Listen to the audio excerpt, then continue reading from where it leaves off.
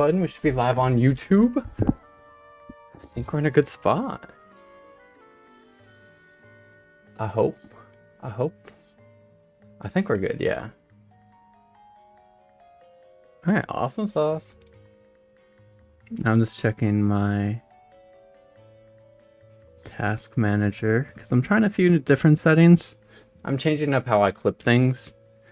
I'm trying the OBS replay buffer instead of my NVIDIA like stuff. I want to make sure that the YouTube stream went up well. Yep, it did. Alright, awesome. Videos. Audio looks good. Video looks good. Let's go! I think it's all set up. What up, Polly? What up, Larry? Luna, Ox? Hey, how's it going?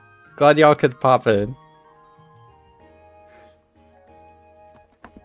Came across your account a little while ago. You really liked my videos. One of your favorite Overwatch creators right now. That's awesome. I'm so glad to hear it. I'm glad they enjoy the videos. First time comment, love your videos, make you feel so much better. I'm so glad.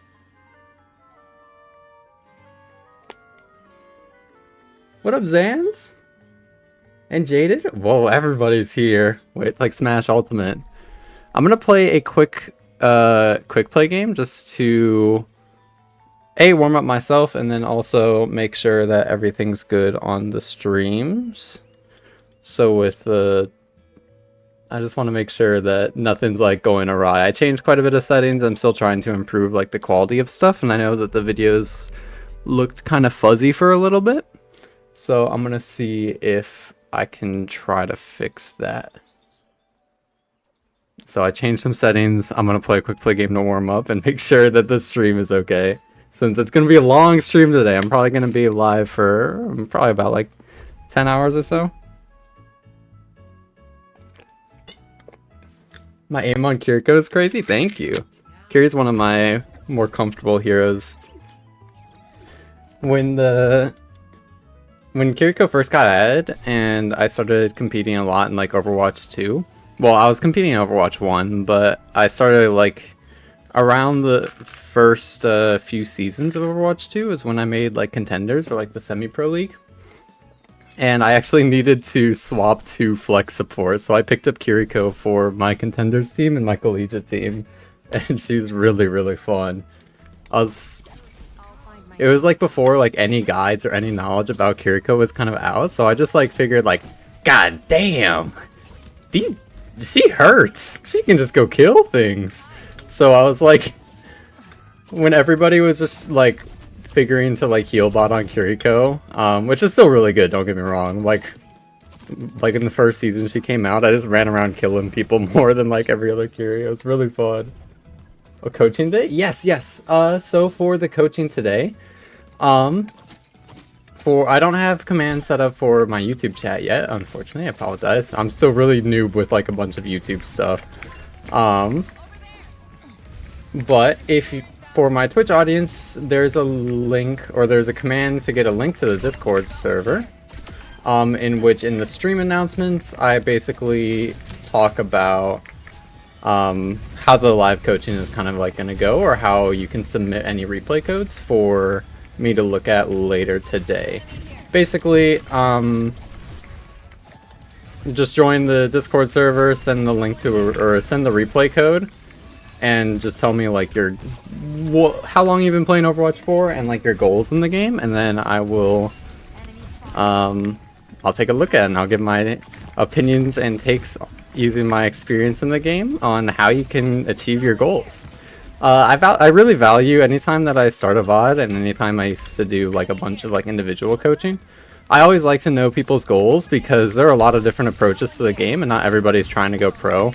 I can tell you what the most optimal hero is in like a specific spot, but a lot of the times that's just not fun for people. I'm not gonna like, I don't want to suck the joy out of the game just to tell you like what's theoretically optimal. I want to help you achieve your best time playing Overwatch.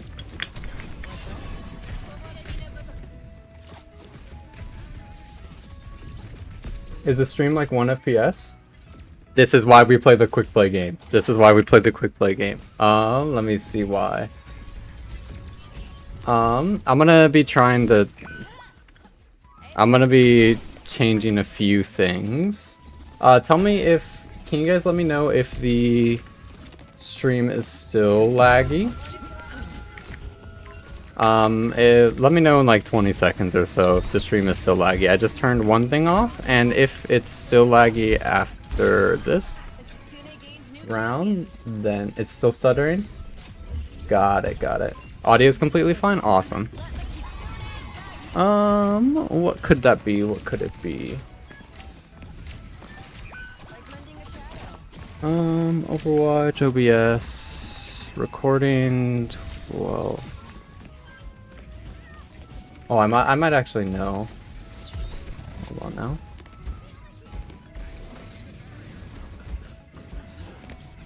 Sorry, I don't want to leave my teammates dying on the cart.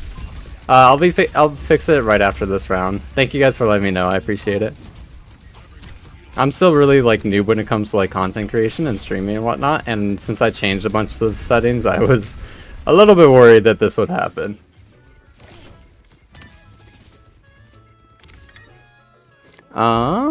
Bang.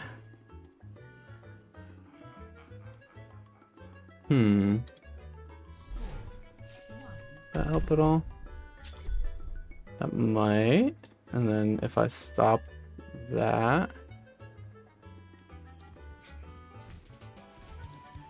That would actually make sense if it was.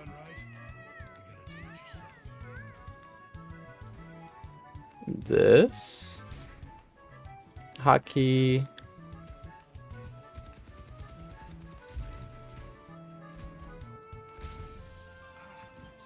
Okay. No change yet? Heard that. Thank you guys for bearing with me. I want to get this, I want to get like the stream looking good before I start the ranks lessons. So it's just quick play for now. It works now?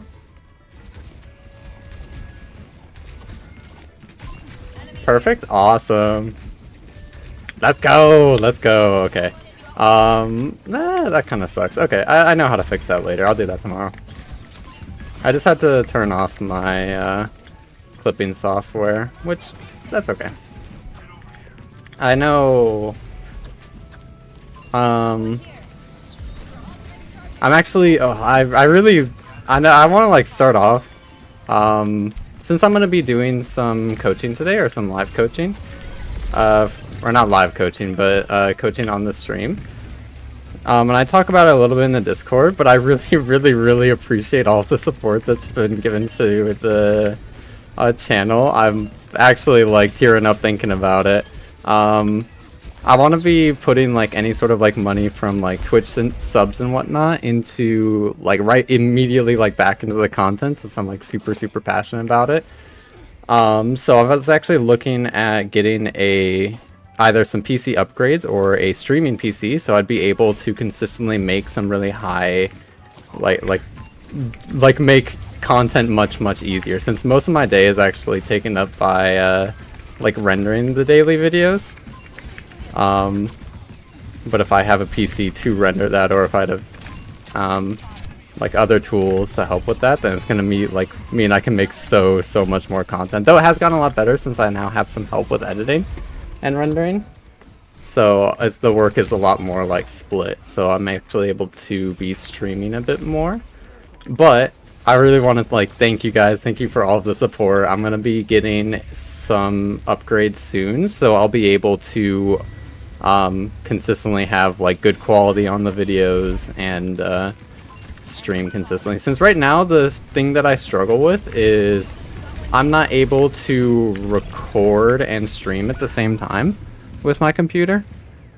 I can, but I'd have to record and stream in 720p, which is, it's fine. It's like okay, but it's a little yucky, as I'm not the biggest fan of it, so I'm looking for an upgrade to allow me to stream and record. That's what the issue was, why the stream started laggy. It was just because I had the replay buffer on, which basically acts as a recording, I think. So that's why the stream gets super laggy.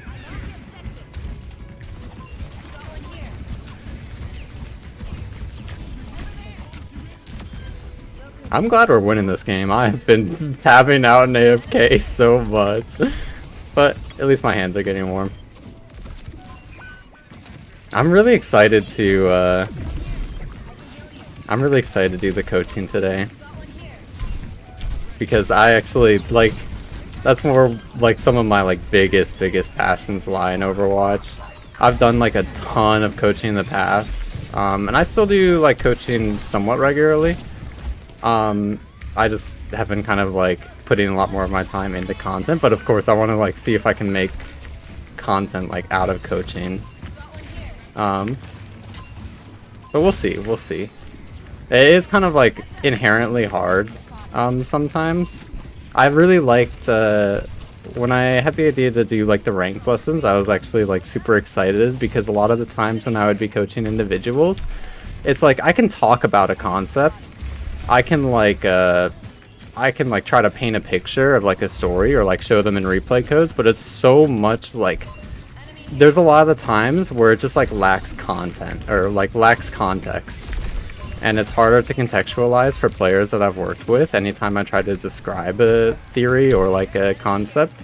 But if I'm actively like playing the game and just talking about each of the concepts that kind of like come up, it's so much better because like there's the context to like help. I've been having so much fun making the ranked lessons.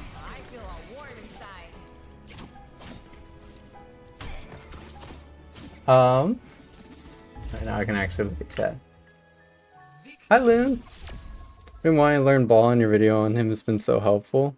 Realize I haven't been to your Twitch yet and only been to my YouTube side. That's okay. Either one. I'm a lot more of a noob when it comes to like YouTube.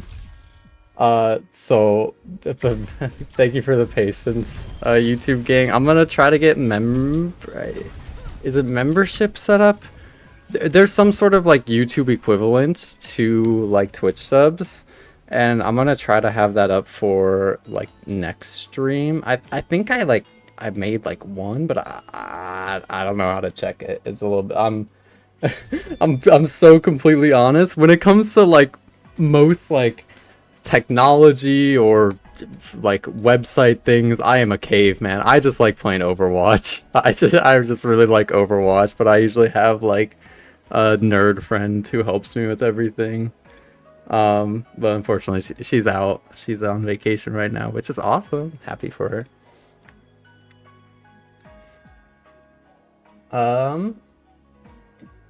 How do we sign up for coaching? Do you have to join the Discord or sub on Twitch or something? For this stream, yes. So for this stream, actually, let me see if I can just pull it up really quickly. Bang. OBS. Do that. For this stream, basically, I'm going to be doing some live coaching after our ranked lessons on support and tank. So to do that, join the Discord server in YouTube. It will be in the description of this stream. And on Twitch, there is a command. I believe it's !Discord. Yes.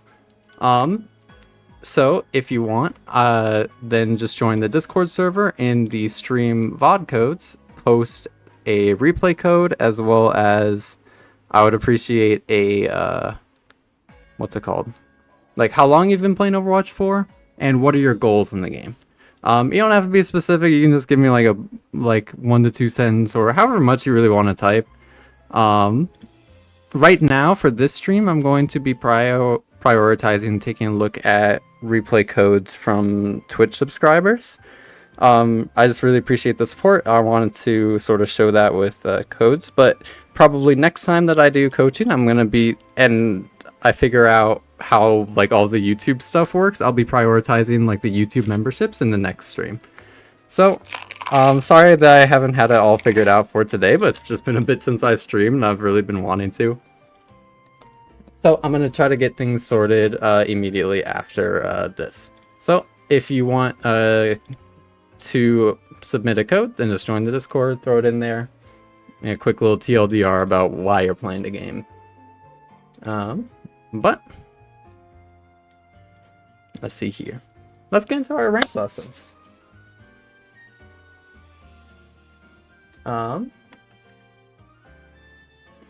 There's channel for submitting codes. Remember seeing. Realize I came off as mini modding. You're fine. Don't worry about it. I don't mind. Also, thank you for the follow. Thank you for the follow, Loon and Carnivore. I appreciate it. Oh, Carnivoric. I'm adjusting my layout so I can see chat a bit better.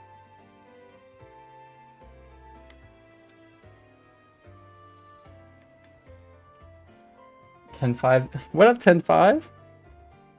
Why do you use gender neutral pronouns for all characters? It's just a habit of mine. Because talking while playing is really hard, and talking through my thought process is really hard. My default is just kind of using neutral pronouns, like they them, for most. If I am not thinking about any sort of gender based things, then pronouns are I just default to they them. It's just a habit of mine. I grew up in a fairly well, I am quite LGBT, and a lot of my friends are and whatnot. So I like the gender neutral pronouns. I think that they're neat, and I think that they're nice. And it's really hard to remember each pronoun as I'm talking about a gazillion things as I play.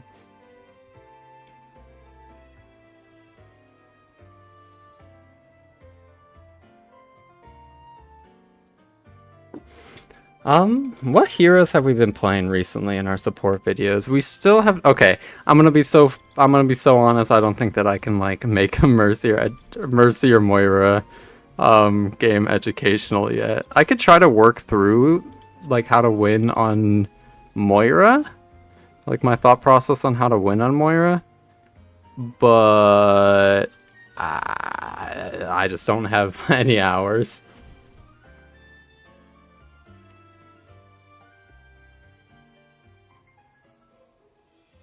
And playing, you're always using different pronouns for the characters. I get it. You started doing that because your video is handy because the player isn't always the same gender as the character. Yep. It's really, really nice for when the player's gender and the character's gender don't match up, or the pronouns.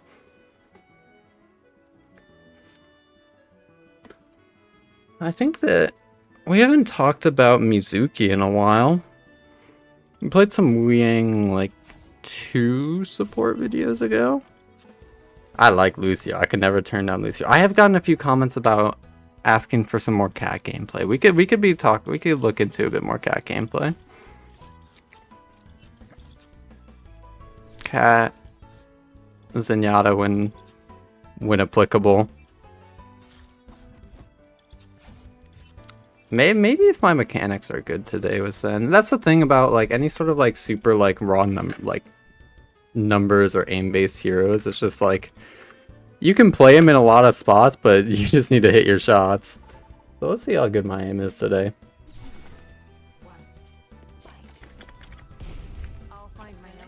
I got my teammate yesterday when I was talking with them. They actually I don't remember the code exactly, but there's apparently a code that's just an older version of Axta. Before all of the flying characters were added, because I was trying to practice my Mauga pins, since there's it's a Mauga world. I can't even lie. So when I'm competing, I'm gonna need to be playing a lot of Mauga, and the one carry your clutch factor as Mauga is your pin mechanics. How often are you able to hit a slam on a squishy? So I was trying to figure out consistent ways to do that last night, and I was so fucking annoyed because everybody, look at it! Everybody can fly! So I need to find that code since I might actually want to be using that more.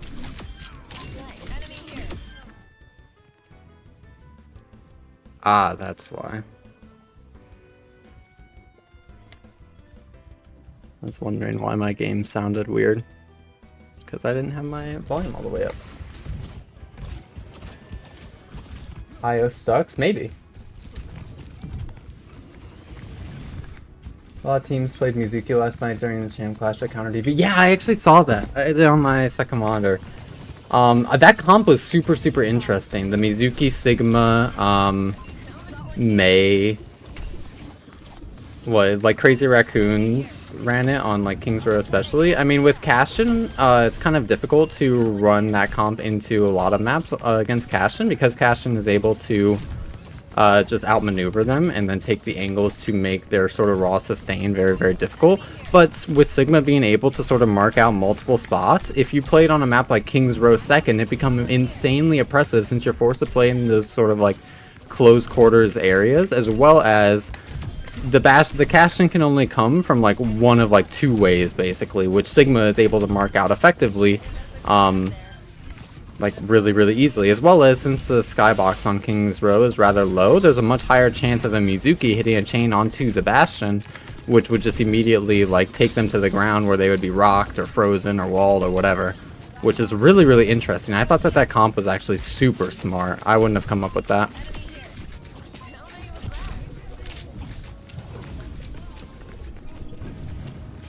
They fly now, they fly now.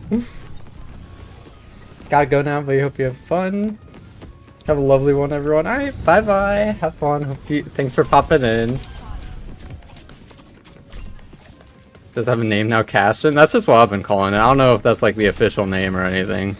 But whenever I'm like VODing with my team or whatnot, I just call it Cashin because like there are just two games going on. There's like me, my Kiri, and my Reaper. And then the Cashin, like, those two just kind of, they just play their own game.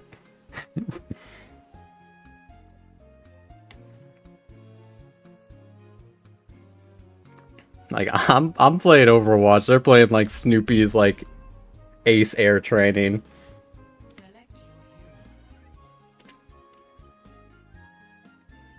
Yeah, my first choice would not be to not put proper on Mei.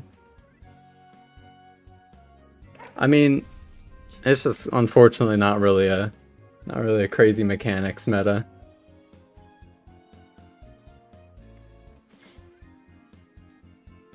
A lot of just like really like brawly numbers based heroes are just really good, so it's harder to kind of like clutch up or make any miracles happen based off of like mechanical plays. Okay. Take a sip of water.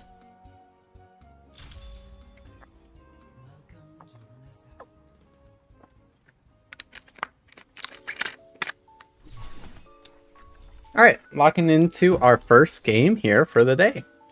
Gonna be on Runesapi with the bands of Roadhog, Mizuki, Hazard, and Bastion. I think pretty good bands across that board. Our teammate going Doomfist, Reaper, Tracer. We have a lot of options here as for what we could be playing on support. We could be trying to follow up in terms of mobility with something like a Kiriko or a Lucio, potentially a Cat if our other support goes something that can heal a little bit more. So with the Life Weaver, that opens up our options a good bit. Kiriko is always going to be pretty solid here. I think that Illari wouldn't be horrible. We could try to Cat or Lucio. I think that since it's first game on, we can go over Jetpack Cat, and if we need to swap a little bit later, that'll be more than fine. I'm actually going to get my Life Weaver into... if they want it. It looks like my Life Weaver does not want it. Alright, never mind. Alright, today's game is off to an amazing start. So my job mainly here as Jetpack Cat is I'm going to be wanting to use my mobility to control a lot of angles and then peel with my paw shots as well as my Purr. So my Purr is going to be the main thing that will enable me to deny and keep my teammates alive. Because the Purr is able to do so much healing, especially as it increases across its duration, it'll actually end up being an amazing sustained resource. But the main thing that I really want to be thinking about after I force out some threats to keep my Lifeweaver alive, I want to be getting active and then helping out my divers on their hit. So if we're able to find some kills or clean up some kills for our team, or potentially clear Tracer or something inside of our Lifeweaver LOS, so it's an advantage duel, we can be looking at a really good spot. So now that Tracer's recall is forced, we can just be putting our attention towards our Doomfist. So Tracer's going to be much less of a threat on our backline, and we can just be taking a little bit more space. Winston dives at me, and now that I see their Tracer behind, I just immediately turn around again, pop my Purr, trying to get to my Reaper, but unfortunately, as their Winston is able to stay in a little bit too long, our team is not able to stabilize properly. I don't necessarily have the space to get to them. I think Cat is a little bit harder here, as their Tracer is able to just sort of like poke us out, as well as their Winston is putting a lot of resources into us. But with our team, or our Lifeweaver living here, I think that we can still make it work. If we lose this next fight though, or after my ultimate maybe, I might swap to Lucio, just because we're going to be able to do similar things a bit easier.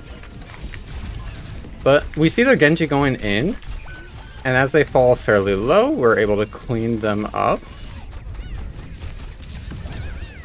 Seeing this Winston on right side, we just want to be actually Okay, we're swapping.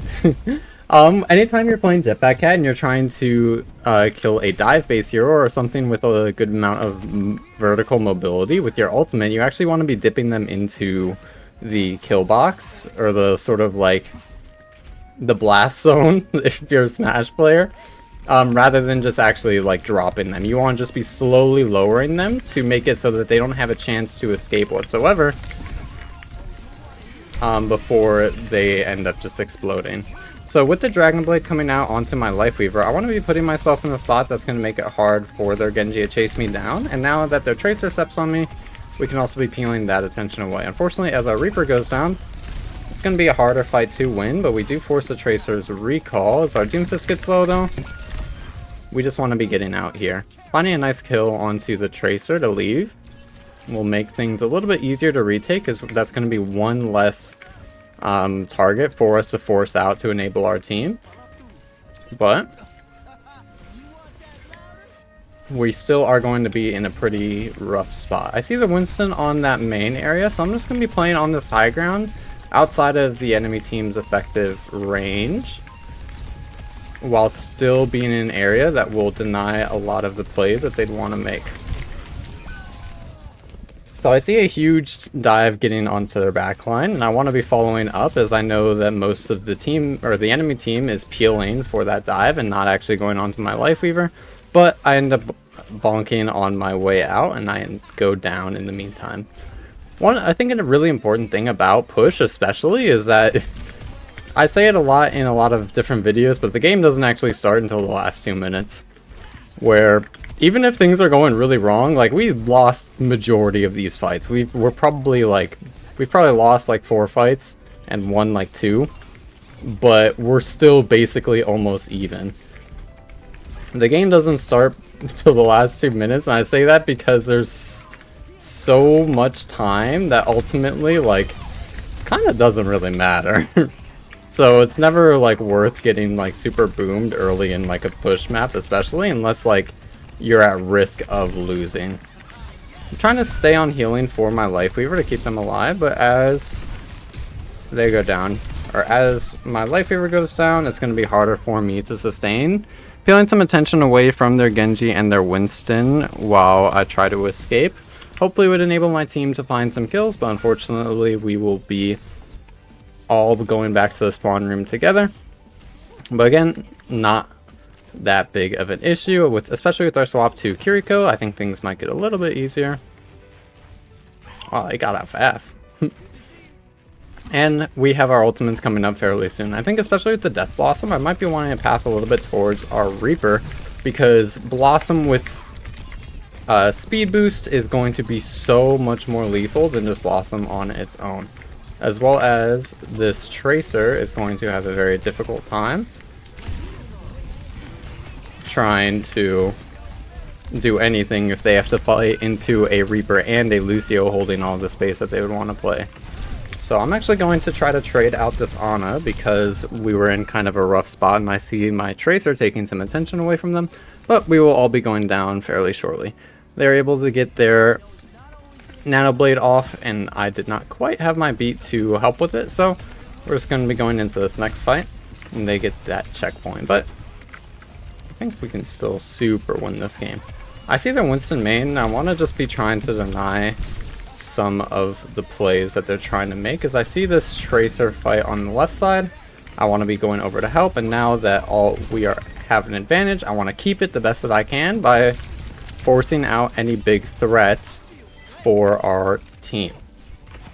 Since as soon as you are in a winning position, if you're up any members, if you have more teammates ready to brawl on the cart than they do, then you want to just make it so that they have no way to turn that advantage around. Especially on Lucio or these more main support based heroes, it's going to be a lot about sort of denying.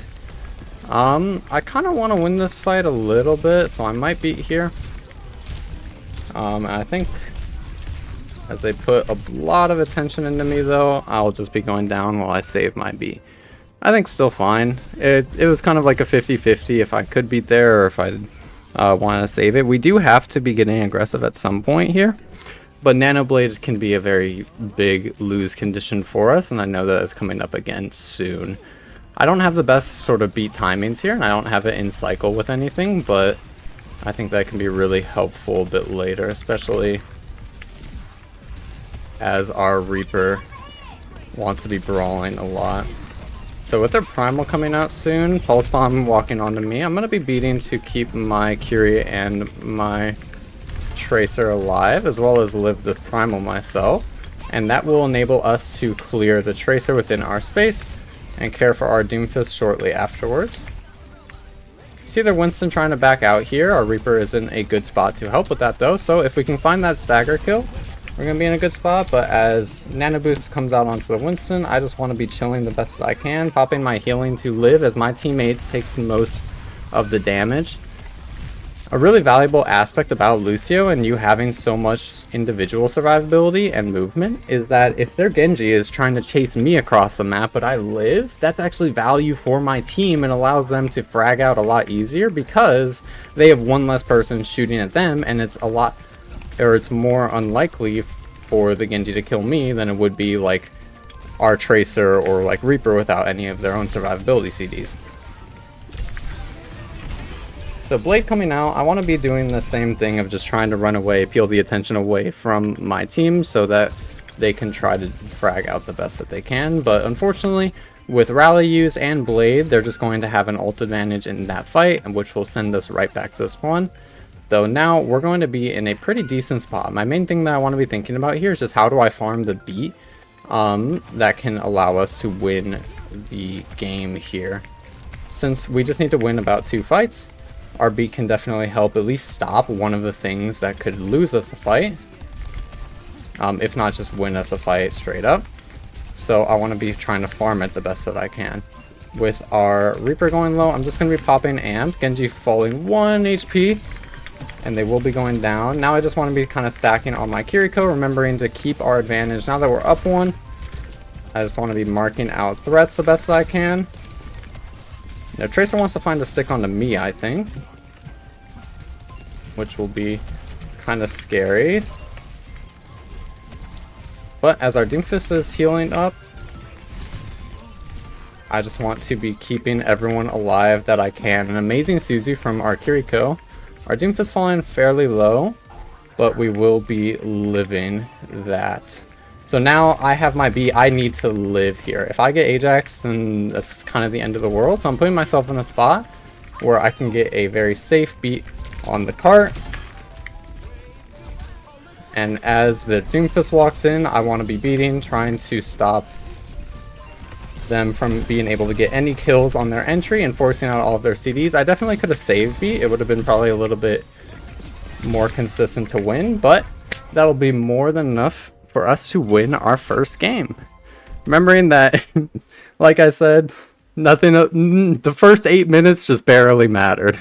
It was only the last 2 ultimate cycles that actually like meant something, and we were able to farm the important ultimates that we needed and then make the plays that would be like really beneficial for us to win the game like right at the end.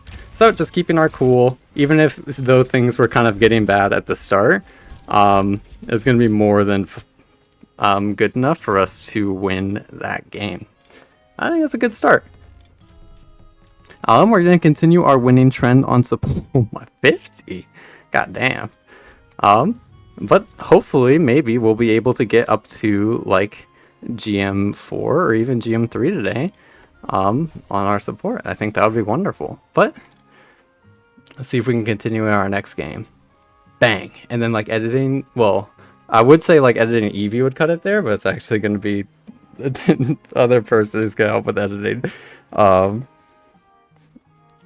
So they can cut right there, and then it'll like come back in for when we get our next game. So I'm just gonna take a look at chat now. Not sure you've seen me play cat yet. Never very interested. That was an unfortunate game to start on. My cat has been fairly decent in ranked. It's definitely not my comfort hero. I just don't have as much time on cat as I do other ones. But the theory, I really like cat's theory and how they can be played. I just don't have the actual time to execute.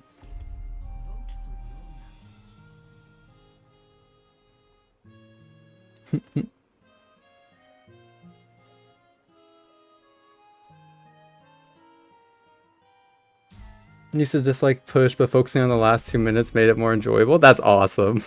It's so much fun when you're just focusing on the last 2 minutes. And like what I would used to do for both like push and clash is because clash also only the last fight mattered. Nothing else mattered before. It was only the last fight or like the last 2 fights because you need to farm the ultimate for the last fight and the fight before.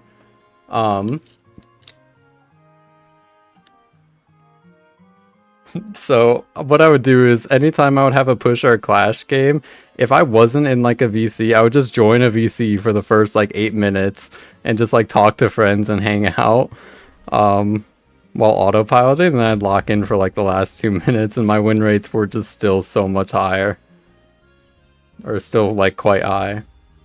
Like sometimes I wouldn't be able to like full cap on push, but those are pretty rare anyways. If you're full capping, there was already kind of an imbalance in the lobby. Okay, but locking into our next game here, going to be playing on Lijiang Tower with the bands of Mercy, D.Va, and Reinhardt. I think that there's a lot of things that we can play here. Lijiang being one of the fan favorite maps because you're able to play so many different heroes in so many different sort of spots on the map. So I'm going to be trying to see kind of how our team wants to be playing. We could be talking about some Brig in a Brawl Mirror. I think that would be really fun. With the Juno Orisa, I think that Brig can be very, very strong here. We're going to be able, our job as Brig might be to deny a lot of threats that would come in from angles, make sure that our Pharah is very healthy and able to poke down the enemy team easily. So I hear the Tracer on this left side, so this is going to be one of the threats that I really want to be marking out, as if their Tracer gets onto our Juno, things can start looking really bad really early for us. So we just want to be kind of marking this angle, forcing their Tracer into weaker positions throughout this game. As their Tracer starts to lean a little bit more towards the front line though, it's going to be a little harder for us to mark that out, but maintaining the space for our team to kite into if they want is going to be a huge value source for us. But as our team kind of starts to go down a bit, I think that I might look for a bit more of an aggressive play, especially as our Juno gets into a safer position themselves.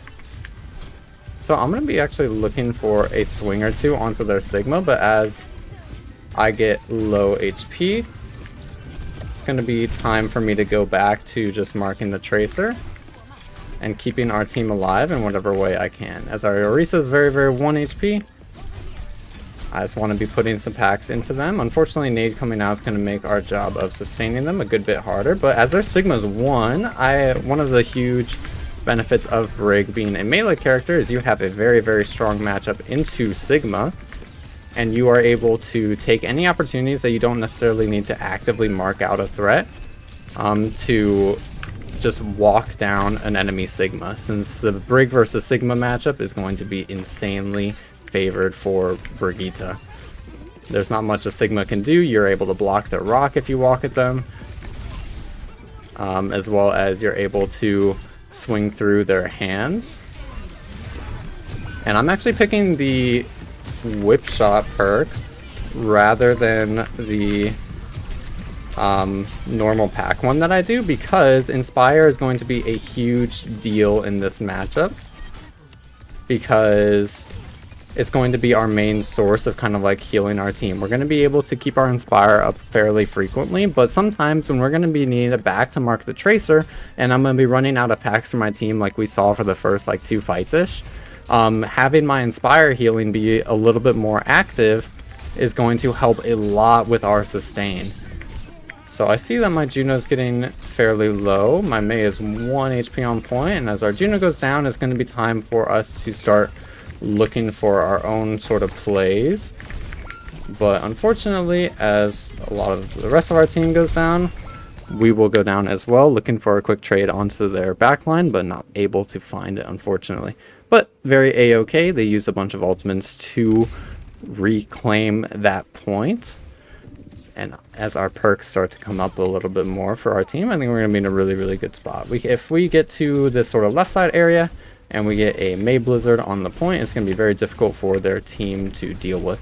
I see their Genji on the high ground, so I'm just going to be clearing this to try to make sure that my Juno's within my LOS, as well as to make sure that there's no big threats kind of around. So I'm actually going to kind of treat it like CS or Valorant. I'm going to clear my corners before I walk. Because if my job is to mark out the threats, then I need to know where the threats are, so I'm prioritizing my information early in the fight. Find a nice whip shot onto the Ana, and that will actually enable us to continue just sort of like swinging down people. Unfortunately, their Sigma is able to burst us very quickly, and their Life Weaver carrying the Sigma makes it a little bit hard for us to find that kill. I definitely could have been chilling a lot more and bashing out sooner after the rock was forced, because you're going to be winning against Sigma, especially over time, but you might lose some of those like burstier brawls since they just have more HP than you, but you're able to consistently take advantage sort of duels or interactions against Sigma, which will allow you to gain advantages throughout the fight. It doesn't necessarily have to be like a full commit all in or like step onto the Sigma.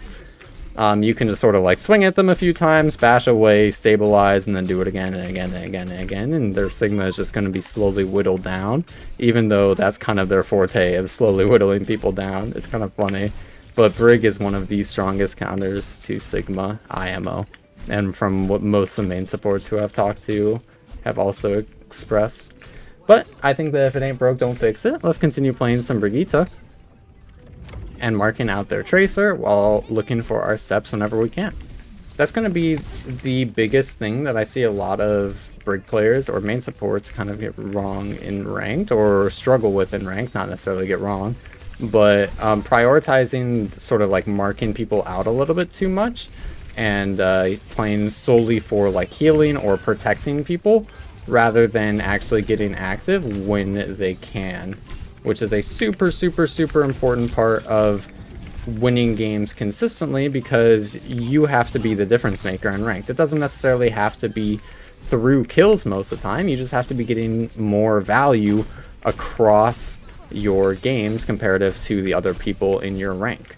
So sometimes that value is going to come from just healing better, but other times it's going to be coming from knowing when you can step and when you can actually be getting a little bit more damage, especially on heroes like Brigitte, since Brig has so much potential to just out-brawl people and put in so much damage in the mid-fight. But a lot of the time I see Brig players kind of like playing too passive and too protective of their team, which makes it very hard for them to climb in ranked. I hear their Cassie on this left side. I'm scared of that angle, so I'm just going to be going over here to mark it, and as soon as they get a good shot onto me, I'm just going to be holding my shield and then making them break it before we actually start swinging in. We do have 300 extra effective HP if we're able to sort of like shield off somebody who wants to be taking us down.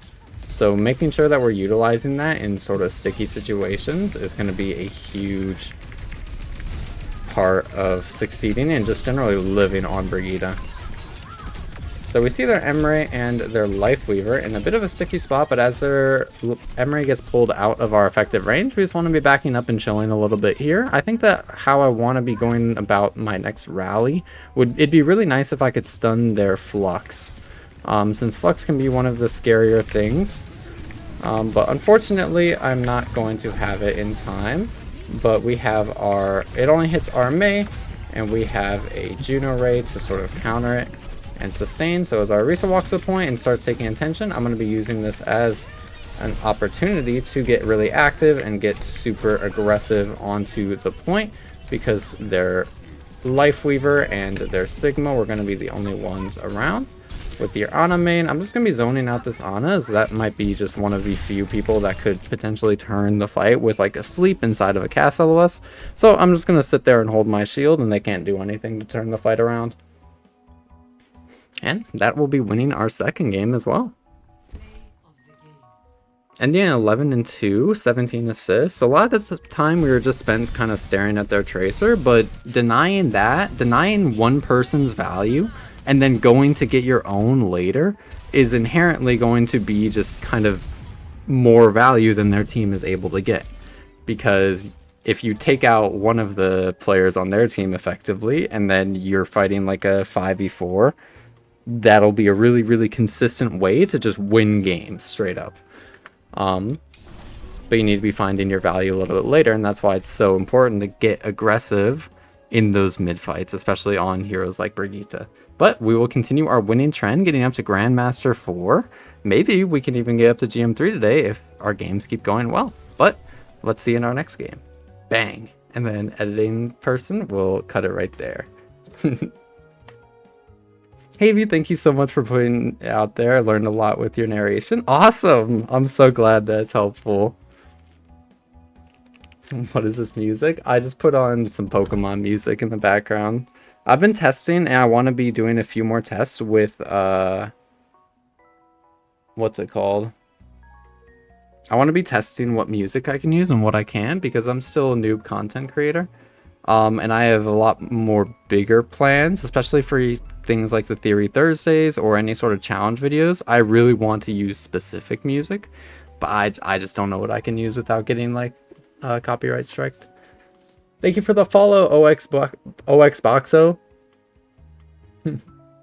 I appreciate it. Thank you. Managed to climb the mid-diamond?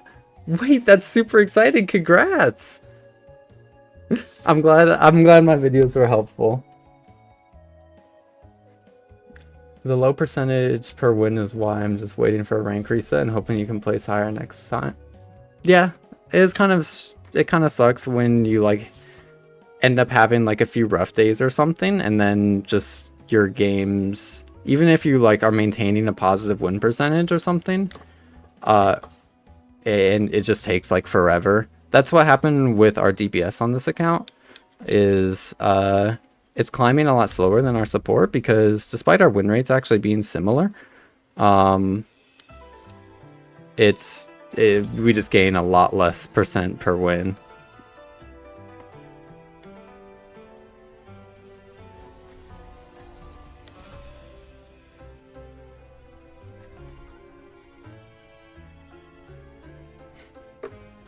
Okay.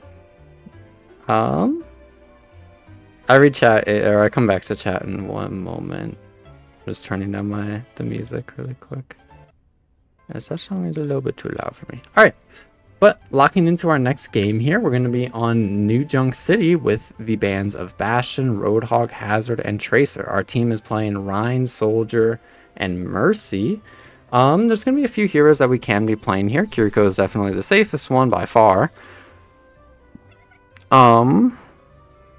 With our Life Weaver, we have a few more options available to us. We could be trying to force a Brigitte here. We could be playing Juno. We haven't played Mizuki in quite some time, actually. So I'm going to be trying to lean into some Mizuki to start here, and we might end up swapping to something like a Kiriko or a Baptiste later in the game. But hopefully our Mizuki is going to allow us to help out our soldier on the angle, as well as potentially chain down some people for our Reinhardt to walk at. They have a Mizuki themselves, so I'm just going to be kind of spamming, building up some form of pressure onto their team. But as their soldiers behind and now on this right side, I just want to be kind of denying this space if possible. So Reinhardt looks to step onto it. I can just be still holding. Most of our value is going to be coming through just our damage over time and the threat of our chain.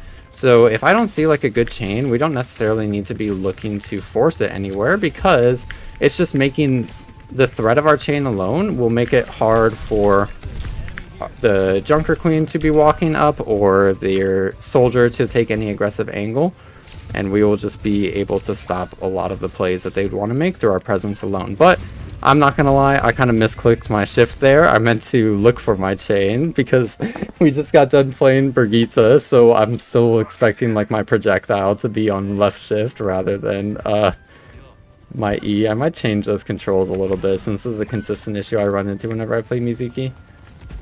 But I'm just gonna be chilling here. We still got about 50% on the point. With our Reinhardt going towards main, I'm gonna be backing up to help as our Life Weaver is still not here. So I'm just going to get them in my aura and care my Reinhardt the best I can. Unfortunately, we continue to stagger just a little bit, but I think as we are chilling, we can just be waiting. Big shadow coming out from our Reinhardt, and I can follow up with my own chain very shortly afterwards. Our Reinhardt's still being quite low, and I'm not able to fully get onto the point yet, but a huge grip from our Life Weaver will help us out, and a chain hit onto their Mizuki, but as their soldier takes an angle around us, we'll be going down shortly afterwards, and I think that we'll be in a rather rough spot here.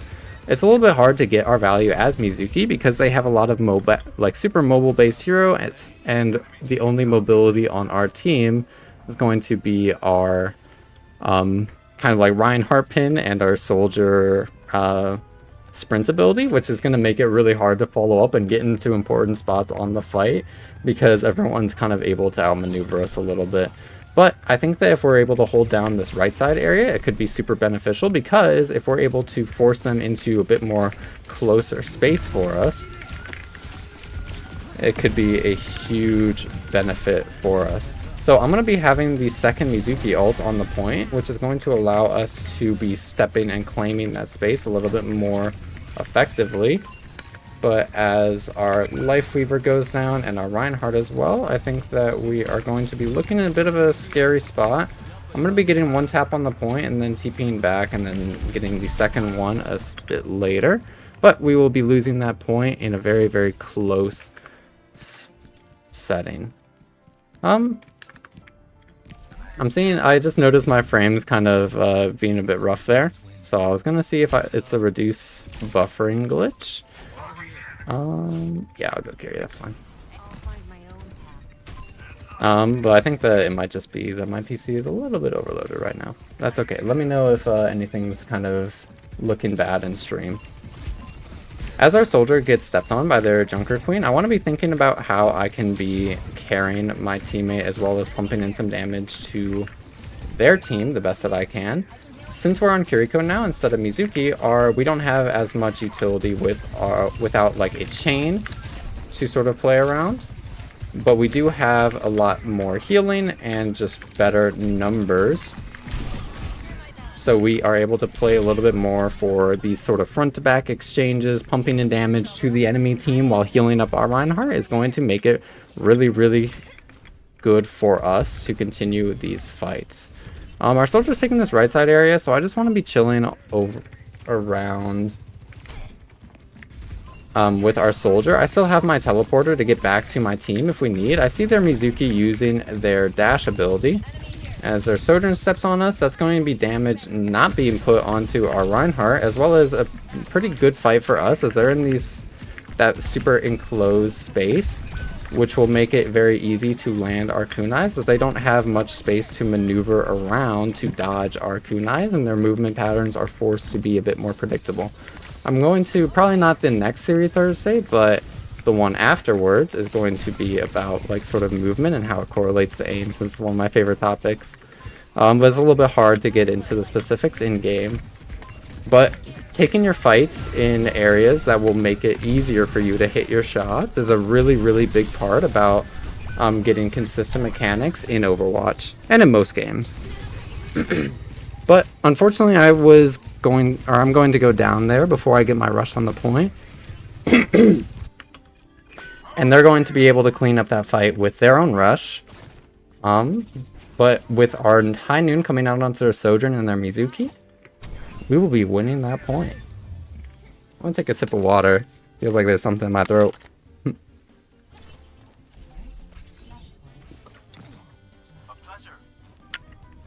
Okay. Blech. Blech. Okay. I think we're good now. Huge kill onto their Kiriko early, so now we just have a huge rush advantage. As soon as their team wants to do anything, we're going to be able to just kind of immediately counteract it with our own Kitsune rush, which will make things super consistent for our team. A lot of the times, it's a pretty common thing that I bring up in videos, but saving your ultimates for when they're really, really needed is a huge way to get super consistent win rates in ranked. Because a lot of the time, there are going to be some philosophies or some sort of players out there who have the idea of like using ultimates, not exactly like off cooldown, but very frequently to try to maximize the value out of it. I'm a little bit more of like a I'm a little bit more of a quality over quantity approach. But since, despite us being able to take down a few of their team members, still going to be a Mauga remaining on the point, which is going to be rather hard for us to deal with, but we pump in a bunch of damage to make it a little bit easier for us to, or for our team to walk into the fight. But our Reinhardt wants to be getting me back into the fight instead, which is definitely okay, especially since we have our Kitsune rush. The Reinhardt pinning the point, I think that's going to be the kind of opportunity that I was looking for our Kitsune rush. And as their DPS take a bunch of angles, I just want to be carrying whoever I can and then throwing kunais in as I heal up my team. Just trying to find any extra sort of DLC value. But my job in that fight was to make sure that I was keeping the people who need to stay alive and fully healed. With their Mauga with their Mauga stepping super aggressively and using their shout, it'll make it very easy for us to clean up a bit later. Even if they didn't necessarily die to our teammate there, we were going to be able to kill their Mauga very easily a bit later due to them having such an extremely big head hitbox and us maintaining a lot of our cooldowns on Kiriko. We can be getting aggressive as there's not many things that can just like kind of straight up one-shot us. A little bit late to Suzu, our soldier, and an amazing grip from our Lifeweaver will be getting me out of that dangerous situation. Fortunately, I was not able to get the Reinhardt, or our Reinhardt, onto my screen in time, and they will be going down because I neglected to heal them. Definitely a misplay by me. I got a little bit too caught up in my potential kills that I could have gotten. If I was able to hit the shots, it would have been really, really high value, but unfortunately, since I did not hit the shots, it's going to just be setting our team back to spawn. Only 10% left. We're going to be a little bit struggling to touch the point here. Our Reinhardt potentially could, but we will not be able to just quite yet. Kind of putting us in a rough spot for the game, but we are definitely able to still turn this around.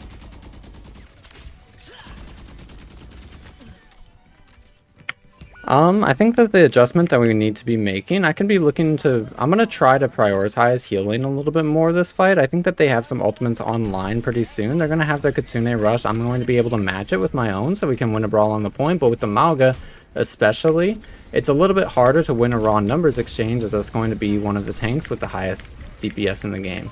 So whenever our team wants to be committing to a step, or as their team is committed into important space, we can just be putting down our Kitsune Rush, and we will clean up a lot of...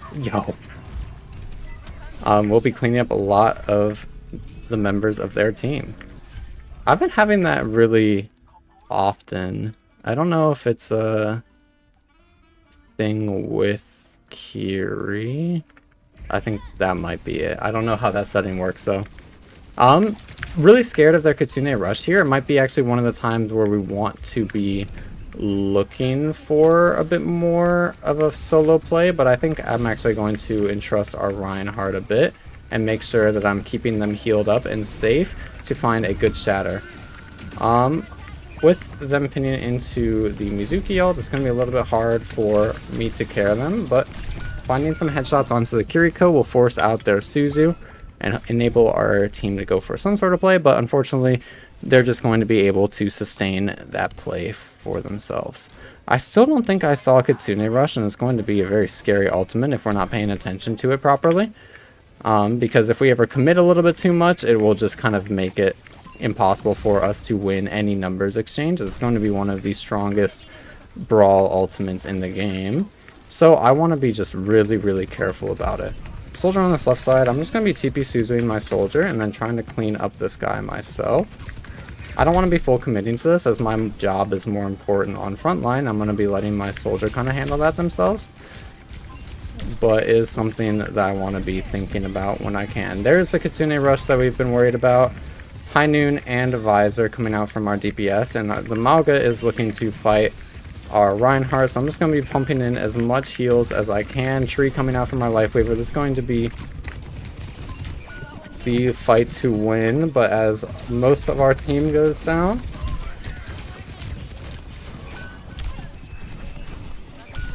I think we will be taking the L on that one.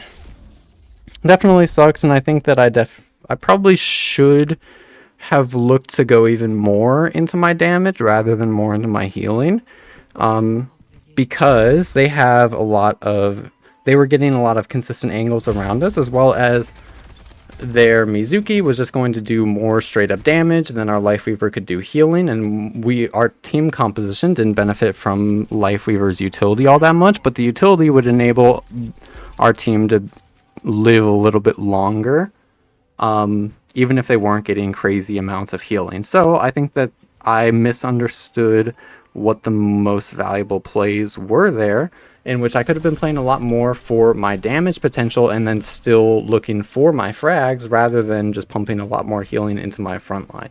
I think if I was playing even more so for my 1v1s there, it would have been more consistent damage than trying to beat the enemy compositions at the number game. So, a little bit of a misjudgment from me, but that is okay, as we will be heading into our next game shortly after, hopefully still able to keep our winning trend. Yo! Thank you so much for the sub, love letters. Oh, and yo, Stevie Funky, thank you so much for the 20... The super chat? I think that's a super chat. I think that's what it's called. Thank you so much, bro. I really appreciate it.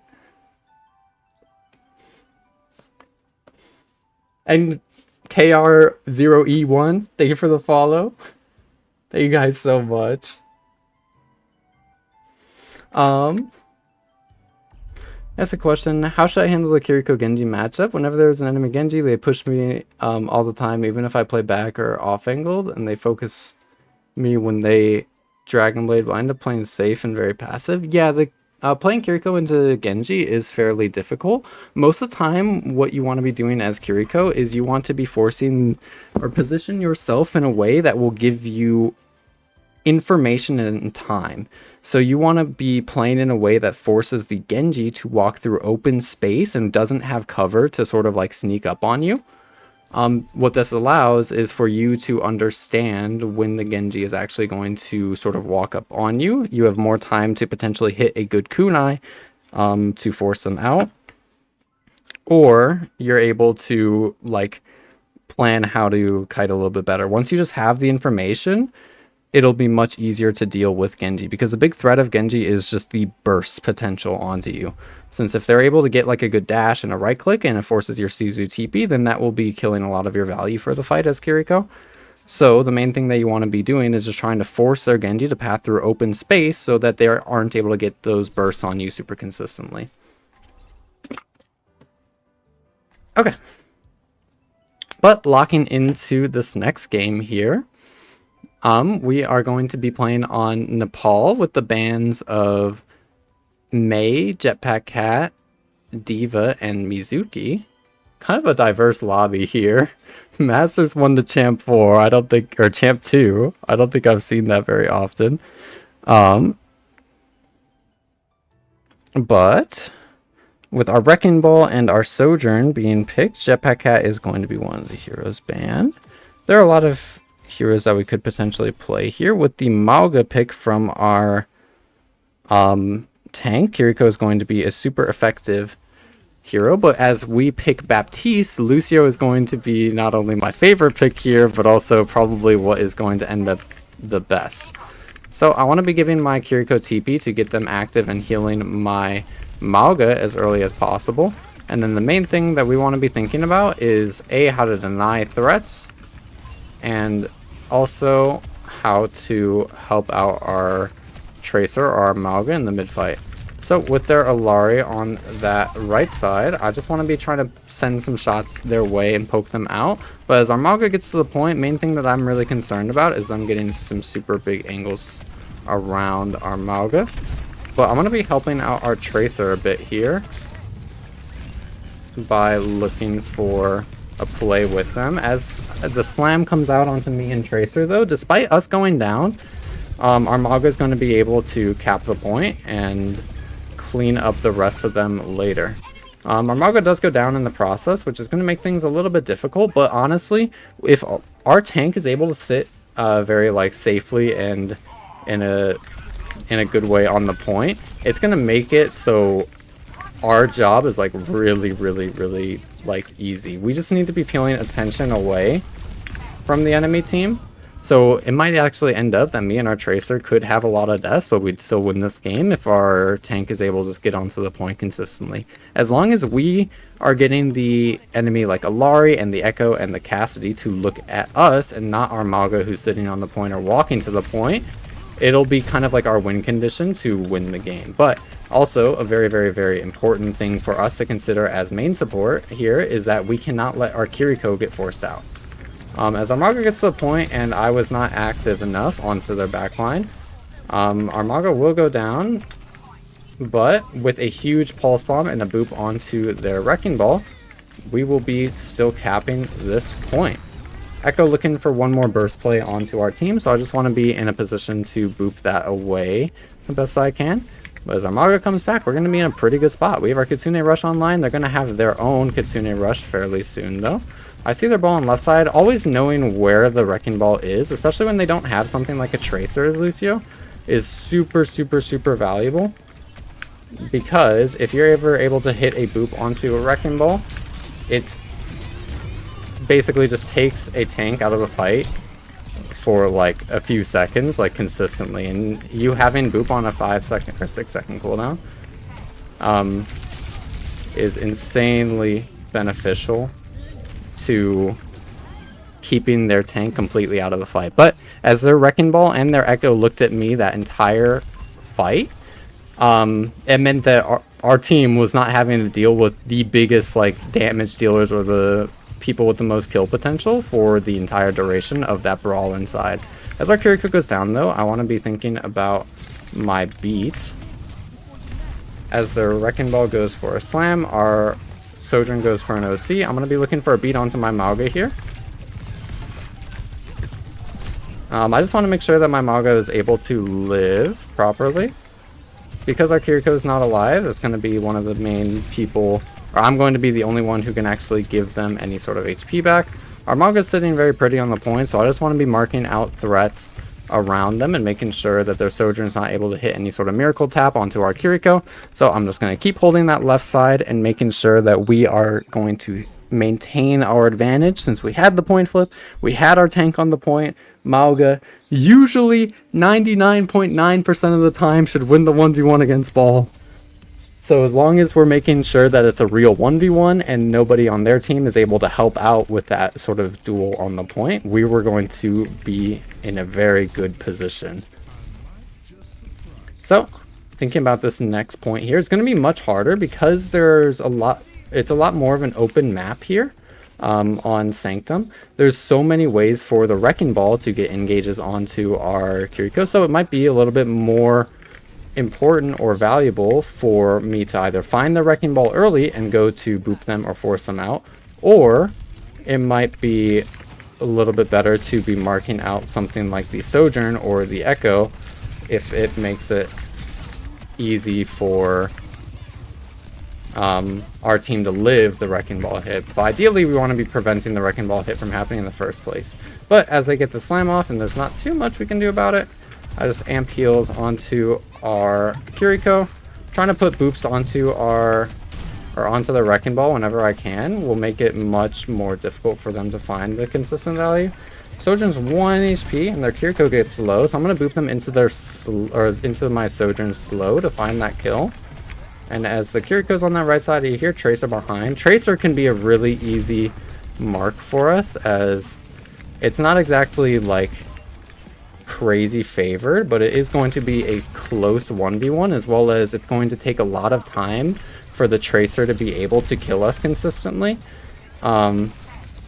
as we have so much healing and the Tracer likes to play in bursts. As long as our movement is decent, Tracer's going to have a really hard time actually just killing a Lucio. So we can be marking out the Tracer if that's going to be one of the main threats that will come in from the Wrecking Ball hits. And as I see their Tracer blinking in, I'm actually going to be trying to chase them down a little bit. I know that they're going to recall up to that high ground, but since they end up actually falling down and recalling to the low ground, we will be able to just clean them up since the rest of our team is able to see that space. But I was trying to deny any options that their team could have by taking the high ground in case they wanted to path up there to help their Tracer, or if they were to recall up there, there was just going to be less space on the map for them to play around. As mines come out, I just want to be making sure that I'm very careful and deliberate with my wall ride, as not being careful there would end up being very bad for us very quickly. I know that they have Pulse Bomb, so I'm actually going to stay pretty high up and making it harder for their Tracer to hit a Pulse Bomb onto me, since looking up and throwing a projectile is really difficult compared to just looking down and throwing a projectile, especially one that's affected by gravity like Pulse Bomb. So anytime I know that their Tracer has Pulse and I don't want to get hit by it, or I don't really want to like try to bait it out, I just go in the air.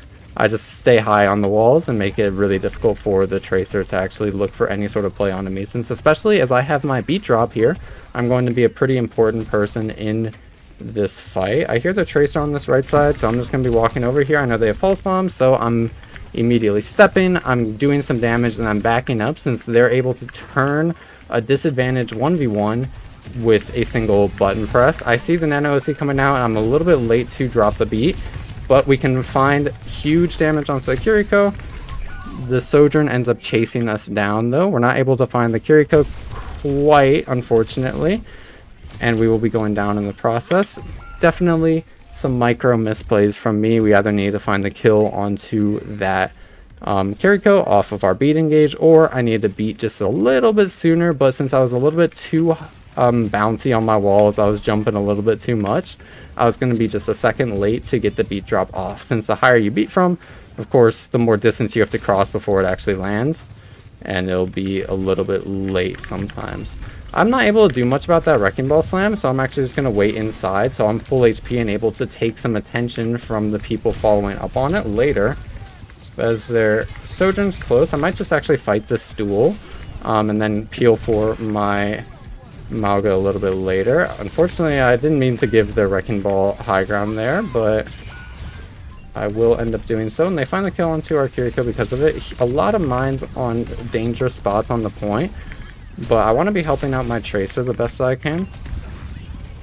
Wrecking Ball uses their shield to block our Boop, and as their Sojourn gets fairly close, I want to see if I want to be posturing myself through main, kind of like the idea that we were talking about before of just denying options, since if I play through main and have the opportunity to sort of boot them in, it can make things much harder for them. I know their Sojourn is fairly low over here, so I just want to be continuously pressuring them a bit. Not able to find the kill, unfortunately, since I'm just a little bit too slow and I miss some shots. But I think that as the fight sort of progressed and the Wrecking Ball got a few hits off, I didn't know where their Tracer was, so I just wanted to mark out the biggest threat that I knew I could, and their Sojourn was not able to do that much damage through that fight. But unfortunately, it will not be enough, and we'll be going into this next area. Our Kiriko TPs and Suzu, so I want to be trying to help them the most that I can. Putting B onto the point. Unfortunately, I did not get my Kiriko in that. But as I get their Kiriko 1 HP, they walk into our Sojourn LOS, and their Tracer tries to follow up. But we get some good damage onto them. Our Sojourn's able to hit another great rail. And with the Wrecking Ball bottom right, I just chase them down. I put a boop into them, slow them down, and we will be winning that game. 14-4, we definitely had a few rough moments. Only 4,000 healing, but we had 4,000 damage. Most of our value there was not actually going to be through raw numbers whatsoever, but it was going to be off of the attention that we would take away from the enemy team, as well as the disruption of our boops, especially on that first point with sort of denying the Wrecking Ball. We would be able to heal up our teammates with Amp anytime that they got slammed. And we can be turning that game into our favor very consistently through our utility on Lucio. Though they had an extremely mobile comp, since Lucio has a lot of individual mobility themselves, it's going to make things very, very easy as time goes on. Well, not necessarily easy. Something that's really important, and I talk about it quite a bit in the Theory Thursday, where I meant basically say why it's really important to one trick a hero for so long, is your micro ability is going to be a huge determining factor in your actual capability to win games. So even if you know that Lucio is it's possible for Lucio to consistently force out a Wrecking Ball, or you can be pressuring out a Tracer or taking attention away from a team, the movement required, the micro, and how you're executing and how you're wall riding is going to be really, really demanding. So it's important to just get a lot of practice and know how you can be using the skills of your hero to play for the ideas of value that you think you can find. Because I could also just play to just turbo crash out, try to one tap their backline every fight. But I would need the extremely good aim and movement and sort of engages to do that. So a lot of different ideas of value are going to be possible in Overwatch, but your micro needs to sort of reflect what you're capable of doing. But with all that said and done, that was 4 games played for our 5. No, 4. Okay. It's 4 games played for our support, so I think that will end that session for today. So for my YouTube video audience, thank you guys so much for watching, and I will see you tomorrow. Bye-bye. Bang. And then the editor is going to cut it right there, and then it'll be uploaded to YouTube, and it'll be awesome. Let me actually tell them that it's up.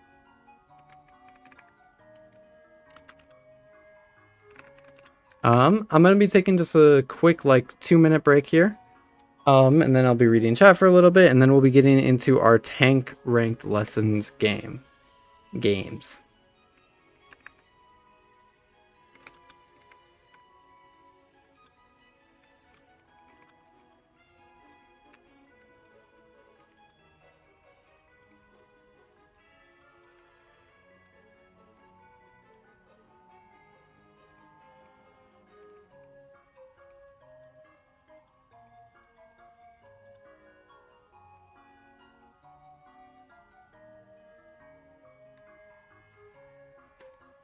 Awesome sauce.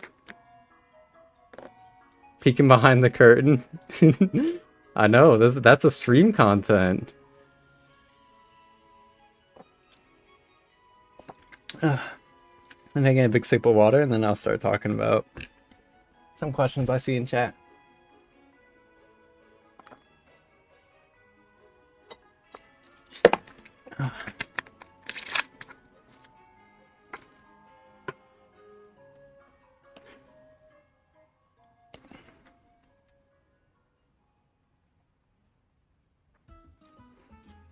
Okay, let me take a look-see.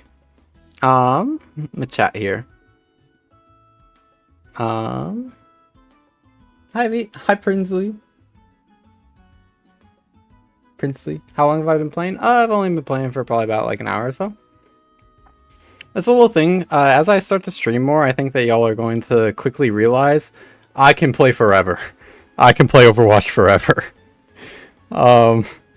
It's gonna be like more so like my mods telling me to like stop playing rather than rather than like trying to get me to play more, because like before I started making content and whatnot, I've been a competitor in this game for a long time, and I've tried really hard to like make Overwatch League, and I was putting in like a bunch of hours. It would be basically like I would be clocking in like 13 to 14 hour Overwatch days, and I still like it's just natural to me. It's just natural. I've been spending a lot more time I've been spending a lot more time like putting or like making content and actually like editing videos, writing the scripts, and sort of talking about like video ideas and whatnot. We actually have some really interesting or really exciting stuff, things I'm excited for, lined up in the short future. I'm really excited about the next theory video, which is going to be all about coaching. What is a coach? How do coaches, like, what's a coach's job? What makes a good coach? What do I consider to be like some issues with like coaches that are commonly kind of like hurt some players? That's going to be the next theory video, but we're also going to be leaning a little bit into some challenges fairly soon. I won't get too into the details yet, but there will be some kind of ranked challenges that I'll be doing that will they'll be educational, but they'll also kind of follow a little bit more of like a storyline, because it'll be a quest sort of deal. And I'm really excited, since that's the kind of content that I want to lean into as I get a little bit more experience, but I don't really have the micro to pull them off yet. And correct these both. There was like one question a little bit ago.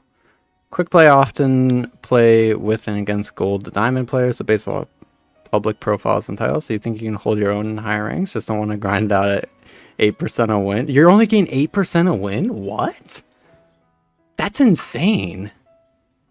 What? I have like that's what I get in like champ 3, champ 2. That's crazy. Like it makes sense for like champ 2, like really high in champ, like for like 8% a win, because it's pressure. You're each percent, like that's insane.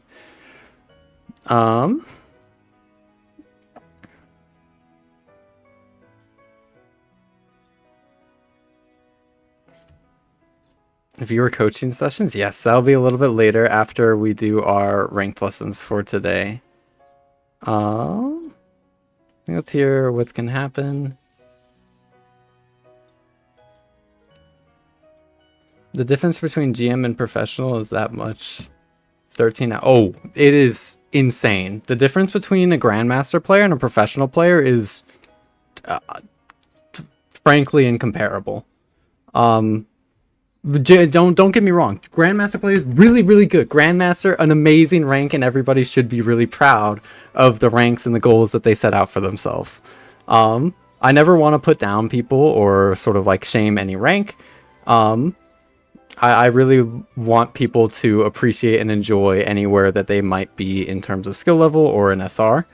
So I'm just actually, this is a topic that I feel passionate about, because it comes up a lot. It comes up a lot in educational Overwatch spheres, and I think that's really important to clarify. So I want to give my take on it really quickly. Let me move that over there, and then do that, and then do this. Bang.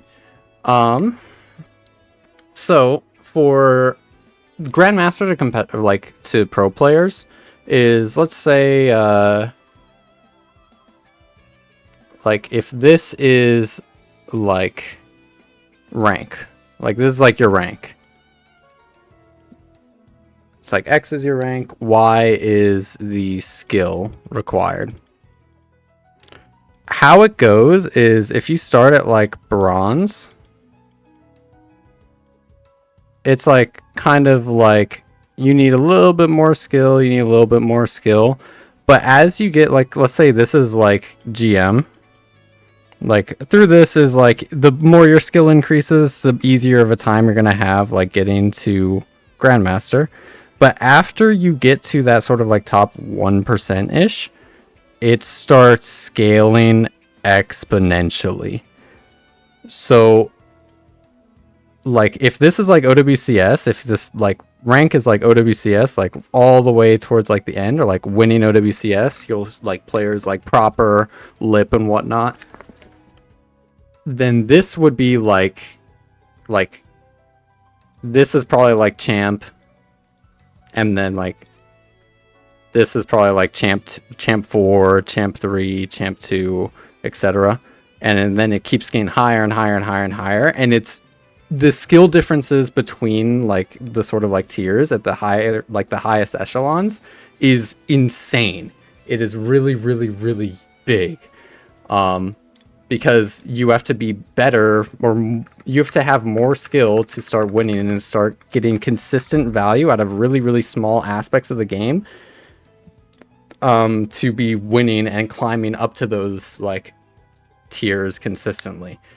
A really good example that I use most of the time is my current team. I still compete regularly, and I'm in FACEIT Masters League, which is the tier right below OWCS, or the Overwatch Championships series. So it's basically I think it's like top 16 in North America right now. Is like FACEIT Masters and above. So top 16 teams. There are a lot of instances where we, like my team in FACEIT Masters, will scrim like FACEIT like expert teams or something, and we aren't able to like actually properly like work on the things that we want to be working on, because we can just we can play a lot of different comps and still find like really great success,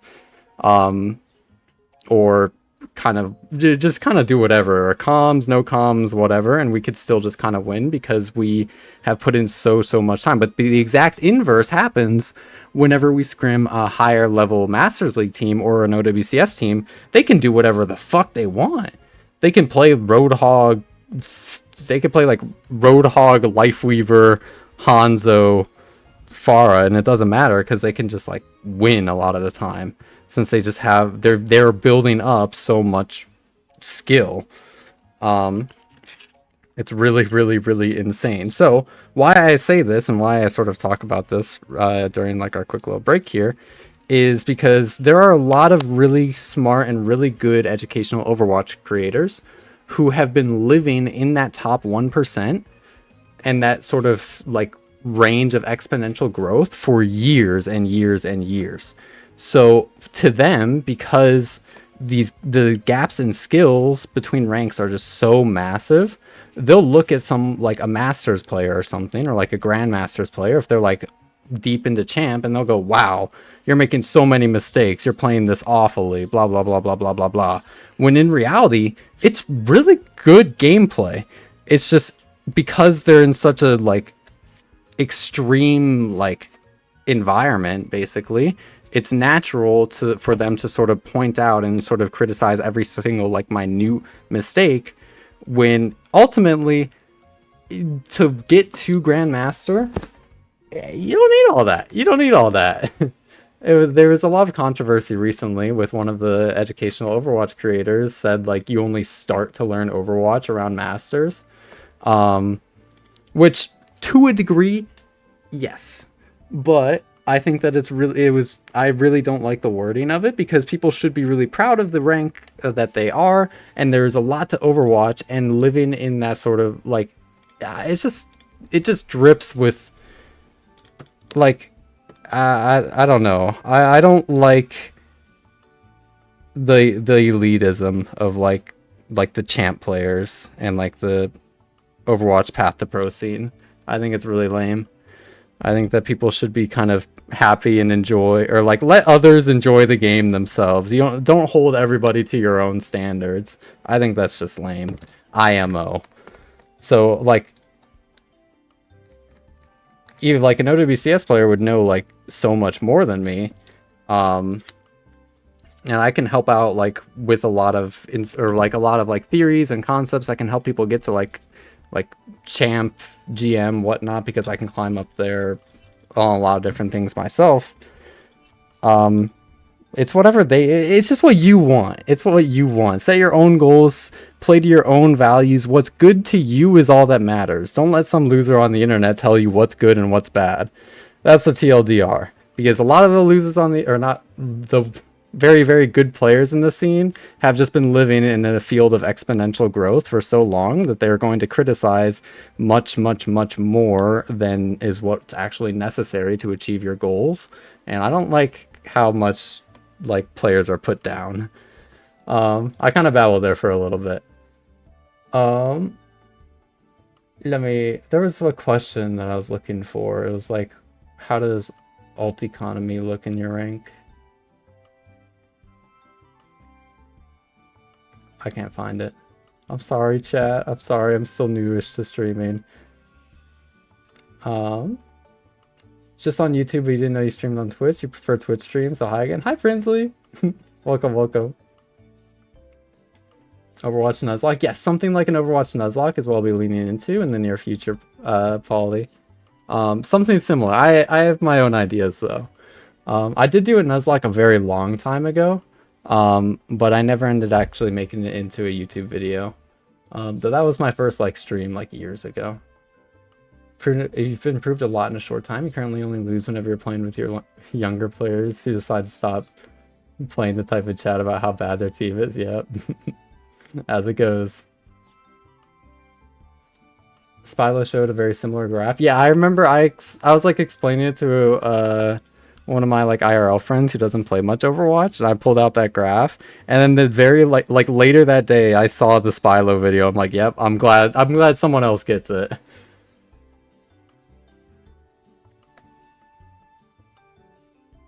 Yeah, don't beat yourself up over rank. Rank, like, it feels good to get a good rank, and it's really nice to like sort of achieve those goals. But it does not determine your worth as a person whatsoever. The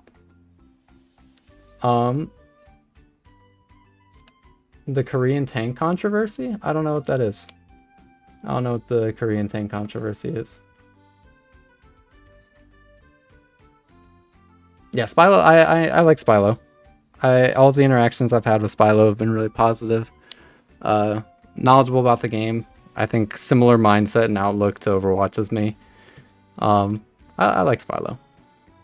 There was like a chance that when I was in school last year, there was actually a chance that Spylo would have been the esports director for my college. They ended up not taking the job to focus on content, but that could have been fun. Watching this while driving, love your stream. Awesome. Make sure you don't crash. This will be uploaded to YouTube later. You don't gotta watch every moment right now.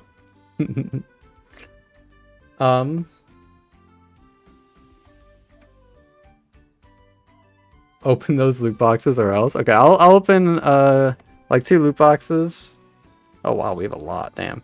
Let's open a legendary and then we can open the epic, and then I'll start queuing for our tank games today. Ooh, I like the mage skin. Am I supposed to be impressed? That's kind of fun. Open epic one, and then it's time to play some tank.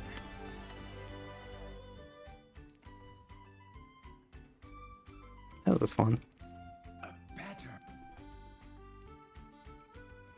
Alright. Let's get into our tank games. We're in champ already? Damn. Damn. I'm grinding.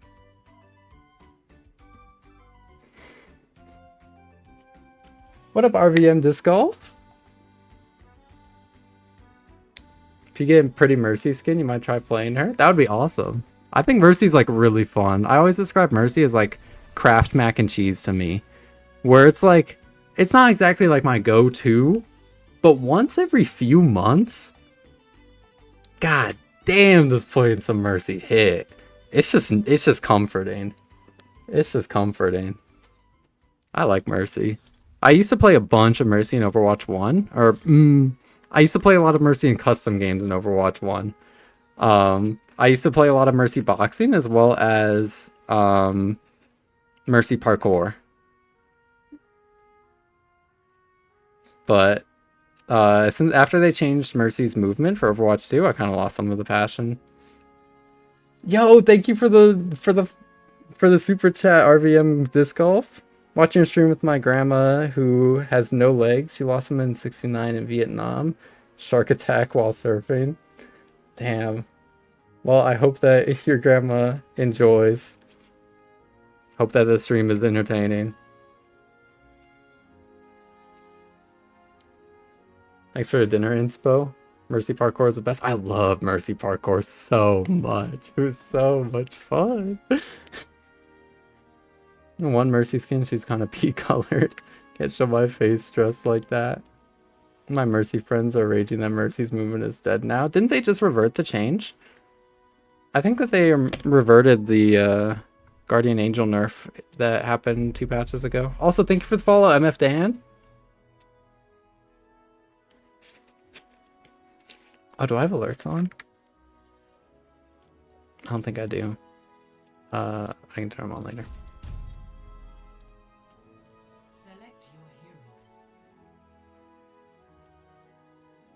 Got reverted in the mid-season patch? Oh, that's a good change.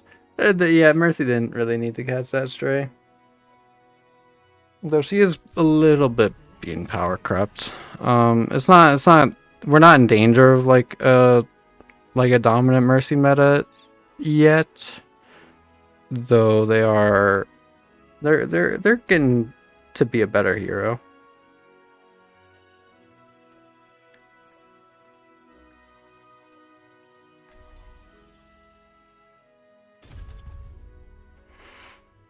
Ilios. Oh, this is tank. I'm playing tank, right? Okay. I was thinking like Lucio would be fun again, but I want tank. Alright, and we get our first game here. I'm going to be Ilios with the bands of D.Va, Hazard, and Ana. There's a lot of things that we can be playing here. Domina is going to be really good. Or Domina's okay here. I think on Ruins, Domina can be really good, but I think the other 2 maps that they might actually struggle.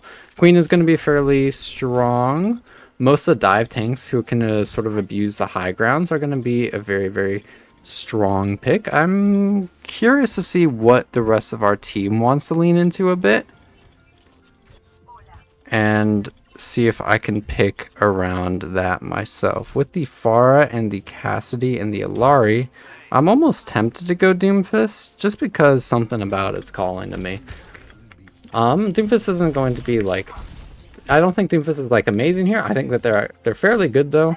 If they have a Roadhog, it might be a little bit harder for me to do anything because Roadhog's going to be one of the most oppressive counters to Doomfist, or just one of the most oppressive counters in the game is going to be the Doomfist Roadhog matchup. But as I hear their Doomfist on this right side, I'm actually going to be looking for a quick play onto their main area and then backing up shortly afterwards. I just want to be playing a lot for my cycles, kind of looking for punches in, slams in, and then getting out shortly afterwards and letting my team try to poke out their Roadhog on the point. As their hog gets very, very low, I'm peeling attention away from their team, which will enable my teammates to shoot the Roadhog on the point, and then we can just clean up afterwards. Maintaining my presence is going to be the biggest and most important thing here, which is what my cycles are going to be able to allow me to do, as well as just maintaining like LOS and constantly being within my punch range, but outside of the range that I could get hooked or chained, because those are just kind of a one-shot to me. As our Roadhog takes this top right area, we don't like fighting that, so we're not going to. Sojourn's main, so as their Roadhog takes down our Echo, it's going to be a little bit harder for me to get a play happening here, as their Roadhog sort of walks up a bit more. I just want to be chilling. And I really want to try to bait out this Roadhog hook, so I might look for some more aggressive plays. If I see their Roadhog not looking at me initially, I might actually just... There it is. Oh, I hit the tech though. Oh my gosh. As a Roadhog is like not looking at me early, it will allow me to sort of go a little bit closer to potentially use my movement to dodge the hook, because it's going to be a lot more mechanically difficult for the Roadhog to land a hook onto me if they aren't looking at me to start. Since if they can see my approach and they don't have to flick anywhere, it's going to be a lot easier for them to adjust later, since they don't have to make basically 2 huge adjustments. They would just need to make like 1. So I'm just going to be maintaining this top left area. I think that their Roadhog does find their way onto the point, so I'm just going to be pressuring their backline a little bit here. I hear their soldier on that bottom left area, or the top left area, which I could be looking to commit onto, but as their Mizuki follows up with their chain, I will be going down and not quite able to find the kill, which will be sending most of our team back to spawn. If I was able to live there even, it would have been actually pretty valuable, since our team had that entire time to be poking out the Cassidy and the Roadhog, who were just sitting on the point with no healing, since their Mizuki and their Kiriko are peeling for our dive. But as their team sort of maintains the space, it's going to be a little bit harder for us. Kiriko wants to be peeling me. I see their Cassidy inside this room, and I want to just be kind of stepping on this a little bit. I want to know where their hog is before I do anything else, so I find the information onto their hog, and I force their Kiriko to Suzu and back up. So now I can be looking for my own values.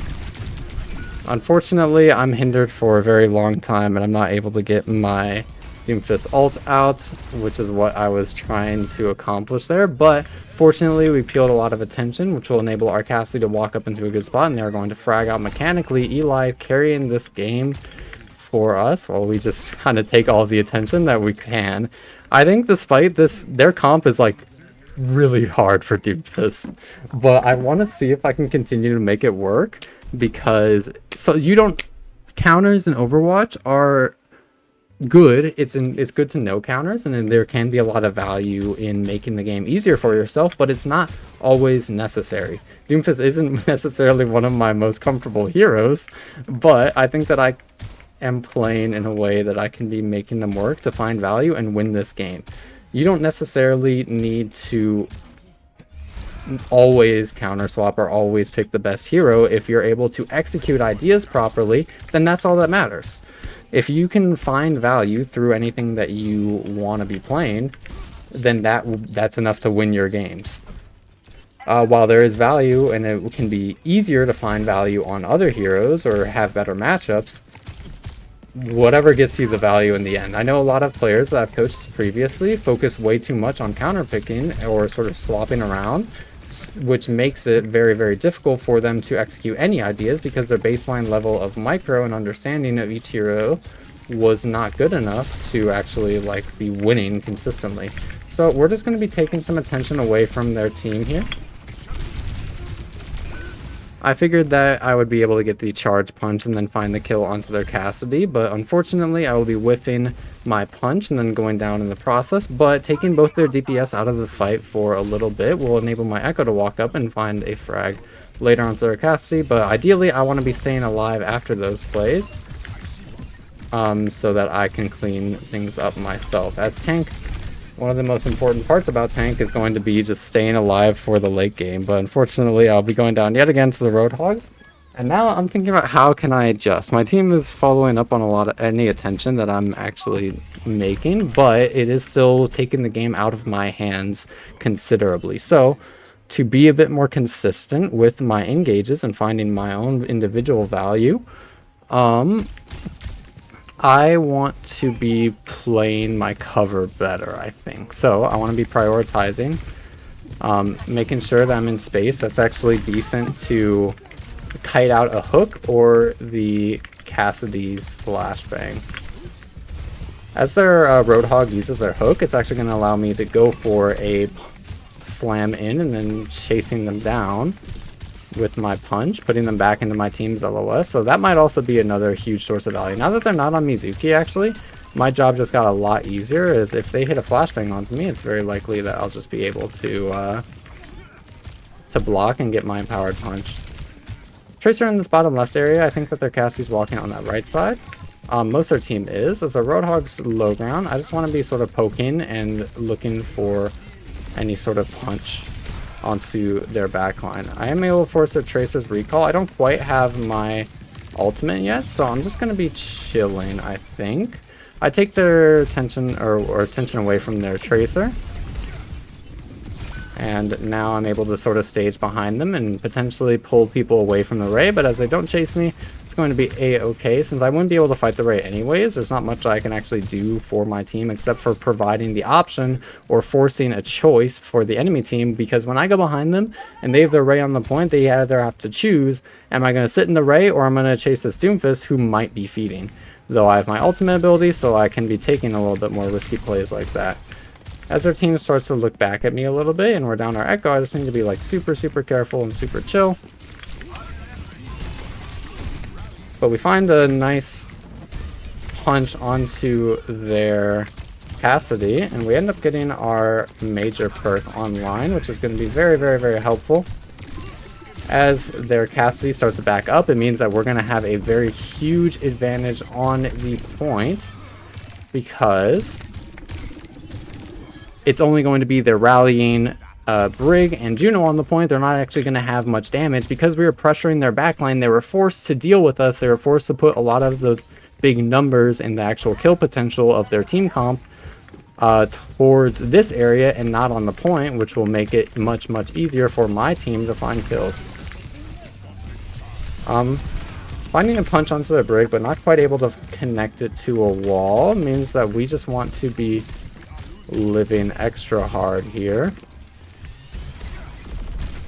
As our Cassidy comes towards the point, I want to just be trying to chase him down a bit, but unfortunately I'll be missing a lot of my shots and we'll be going down in the process. They are able to get the point flip before we can get onto it.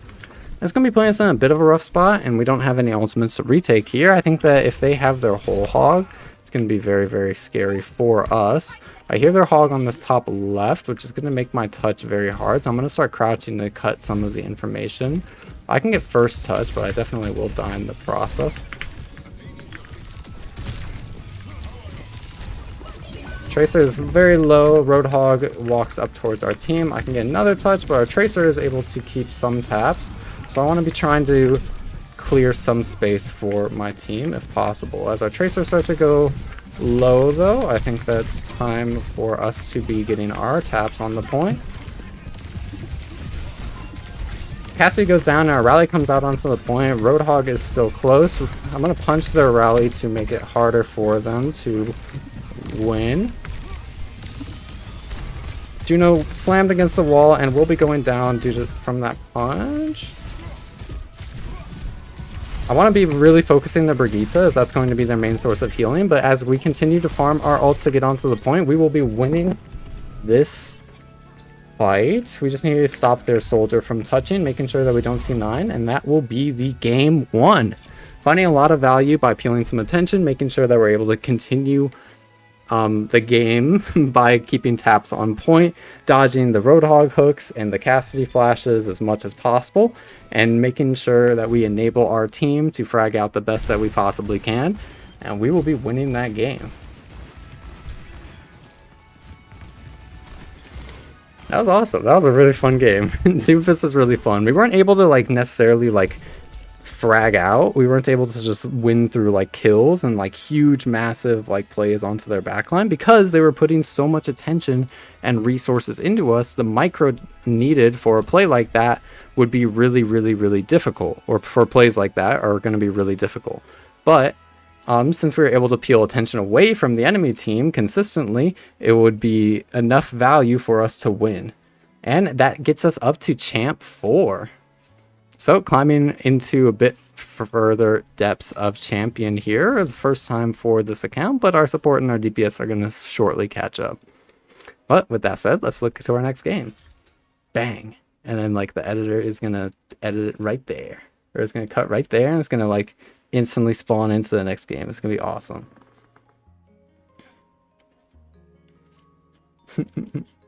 Yeah, that was a fun match.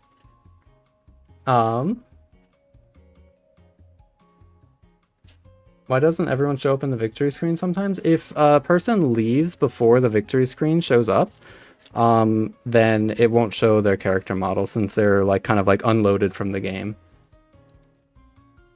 No way you're finally able to catch one of these live? I'm so glad you're able to make it.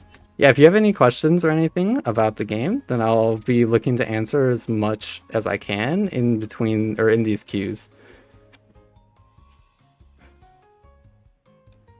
Matchy tried playing Doom earlier today, so it was actually really helpful. That's awesome.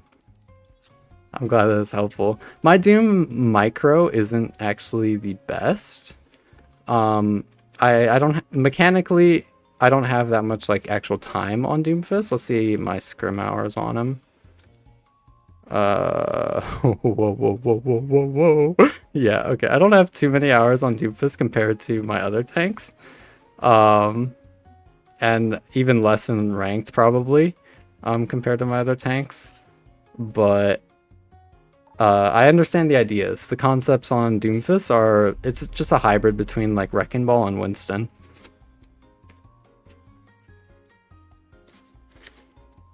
So I understand the macro or like this kind of like concepts and ideas that Doomfist can play for. I just don't have the raw hours to like mega carry games. If you want to see a really good mechanical Doomfist, watch a Cardi fan or Zebra.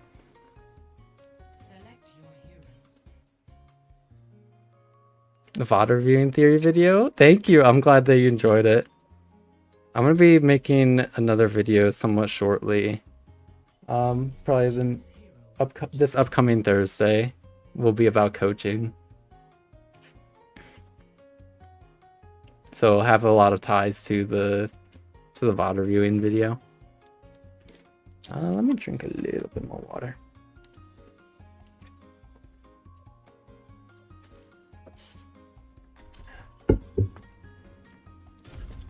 It's really interesting. My ADHD meds make it so I can't tell if I'm like hungry or thirsty, so I just have my water bottle kind of in front of my monitor to remind myself to drink.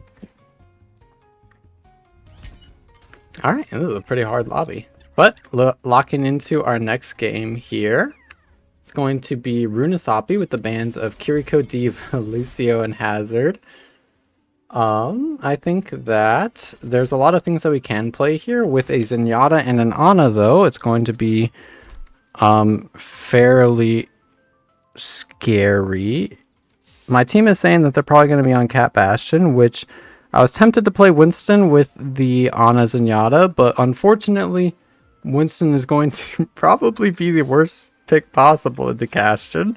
But I can give it a try, maybe. If they're not on Bastion, then Winston's still very viable. Though as you just saw, or the stream just saw, I'm a Winston. Winston's one of my preferred tanks. And I force it in a lot of bad spots, but it's so hard to force Winston to Bastion. It's just fundamentally everything that Bastion wants to do kind of negates what Winston wants to do. I don't see a Cat Bastion yet, but with our Ana Zenyatta, making sure that we keep their locations in mind is going to be really, really important, because our Zenyatta is going to be one of the big carries. So also with the Zarya bubbles, yeah, okay.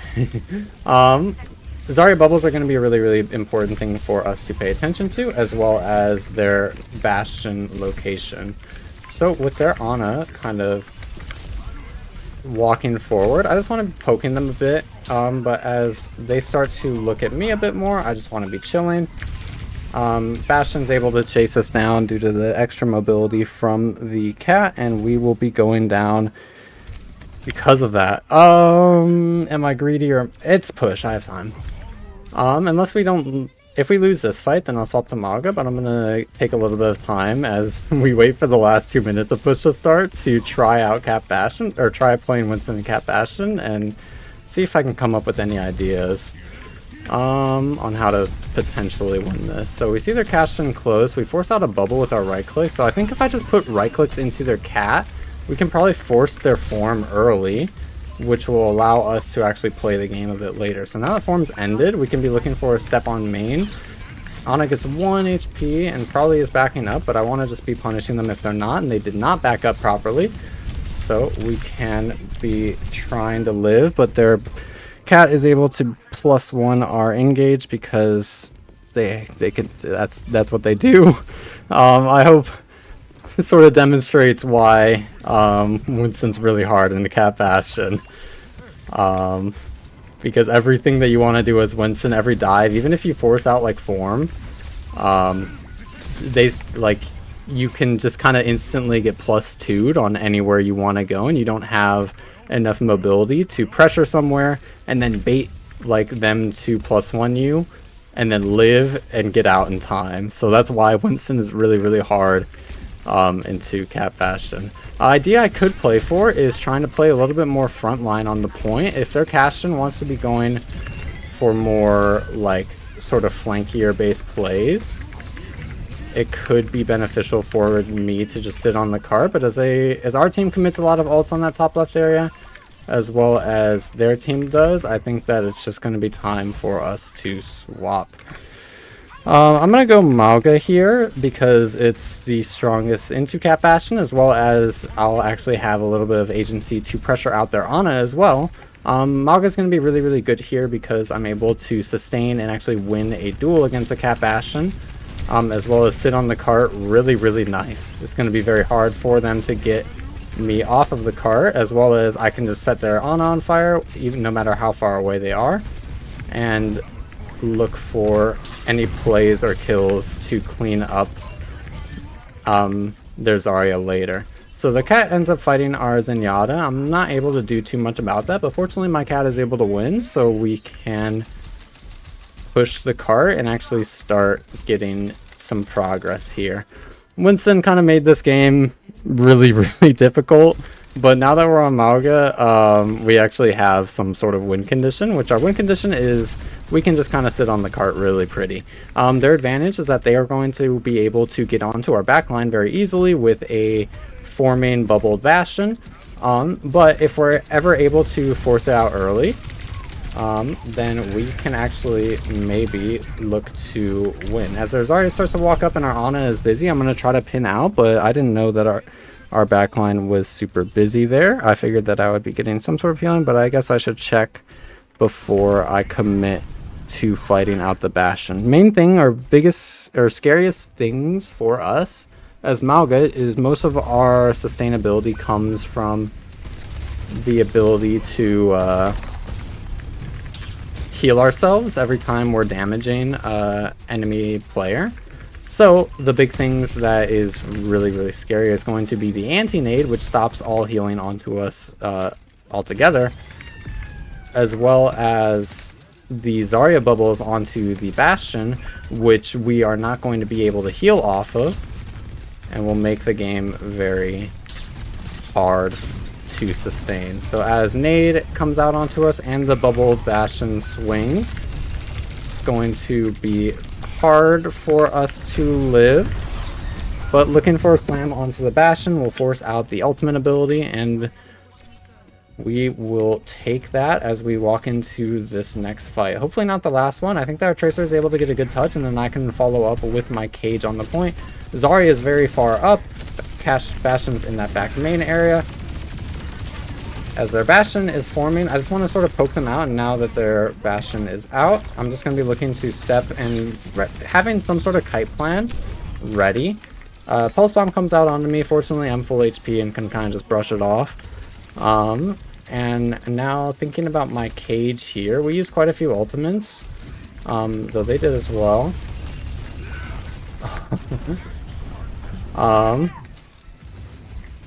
since they use so many ultimates, I think that we just want... I need to be crashing out here a little bit.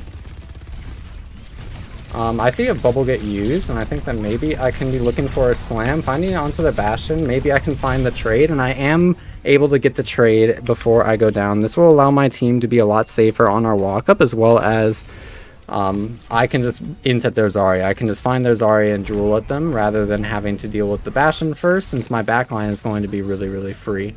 Grab coming out onto my DPS players, but as their Zarya is really close, maybe I can find the cage onto them to trade this out. We are able to find the kill onto the Zarya, fortunately, and then following up on the Ana.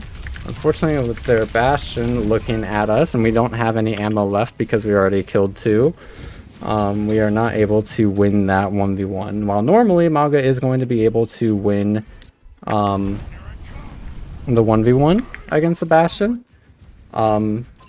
If you don't have the ammo to actually like heal yourself or kill the other guy, then it's going to be really, really hard. I see in chat a question of why don't I shoot the cat.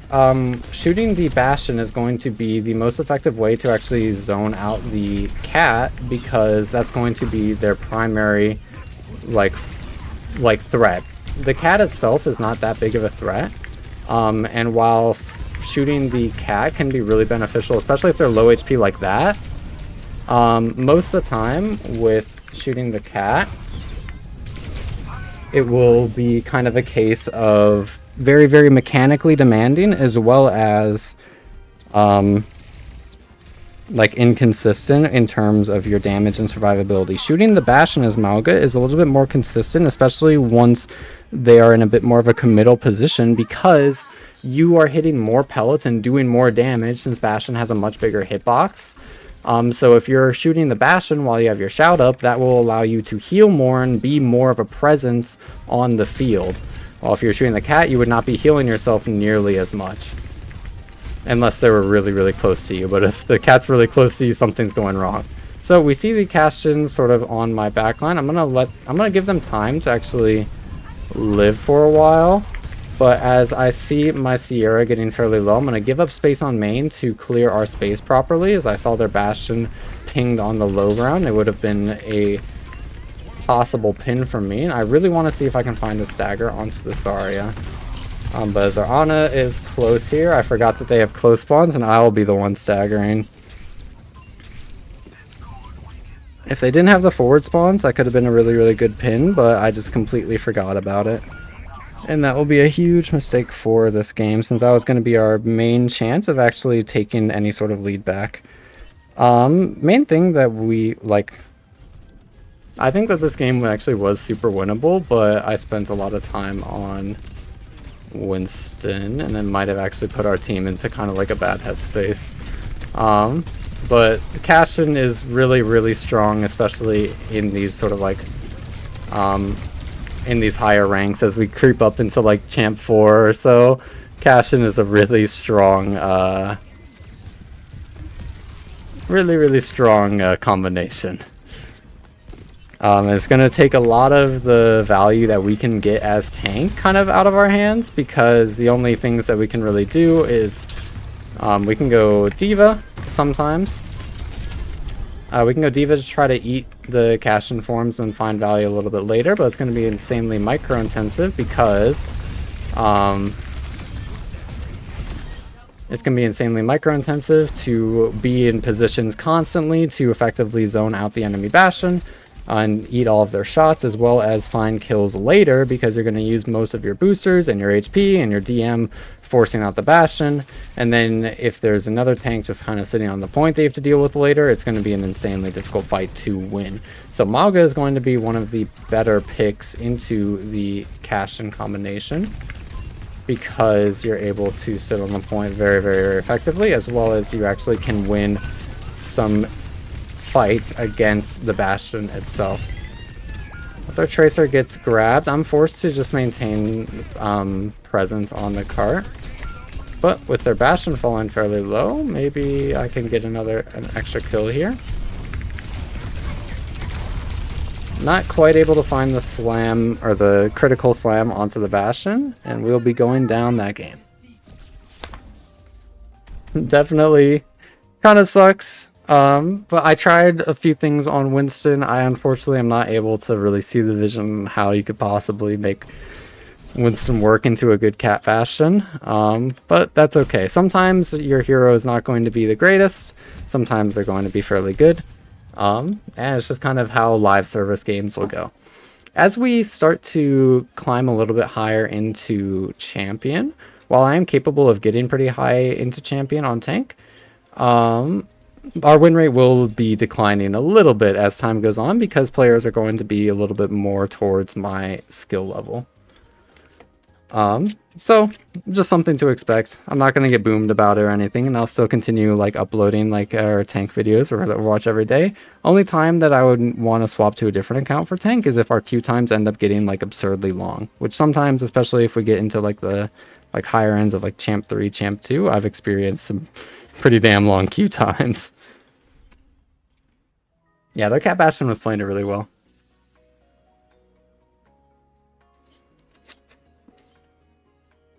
Cat Bastion is ridiculous. I still kind of disbelieve that's the thing in the game now. I feel so incredibly vindicated about it, actually. I don't mind it that much because I knew. From the... I was laughed at. I'm going on my Joker rant for a second. They all laughed at me. When the 5 heroes were revealed, the Onron... Onron, like Mizuki, Domina, Cat, etc. And I saw what Cat did. The very first moment I laid eyes on this feline was just... I knew. I saw the Cat Bastion. I knew fundamentally how broken it was. And then when I brought it up to like high-level coaches and my teammates and my friends, no one believed me. They're like, "Oh, well, you just shoot them, lol. You just shoot them." And I knew. So now I'm laughing. Now I'm the one who's laughing since I called it from the very, very, very start. So that's the only reason I think I'm like okay with Cat Bastion is because I get to like, I kind of get to poke my friends who didn't believe me.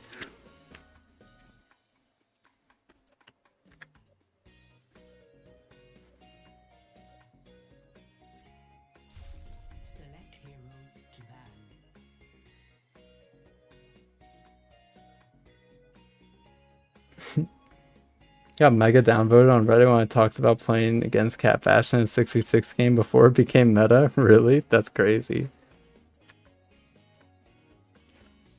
Cat can actually be super cool. They just need to nerf the purr. If they take out some of the sustain of Cat Bastion, then the actual utility is really cool and it's still strong. But being able to sustain a Bastion through the entire form with very little like number outplay is too much. So if Cat's purr gets nerfed, or like the healing on purr for whoever they're carrying gets nerfed, that would be amazing. That would put Cat in a really cool spot, actually, I think. But locking into our next game here, we are on Busan, starting on Mecha Base, with Tracer, Cat, Mauga, and Ana being the ones who are banned. So that will be enabling us to play quite a few different heroes. With a Brigitte and a Sombra locked, I'm tempted to go into a little bit more of a divier or mobile tank direction. We just played a little bit of Winston in that last game. Hazard could also be something with a Kiriko. We have so many options. I guess it's been a while since we played some Hazard, so I'll be leaning into it. So, with our team being the Brigitte, Kiriko, Sombra, and Emre, I want to be paying attention to where my Sombra and Emre are primarily, and knowing that I need to be pathing fast. I need a path fast for my value, because I don't have a speed boost. I won't be able to necessarily get onto the targets who I want to easily. So I just want to be constantly putting myself in decent spots or good spots to remain a threat. Because without the speed boost threat and my effective range being very close quarters, it's going to be a little bit harder for me to get onto the people that I want to get onto. But fortunately, we were able to sort of stabilize on that low ground a bit. With their Illari getting pretty low, we get the cap on the point. The Roadhog is falling 1 HP with the Reaper on high ground. I could try to fight that, but Reaper is a little bit scary. So I want to be careful as I approach this Reaper. TP's out. We're not able to chase it that much yet, which is going to be a-okay because we still are winning the game. Finding a lot of good kills there by utilizing our wall climb. Since they don't have any vertical mobility on their team, they would be forced to commit a drop onto us instead of actually like just stabling on that high ground and shooting us out. But as I hear their Kiriko dashing up or wall climbing up to this high ground, this is actually the spot I want to be because it's center of the map. And it will allow me to get into the most places. Oh, I did not know my Sombra was open. It'll allow me to get into the most places where I can be a threat and maintain my presence on the field. So maintaining that center area is going to be really, really good for me as Hazard, especially with this leap perk, in which I'm going to be able to fight anyone who walks out of that doorway or this doorway, or I could drop behind and look for a pinch play if my team is ulting on main. There's a lot of options that I have here, so I just want to be maintaining this the best that I can. I want to see if their Kiriko would wall climb up, but as their Orisa gets into our rush, I want to just be walling off their backline to enable... Whoa. I want to be walling off their backline to enable my team to actually just zone and pump a bunch of numbers into the Orisa as quickly as they can, so that the Orisa would not get healed. I'm a little bit worried about a touch from under, but as my team is also watching that, we will be able to force anyone out and then cap this point. The biggest advantage about Hazard is Hazard's a really, really, really strong ranked hero because it's a incredibly like high skill ceiling with micro, where you saw as I got the kill onto the Kiriko, but there's a lot of ways that you can have insane bursts once you get into that close and effective range. Your shotgun is going to do a bunch of damage per like shot. 75 base, as well as your slash being able to do another 70 damage. If you do that combined with your wall as well, you can just be having an insane amount of burst. So it's like 75, 70, 50, and then you have like 70 damage per second with your spikes over time, which will make things fairly good to clean up. So as their Cassidy gets low, my Sombra finds a good hack. Their Reaper and their Orisa are going to start looking at me a lot more in this game, which is going to be okay, very expected. I think a really important aspect about ranked, and if you're going to be playing these more micro-based heroes like Widowmaker, Hazard, Orisa, if you're just finding frags through your mechanics, naturally the enemy team is kind of going to start looking at you a lot, since they know that you're capable of actually killing things consistently. So they want to be trying to deny your value as much as possible. So understanding that, and then being ready to play for a little bit more macro-based value as they commit more of their time and resources into dealing with you, will help you with finding more or higher win rates in your games.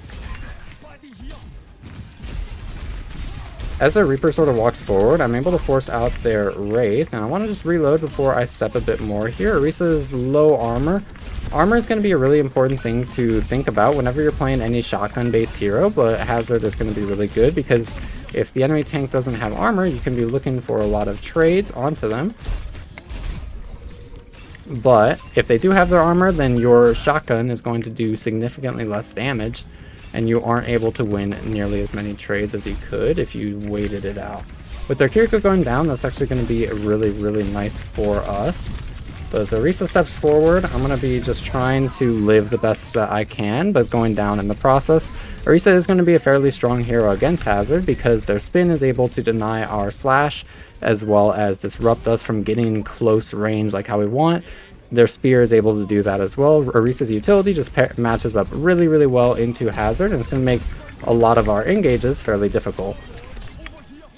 So, with our coming back from spawn and our amazing Emreal, we're able to retake this point and then continue our percentage up. So I think actually I'm going to be maybe trying to play a little bit more through... I'm gonna maybe try to play a bit to just peel attention and like live constantly. Kind of like how we were playing on Doomfist a little bit earlier. Like the Reaper is not... we just pulled so much attention away from their Orisa to the point where they just were forced to use most of their cooldowns as they walked up to the point, since the rest of their team was actually looking at us in the backline. So it's going to be very, very timing based, and we're not going to be able to find nearly as many frags as we were, I think.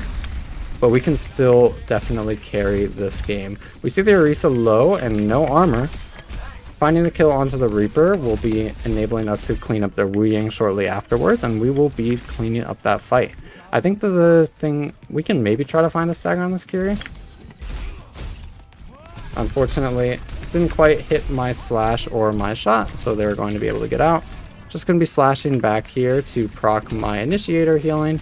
Reaper on this high ground, not too many people are going to be able to help out that much, but the shield perk being picked by the enemy Orisa, that's actually going to make things much, much, much easier for us, because now it's going to be much better for me to just sidestep the Orisa and get onto their back line. Since they don't have their spin to deal with me, they don't have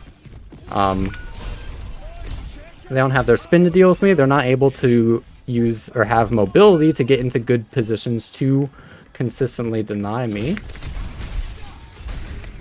So we're actually going to be benefiting quite a bit from that.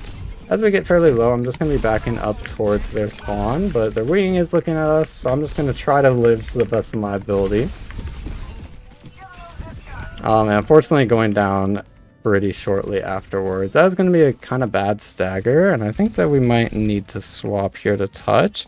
Our Sombra probably can get... I do have my spikes, but I don't think that they're actually going to be that valuable in this fight, because every single one of their heroes, aside from like Cass, has some way to avoid spikes pretty consistently.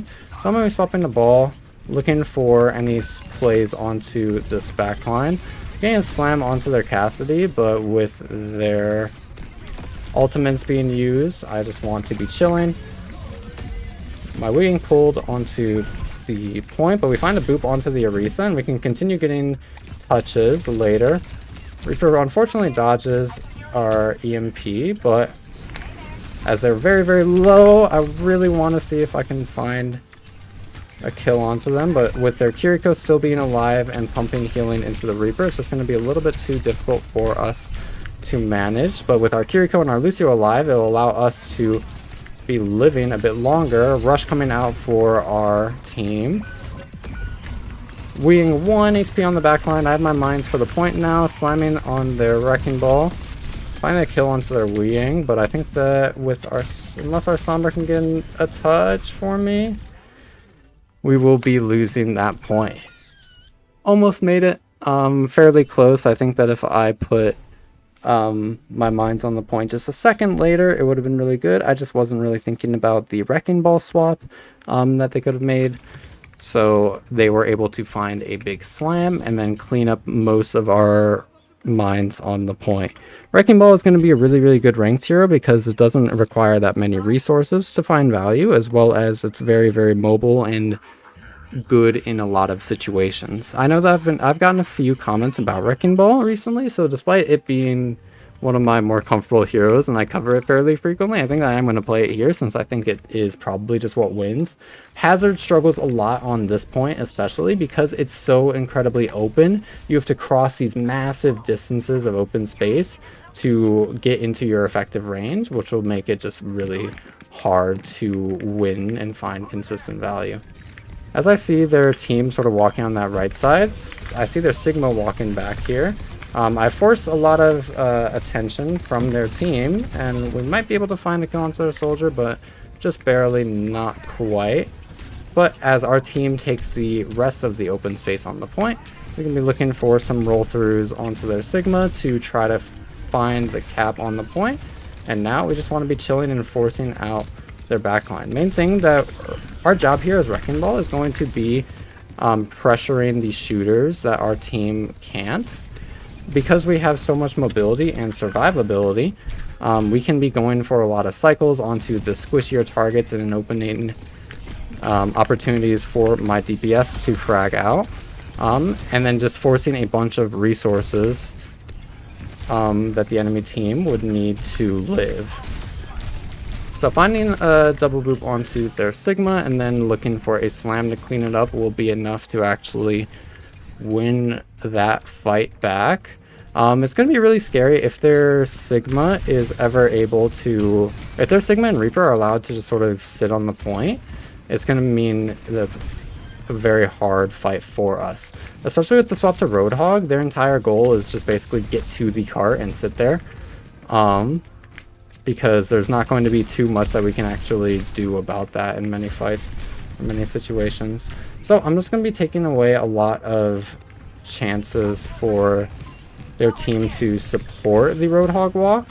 But as I get whipped there, it's going to be putting me in a fairly bad spot, and since their Reaper and Roadhog end up getting to the point, it's time for us to chill the best that we can while still maintaining presence.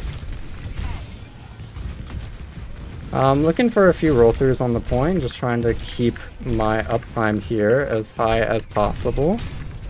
We will be going down fairly shortly, but we bought enough time for my team to get back onto the point. EMP and our Wu Ying ult being used to try to clean up any kills, but unfortunately with the enemy's Kitsune Rush, they will take it right back. Very okay, we have our own Kitsune Rush, which is going to be a very, very big win condition for us now that they don't have their own to match. A big hook coming out from that enemy Roadhog. I just didn't think that they were going to hit it, but it's going to be okay.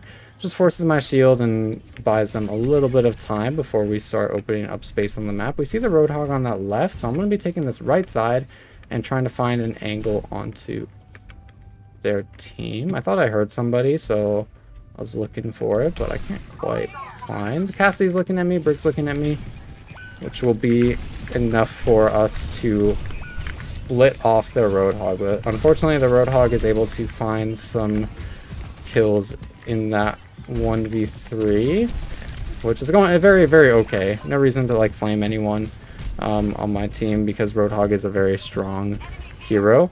I'm not going to be able to kill people like that whenever I'm pulling attention. So if we're ever playing this sort of like backline tradey fights, my advantage on Wrecking Ball is that I have the mobility to pull attention away and then use my mobility to get back to wherever I need to be. So Whole Hog coming out to try to cancel out our Kitsune Rush, but the Reaper is generous and is going to allow us to touch this point again. We get overtime active, and with the rally being used, we just want to be chilling. Cass spooked out of their effective range for the Brigitte, and now we can just kind of just be chilling.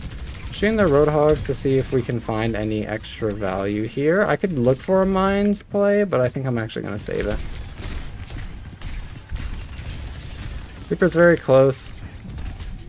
I want to be making sure that I'm moving in a really, really fast way to dodge the Roadhog hook, but as they continue to walk at me, I think that they're going to be going to point in a second here, so I'm just going to be dashing up on top of the drum, making it hard for them to find a hook onto me, as well as getting on top of this drum will enable me to put my mines in a very, very good position on the point and find the kill onto the Roadhog. Kiriko going down shortly afterwards. Cassie on this left side will just be a free kill for us, and we will be winning this game.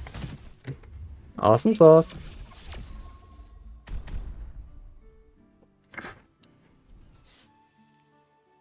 Oh, and that was our Zenyatta's first time getting champion. I think that was a really good game to sort of play. We were able to talk about a lot of good and important concepts. The things that I talked about on Hazard apply to any sort of close range hero, and how you want to be positioning on the map to make sure that you're going to be able to get value consistently out of that close range value. So making sure that you're staying kind of centered in the map is going to be a really, really important aspect, because it will give you more options to react to things later in the fight. But if you allow them to kind of surround you and take opposite sides of the map, it's going to make it very difficult to actually cross the distance to get over there. That was our third game. I think that since our second one was push, I'm going to play one more for our tank video today. And so let's see how that one goes. Bang. And then the editor will cut it right there and it'll be immediately into our next game. Oh, grass to the Zen. Yeah, that's awesome. I'm glad they were able to hit champ. I'm gonna be right back. I just need to go to the bathroom really, really quick. But I will be here for the game.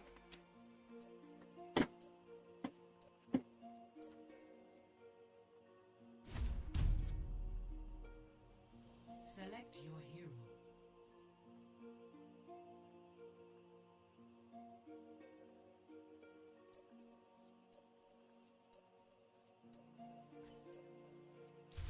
Select hero bands.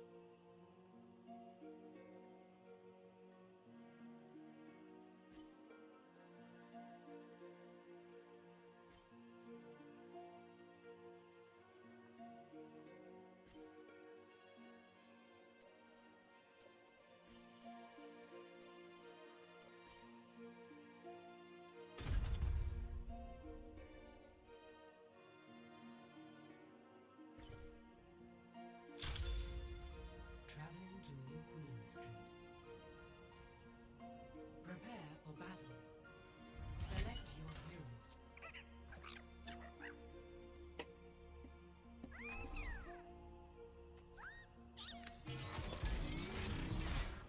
Alright, and perfect timing. Just got back. Oh, that's not good. I washed my hands. I didn't dry them enough. My mouse pad's a little wet now. Oh well. Well, locking into our next game here, we are going to be playing on New Queen Street with the bands of Roadhog, Cat, and Mauga. A lot of heroes are going to be fairly viable here. I'm wondering if we can play something a little bit more pokey or longer range, potentially an Orisa. It's been a while since we've played Orisa. I think in the game that we got champ, it was very viable, though Winston could also be a pretty good pick. I'd like to play... We played Doomfist, we played Hazard. I think I will play Orisa. The idea behind the Orisa here is that we're going to be able to brawl a lot with our Brigitte and then enable our Cassidy, as well as we can slowly whittle the enemy team down through the huge open sightlines on this map. Since they're going to be forced to walk through a lot of the open space, it's going to be really, really strong for us to continuously pump in some damage, as well as even against the Widowmaker, we can just kind of push them back in a lot of instances once we just kind of throw some shots their way. I see their Brigitte and Freya on that left side, but their Widow on that right. I think that I'm going to be taking a little bit of space towards this left, walking away from the Widowmaker. Not quite able to get onto them easily, but as their Freya walks up, I think that I can chase this down a bit. Brigitte and Ana are ready to catch them, so as my team deals with the things on the right side, I want to be chilling on the left side, because if we're trying to get too active on too many places, then it'll make it very hard for us to live. So we just want to make sure that we're denying the value of the enemies while our team is actually going and winning the fight on the other side.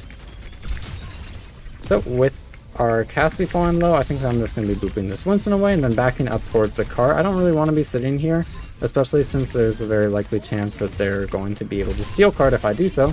So I just take the space that I can on that high ground and then back up later. Finding a spear onto their Ana and then booping their Winston in will make it so that he takes a bunch of damage.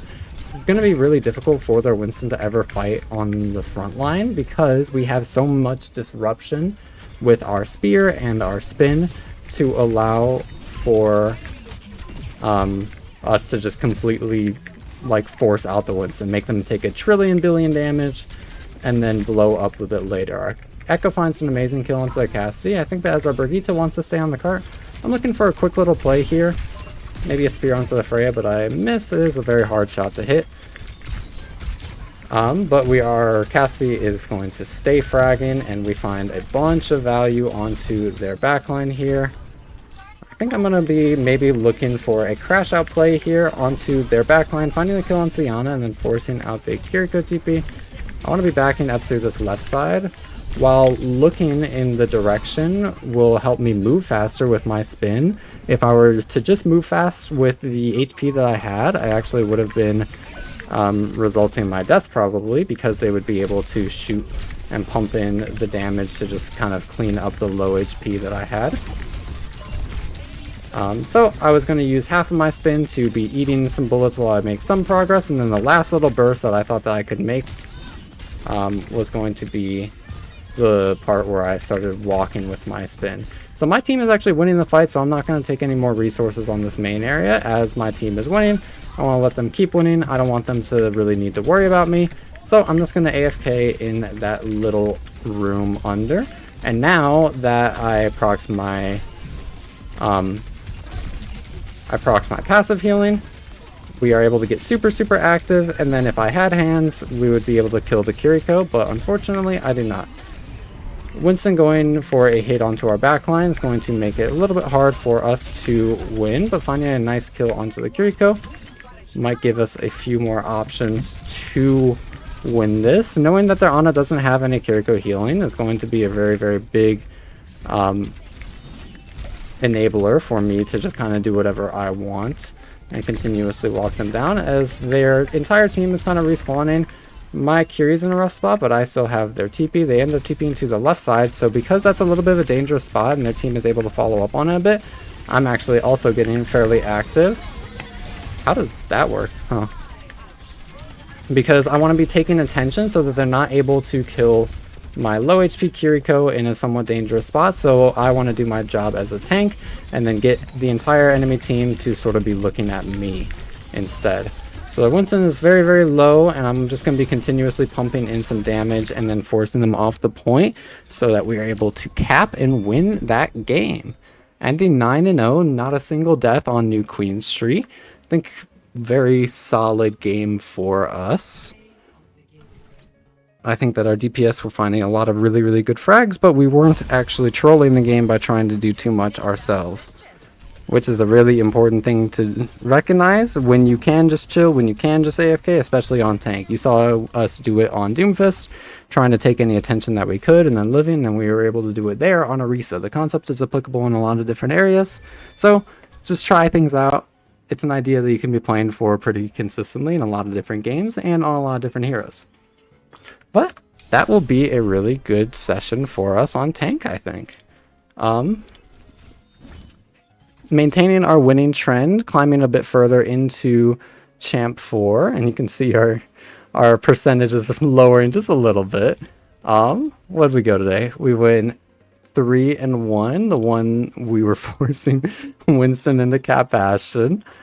So I think that'll be a pretty good session for us. So for my YouTube video audience watching, thank you guys so much for watching, and I will see you tomorrow.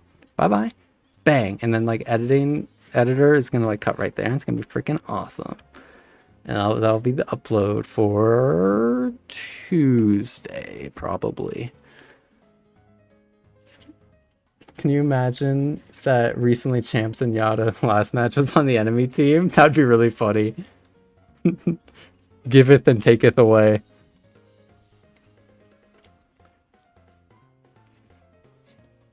Message restricted. What was that?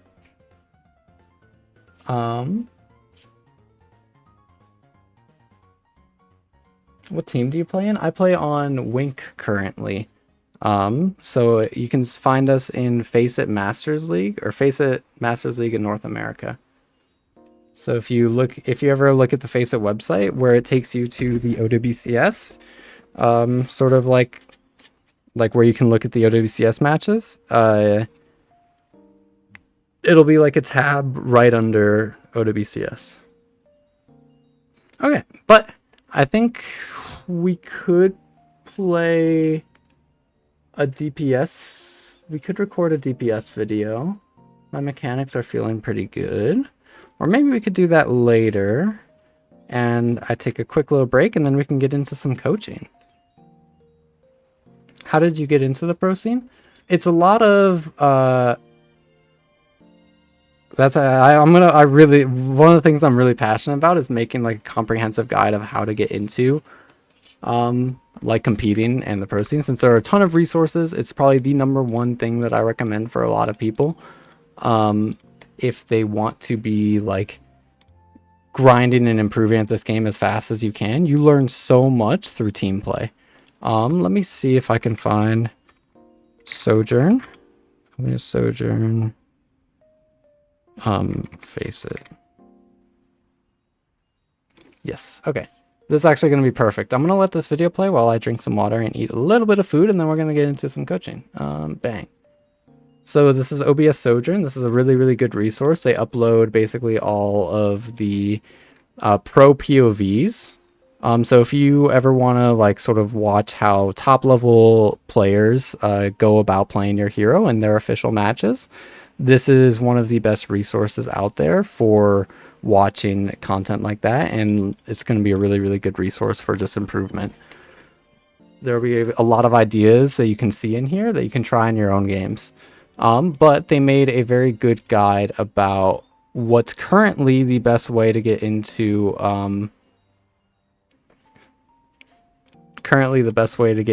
Face It, or into the pro scene, or into competing whatsoever. This can go for any rank. You can be whatever rank you want, or whatever rank you are. There are going to be teams out there for you. Though I'm going to make a video about it later. So I'm going to let this play, and then I'm going to, while I drink and eat a little bit.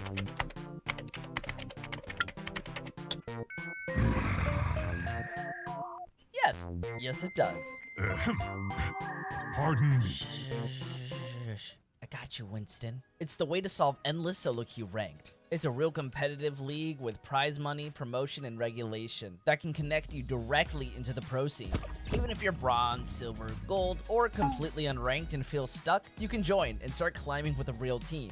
This system is called Face It League, and it's the only official amateur league that feeds directly into the Overwatch Championship Series, OWCS. Think of it like the minor leagues for Overwatch, made for players who want more than just solo queue or the chaos of ranked. Very useful.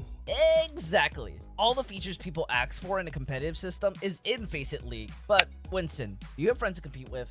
No. Are you above plat? I gave it my best. That's okay, buddy. Face It League is available to all ranks and provides its own elo structure, which you increase by winning matches, tournaments, and playing in hubs. It's something like this, Winston. Oh yeah.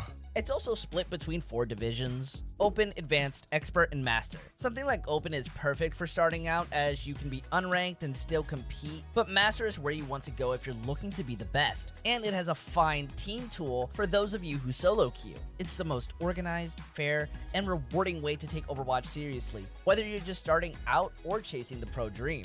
Especially because people don't realize you can get a split of $50,000 in any division, or in-game rewards like icon banners or coins by earning Face It points. A better world is today. I absolutely agree, Winston. Not many people realize the accessibility they crave is already here. All you have to do is make a Face It account and link it to your Blizzard account. Afterwards, grab the League Pass, which is a monthly cost, but by using our referral code, you can save money. Register with a team of 5 or more players before March 11th, or sign up later, as it's all year round with multiple seasons. At faceit.com/OW2, or just search Face It League Season 8 to join now. And you know this if you followed OpSojourn on Twitter or YouTube. But thanks for watching. Make sure to check out our Patreon for early access as a way to support the channel, to which you can see videos early or request POVs of your own. We'll see you in the next one.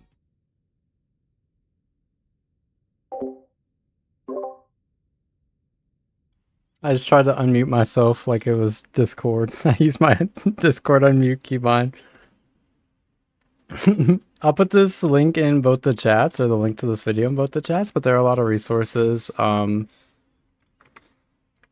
kind of like tied to that. So if you ever want, if you want to be taking like a really like big step towards like your gameplay and your knowledge of the game, actually competing with a team together is a completely different ball game. It's a really, really fun experience.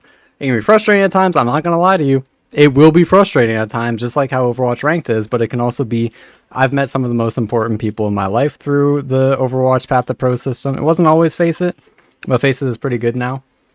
And if you want to be good, it can help so much. You see entire like different aspects about the game as you compete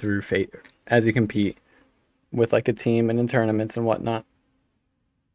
If you ever have like ranked anxiety, I strongly recommend trying to actually like just play like some like compete, like just sign up for like some silly tournament with like friends or something. Because the more like you actually compete and if you scrim more, it's going to be much easier for you to just hit the Q button. Because like for me, like ranked, like yeah, I like winning. I like winning. I'm always gonna try to win, but it's not always like I don't need to win. I don't get stressed. I don't get any I don't get very like how do I describe it? My heart doesn't pump in ranked. I get stressed for tournaments and whatnot, but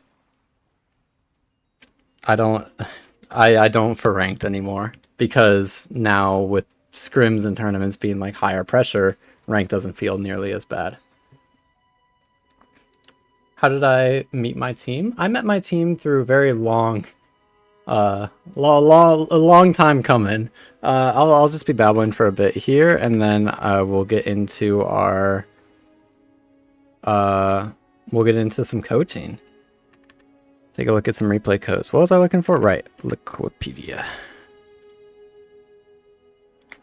How I met my team is a very long history of playing the game. I've played with a ton of different players. I've played in a lot of different team environments. I've played at various different stakes, a ton of different tournaments. So how I met my team was kind of, it's kind of like a snowball effect, where it's very easy to kind of go from like one team to another sometimes, where Avidity ended up kind of falling apart, but it's after Avidity kind of fell apart, people heard that and then said, hey, do you want to try out for this team, which was FF Crucible, which then turned into Impact after we left the org. And then from that org, I got offered by Tanuki to try to play with them, and then we ended up making Masters. This was, Tanuki was one of the teams that I was like, I was one game off OWCS. I was one game off making like OWCS 2 times. I wanted it so bad, man. But from there, I also had a Calling All Heroes team that was going kind of in the background, which is a different tournament. Tanuki played in the Path to Pro system, while Hivemind Baddies played in Calling All Heroes, which is a marginalized gender tournament, something like Game Changers in Valorant. And then from that COD team, we were all friends on that COD team. We made the COD team as friends. And then it just kind of always stuck around for a while. And then that COD team eventually just kind of merged into playing in both Calling All Heroes and in Face It League together, which is a current of Wink. I don't think Nato actually wants it to be called Who Is Not Okado anymore.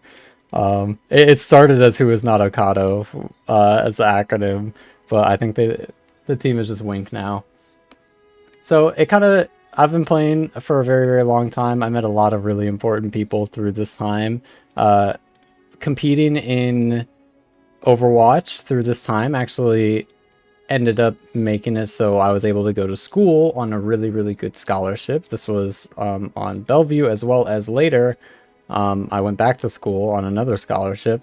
And that's the one aspect of Overwatch that has money in it. I'm telling you now, if you're trying to play Overwatch for money, you need to get into collegiate, because you will not get paid. You will not be able to pay any bills through tournaments for now. I think Faceit is actually working in a really good direction to enable more players to make a living off competing in the game, but there is no money in Overwatch. Do not get that wrong. Well, I know some of these numbers look big. It's not.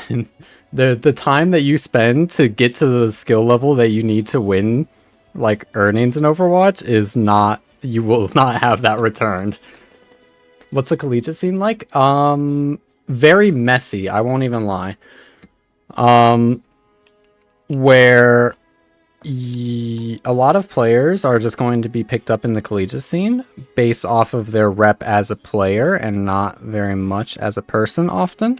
So they can be an amazing player, but there are a lot of times that like you can be a good student and it low key won't matter for a lot of teams or like scholarships. It definitely absolutely changes team to team. Like the actual environment and your experience is going to change based off of the people who you're around.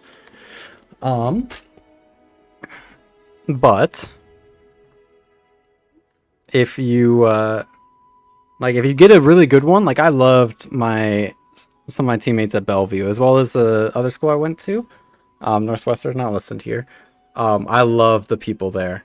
Your experience can be really, really good, and competing is really, really fun. If you're one of the higher or like the upper level collegiate teams, then you're going to be able to get to go to like LANs. It's really fun. Thank you for the follow, Bad Code. But this how it's just been a long line that's kind of like kept me. It's just led me to where my team is now. I've met most like really, really good friends through the Overwatch Path to Pro, and I've also gotten really good through the Overwatch Path to Pro because the difference how I mentioned a little bit earlier in the stream for anyone who was kind of lurking around before, of there like once you hit like GM or like that top 1%, like players' skills like to climb any higher, you need to be exponentially better. Like your process and your improvement needs to be better and better and better and better and better, since it gets straight up harder. You need to be better to achieve less. So the way to do that is through team play, where you're going to be continuously clashing ideas against other people who have reached a similar level to you, over and over and over, and you're eventually going to hone your processes to the point where you can climb through those like upper echelons. But it also doesn't have to be like that. There are tons and tons and tons of teams that actually like there are teams for golds, there are gold teams, there are silver teams, there are plat teams, whatever. There are mixed teams of like different ranks. You can just make one with your friends and start scrimming just to have some fun time together and try to get a little bit better at the game. There are also tournaments. I'm actually going to plug one more thing here that I actually had a lot of fun in. Let me see if I can find it. I don't know where would be like a good way to sort of show this, but this server, Organized Chaos, is a draft tournament. So what this was, it's a monthly draft tournament, so it's going to go up like once a month or so. I don't know how to send the link, or if they like it. They like people playing their tournaments. This is a really, really fun one where it's a monthly tournament. You basically like fill out a form. I think the form is closed, but you fill out your form, you send your Battle.net, your Discord. I'm not actually going to submit one. I'm just going to kind of go through it. You send like some screenshots of your rank, and then what heroes you like to play, what rank you are, what you're playing with, etc. And then on draft day, when the teams are sort of decided, you will be like picked up to a team based off of like captains and like sort of picking through a pool of players, and then you'll be able to just play in a weekend tournament. It's just one weekend, not that high commitment. It's just a good time, and you can like get in. It's a really, really good introduction to sort of competing and scrims. I didn't play in this to get into competing, but this is pretty damn similar to what I played in. Nope, no rank requirements. I don't know if I can invite people. If so, I'll put it in my Discord server later. I'll put in my Discord server a little bit later. But that does lead me to VOD time. Let me make sure that I actually have my controls. Okay, I do. Awesome. I like speeding up and slowing down the game very frequently to get through some of like the lesser parts or the slower parts of any VODs. Might be worth checking out Cries and Plat. I get it. I get it. I signed up for my first thing. Actually, I was already GM, but that it's fun. It's still really fun. I've gotten like, I'd always encourage like plat players or like gold players that I'd coach to like join things like that, and I ended up coaching their teams for it actually, and they like all ended up like GM. It's a really good resource to improve.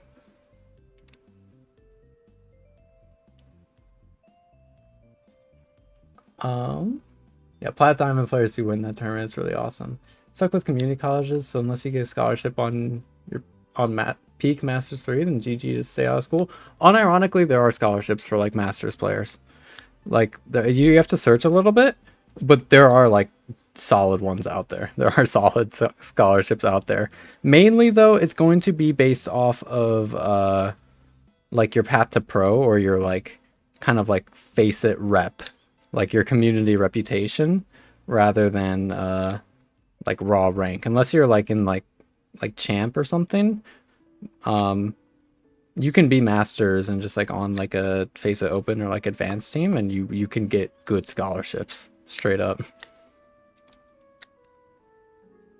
Is there no cutoff age? No cutoff age. I plan on going to school again like later. I'm 21 now. I'm a very ambitious person. I really like learning, and I really like school. Well, asterisk, very big asterisk on I like school. I like the idea of school, and I want a few I want to do some things in a college system. But that's for the far future. And there are esports scholarships have kind of like only been on the rise. So getting good at video games is like actually like unironically valuable. The friend who I mentioned in the coaching video that I uploaded a while ago, the coaching video, Ronan, the whole reason that they started competing and playing like Overwatch and grinding Overwatch is because they wanted to get a good scholarship like for Overwatch. And they did. They got a really good scholarship to like their dream school, because they were one of the like best tank options for teams who wanted to pick up and succeed in Overwatch esports or collegiate esports. I'm so glad that Wikipedia doesn't have the Connor Heroes with stages. It might just not show it here. Those are just kind of my top results. Damn, I need some golds. It's been a bit, bro. We've been struggling. I need some more golds to see if blue and brown. I'll lock in soon. I've actually been feeling like I've been getting. I'm getting back towards my better performances as a player. I mentioned it in the server. I don't really know how I'm going to be choosing replay codes to look at.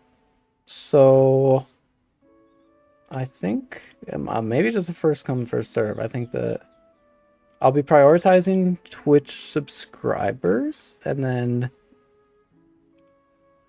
kind of just looking through this channel of who's been like who posted what. Maybe I will try to avoid duplicate heroes. We'll see. I'll try to cover a good bit though. Okay, but that's coaching time. Spin a wheel. We could spin a wheel. That could be that could be fair. I kind of like that. All right, let's spin a wheel.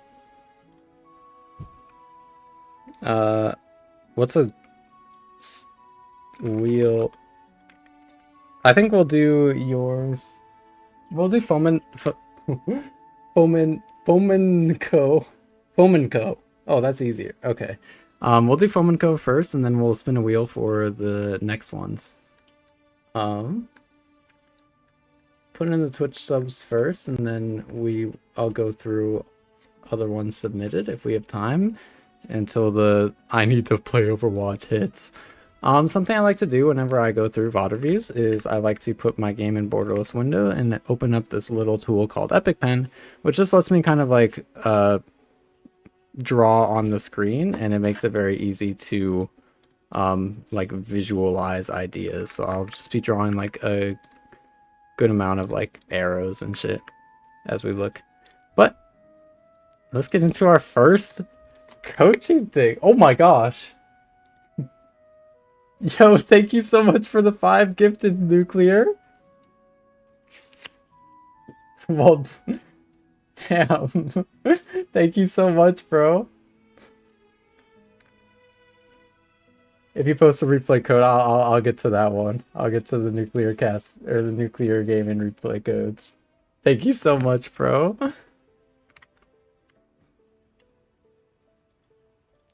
Yeah, I'll make sure that I get to it. I'll write a sticky note actually. Hold up. Where are my sticky notes? Where are they? Okay, I'm writing on my hand. Nuclear VOD.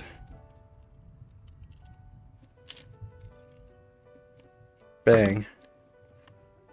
Okay, let's take a look-see here. So, before we actually get into it, let me see what the description is so I can cater the VOD a little bit. Every time that I go into a VOD review, I like to just kind of know what a player's goals are so I can cater the VOD towards helping them achieve that goal. Plat 3, rolled DPS, Tracer Reaper, heard that.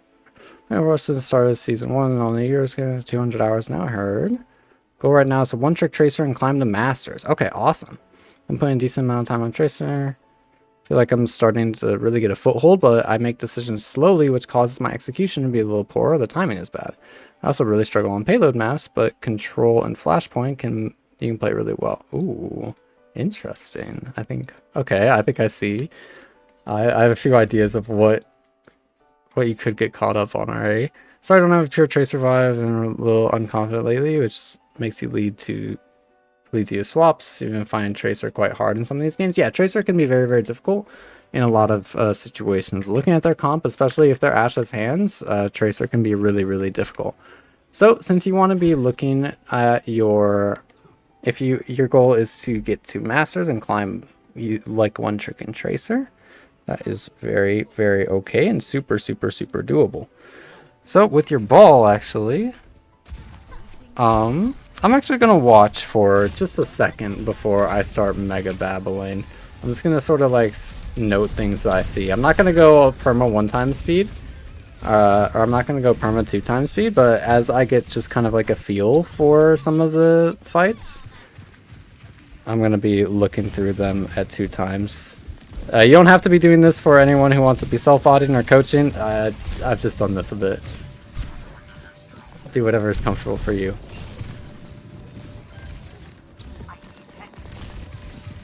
W pathing. W follow up. W pressure. Ooh! The turn for the Ramatra. Wait, you're running this lobby. Wait, you're prime proper. Ball goes down, pressuring their bastion. Follow up.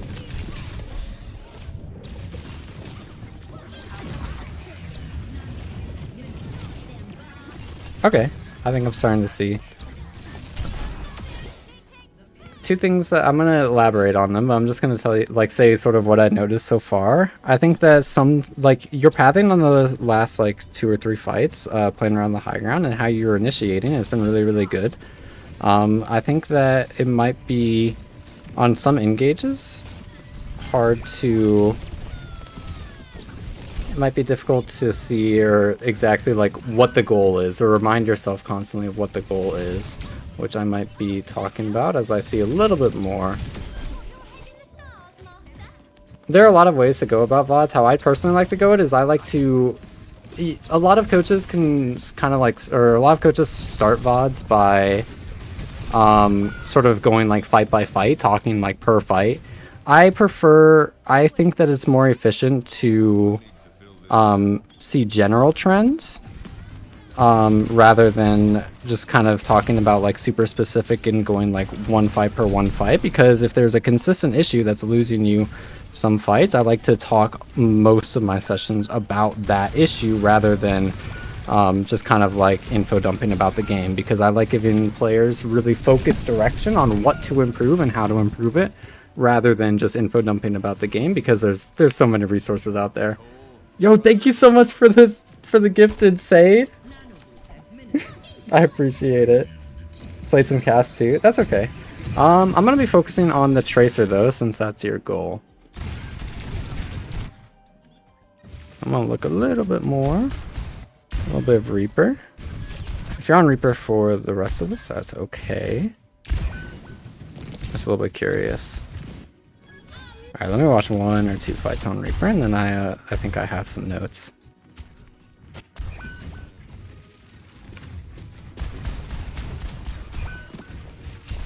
W starting position. Bottom right OP. High ground can be a little bit scary to give up. Oh, you have a lever. Oh, they have a lever. Huh?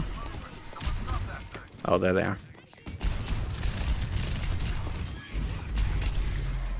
W space holding. Punish the Tracer. No Sombras in your backline. Pressure their backline to trade the Sombra. Allows your team to clear the space really easily. Awesome sauce. It's just good. Just good. I like how you're not getting like overly like aggressive. You're just walking up. When they look at you, you back up. It's awesome. Team goes down there, but that's okay.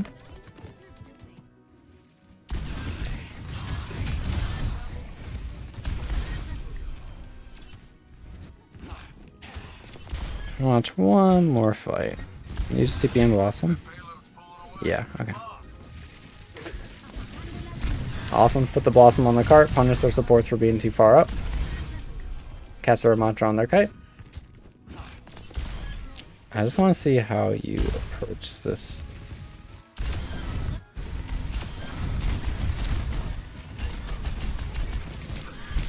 Do you win this game? Y'all are in such a good spot. Now, I'm just curious if you guys won. I'm keeping my notes in my mind though for the Tracer. Unlucky. There it is. Yeah, now they have 2 minutes to build ults. 1 good ult cycle in this rough. And then playing through main. Yeah, okay. I see. Damn! Wait, you're fucking that guy up though. And you knew the Blossom was coming? Okay. Awesome. Let's get into the actual coaching.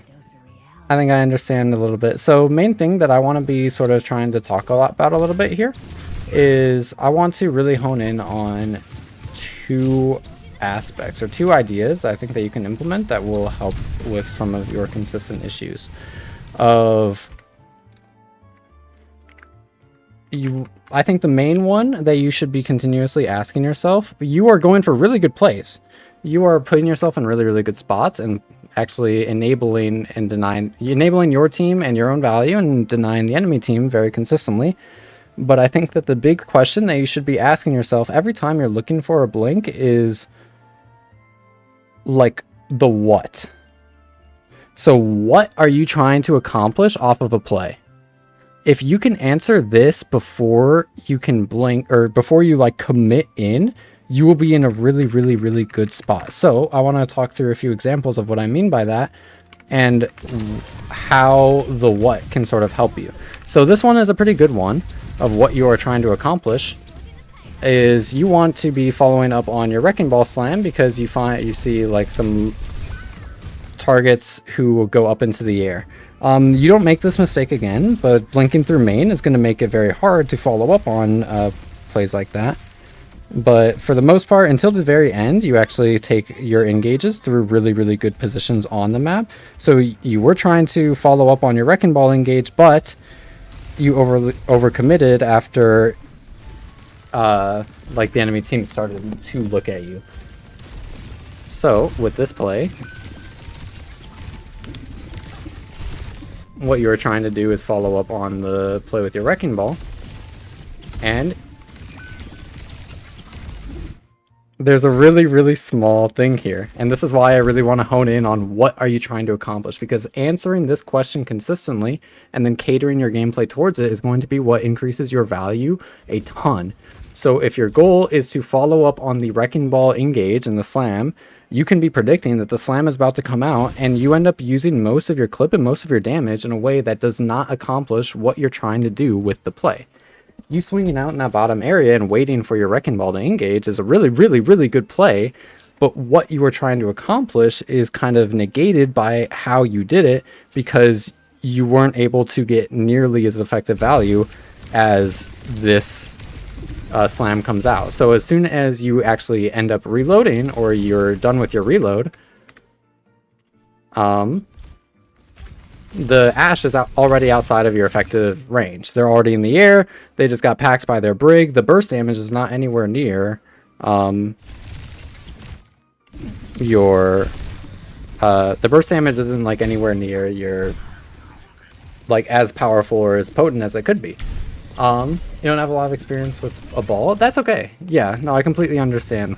Why I like to sort of hone in on the what and keep it a little bit more generalized is, while a Wrecking Ball is going to be a very good combination with Tracer, because the burst damage is going to allow you to, or you're going to be able to do a lot of burst damage consistently as they can't move as they're slammed. This concept still applies for kind of anything.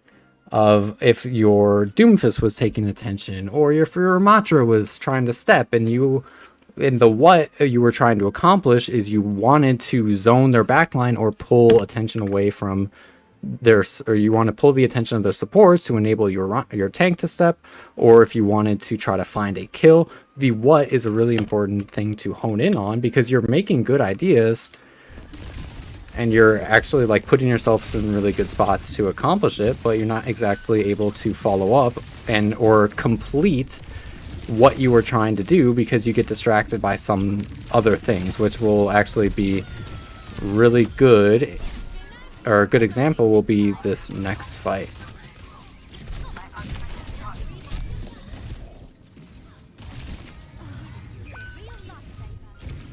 So your ball goes down, it's okay.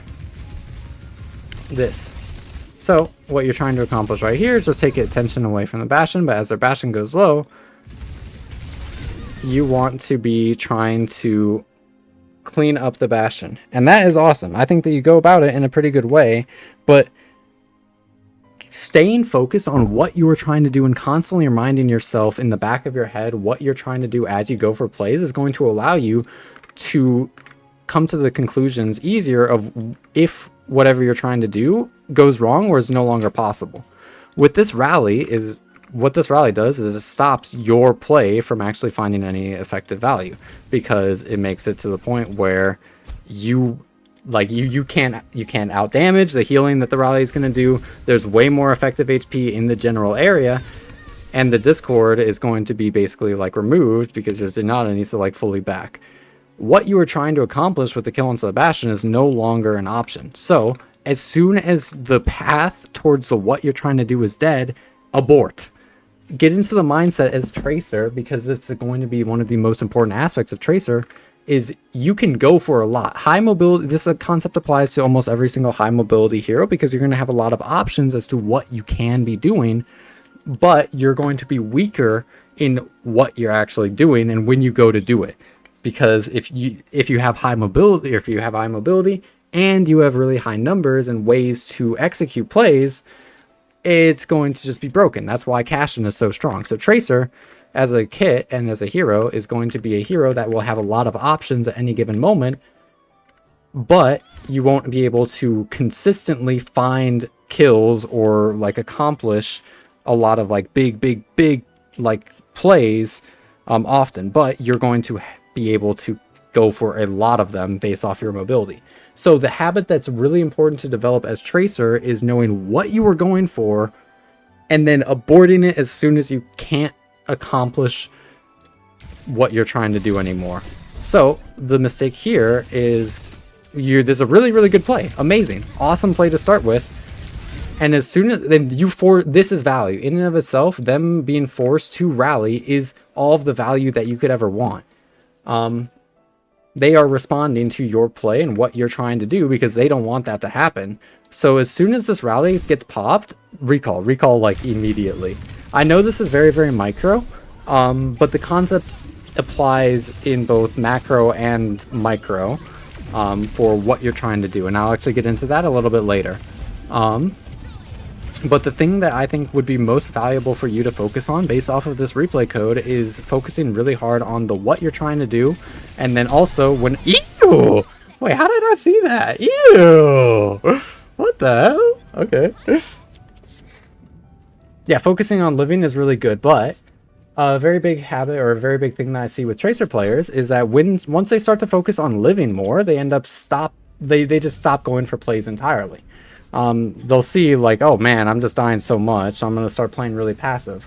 That's not what I want. That's not how you're gonna find value. Just living is not going to be enough to win games on Tracer. You need to be kind of the carry in a lot of instances, but as you try things, just know when to abort is the hugest thing.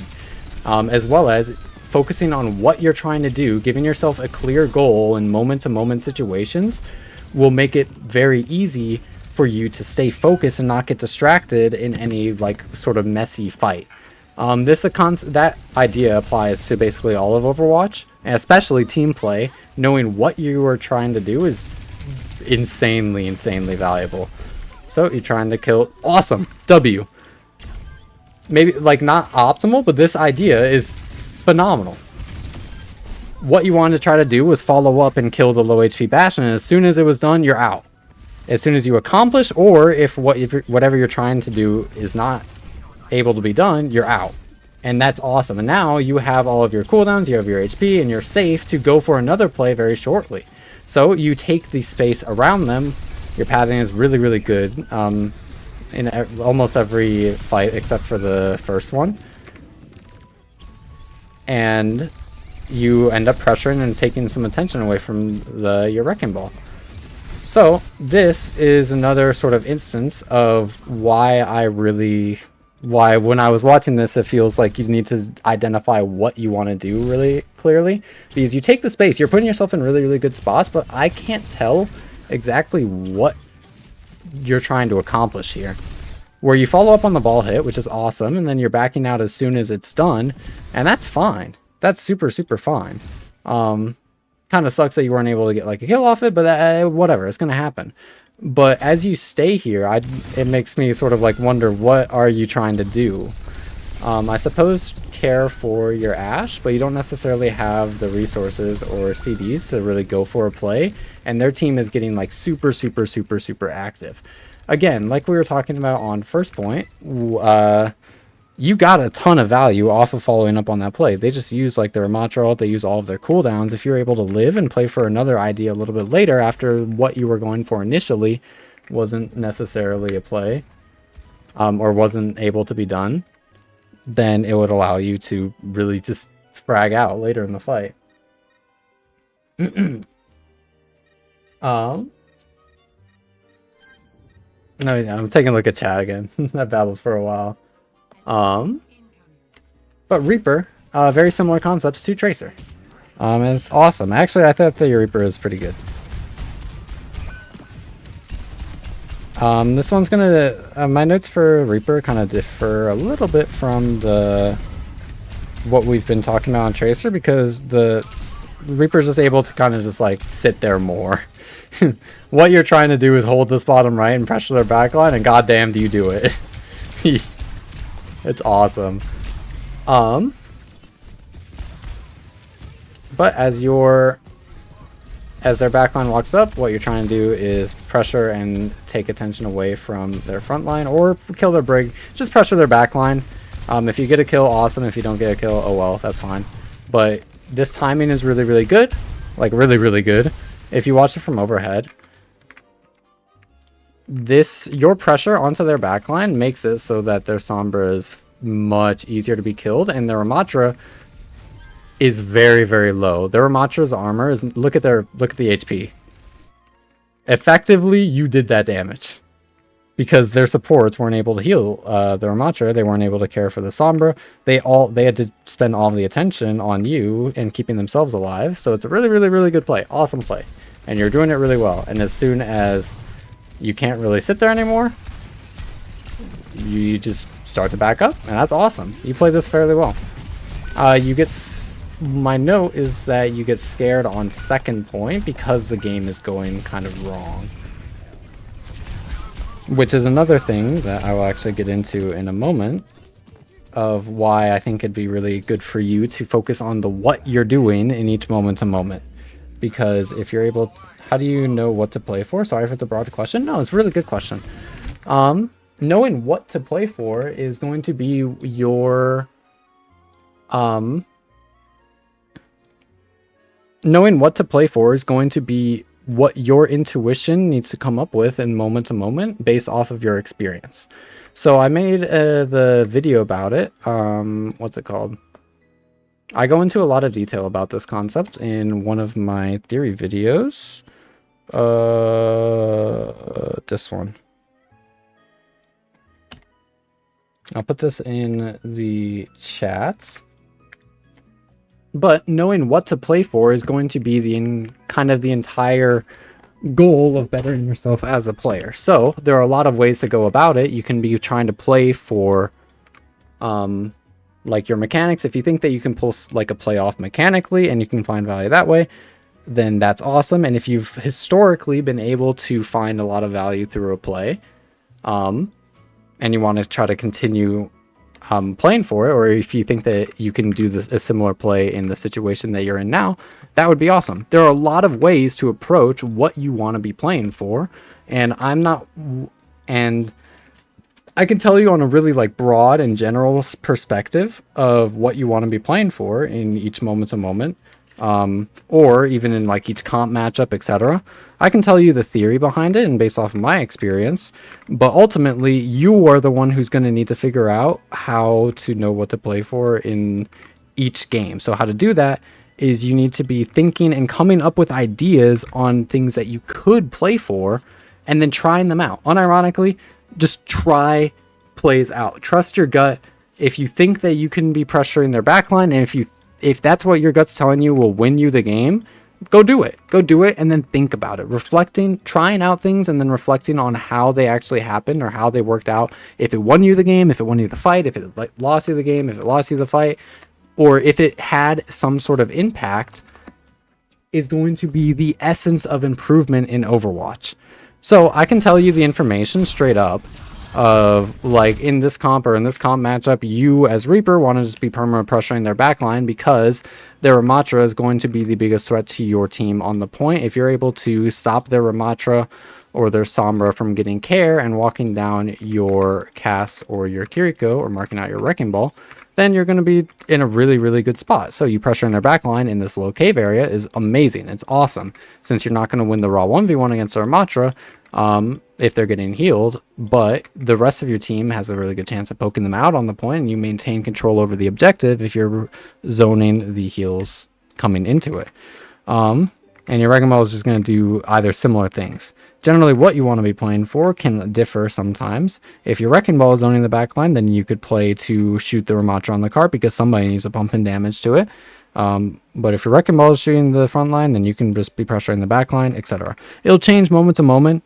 Generally, though, what you were doing was really, really good, and your intuition was definitely what I would say is the optimal play of just pressuring out their backline and looking for any kills later. But that might not always be the case. There are some times where they're like they're not going to be on like Ramatra, they're going to be on like Hazard or something. Same theory would apply basically, but sometimes their Hazard's just going to fucking like snap your backline's neck.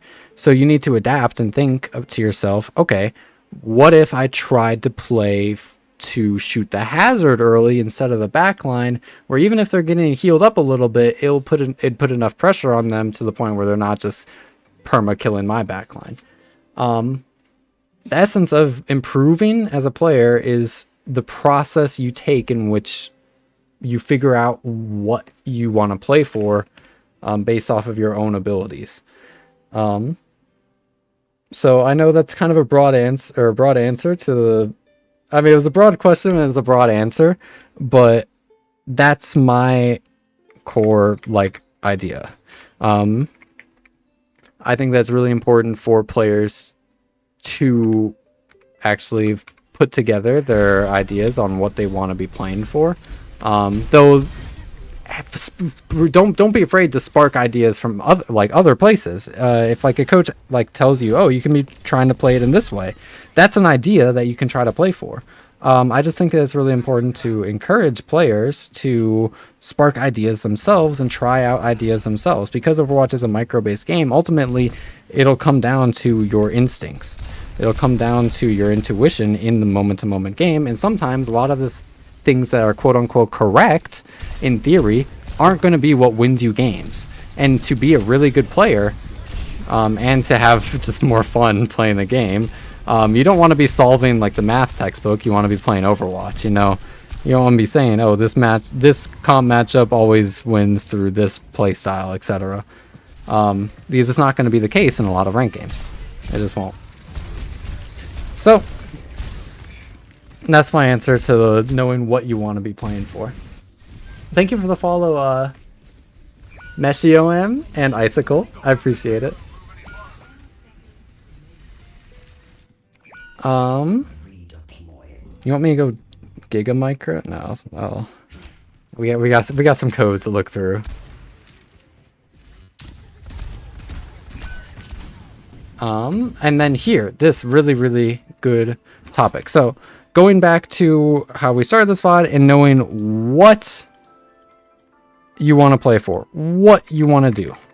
Asking yourself that question and reminding yourself of the answer that you come up with like consistently throughout the game will stop this issue that you're having, in which, from what I understand, my POV looking at this replay code, not knowing you like at all as a person or your experience in the game, it looks to me like you're really scared because the game is going wrong. It looks to me like you are like, they just capped first, even though you held it for a while because you're in really good positions, because they capped first and they're basically like one fight away from winning the game. You don't want to be the reason that your team like loses directly. So you end up posturing in this corner area, which just sort of begs a question in my head. And I don't mean this in like a way to like flame or anything, but like the question that we've been trying to answer like all like throughout the VOD, what are you doing here? Right? I don't mean it in the hostile manner, but the genuine question of what play are you accomplishing? What value are you trying to get? Because I've seen it in the past like while. You know how to get your value of your heroes, but it looks like as you stopped sort of trying to go for plays or asking yourself what you want to do, you end up not doing all that much. Yeah, I guess playing on this low ground area is like you could argue that it could zone the Reaper, but you don't know the Reaper is there until right now. In which the better play, if you wanted to be marking or zoning the Reaper, would have just been to TP up yourself because you have like support healing. So this is why I feel like the biggest number one thing for you to really think about, across Reaper, across Tracer, across Cass as well, but we didn't get into that much, is knowing what are you trying to do? What are you accomplishing? And reminding yourself after you find the answer of knowing what you want to do. If you see the Bastion low HP and you're like, I want to try to follow up on that Bastion. I want to look for a hit on the low HP Bastion. That's the play that I want to make. That's what I want to do. Do that and remind yourself as you're doing that what you were trying to do. And that way you won't get distracted by anything. You'll be able to cater most of your brain to focus in on how to make the play you're doing the most effective it can be.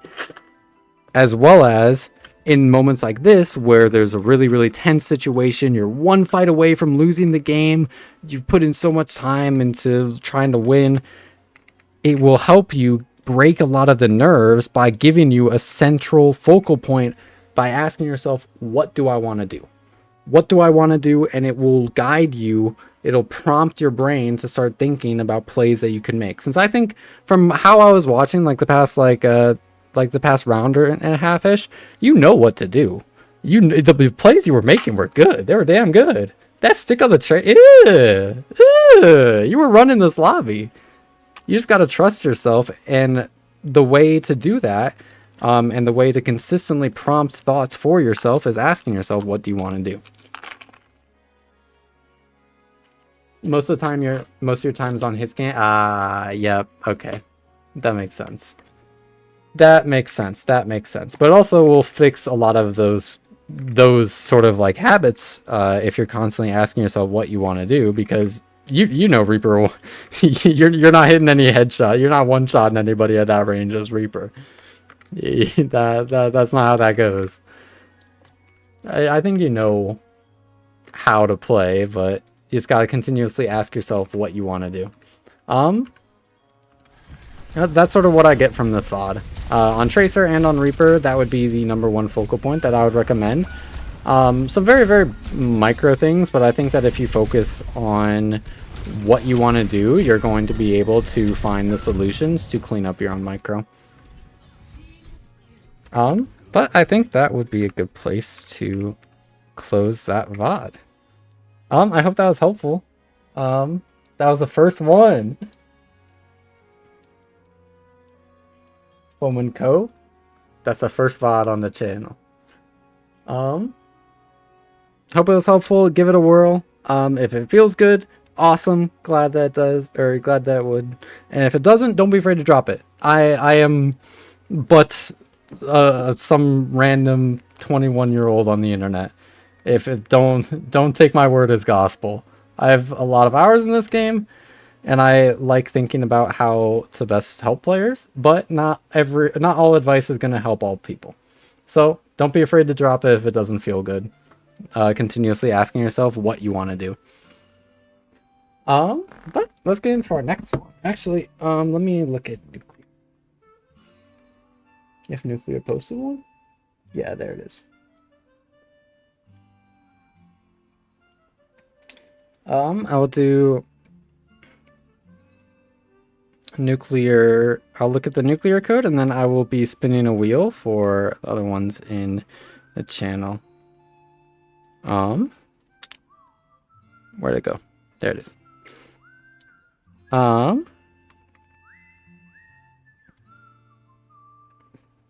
Bang. All right.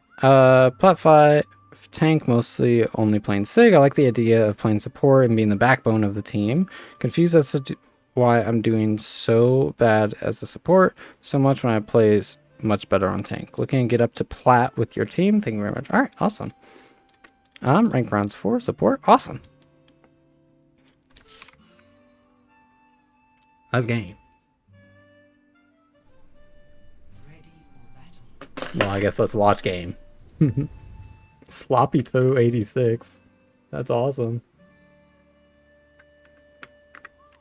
5, 4, 3, 2, 1. Objective. Alright, let me see Nuclear Doc. Just looking back a second. Is it plat on tank? Yeah, current plat 5 tank. Okay, awesome. Yeah, so you probably know.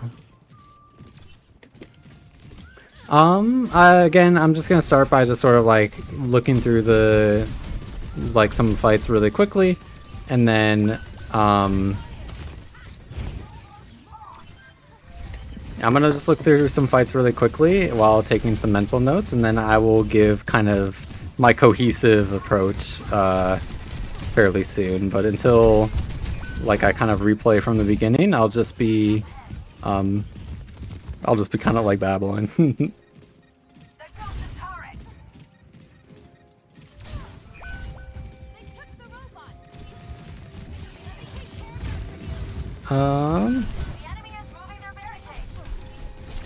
Brigitta's, I get it.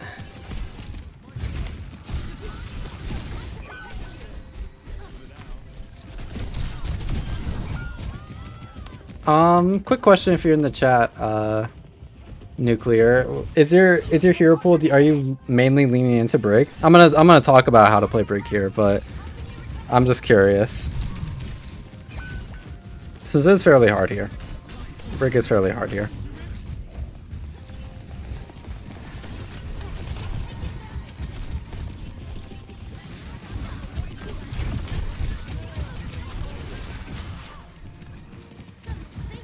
What rank is this? This is a Bronze 4 VOD. A Plat 5 tank, Bronze 4 on support, and we're gonna try to help get up to Plat on support as well. I will say, anytime that I'm doing like any coaching or just kind of in general, I really just, I get upset at rank shaming. Do not rank shame, I will get pissed at you.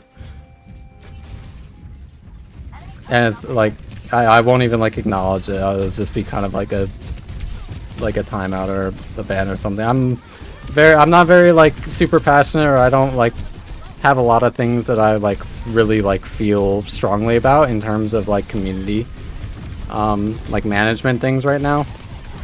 But I really want people to be like okay and proud of their rank. Everyone has their own individual goals and reasons for playing the game, and I don't want anyone to sort of take that away from people. It doesn't matter what rank you are, everybody's playing their own game.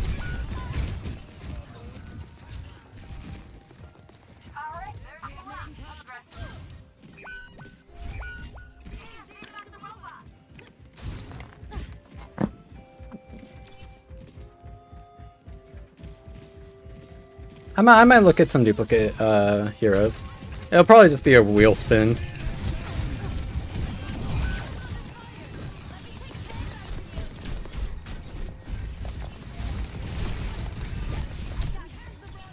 I don't think the...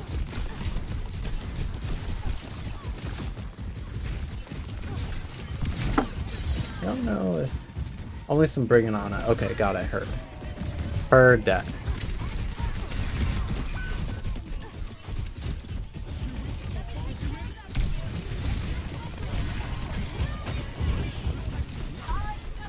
Okay. I think I have most of my mental notes here. I got a little bit distracted by my tangent about like preface of I won't really tolerate any rank shaming. So I locked out for a little bit, but I still have most of my notes.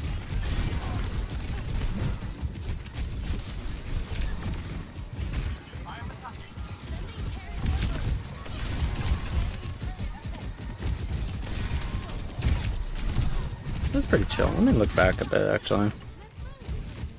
Oh, I guess it is push. So it's the last 2 minutes of the game are the parts to look at. Huh?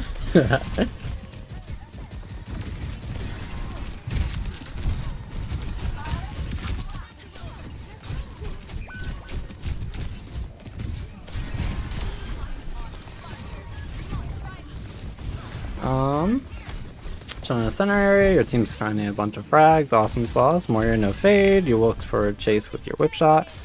Awesome sauce. I'm gonna be finishing, I'm gonna see how this last fight or two goes, and then I will look probably at, I'm gonna rewatch like 2 fights that happened a little bit earlier, and then I'll be able to get into my spiel.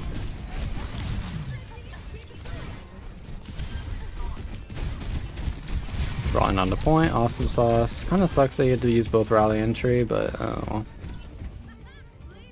You have Junker Queen ult, super winnable, mega winnable. That grip scares me.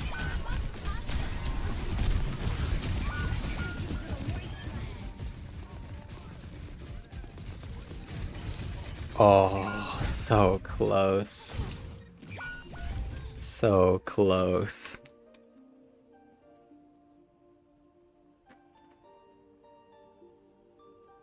Where'd it go? There it is. Again, a few more. I'm just looking over or rewatching like 2 fights, and then I'm getting to my spiel. Sorry, I don't like go fight by fight. And I'm not like actively talking like crazy amounts. I just really feel strongly that trying to condense my thoughts the most that I can is very valuable whenever I do coaching. Because I don't like overwhelming anyone. I can babble about the game for eons. I mean, you all know this. I have the daily uploads where I won't shut the fuck up. But whenever I'm trying to help people accomplish their specific goals, I think that staying focused on a few topics is helpful from my experience.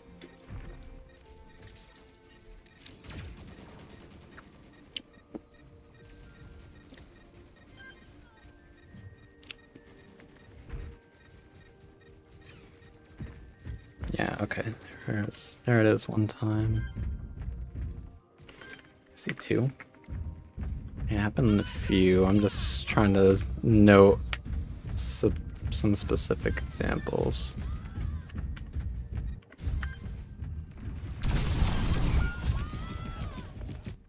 This is Paul's palm, right?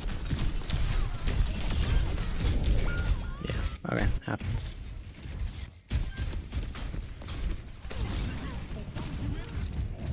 Moira Orb is so scary, bro. I feel like anytime back in like last Moira meta, that was like Overwatch 1, damn. I remember like it'd show up in my dreams. I'd be like low HP, and you know like those kind of like nightmares where you like can't walk at all, you can't like run, like your legs don't work well. And then the Moira Orb, it wouldn't be like a killer or like any sort of like horror guy. It'd just be the Moira Orb just chasing me down. I hate Moira Damage Orb.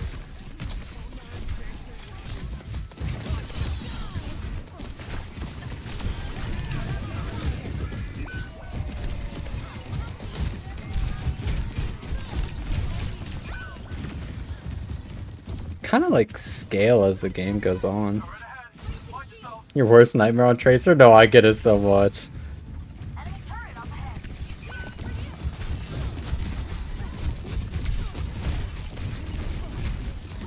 What's the biggest thing to talk about? It's probably, yeah, okay. Yes, you can shield the hazard ult. Yeah, if you look up, you can shield the hazard ult. You can do it with your base shield. It might be like a little more finicky with your base shield, but you can just look up and shield the hazard ult. That goes for all shields in the game. Sigma, Reinhardt, Winston, Brigitte. Okay. I think two things that we want to look at. I'd like one more example, ideally.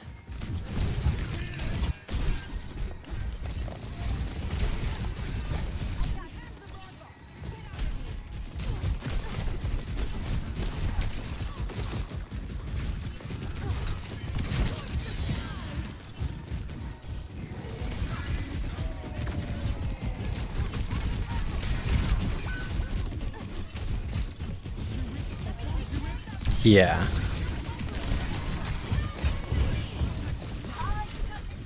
Okay, sorry. That took a little bit longer to organize my thoughts and come up with like a kind of cohesive approach I wanted. But I think I'm gonna start babbling now. Apologies for the wait.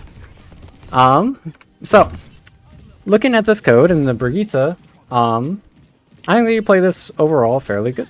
There are some glaring mistakes, but there are also a lot of really good moments. I liked a lot of your rally usages. I think that they were very strong. I think that there are just two things that we want to like kind of like look into as we go and approach this VOD. And it's going to be wait, that's a fun idea. So we just covered the what in our last one, and constantly reminding Nuclear of what we want to be doing. And now for this one, we want to be thinking about the where and the when. So what I mean by that is your initial positioning in fights is actually fairly strong. I think that you're kind of putting yourself in spots where you're easily able to care a lot of different people, as well as find a lot of value based off your Inspire. You can see this really clearly through taking the middle area of this fight, where you immediately find some value onto the hazard, you proc your Inspire, you start healing up your Onion, and you like just overall find some value. This is a little bit scary. Some of the smaller things are a little bit scary, but the general idea is pretty good. So that will kind of lead me into what I mean by focusing on the where and the when. Is those are two things that I think will help you by far the most. This is a... where's the first one where I get punished for it? Here it is. So, this one is a little bit scary, and this has been kind of a consistent thing for the first few engages of the fight, but this is the one where the hazard actually ended up turning onto you. So you're accomplishing with this middle pillar play and just sort of controlling the central area is you are acting as a buffer for their hazard would need to cross past you onto your Lifeweaver or onto your Sierra, as well as you are constantly able to swing in this close quarters space with cover to proc your Inspire. Inspire on Brigitte is going to be one of the biggest value sources that you can have, and you want to be trying to maximize your uptime of it because it will give you literally everybody around you and you or yourself just more effective numbers and more effective uptime, as well as it damages the enemy team, which is really, really good. So for, was it this fight? No, I want to look back a little bit and talk through the where, what I mean by the wheres a little bit of... You know that you want to be kind of like supporting your team and you want to be kind of like marking out some of the threats, which can be a really awesome, which is a really awesome approach to Brigitte. But the where and the when is going to be the scariest thing possible, or the biggest thing for you to focus on because of situations like these. This is actually a pretty good bash because you get into a really good spot and you are able to force out their hazard. You're acting as a buffer. You are chunking down their armor and making it so that your Onion is going to get care. Your Lifeweaver is safe. Your Queen is safe. They're going to be able to do a lot of damage into the enemy team because you had the right place that you went. You controlled the center room to chase after the hazard, and at the right time that you went there because their hazard just used their slash. Because slash is going to be the main thing that you should be really, really afraid of into hazard, because it's going to that can just go through your shield. It can just kind of kill you through your shield. So main thing that you want to be thinking about as you sort of go about this and applying the where do I want to be is your posture and positions a little bit later. So this swing is exactly kind of what I want to sort of be talking about and getting into a lot about in this VOD, where I think that you have the general right idea. You're moving well, you're kind of like, you're giving people packs when they need the packs, you're swinging when you need to swing. So you just want to be trying to maximize your uptime in your ability and capabilities to do that. So you have a really, really good spot on this left side area here, and you wanted to look to try to step up for their hazard. I go a lot top down because it's easier to sort of talk about positioning from top down areas, but you give up the positions because you got a little bit distracted after the initial really, really good play.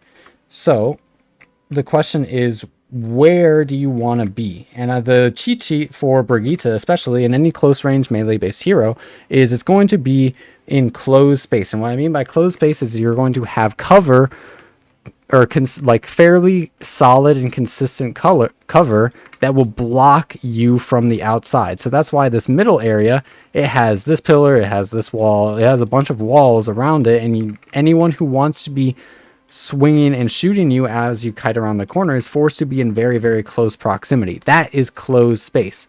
Other example is going to be like things like this room, where again, if they want to shoot you while you're in there, they are very likely going to need to walk forward into your effective range. That is the cheat sheet as Brick. You like closed space 99% of the time. And that can determine where you want to go in a lot of different instances or a lot of different areas. And that's why this like bash and slash onto the hazard was really good, because it was within closed space. You were at no threat of being shot from anyone else on the team as you did your job, as you procced your inspire, as you healed your team, as you packed your people. Because their Torbjorn can't see you as you bash this hazard. Their hazard is still going to be forced out of the space. You're buffering all of the people that you need to buffer, and you're getting like a decent chance to carry your onion. And you're just overall taking a really, really good exchange. But what I really, really want to get into, and this is the most prevalent thing across this VOD, is how you're actually pathing and where you are going later in the fight after you do your initial take. Where here, after you back up and then you walk through this way, you end up face taking their turret and their Life Weaver very consistently and taking a bunch of damage. You bash to your Sierra, which is really, really good, and you end up helping her win that 1v1 against the Tracer. Your ideas that you're playing for are pretty damn good. You're getting a lot of value on Brigitte, but it's just hard for you to execute on some of the ideas because of where you're playing and when you are going for these sorts of plays. So this, another not necessarily a bad spot to really be fighting, because especially as they're all back on this inside area, it's going to allow you to play on this corner, which is going to force them into your close quarters brawl. It's not exactly enclosed space, and they're going to have more options later to force you out of like this location. But it's still like a solid play. But when you go for this is going to be the thing that you really want to focus on, and knowing when the space is actually open on the map for you to be taking. So here, why this is really difficult is because your team is backing up. There's no one to take the attention and the aggression but you. You wait for your armor and your shield regen, which is really, really, really good and awesome. It's an amazing habit. Thumbs up, double thumbs up. But going really aggressive off of that sometimes won't actually win you these sorts of traits. Since their hazard still has their slash, as well as their team doesn't have that much pressure on them, the timing of this is going to be the big issue here. So how to focus on that and how to fix this in the future is knowing where you want to play, and then asking yourself, can I do that now? So I think those two questions that you can ask yourself as you play is going to be what greatly increases your performance on Brigitte and Ana. Actually, this concept applies for both. Very, very, like, a lot. So first off, ask yourself where you want to play. It's going to be the most important for you, is knowing where your sort of enclosed space is, where you can force them to play into your value as Brigitte, in that sort of like close range area, or a close range space.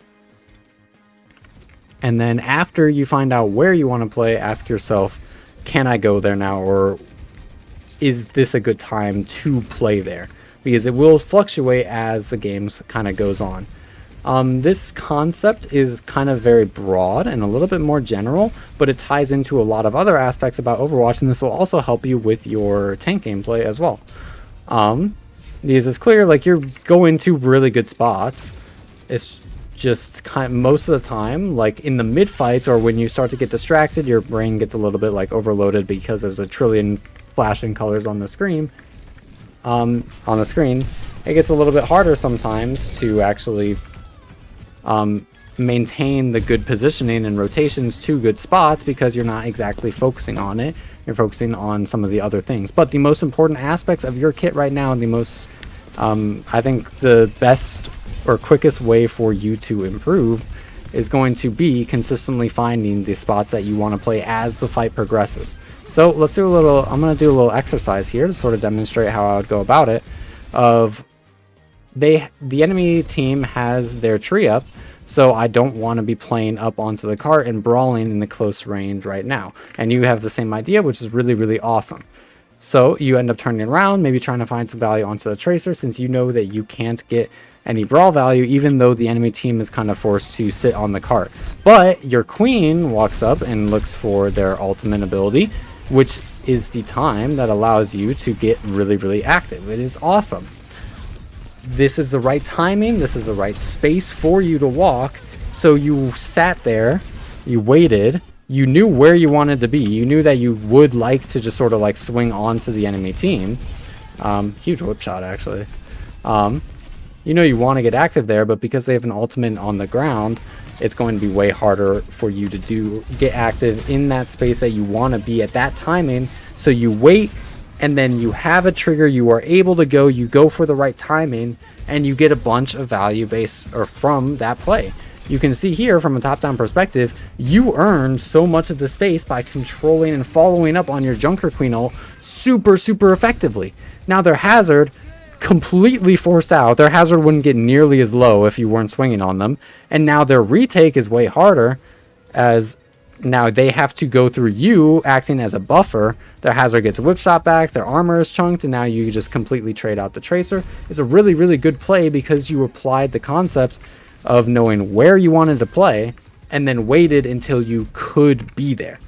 If you're able to focus down those two ideas, even if you like start lacking in other areas, like knowing like when to, or like paying attention to your teammates, or knowing when you need to like give packs to people, I think that's unironically like okay. Of course it's not ideal, but the two most important aspects for your gameplay right now is just knowing where you want to play and when you want to go there. And I think that you'll be starting to find a bunch of success in your support gameplay. This applies for both Brigitte and Ana, these concepts. I'm using the Brigitte clips as examples, but similar ideas can be applied on Ana, where if they're like hazard has, or if their Ramattra has like full CDs and is holding a corner, but your team is getting really active on that back, like on like coast side or something. Like let's say your team is like fighting over here, you're just down like main area, and they're like Ramattra is holding this corner. You might want to be over there with your team, and you know that you want to go over there, but you still need to wait for the Ramattra to not be there. You need to wait for the right time to do so. This generalizes a lot of like core concepts and fundamentals of Overwatch, but I don't mean it necessarily as a summary of timing and positioning. I mean it as focal points for you to actively ask yourself in the game of where do I want to be and when can I go there. If you're able to consistently ask and answer those questions to yourself as you play the game, I think that you're going to be able to find a lot of success.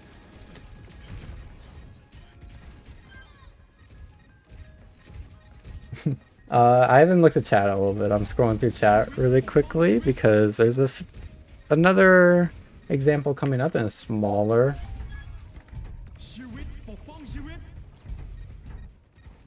Some smaller things I want to bring up before closing this VOD, but I hope that the core idea generally kind of makes some sense.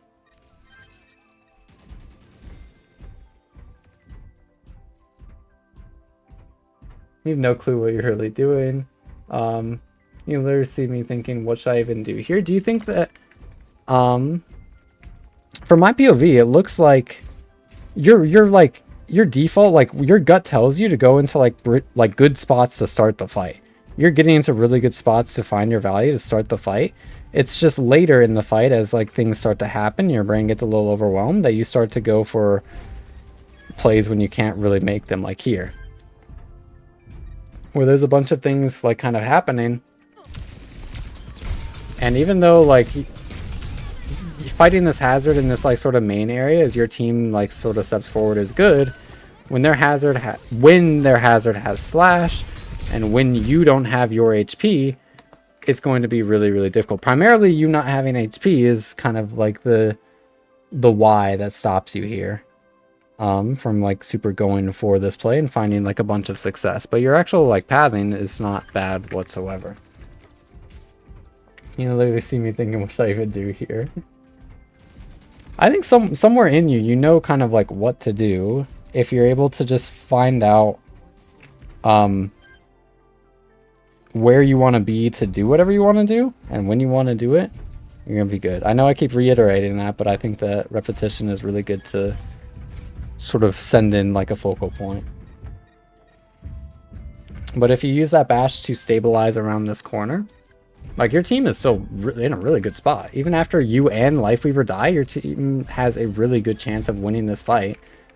But you try to force things a little bit too much by like playing in the space that you want to play in when you can't play there yet. So you just want to like chill until it opens up in these sort of like mid-fight scenarios.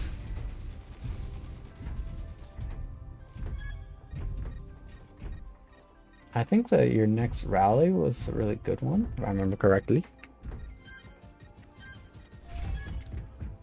I wish that push didn't take so long to walk back from spawn. Actually, I would die so much more. Enemy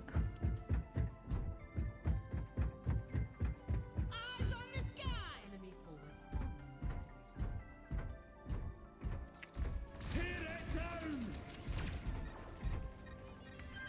Yeah, where'd you bash? Yeah.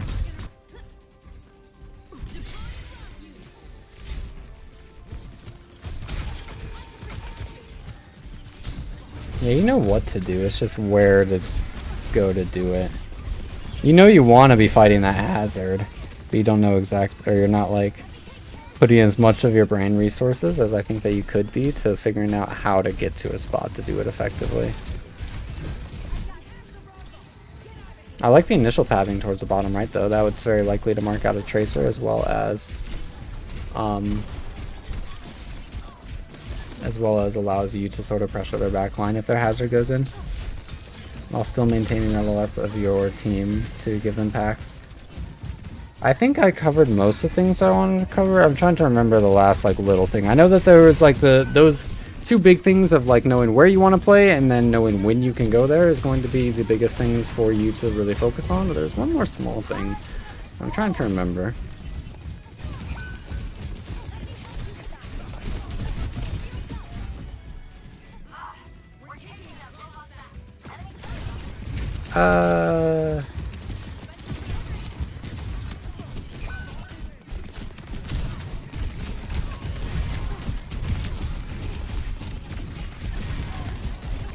I think it's your... Oh, right, okay.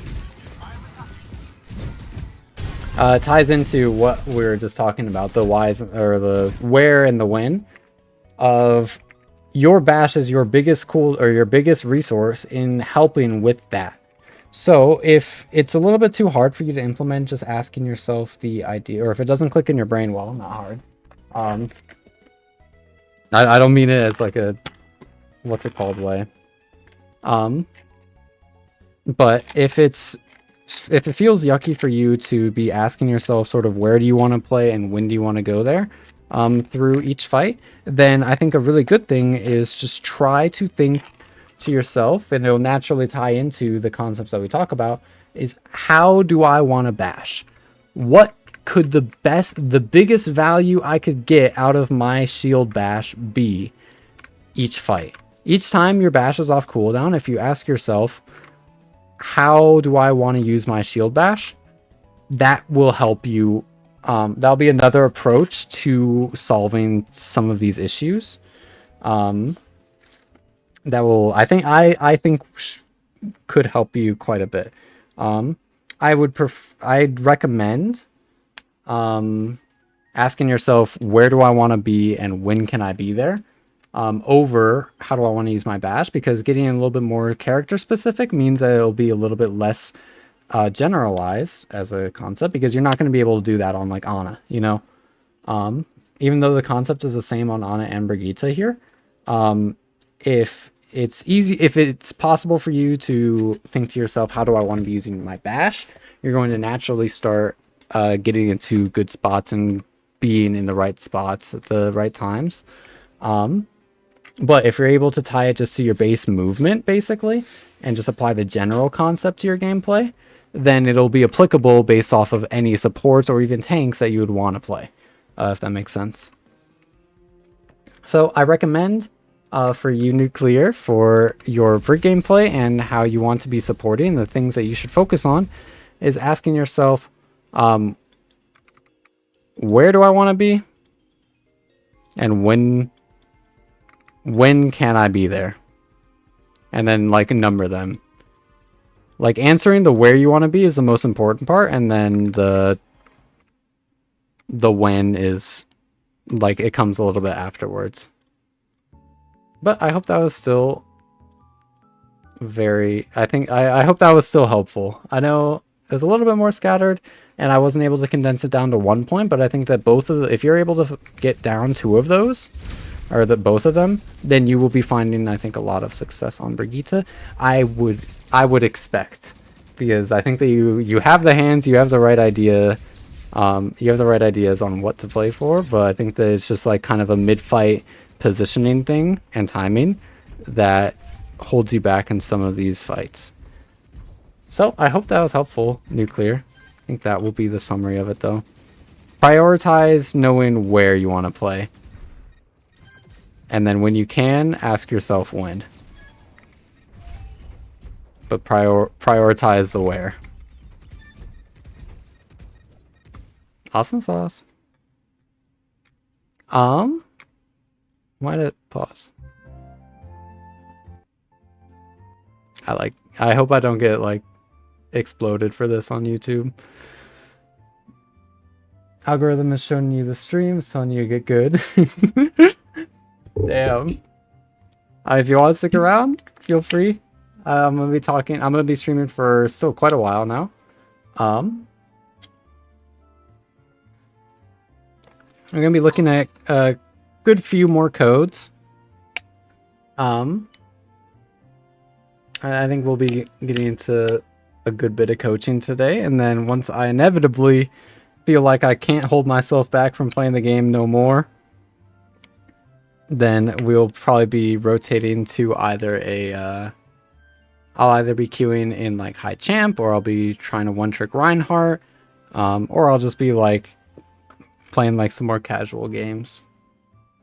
Mace to the face. Yep, exactly. Put yourself where you can put your mace to their face.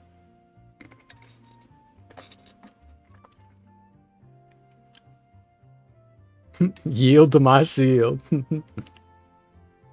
Hope yours gets picked before you have to leave. I'm gonna be spinning a wheel, I think, from here. I'm gonna be prioing. I put it in the Discord. I'm gonna be prioing Twitch subs for a bit, but I think that we actually probably can get through most of the ones posted.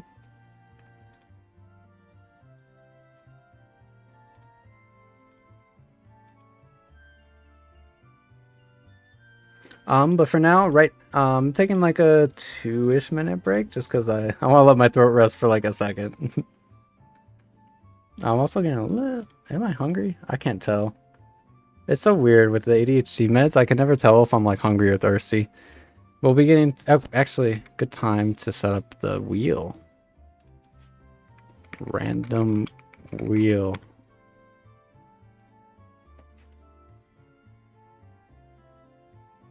New VOD reviews? That sounds so fun. This is the first time we're actually doing VOD reviews, but thank you so much for the follow, Noferat. Wait, Nosferat. Thank you. Yep, drink, everyone hydrate. I'm scared of the people on my Steam list. How do I... Bang. I don't know who Hamburger Helper is, but I don't really want to know what they have to say right now. I'm sorry. Yeah, get some water. So we aren't I'm sorry. Hamburger Helper scares me. I don't know who it is. I don't know what they want from me. I don't have a hamburger and I don't need any helping.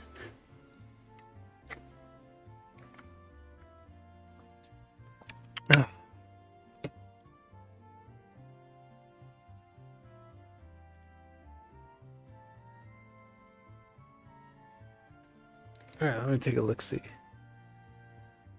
I should put a reaction of...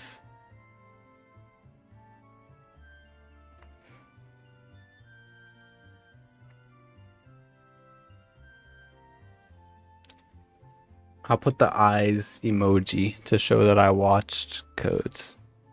So the Nuclear and Fomenco. Tony on YouTube this week, maybe try Brigitte again. You've been having so much fun playing. Awesome! I'm so glad. Brig is so much fun. Brig is really, really enjoyable as a hero. They're awesome. Alright, so Luna.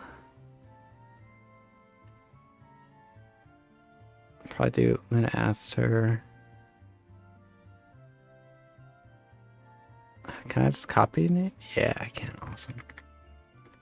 Time to put people in the wheel.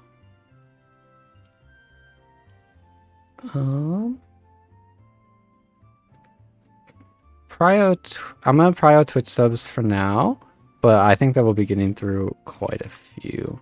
Though wait. Some people don't have the role in the server. I don't know.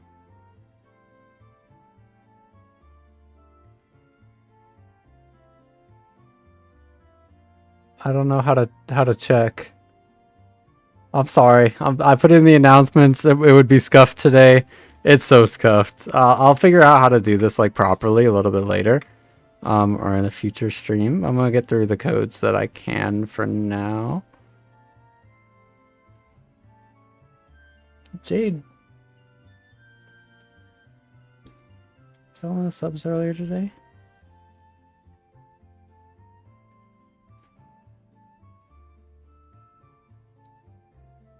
I don't remember. Gifted subs might not show up on previous message posts. Heard that. I'll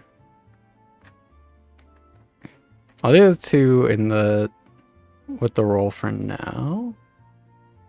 Yes. The Poly D and then the Luna Aster, and then we'll get into other codes. Oh, the awesome sauce. I'm sorry it's scuffed. I'll figure out how to like make it really like I'll find a good system like soon. This is kind of like the test drive. Oh wait, no, we had the two already. So let's spin the wheel.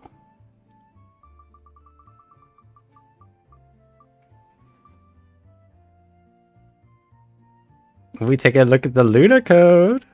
Awesome sauce.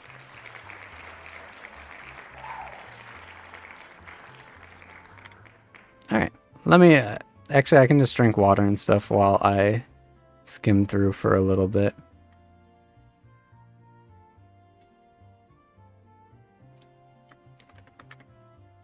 Time for peak gameplay? I'm ready. I'm quaking in my seat. Oh, I'm excited now.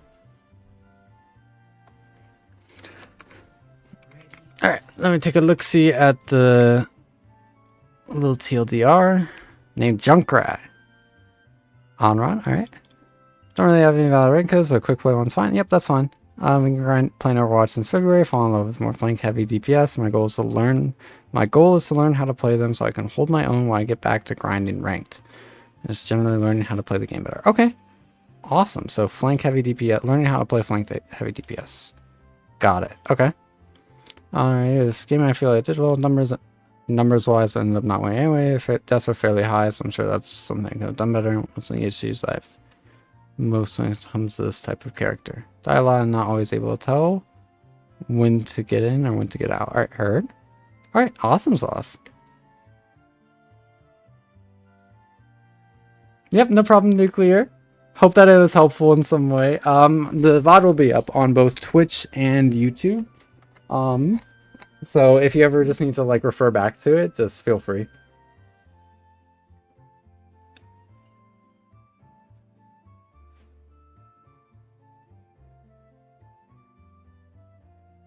Alright. So then let's see here. Goal is to get better at flankier DPS. I can help with that. That's that. I like flankier DPS.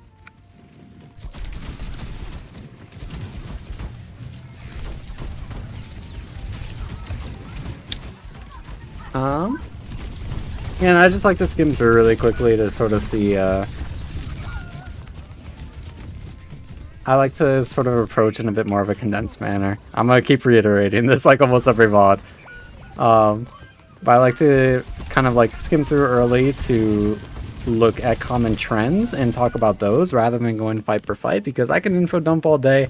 There's a gazillion sort of like resources out there that can just tell you like what's like theoretically like right good answers, and I can talk about specific like matchups and whatnot. But I like to cater my VODs to specific players and help them accomplish their goals based off of where they are currently. So I like to go about that in condensing and seeing the most common issues or the most repeated issues rather than going fight by fight and talking about issues as they come up, because it's usually just more time consuming. And time consuming is really important whenever you're going through VODs, because nobody has the attention span. Like, for good learning, it should be like 30 minutes or 45 minutes or less for a good VOD. I won't even lie. That's my philosophy. W kill? Swagged on that guy. Nice approach. Curious how you play the next point. This one is forced, so a little bit more front to back.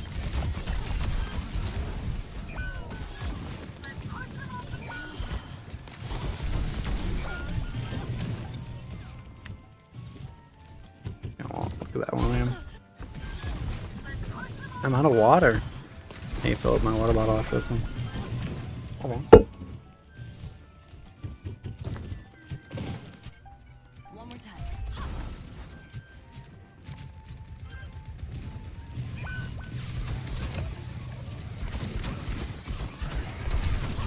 Usually watch your VODs in a few times, you're only gets 5 minutes. Yeah, no, deadass, I get it. I have the same thing.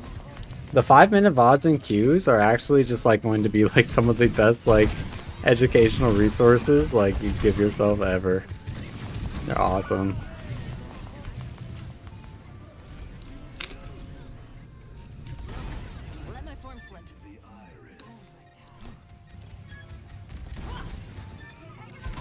Our next drop's at 10. I'm so sorry, I have no idea.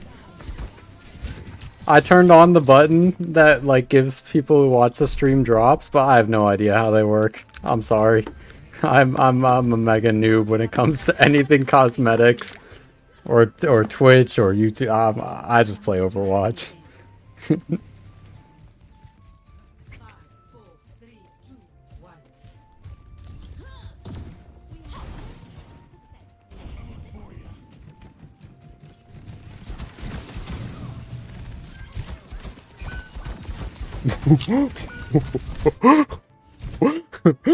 I'm sorry, I don't mean to laugh.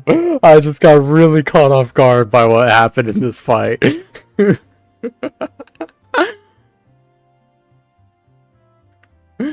MVP still on? Yep, I will be streaming for quite a while today. It's probably like, I'd imagine like about the halfway mark of the stream. Maybe. It depends on my energy. I was really caught off guard by what happened in that fight.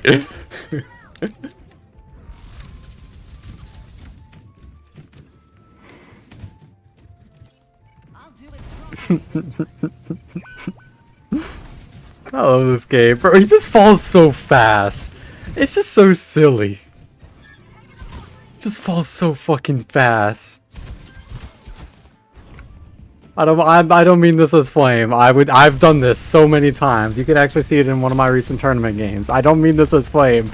I'm talking about the game mechanics. How he just speeds up as he falls. It's really funny to me. It's really funny. I don't know who that is. I don't mean to flame. It's just I've done it a trillion times myself. It's just really funny. Like mechanic in the game.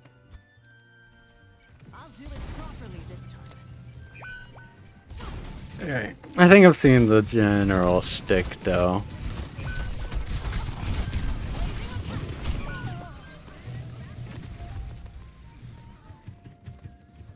I haven't hit my limit yet.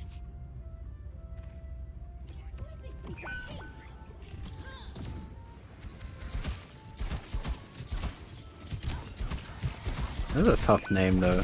Junkrat exclamation mark.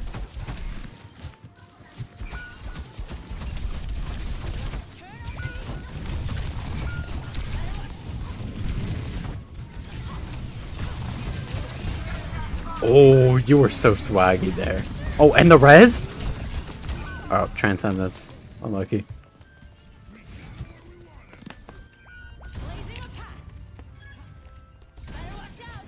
Oh, I like this concept. This is one of my favorite concepts to talk about in the game.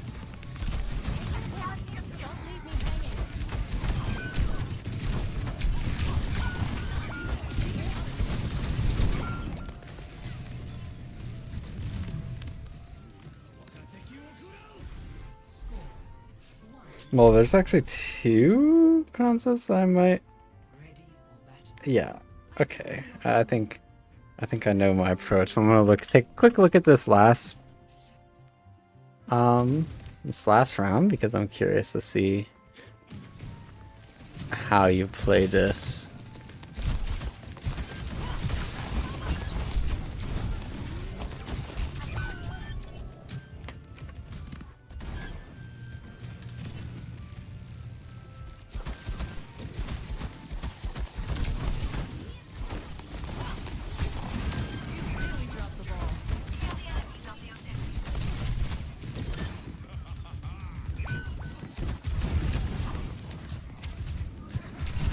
Oh, I'm actually so excited. It's a really fun code to talk about.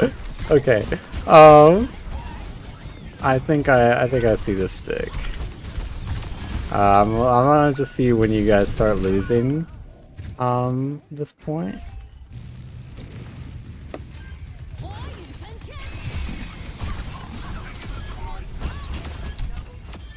Damn, do you? They must get a crazy recontest and then start playing really hard stack together.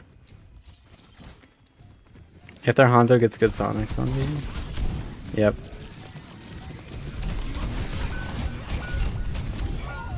Yep. Okay. Yeah, this is a quick play. Onron is silly. Onron is super silly. They're fun. They are one of the... I've been having so much fun playing Onron. I actually have an Onron account right now. Or one trick account. I've been grinding them when I have the time to.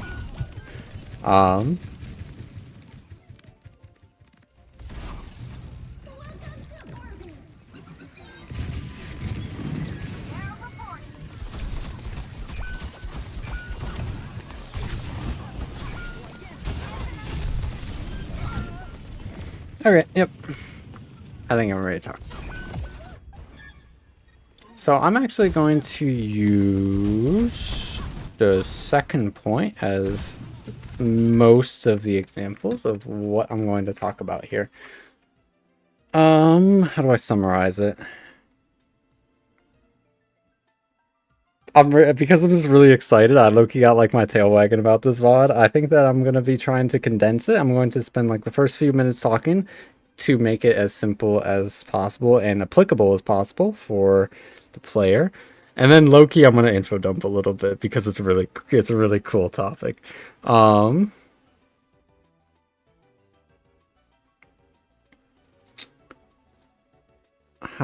do I go about it?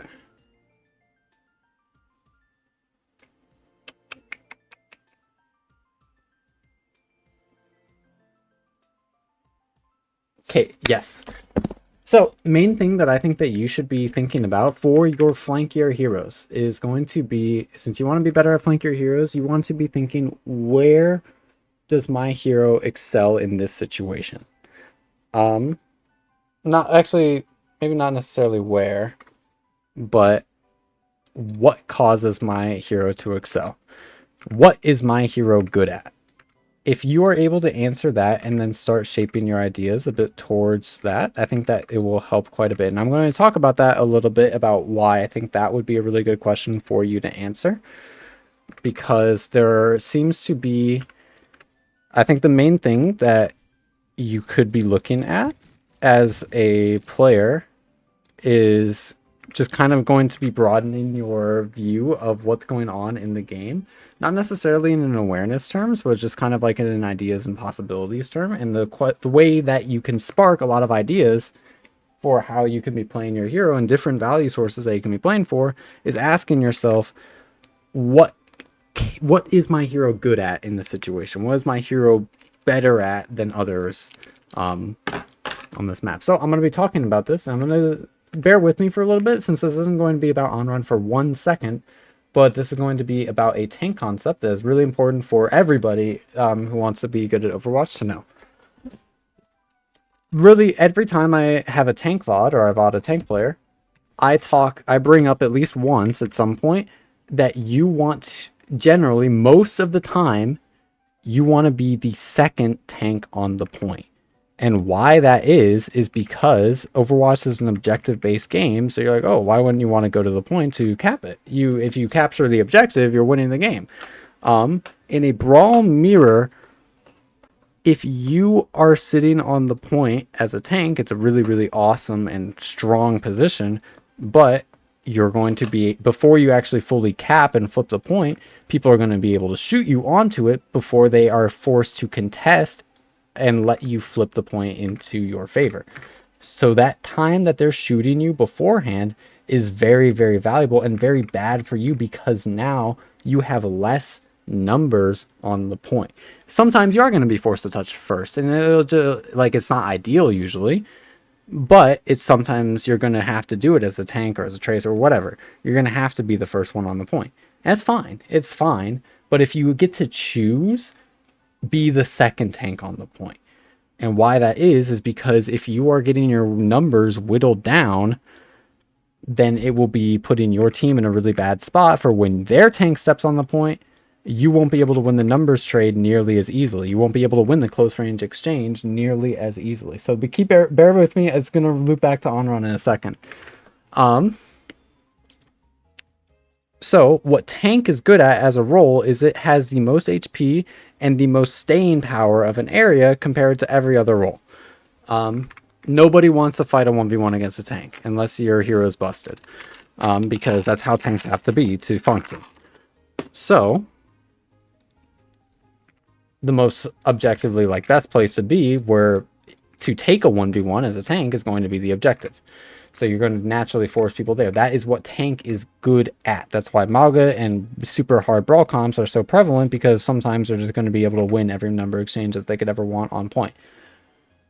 How this ties into on-run, that concept of tank wants to be on the point first, is really, really important, because tanks are really good at that. So when we think and we loop it back to how each hero wants to be playing, how they can be finding value to eventually capture the objective, to eventually win the game, there's a lot of different value sources. Heroes like Reaper, Bastion, Mauga, Reinhardt, really, really strong at actually capturing the objective, but heroes like Onron, Genji, Tracer, what have you, Echo, etc. The quote-unquote more flankier-based heroes are flankier-based heroes because their kit is more spec'd into mobility rather than the raw numbers trade. So what this means is that if your hero is spec'd more into a different value source, then if you play towards that value source a bit more, fights will be a lot more consistent. Where, let's say for this fight here, this is pretty damn good because you're able to get onto the Zenyatta and you kind of punish their mistakes of just kind of sitting on the point. The Zenyatta doesn't want to be on the point. They don't have the raw numbers to sit there, and you're able to punish it.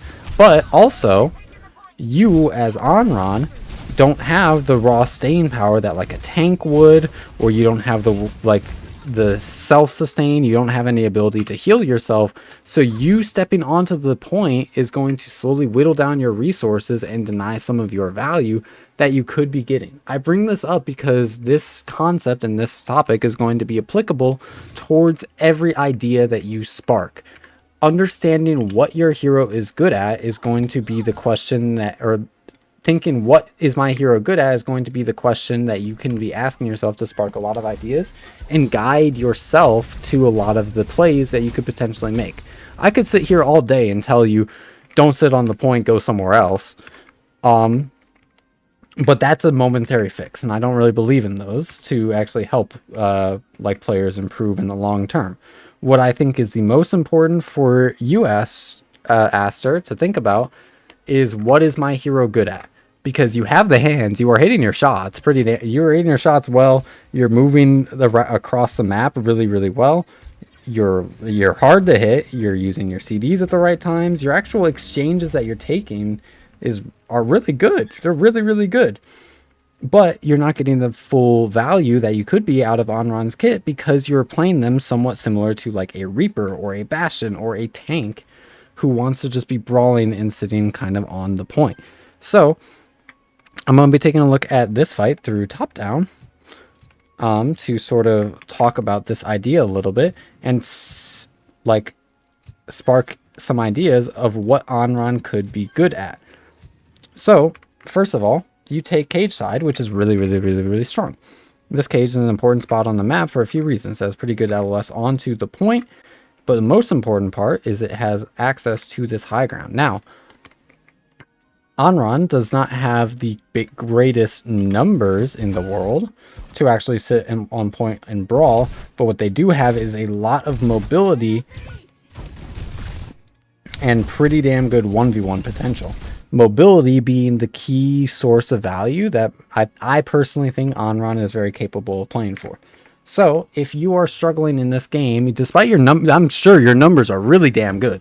You sitting on point and you took the exchanges really well when you were fighting on the point, when you were brawling, you were setting everyone on fire, you were getting your huge ease off, and it was awesome. I'm sure your damage numbers were insanely high. I'm sure you got a lot of kill credit and a lot of fights, but it didn't win you the game. And that's okay. That's okay. It's a good idea to try and play for. It's a really, really strong thing to be approaching with. But now, after you sort of look back and reflect, you can be thinking, why didn't it win me the game? Even if my numbers were really, really good, was there more value to be found elsewhere? And I would argue, again, Overwatch is fairly subjective. So if anything I say feels yucky when you're trying to apply it, feel free to ignore it. I want you to have the most fun possible playing the game. Onron's kit is not spec'd into these huge brawls on the point, so you just dash and clear out the space around the point so you can find easier access and less committal resource or less committal engages onto the squishier people on the point. Like I was talking about earlier with the example of you don't want to be the second tank on the point. It's because if somebody takes angles around the point, if somebody clears the space to shoot you as you're on the point, it's going to feel really, really bad for you. It's going to be really yucky. And Onron is a hero that actually really likes to poke for a little bit. From my experience playing, Onron really likes to poke for a little bit because if you, let's say for example, this fight. I know I keep going in this fight, and I know it's top down, and POV is more fun to watch. But just bear with me for a second. This fight, let's say before the Mercy dies, you take the cage side. Let's say instead of just sort of like poking through this main area, you poke through. You force out this Hanzo. You get them to even just like back up. You get their Hanzo to stack on the point. And now their Hanzo is in a much more dangerous position. They're in a position that they don't like. It's harder for them to get value if they have to sit onto the point. And as soon as your Mauga's back, your Mauga loves that. Your Mauga loves getting close and personal with the enemy Hanzo, right?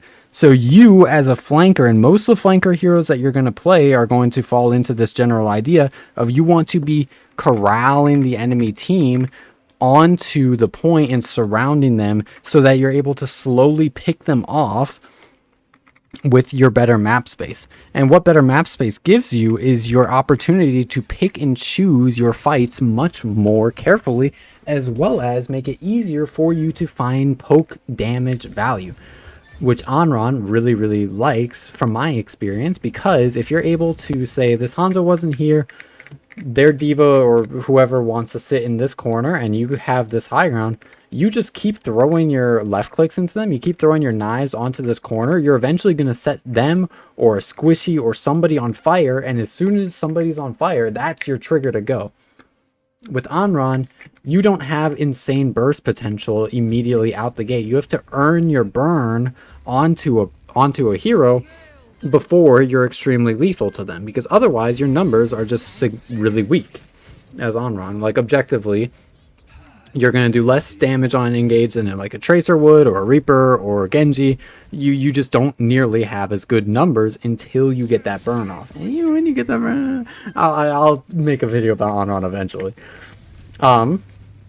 But your main value spike, your main numbers, and your pressure comes from getting that burn off, and it's easier to get better burns off and become more threatening as you're corralling space by utilizing the mobility of your kit. Your mobility is your advantage. You can use it to sustain yourself longer on the point. That is an idea that you can play for, and that is fine. It will work sometimes, but to be a good player means to find your value consistently no matter what situation you find yourself in. A good player, like champ level players, are able to get up to champ consistently because they know how to adapt to every single rank lobby that they could come into and still find their value. They know how to get the value out of their heroes super consistently. They're able to execute it properly because they know exactly like where their value sources come from. So with Onron, I would recommend you to be looking for more plays that are off of the objective, surrounding the enemy team more, and utilizing your mobility to pick and choose your fights that are better for you. Main thing, like how to summarize that idea, is basically, oh, what did I say at the beginning? It was actually really good. What is my hero good at? Ask yourself, what is my hero good at? It's a little bit more of a mouthful than some of the other VODs that we've done so far today. But if you ask yourself, going into a game as you're looking at a comp matchup, if you're asking yourself, what is my hero good at? What can I do against the enemy team? Even if you like, and feel like, try things. The biggest thing and the advantage of asking yourself as you load into a game, as you're scouting a comp matchup, is that it gives you an idea to play for. If you can find any answer, it doesn't have to be what other people think is correct. It doesn't have to be like what I think is correct, or even if you don't fully believe in it, if you just give yourself something, if you give yourself an idea to try and think, well, I think my hero would be good at brawling on the point. I think they would be good in the huge numbers exchange. That's fine. That's super duper duper fine. That is awesome.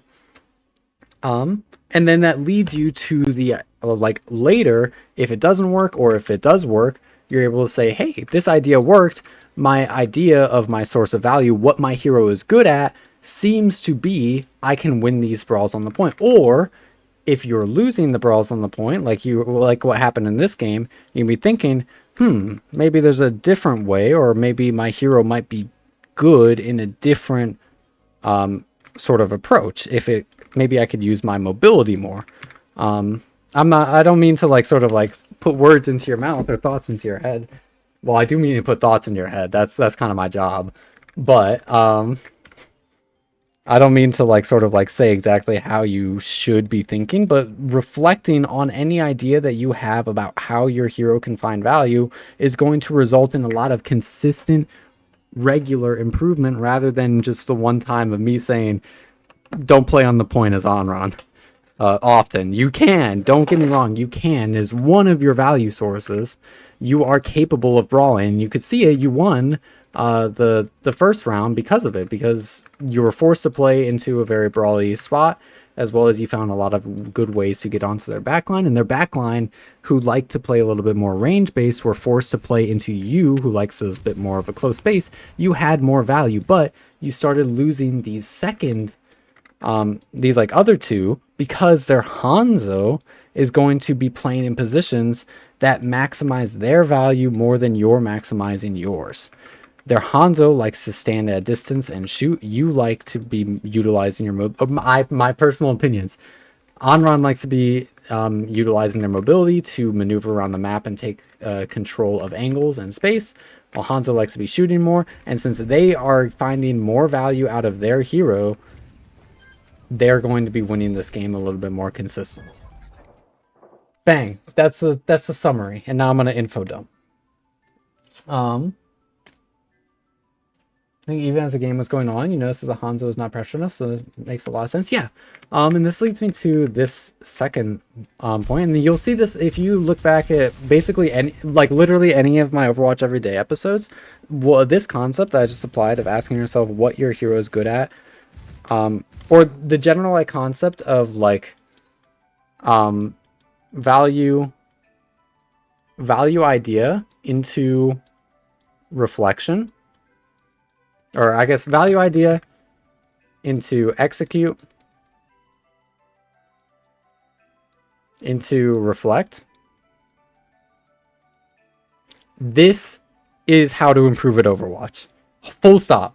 Like, if you come up with ideas of how you can be finding value to win games, and then you do your best to execute it, and then you reflect, was the idea good? Could the idea have been better? Was my execution of the idea good? Could my execution have been better? If so, how? And then you loop it back. That is how to improve at Overwatch. And like, low-key a lot of things, but I'm going to speak mainly on Overwatch. If you have an idea of how something could work or how you could do something, you try it, and then you reflect on the experience. That will let you grow in this game consistently and regularly throughout patches, throughout like different metas, throughout different heroes that you play. That formula is going to be what I've found the most consistent path towards myself and towards coaching others to find success and achieve their own goals. That sort of like loop in Overwatch is really, really, really good from my experience. But again, I keep prefacing, and I probably will for all of time because I'm a naturally anxious person. If anything I say feels bad when you're trying to implement it into your own gameplay, or if it's not like it doesn't sit right to you or you disagree with it, ignore me. My word is not gospel whatsoever. I have a lot of hours in this game, but I do not know everything. I just know a lot of things about Overwatch. And my experience and my ideas of how some things might help some people could definitely be very wrong. It might not click into your brain, it might not fit, and that is a-okay. It is not you don't need to like put so much faith in coaches.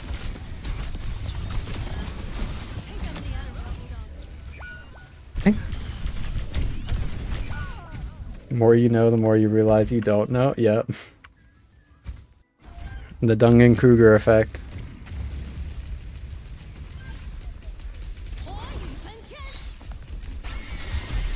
Never actually thought of it like that. The closest he did is, yeah, here I can't do things well with someone else. Yep. If you're able to think about like what your hero is good at specifically, or what they could be good at, it doesn't even matter if you land on the right answer. Then you're going to be able to cater your gameplay a little bit to find more value. I actually don't remember a lot of the things I wanted to talk about. I think I just summarized like a lot of the things that I wanted to talk about. I guess there's vision and how angles sort of derive vision. And what value is in vision, or vision aggro. But I'm sure we're gonna cover that at some point. That's one of my favorite topics to talk about. But stop looking at this VOD for now. For you, Aster, just think about, what is my hero good at?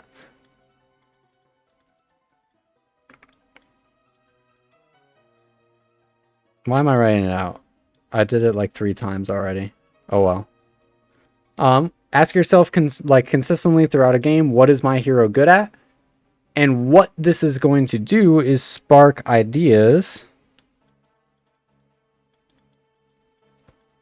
for you to try. This is the goal. Your goal here is to just sort of like spark ideas. Your mechanics look good. Your cooldown usage look good. Your execution of your ideas, or like your sort of more top-down ideas, are pretty damn good. You're in a good spot with Onron. But to find more consistent value, I think that you can be sparking a few other ideas of how you can be going about the game by asking yourself, what is my hero good at? But the goal of it is to help form some ideas for your gameplay to lean into. Oh, now next one. I think Polly D is up. Yep. Oh, let's take a look see here. Bang. And then I'll be adding the rest of the codes on the list, I think. I'll just be spinning the wheel through the submitted codes. Oh, I wrote it on my hand. W pass CV. Should I try it one? I need to go fill my water bottle. So I'm gonna look at this really quickly. I'm gonna look at the goals and just sort of like think on it as I fill it up really quick. I'll be gone for like a minute or two. Plat 2, DPS, PC, Freya. Okay. King Zero. Love the content. I'm trying to get all roles to diamond. Awesome. Tank support in 66 is already a diamond, while you struggle to achieve that on DPS. Linger around plat 4 to 2. Roughly have 2,000 hours of playtime. As I mentioned, play all roles, but DPS mostly hit scan with Freya. Okay. All rolls to diamond. DPS to diamond. Okay, to diamond. Freya, Ashe, etc., and a bit of Tracer. Okay. Try and improve in awareness and when and where to engage. Okay, awesome.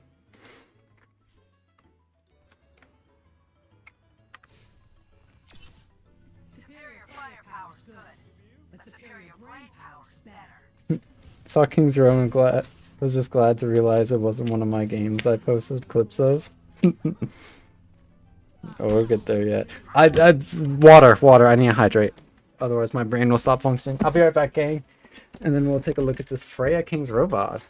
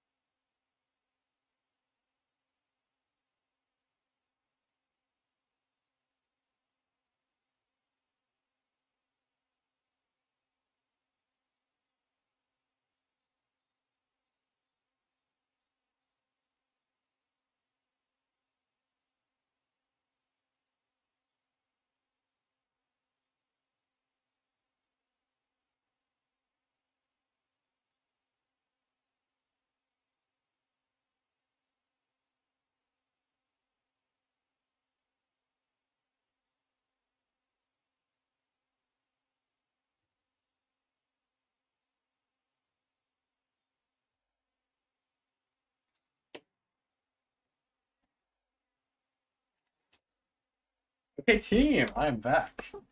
Sorry it took a little longer. I haven't invented too. I got held up a little bit. Where's the music? I can't. Oh. Oh, I am so copyright striked. Oh well.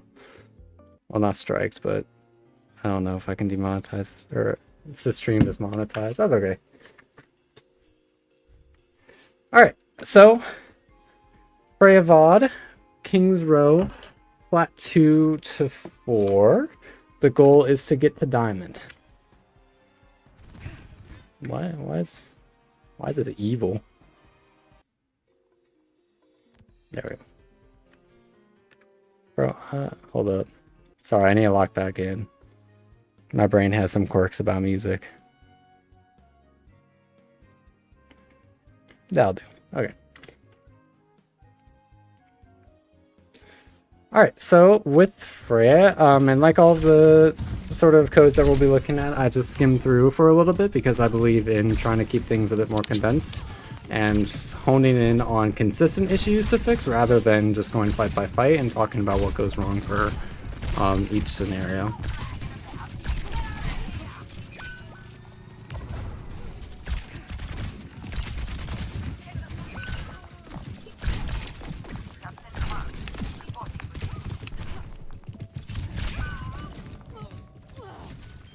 Okay.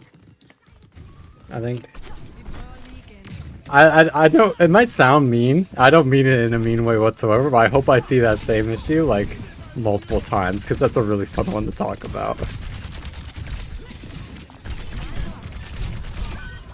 Ew, wait, you fucked up Big Lobster 43. Goated name.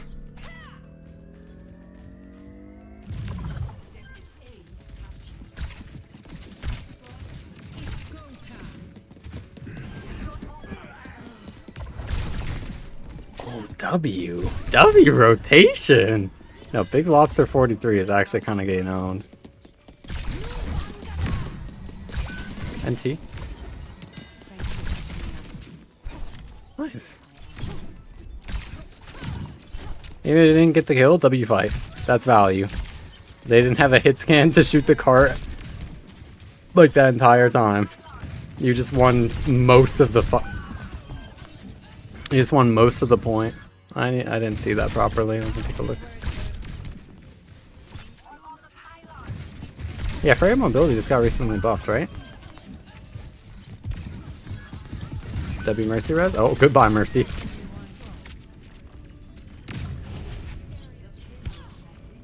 Something goes horribly wrong here. Something goes horribly wrong this game. Y'all are rolling. What happens?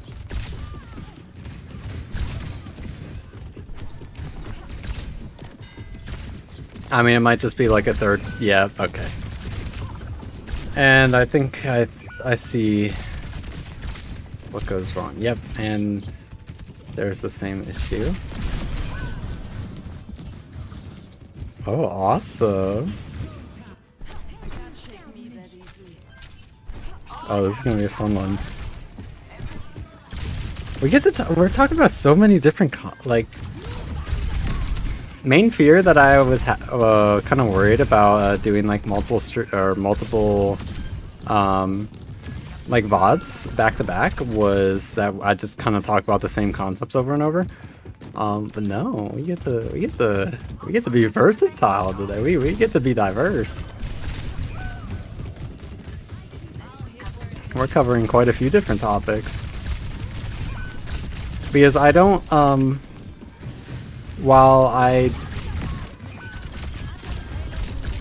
it's kind of hard. I was thinking about it a lot on my sort of approach or like planning to coaching because my main shtick is I like to help the individual. I like to help each person as much as I can, even if like I've talked about like the things that would help them or what I think would help them most in like the past.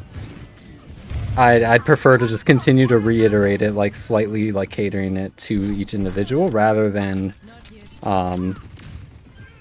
just kind of like referring them to a section in a textbook, if that makes sense.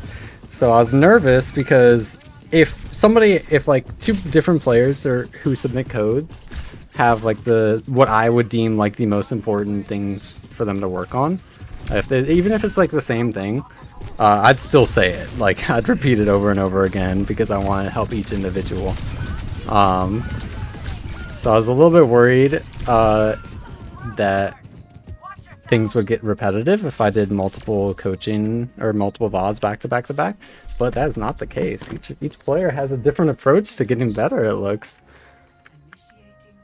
And that is very fun. That is very fun. I get to talk about so many different aspects about the game. This one is a particularly I enjoy what I saw on attack there. Also, y'all are cracked mechanically. All y'all got crazy hands.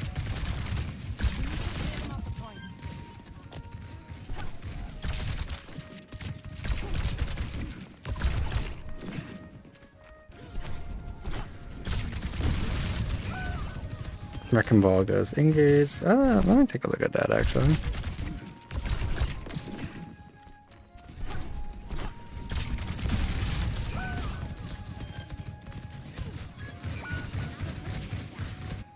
Back on my feet. Hello? We have enemies on the objective.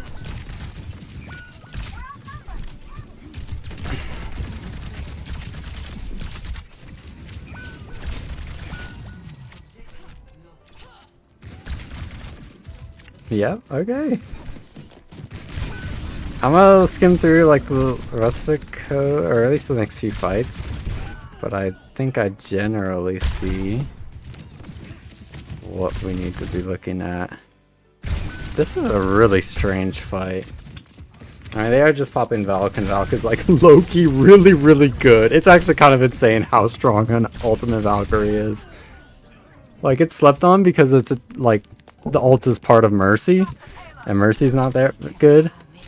But Valk is so crazy strong. It's actually insane. Did you just wake up, Nev? Yo, we have scrims tomorrow. Remember. I will get mad at you if you miss VOD.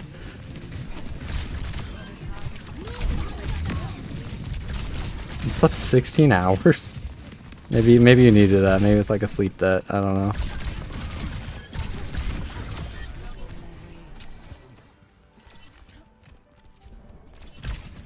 I'll hit where it hurts. I'll just skip ahead a little bit. Do y'all end up losing this?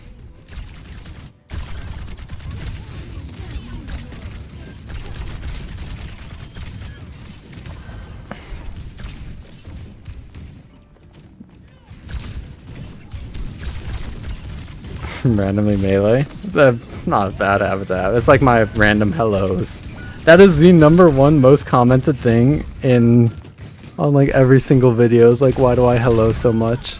Oh my god, the best example ever of what I'm gonna talk about. You're the goat. Wait.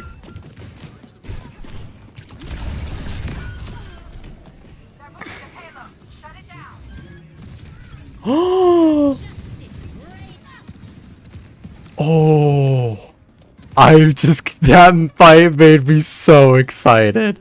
That fight made me so excited. What's the time symbol? That like 16 minutes? Okay. Oh my god. This is the best VOD code ever. It's so much fun. Okay. I think I see, yeah, where it goes from here. Okay. Let's get modding. So, for you, Pauly D, mechanics look really good, your positioning looks really good, you're getting into good spots, and you're generally playing around threats fairly well. You're careful of the Roadhog anytime they're in range, you're careful of the enemy hit scans LOS and where their crosshair is trained, and you're positioning around it very well. Standard hit scan stuff, all thumbs up. The basics, down. You got that shit. I actually would be rather surprised if you were continuing to play like this and you weren't able to hit diamond soon. But of course, I still want to help you achieve that even faster. So there's two things. Actually, it's one. Yes. Okay, it's one. One topic that I think that if you try to apply to your gameplay, and one thing that you think about, will drastically help you increase the number of games that you start carrying on Hitscan. Though, I will say this now, and I will preface this topic and this, this topic for Hitscan is going to put you in more, or it's going to put more strain on you mechanically. You are going, like, if you combine the topic that we talked about here with more Kovacs or a bit more aim training, not saying your mechanics are bad at all right now, but you're going to need more to get really far. Like I said, I think that I'd be surprised if you weren't 8 diamonds soon with how you're playing. But mechanics are going to help you a lot through your Hitscan journey. But topic, no more gatekeeping. What you want to be thinking about is what I like to call, there's a lot of words for it, and this is a topic in literally every esport that needs to be brought up at some point, but advantage state. Not state. What I mean by the advantage state is going to be basically kind of how is your team doing, basically. What's the fight looking like? In terms of, like, are you winning or are you losing for the most part? Your job, and what I would think would help you the most with improving in Overwatch right now, is recognizing and continuously asking yourself through the game, are we in an advantage state? If like we just continue this sort of like speed, if nothing else like kind of changes, are we winning? Like, are we winning the game if nothing else sort of changes with how things are currently? That's what you want to be asking. Do we have the advantage? And this is a complicated question, because there's a lot of aspects and a lot of different sort of things about Overwatch. For how you want to start looking at this, though, at this topic, is going to be based off of straight up a counting game. How many teammates do we have alive? How many teammates do they have alive? If you have more teammates alive than they do, you have advantage. If you have less teammates than they have alive, you are at a disadvantage. You do not have the advantage state. So now that terms clarified as to what I mean by the advantage or the advantage state. Other terms that might slip into my another term that might slip into my vocab. I'm gonna try to avoid it, but it's just kind of ingrained from very long time ago. Is the beatdown, where if you are the team at a disadvantage. If you are a team at a disadvantage, then you are the beatdown. It means that you have to be doing something, because you don't want to stay at a disadvantage. You want to get an advantage back in the game to win the game. So I might refer to disadvantage state as being the beatdown. I just want to clarify that real quick before we really get into it. But that leads me to kind of why it's so important for you specifically, is because you're setting up in good spots, you're shooting good targets, you're putting in damage, your mechanics look good. All of it's like the baseline of a hit scan is really, really good, but hit scan inherently is the biggest RNG role in the game. And what I mean by that is Overwatch is a fairly, like, there's a lot of macro to Overwatch. There's a lot of strategy to Overwatch. There's like a good amount of like solved sort of like fights or exchanges, like kind of how I don't know, if a Roadhog hooks a full HP Mauga in a vacuum, the Mauga is gonna win that almost always. There's not much like micro to really like check there. Like the Mauga, it will just straight up win a numbers game against a Roadhog if they're both at full HP. So there's a lot of strategy that can be somewhat solved in Overwatch, but Overwatch is not a solved game, and a big part of why that is hit scan as a role. Mechanics are the RNG element of Overwatch. And your big issue right now, for what I see in this VOD play, is that you are not flipping the coin enough. So you're putting yourself in really good and safe positions, but you're not winning losing positions at all. You recognizing when your team is at an advantage and then continuing to play the way that you are is an amazing thing. You're going to be winning a lot by doing that. If you're able to recognize when you have advantages and then not really giving it up and just continuing to pump in damage to the enemy team, that's awesome. But where you struggle and where you are lacking a lot of the value that you can find is what a lot of people call the quote-unquote clutch factor. Where if you are at a disadvantaged state, like this fight right here, you're down your queen, you're down your Ana, and yet you see an opportunity to kill their BAP, you see a fight onto their Baptiste, it's a pretty damn good one, it is a raw 1v1, their BAP can only see you. You can't, like, nobody else on their team can really see you, and even if they could, you're gonna lose anyways. You need to be the clutch factor. You need to be making something happen. You force out Lamp, which is really good, but you're all like, you just traded Lamp for 2 of your teammates' respawn timers. It's not a good trade. You can't win the fight like that. You mechanically frag out and kill the Mercy because that's an amazing fucking headshot. But your team is still going to be at a disadvantage because they immediately trade you out. You're never gain an advantage back.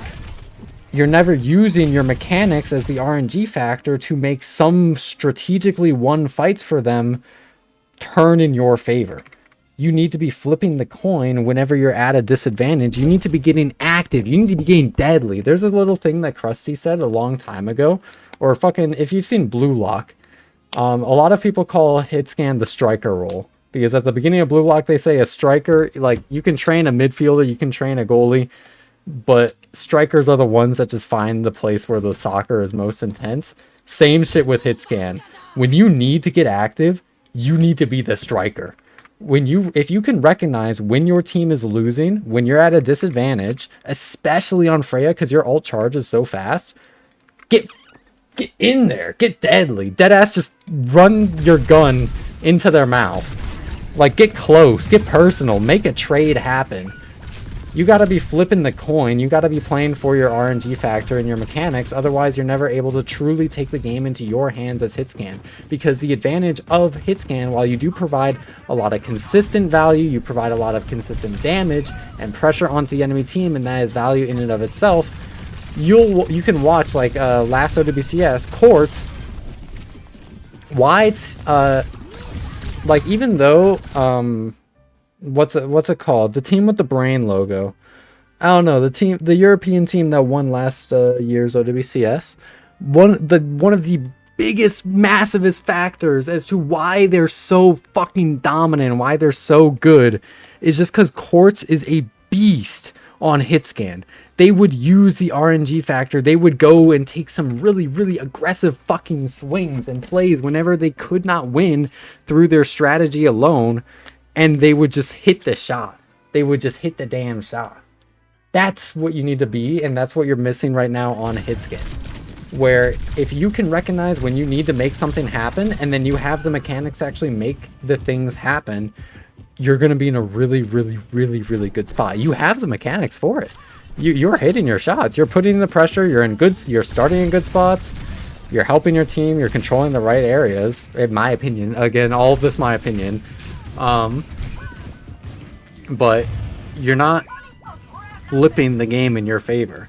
You're leaving the game a lot more up to chance than it should be, where you can get active. You can take the fight into your control if you hit the shot. Since if you're at a disadvantage, the fight's already out of your control. You're never gonna win a fight by sitting there and just shooting them. You're like, if you're down on numbers, if you're down a person, and you're trying to play the raw numbers game, they're going to have another person to pump in numbers that will effectively cancel out all of the value that you could be getting. You need to be finding a trade because the win con that Hitscan can normally play for is no longer a factor in disadvantaged fights. Your numbers, your consistent pressure onto the enemy team is meaningless if you're already losing. So you need to flip it into a state. You need to flip the game through your mechanics into a state where you can play safe again. You can just consistently pump in the damage, find your bolts, and then actually like win the game from there. Yeah, and you struggled to look for or find those opportunities, and every time that your team was losing, you would just kind of still sit there and keep playing the game how you were playing it in a way that makes it really like it's just out of your hands. You're not going to find much value because they're able to match your numbers and then some because they have an extra hero. But this time, this was the one time this game where you got really active. Your team was losing and you said, fuck it, I want to win this fight. I want to win this fight here and now because it's the only time that I can win this fight. When you saw that, your Sojourn, 3 people die. Your tank is dead, your Zen is dead, your Soj is dead, and then you say, nah, I'm gonna do my own thing. Bang! Baptiste's gone! And then look what happens immediately after. Your team wins the fight!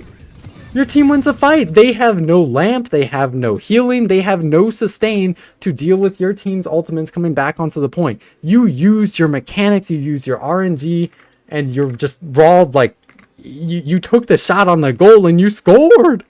That's what you gotta be chasing after in those disadvantaged fights on Hitscan. You gotta get active. You gotta get deadly when you're at a disadvantaged state. But I want to clarify, I want to preface and emphasize, you're playing it really damn well already. You're playing it pretty damn well already.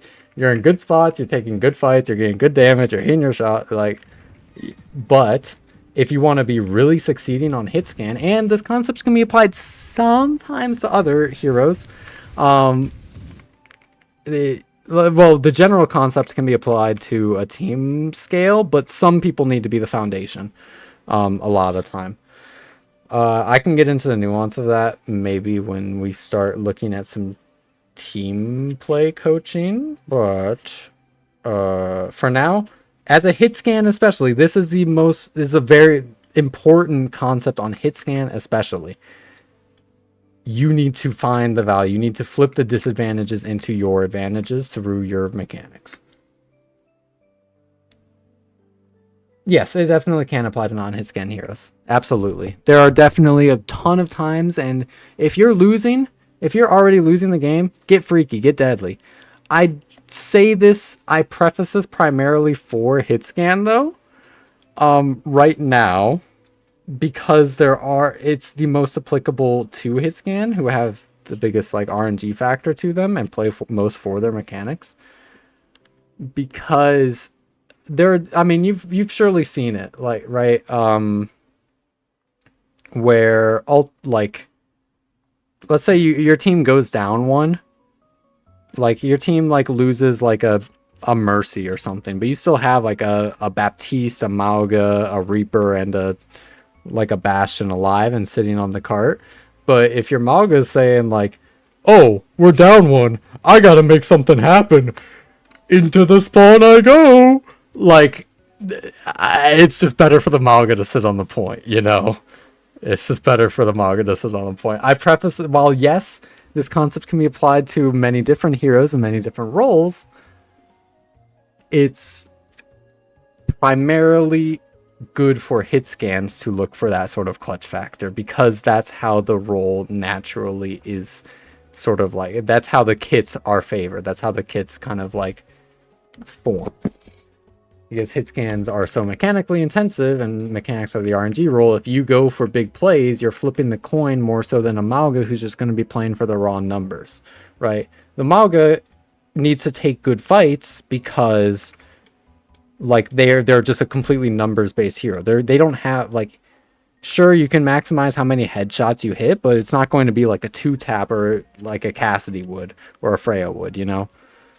You need to be taking good fights. You need to be playing a bit more strategically on a hero like Malga or something that's a little bit more numbers based rather than something that has an insane burst or insane clutch factor like hit scans can have. This is it's more so applicable to flex DPS, and this is just generally DPS need to understand this. Though again, more numbers based heroes might want to just play to find ways to just better their numbers rather than going for insane clutches and disadvantages, if that makes sense. But that is the big TLDR for you, Pauly D, is ask yourself throughout the game and throughout fights,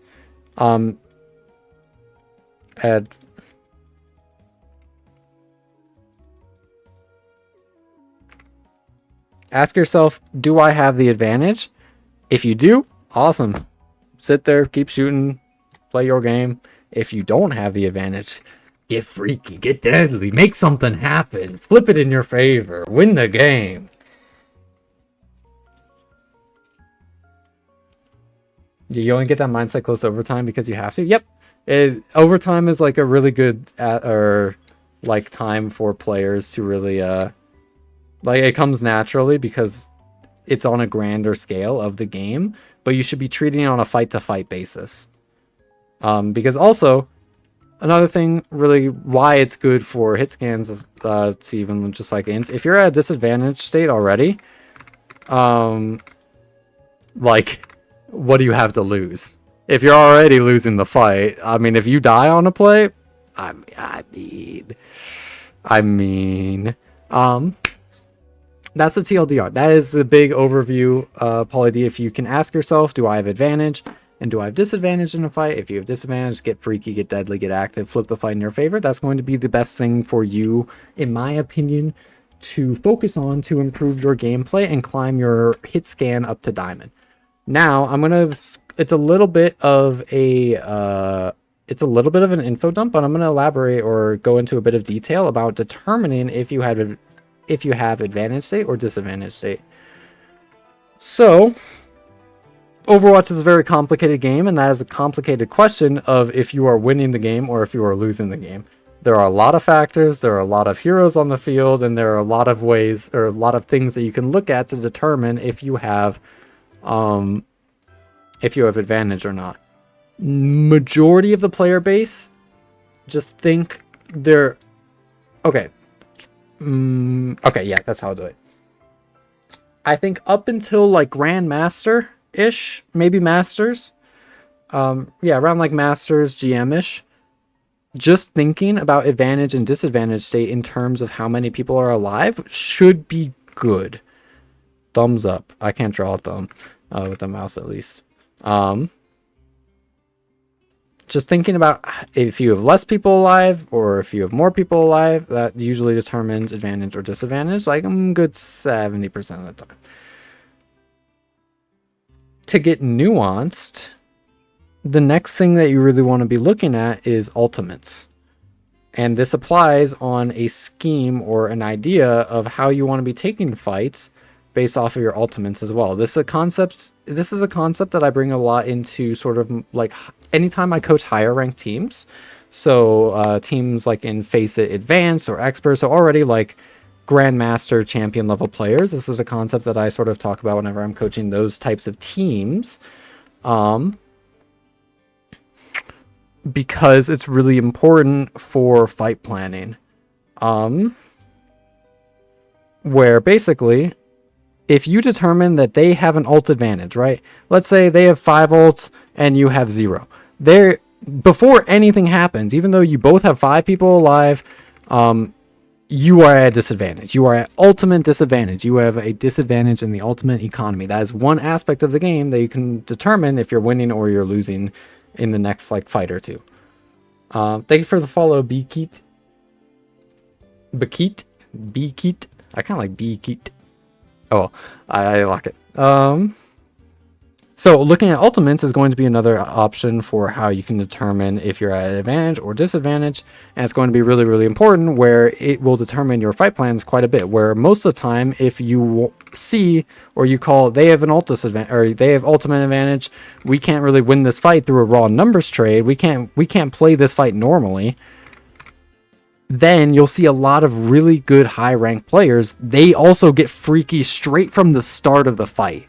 They'll know that if they just sit if they sit on the cart and the enemy team sits on the cart, and they both just use their ultimates and exchange with one another, they're going to lose because ultimates are a very, very strong power spike in this game. So they go for wacky ass plays. They play each to find their own individual values a lot more so, rather than playing quote unquote how you're supposed to or a little bit more traditionally, because you are at a disadvantage. You need to make something happen to flip the game into your favor. You need to play for the less solved elements of Overwatch, which most of the time are going to be mechanics. That's why you'll hear probably occasionally I talk about how flex support is actually one of, if not the most impactful roles in the game, because not only are you going to have one of the greatest impacts in actually controlling the raw numbers trade, but you also have, like Hitscan, a really big impact in finding frags and potential like huge advantage turns into your team's favor. After you're looking and consistently good at recognizing advantage or disadvantage state based off of players, then you look at the ultimates, and then that will help you determine. But it can also be positioning. There are a lot of factors that this concept applies to, and it gets very, very nuanced. Most of you don't need to really worry about it.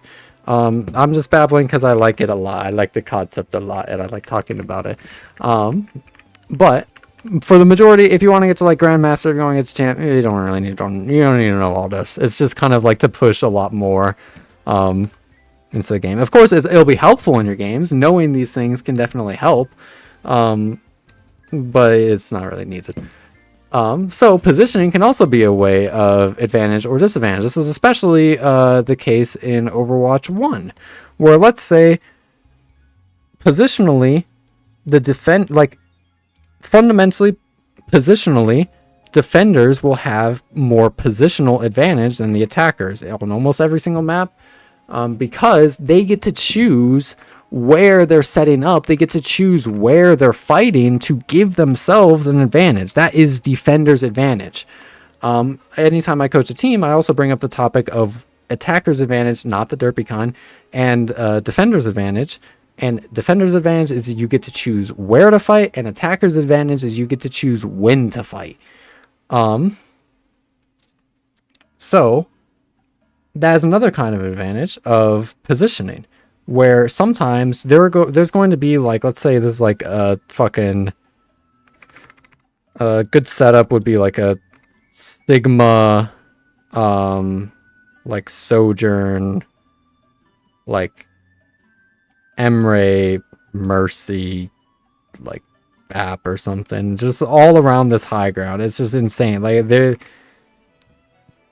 just have these high grounds that are difficult for you to walk onto if you're the attacking team, and it's going to be difficult for you to push onto the cart because they have the objective. And if you try to walk through this way, they just get to shoot you. If you try to walk through this way, they get back up and then shoot you. Positional advantage is really, really, really strong. So you'll see it a lot in Overwatch 1 especially, so probably still applicable in 6v6. I haven't cited it much, but probably still applicable, where you would get freaky on your attacks straight from the start. This is what brings the really like historical clip like on King's Row against Goats, because Goats attacking King's Row first as Goats v Goats is a very, very, very hard task. It's the most studied fight in the game probably, because attackers need to figure out how to break the hold that the enemy Goats would have on this defense. How Gladiators did it is they got creative, they got wacky, where I'm sure a lot of you have seen the clip of like they took the hotel rotation, they went all the way behind with their Rhine, Diva, Lucio, whatever, most of the Goats, but they left Surefour behind in spawn on Brigitte. So then as the team started to walk up again to take the fight, the Brigitte swapped to Widowmaker, stood on this high ground, and then started shooting and picked the Far Mercy out of the fight. It wasn't Goats v Goats. It was a Far Mercy. But the still positional advantage, they had an insane positional advantage. It's really, really hard to break. That is a wacky solution to break the defender's advantage. And it's really, really cool because it can be applied and you can be really, really creative when you are at a disadvantage. You'll see this a lot, and it's actually something that I've wanted to sort of think on a little bit more, but I have a theory. Now, I haven't thought on it much yet, and I haven't studied it much yet, but I have a theory that what makes good players, like, to find the most success in, like pro play, is your creativity in disadvantage state. I think that is a really, really important part about being good, like a pro level player or like a top level player. Though I haven't studied it yet. Also, I haven't been like top of the top pro. I've just been like, I've scratched like the, I'm like barely pro, you know. Like a player like Super or something, or like Sugar Free Tree, all like probably like double my skill. So just know it, like, I haven't had as much experience to really study that idea, that concept, as much as I'd like to, but it's something that I'm really excited for as I grind up and into OWCS. But like I said previously, at the higher levels, like, it just, the skill needed scales exponentially, so it takes a little bit of time. But I'm feeling good. Oh, I'm excited. I'm excited for our next phase this season because I'm feeling good. I like got like very, very long time ago, I got a few opportunities to try and make it to like the quote unquote like tier 1 scene. I kind of flubbed them. I was a very inconsistent player at the time. I've grown to build my knowledge to make me more consistent. But now I've kind of like, okay, now I'm just babbling now. The VOD's basically over, Polly. I'm gonna get to the next VOD soon, but I'm just babbling. How it went for me is I went kind of like, to get up into GM, or like get up into GM, and then as I climbed up to like a tier 2 level, or like a semi-professional level, I was playing almost instinctively, like almost completely instinctively. Like in my intuition, how do I spell that? Bro, I need to get my drawing tablet out. I was playing almost completely based off of like my instincts. I'm just gonna do that. And then later, after I flubbed my chance to go like pro, after I flubbed my chance to get into Overwatch League, I started like, I lost like a lot of faith in myself. I lost a lot of faith in my instincts. And I started trying to lean into my coach's words and like sort of knowledge of the game way more. So then I became a completely brain-based player. There were some teams where I didn't have as many resources to gain knowledge and really study the game as other teams had. But for a while, I played almost completely off of my like knowledge. And I built it up over like a longer period of time. That's going to be most of the teams that you see on my Wikipedia, where it's just me building up my knowledge of the game. And that eventually led to another really, really bad defeat. Happened a bit later into last year. And it kind of got me thinking about what's going wrong. Why can't I sort of like do well? Even though I've built up all of this knowledge about the game, I still can't be performing as much as I want to. So then I think back to my best performances as a player over the course of my Overwatch career, and while building up knowledge can help make me consistent, ultimately there's no substitute for intuitive play, to just rely on your instincts.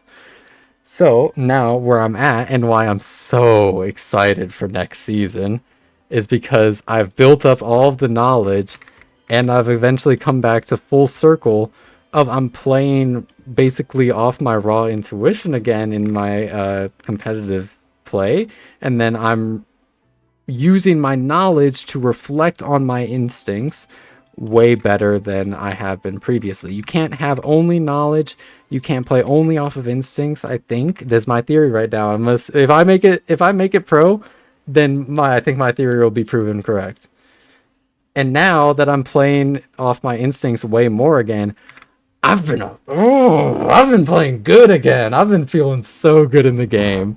I'm really, really excited for the next while, since I think I'm finally to a point in my play, or as a player, I feel like I'm finally at a point where I can live up to my potential, like I had a while ago.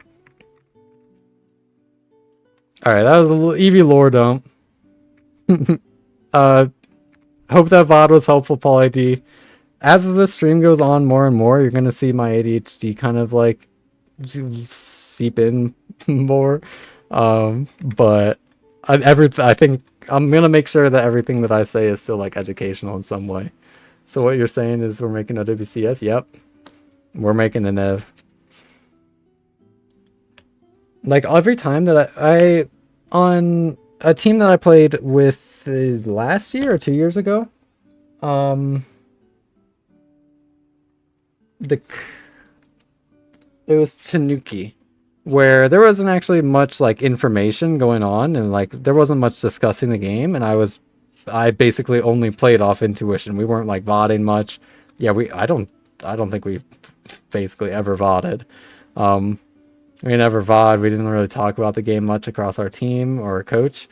And when we did, we would just severely and heavily disagree about topics. So it never really went far. So I was playing basically purely off my intuition.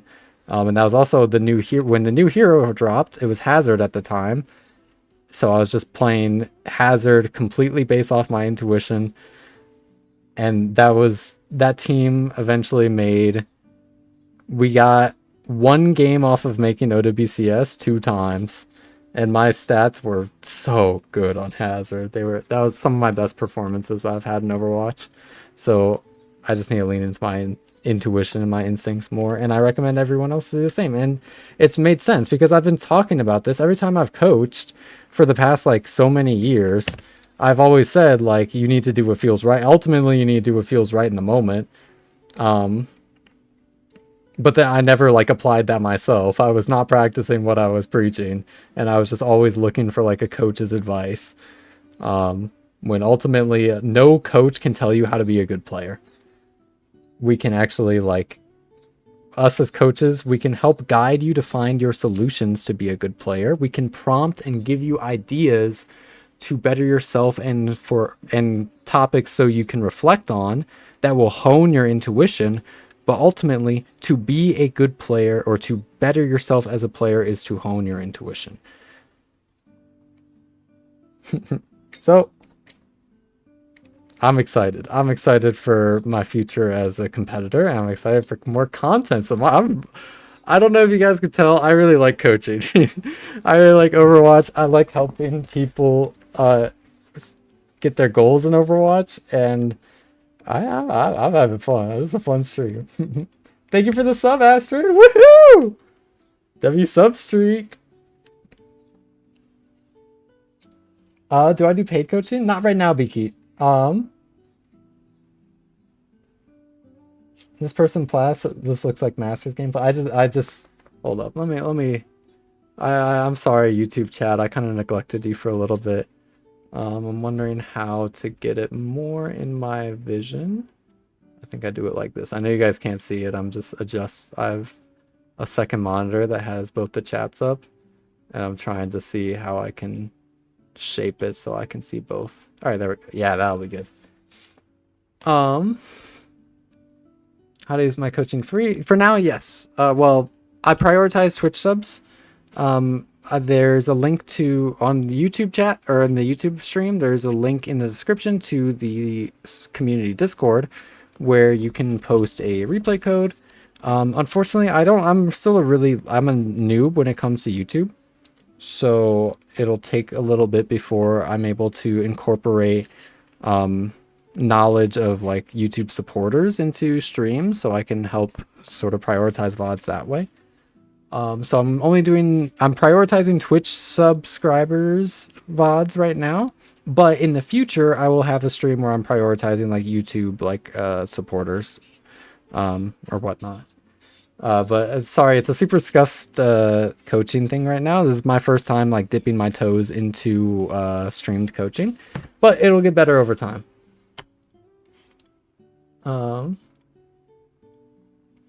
Mimahaima for real excited for you and hopes to see you in ODCS. Also, my personal theory is that ADHD makes better content. And we can go on rants like us. Be true. Every 80 like so many. I remember like watching some video about content like a bit ago. It's just like crazy how many content creators have ADHD and Overwatch players. It's actually so good for Overwatch. It's so good for Overwatch. I play significantly worse when I'm on my meds. Well, I play better on some heroes like Ramatra, when I'm on my meds, but I play worse on like a hero like Wrecking Ball or Tracer when I play better on Wrecking Ball or Tracer when I'm not medicated, because brain just takes in more, and there's a lot to think about on like Ball or Tracer, things that move really fast. But I have my meds on for today, but they're not full effective. Let me take a look at our next VODs here. Let me see if... I think that we're probably getting into the general codes.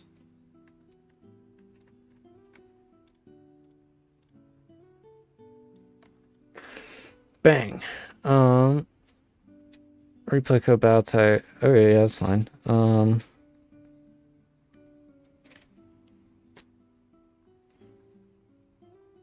Thank you, Ash. I think from my knowledge, Icicle subbed a bit ago. I remember that character. Or is that a follow? That's a follow. Okay. I think that we just make the big wheel.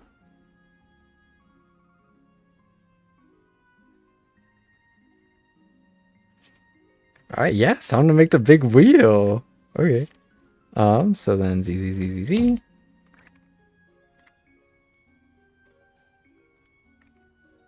Bang.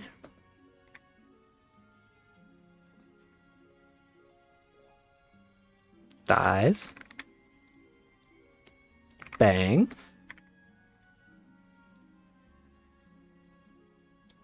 Jade. Wait. The subs just can't at the moment. Yeah, nope. Nobody feel pressure to sub. I kind of like, I feel like a little like, what's it called?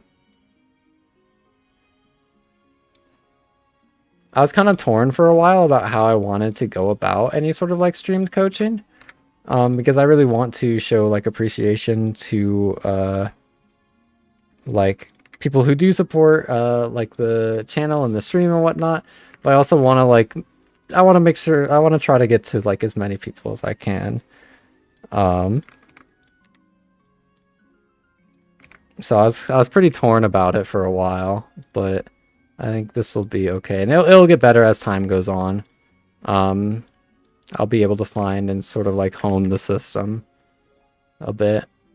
We did Aster, we did Fumiko, and I think that's everyone. We did Nuclear, we did Poly. Awesome sauce.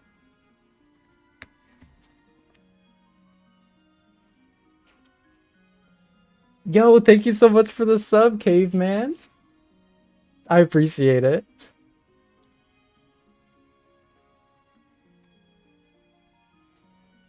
That's awesome. Thank you so much, bro. Let me spin the wheel and then drink a little bit of water as I skim through our next spot, and then we'll start battling again.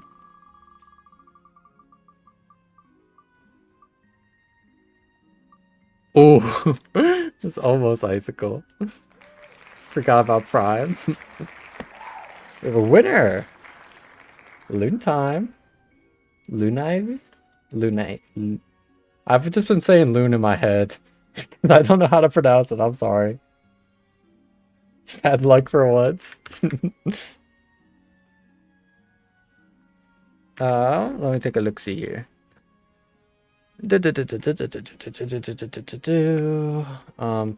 DPS, Tracer Sojourn, Dorado. Awesome. I'm going to do this because I'm trying to review a bit on my own, but I think it'd be good to get another perspective. And playing Overwatch since I want to say 2018 or 2019, could never get out of bronze back then. I was a tank main, then playing off tank more specifically. When Overwatch 2 came out, that's when I started to climb. However, around the gold 1, plat 5 range now, but I've peaked plat 2 multiple times. Lately, I've been trying to focus on knowing where cover is, positioning, and not over jumping. Yep. This game was one I felt we could have won. I know I made plenty of mistakes in it. I want to see what I could do better more in general, so I can try to apply in my other games, future games. I'd like my primary focus to be on my Soj. Okay. But if you look for a Tracer as well, that'd be great. Sorry, on Tracer this match.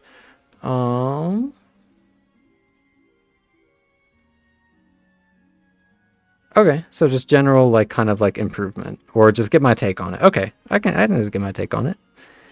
But I might, if you just want my take on it. Lunive? Okay, awesome. I might kind of go fight by fight then. Yeah, I think that if you just want my take on it and I can just kind of like info dump, I can go fight by fight on the code, and then I'll give my personal opinion as to what the most conclusive, like, as to like what the overlying or like biggest issues are and what you could focus on based off of like the fight by fight that we go through. So I'll just, like, everything that I was doing in my head for the previous VODs, I'll just say out loud as I sort of look through this code, since also I think that you're trying to be a coach for the most part, right? So I'll share my process on what I'm exactly looking for as I'm looking through codes.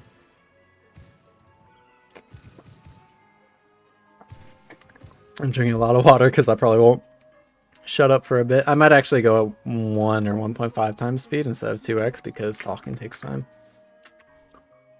Primarily on the Soj. I'm going to take a look at the Soj to start.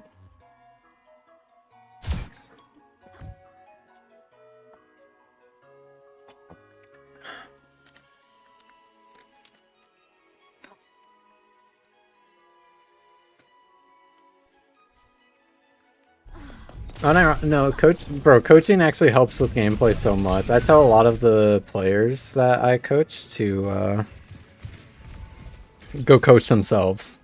Like, putting your thoughts into words actually is so helpful.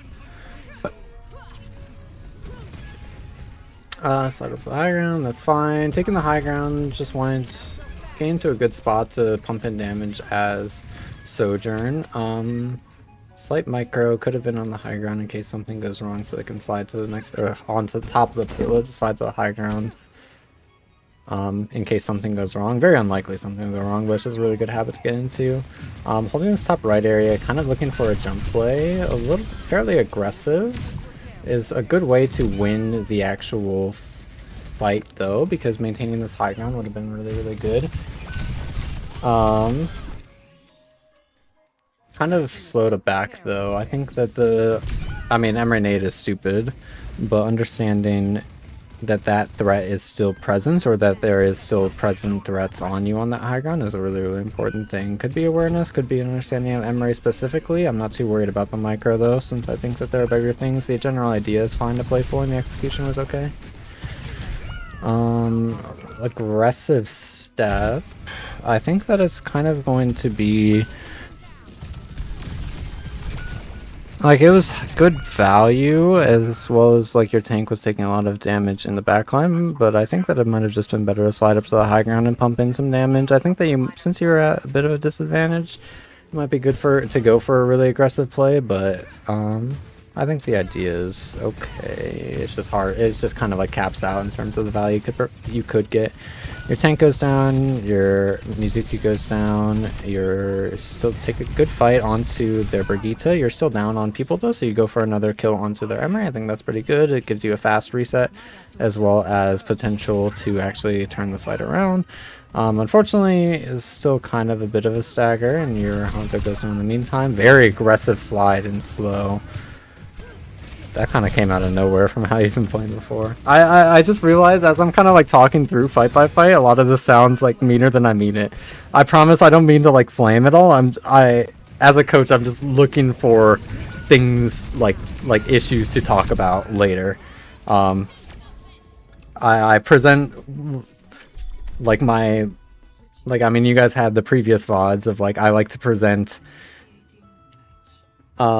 like my general ideas or takeaways, very conclusive, or not very conclusive, but fairly conclusive. And I'm able to sort of like put it in a bit of a nicer tone. But when I'm actually just trying to absorb the raw information, a lot of it can come off a little bit more like daunting or meaner than I mean it to. And I promise I don't mean it like that. Holding on this high ground, slide back is a little bit scary. I think that it is hard.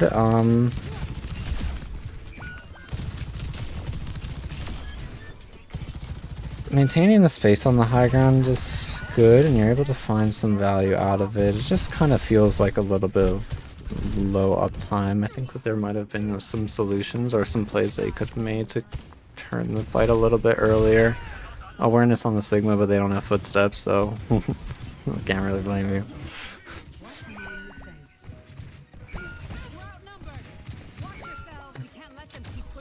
Your team's down, you back up, try to take the high ground early. High ground? High ground? High ground? High ground? Uh-oh. I guess with the Moira, as playing low ground is fairly solid. It's just a good to have the option and drop later because of that. Yeah.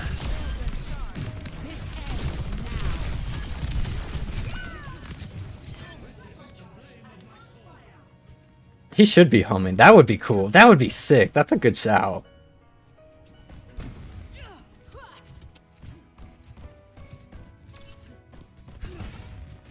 Take the high ground, W. Take the fight against the Ashe. W fight. W. Good value. Get low HP. Back up. Ana heals you. Swing again. Good solid movement. Good peeks against the Hanzo. Good kill on the Ana. Chill. You could be getting more aggressive with your slide, especially with Sojourn. You're, yeah, like that. That could just happen earlier. Because now you let their shooters walk up into a position where they can actually shoot you. But if you're able to just kind of like chill with your, or you push up and use your slide to get out as they sort of like get into a space where they can actively pressure you, it's going to be a lot more value across a lot of different fights. That'd be a really good habit to develop as a hitscan or as a Soj player. Because your main value as Sojourn, you're not going to be able to have as much actual raw like damage or like kill potential as a lot of other hit scans, like damage wise, but your value comes from your slide. Slide is just kind of everything. So but what slide allows you to do is gain a bunch of a bunch of chances to find your one shots, even if they're potentially like theoretically like less favorable than like an Ashe or a Hanzo. But you have the mobility and the survivability to go for a lot more aggressive plays and have a bit more uptime. Blizzard onto the Sigma, very chill. Ashe walled off, W threat denial, chilling because you're low on HP and you get burned to death. Happens. I'm a little curious about the Mei swap here. I don't really understand all that much. I think Sojourn was fine. I think the swapping's fine as well, and Mei can get value here. It's not a shout that I would make as a Sig or something. Okay.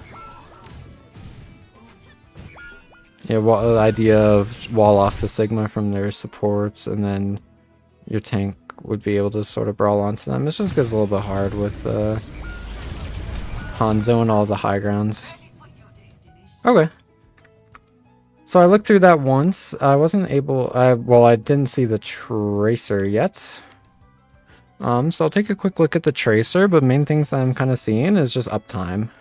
Is what I've noticed across a few different fights, where you can be looking for a little bit more aggressive plays, and you have the safety to do so on hitscan especially.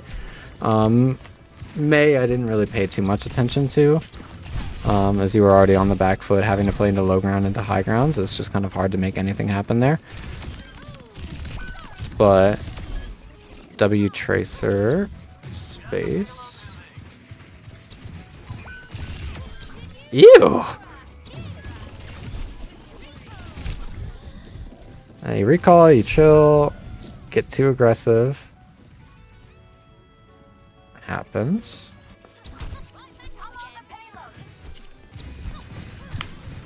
So now pathing through this left side, good initial pathing, don't want to be where all of the crosshairs are looking. Good stick. Still just like skirmishing, fighting. You don't want to be getting active here, yeah. Because your team doesn't have any vision, or your team isn't alive to take any vision aggro for you, you just have 175 HP and it's really easy to just kind of like blow you up. Did not stick. No, a nice stick. I mean, a stick is a stick. If you hit it on the inside of a Brig shield, that's a stick. Stuck to something. Kind of interesting. It's very interesting to see the sort of like switch flip issue of like hitscan having maybe a bit too little uptime sometimes, and then Tracer maybe having a bit too much or trying to get too much. So with their Emery, nade onto you, Tracer main, Emery close. It does look like it's still primarily uptime issues though, or need to do too much or too little. We gotta find the Goldilocks zone. I think that's fairly certain in my mind, so now I'm thinking about how I could be phrasing that, or what would be a good way to sort of like approach that topic. I'm thinking that uptime is a good word to be using, since it will kind of incorporate a lot of the issues on both on both Sojourn and Tracer, as well as it's a fairly easy term to define, and just talking about general like value and attention. Not really, attention is not too applicable here. It's just uptime. Yeah. So then my thought process is to go about this VOD. It would be define uptime.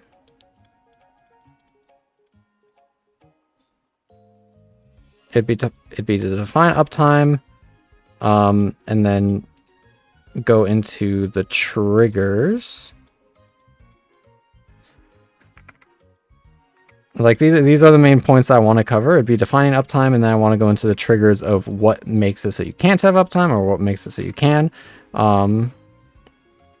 Very generally, and I'm wondering if there's like a question or a way that I can get the player to really put, or like a simple phrase or a question or something that's really easy to remember for the player to apply as I talk about these two concepts, or the intertwined concepts. I guess it's kind of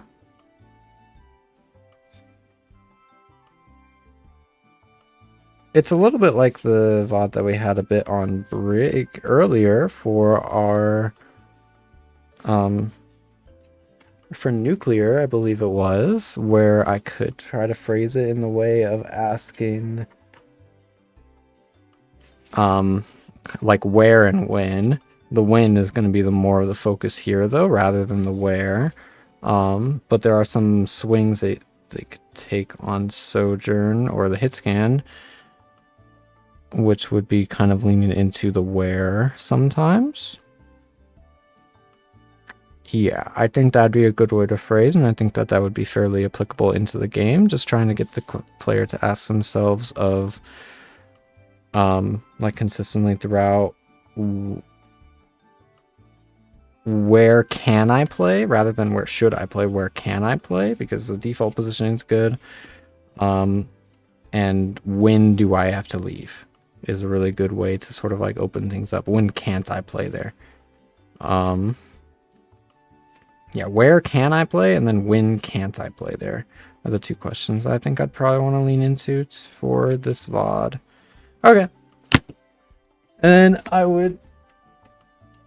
then that's the point where I'd start the VOD. It was hard to put that process into words, actually, because I do a lot of it just kind of like off of intuition. Well, I mean, that's kind of a running theme through a lot of my content. Even coaching's intuition based.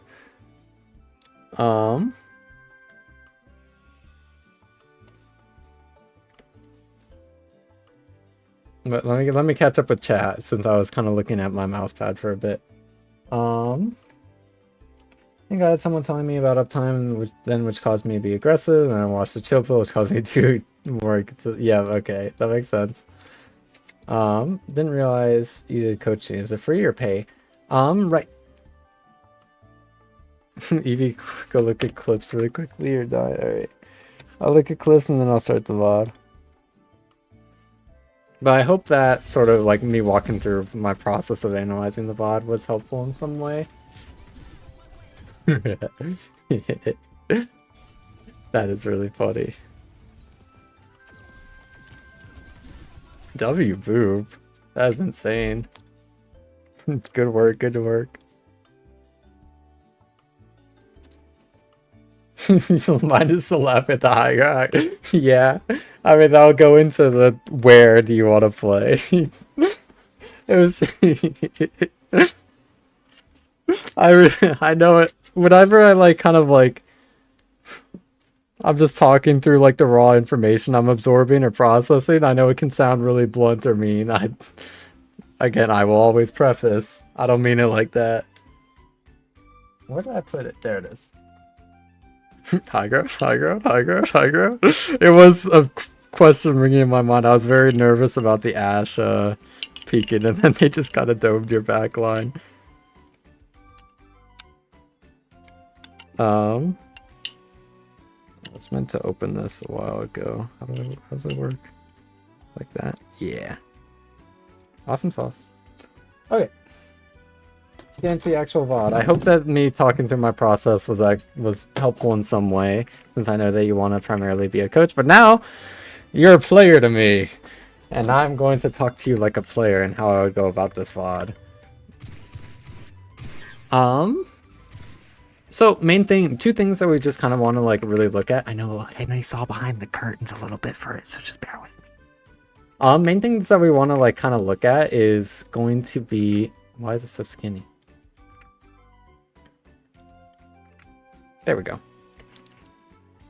I want to be talking a lot about how you can be maximizing or effectively getting value out of your uptime, or using uptime to maximize your value much more effectively. So what I mean by uptime is your actual time spent doing things.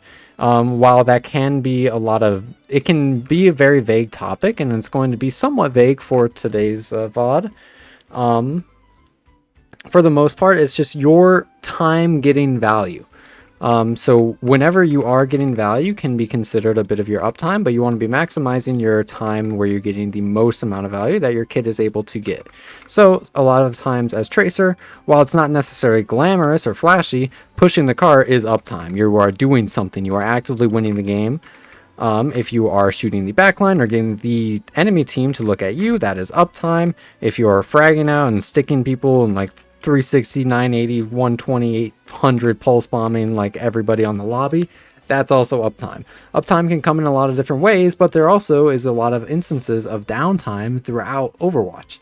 There are going to be times where you cannot do shit. You cannot get in like a bunch of value, or you are not actively capable of playing for something or playing the game kind of like whatsoever. So with uptime is what you want to be maximizing, and downtime is what you want to be minimizing. Now, this is a very dangerous slope to fall into of the quote-unquote maximizing uptime. Bro, I wish I could write faster. That would be so cool if it could keep up with my mouth. That'd be sick. But it's a very dangerous slope to fall into for players to try to maximize their uptime, because a lot of the time inherent baseline levels of value and like baseline uptime is not always going to be what wins you games. But for hit scan specifically, it's going to be a fairly important concept because your damage pressure is going to be very, very significant. So we're going to be tying this into Sojourn quite a bit through this game. So you end up capping third point, which is really, really good.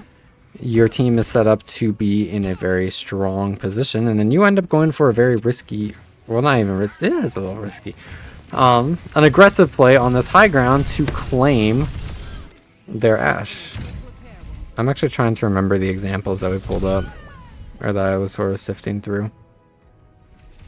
Right, actually, no, this is a really good one. Okay. So your idea here and the play that you want to be making is you want to control this high ground. You just won this fight against the Ashe to control this high ground. And it's awesome. W, thumbs up. So we can even relate the concept of uptime to a play that you're making. Sometimes you're not going to be able to make a decisive play or control a space. You want to be maximizing your uptime on this high ground, shooting down at the enemy team. Since this high ground is going to be a really, really good spot for you to shoot from, you're going to be able to pump in a bunch of damage as a hit scan. You're going to give yourself a lot of chances to find opportunities for your railgun. You like this high ground. This high ground helps your uptime, but there are times where you need to actually give it up to keep the high ground. You need to back up to go forward, sort of deal. Where here, it's a little bit scary to swing out, and I don't blame you whatsoever for trying to hide in the cubby. But with their being low HP and them still having some threats onto this high ground, it's going to be a kill onto you, so you're not able to control that space anymore and not have as much uptime as you nearly would. That's not the example that I really want to be using. It's not the example that I want to be sort of like throwing the point home with here. But if you're asking yourself, I think that you did it really, really well.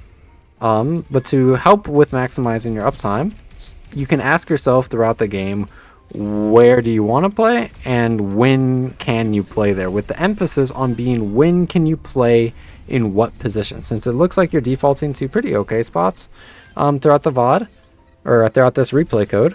But the biggest part is going to be asking yourself when can you play there, since a lot of the times through these sort of through this VOD, you're either missing some really important positions that are completely free on the map, or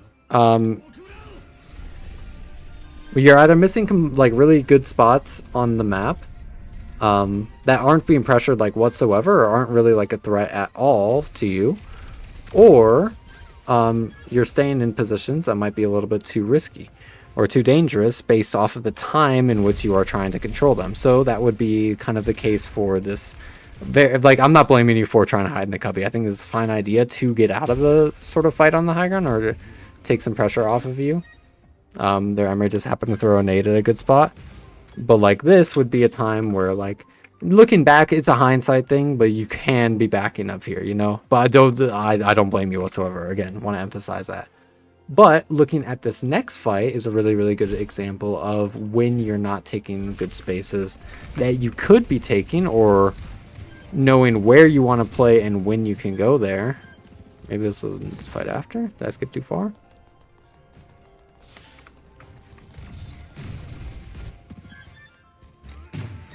There it is.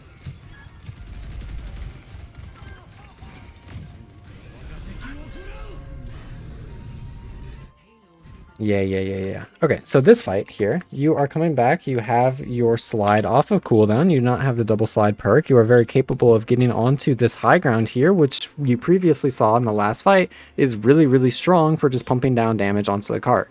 Instead, you want to be walking up to, or you end up walking up towards this Brigitte, which puts you in a somewhat dangerous position as their Sigma takes space a little bit more. you're now getting your HP fully chunked out, and you're not in a safe position whatsoever to be continuing to put in damage. While yes, you had a little bit more uptime effectively on the Brigitte by walking directly at them, you had way less uptime through the duration of this fight, and you're giving yourself way less chances to actually win and take the game into your own hands. Because you're playing so aggressively, you end up backing up and you get forced out completely, rather than if you were playing on the high ground and just trying to spam down at their Brigitte, using your slow to push them into your sight lines, because you wanted to try to maximize, or you wanted to go into the spot directly rather than just sort of maximizing your uptime over the course of the fight. It also would have made, or playing on the high ground would have made it much harder for their Sigma to sort of walk up as well. I want to be talking a little bit more on defense here, as I think that those are going to have a lot of the really good examples to sort of talk about. Where you play this first fight fairly decent, or this first point and second fairly decent, but you're not actually controlling the game in your own hands often at all. So uptime is determined by a lot of different factors. One of those is going to be resources. Your resources allow you to go for plays. They allow you to do things. If you have HP, you can do things. You can take a fight. If you have like your railgun charge as a resource, you can do things. You are a lot more lethal. You are a threat. Resources are also things like cooldowns. So misusing cooldowns can end up killing a lot of your uptime, because you have less options that you can be playing for, especially on Sojourn. So talking here, you hear the Brigitte under you, so you go to try to fight out this space by sliding back towards this towards the stairway to get a good angle onto the Brigitte.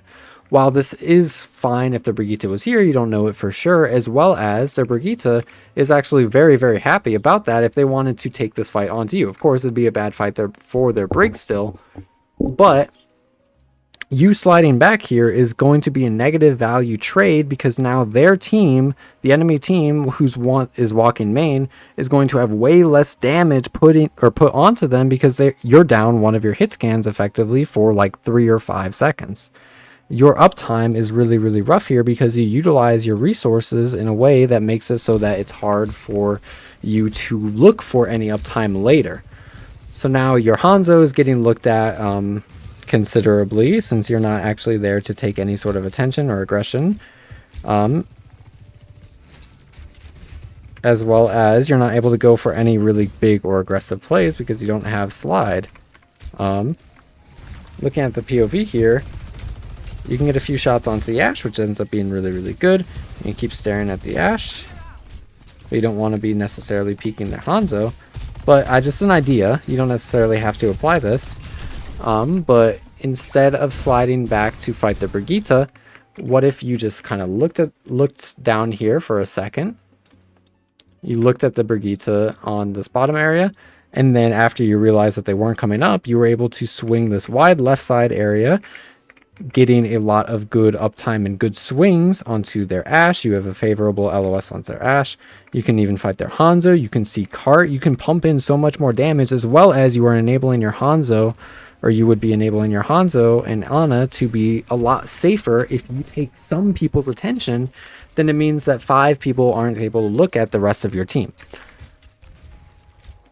So that gets a little bit more micro, but the general concept applies of misusing or using resources in a committal way that won't find value is going to limit your uptime considerably.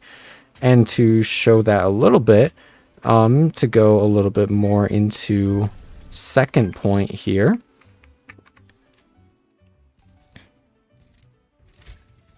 Oh yeah.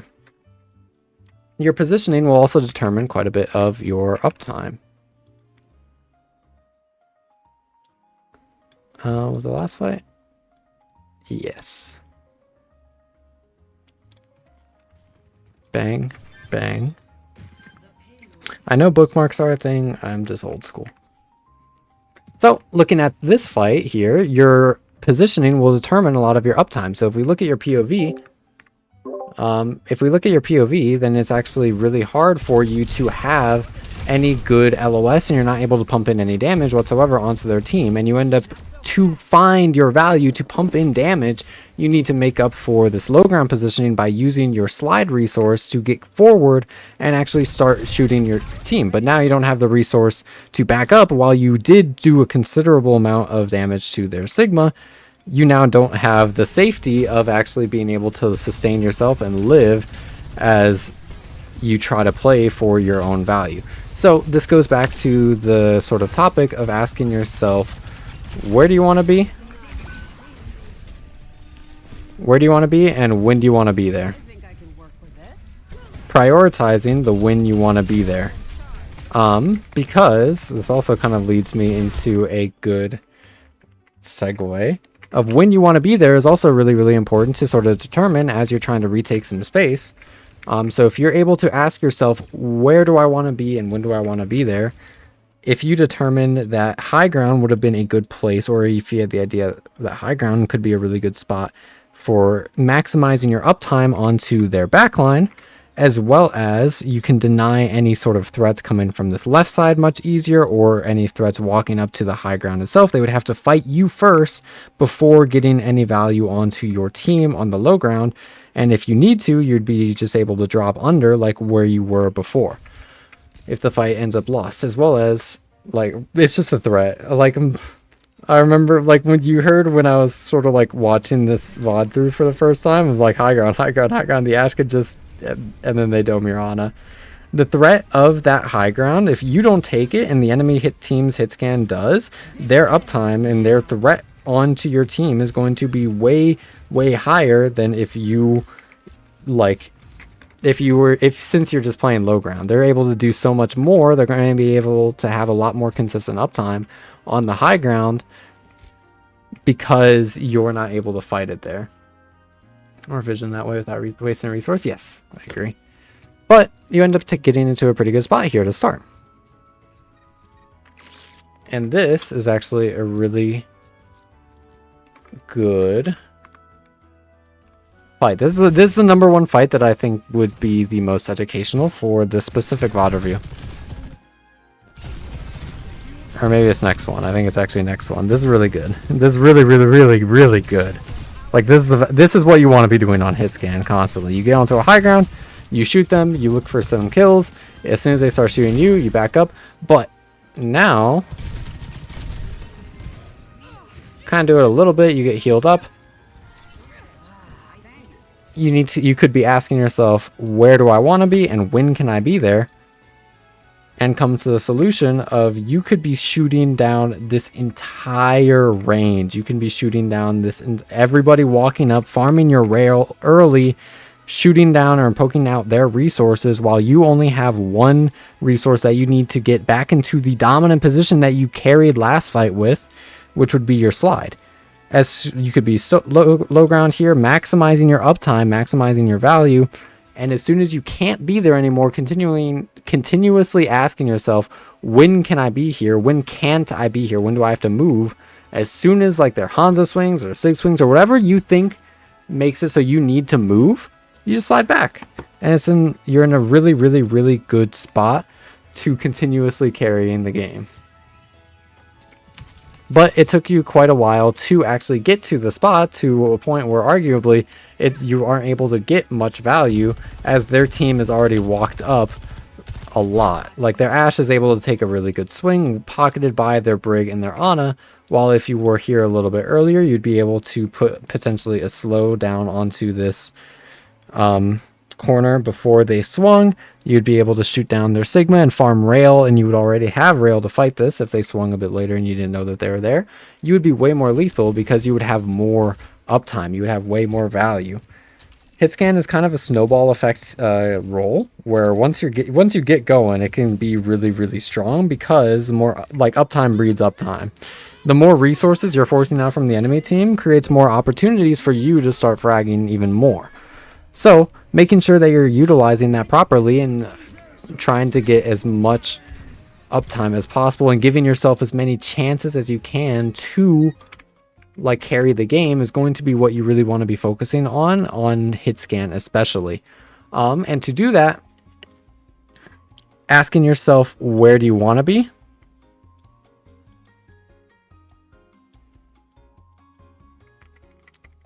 yeah, just where do you want to be and when can you be there is going to be the best thing I think possible for you to be increasing your uptime and applying this concept into your own games. So, but prioritizing on the win. Since I think a lot of the time the wares of hitscan, I won't even lie, the wares of hitscan don't matter as much because if you hit your shots, it's value. But it is important as to the wins that you can be in places. So prioritizing where you can where you can go and when you can be there is what I recommend for you, Luniv. I think that's about everything. Did I get through everything? Yes. All right, awesome. VOD complete. That was a lot. My brain went into overdrive because I had talked through like my process of absorbing the VOD and then translating it into a VOD. That was hard.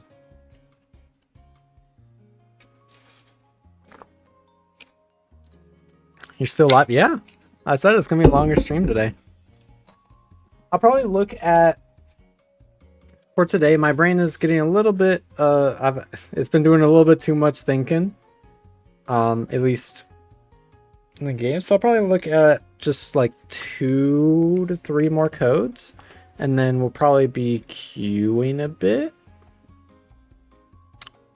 But for now, we got another wheel to spin. Though I think that some other people have submitted.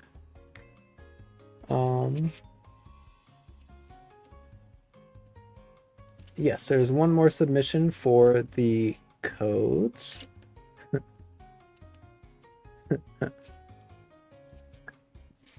Oh, okay, it's DPS tag. Okay, I was gonna say like Nev, I vodded so many. I vodded Nev so much, but it's been a very long time since I looked at their DPS. All right, I guess they are a Twitch sub. Okay, low-key you don't count though. I know, I appreciate the sub. You're the goat, Nevidia, but low-key like. You just catch me in a VC after a scrim or something and ask me to look at a code. You got opportunities. You got chances. I'm gonna put you on the wheel. Actually, I'll put you on the wheel, but I won't prio even though you're a Twitch sub. What? You want to see me review Nevs? Can I be mean? Can I be mean? Because I know Nev. Oh, I probably wasn't supposed to look at that on stream. Oh well. Yay, so many people joined it today. That makes me happy. Where'd it go? There it is.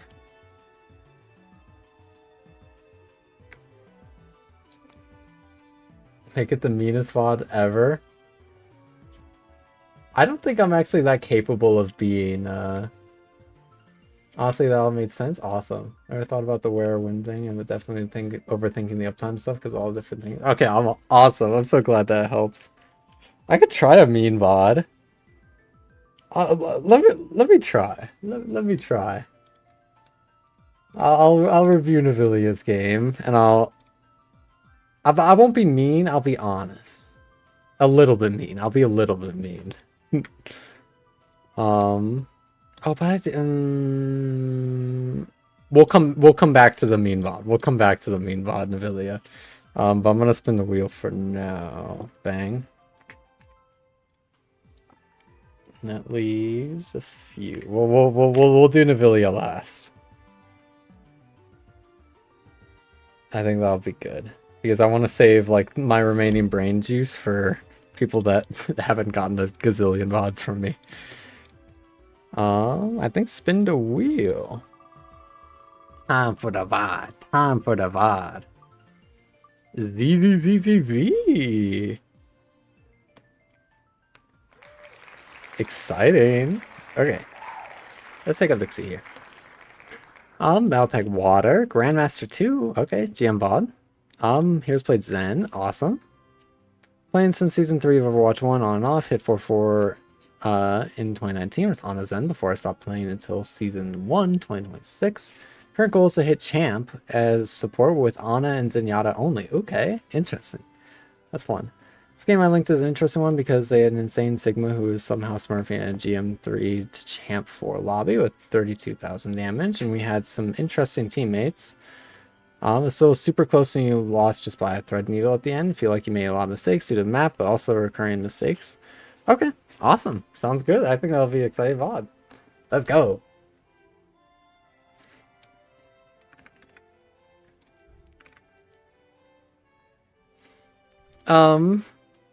Regular stick, I'm always gonna say kind of how I'm always gonna reiterate how I go about things, but I'm gonna sort of skim through for a little bit on 2x speed while I sort of observe common trends and habits. And then I will actually like start the VOD or any sort of takes or advice a little bit later, but for a bit it'll be just me absorbing what's going on in the game.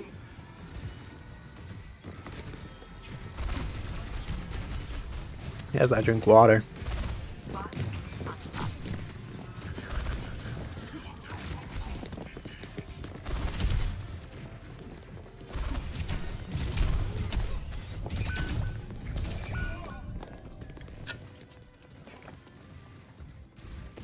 It happens.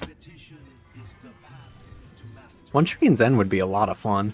I used to be a Zen one trick in the Overwatch 1, or not one trick, but towards the end of Overwatch 1, I was able to get my... I just kind of like one trick Zen to get like my first like high rank on support. I got like rank 12, just one trick in Zen towards like the end of Overwatch 1. It was awesome. I think it was like 40... No, I don't think I hit 4,500 on support. I think it was just like 44. What up? What up, Golden Freddy? I see a person named It's Me in the YouTube chat. Nice kill. WK. Kitsune Rush OP. Drinking water while watching Water the Big 26. I'm water maxing right now.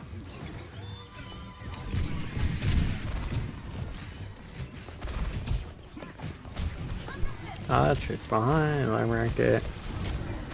Zenyatta actually seems like so much fun.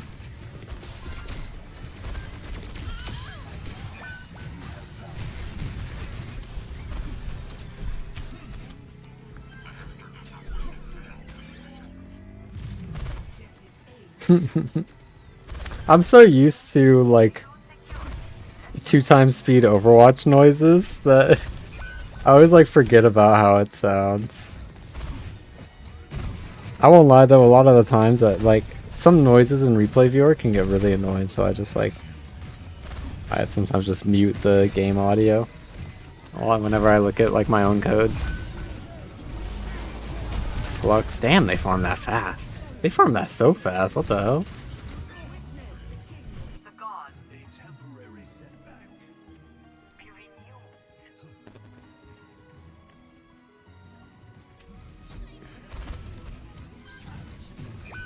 Third point, it's going to be much better for you. Your Wrecking Ball is doing good.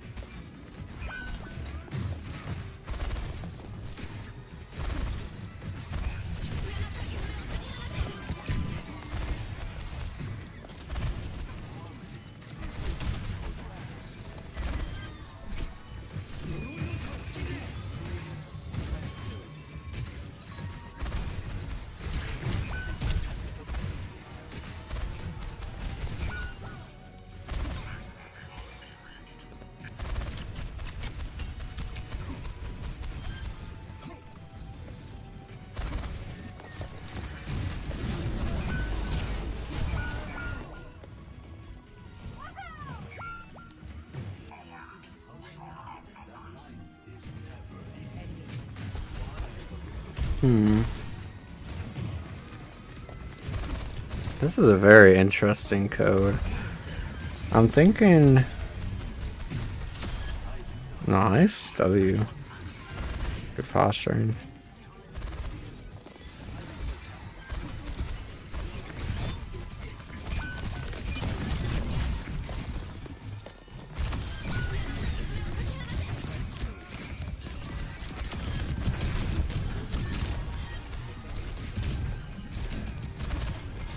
think I have my notes. I'm gonna watch a good bit of defense first, since I actually think that this will be even more applicable. Or what the consistent thing that I'm seeing.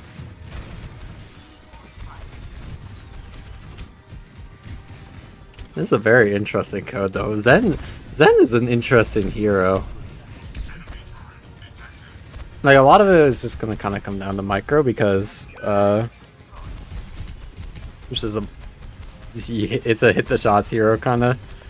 So especially to carry in these into like champ lobbies.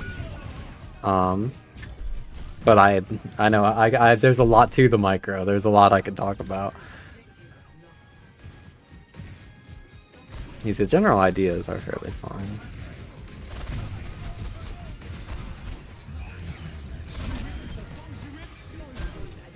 I think focusing, talking about the execution is going to be the most beneficial. These are a lot of, there's a few traits or things.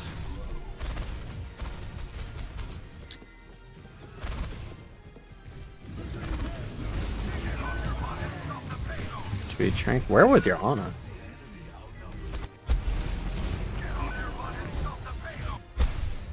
Huh.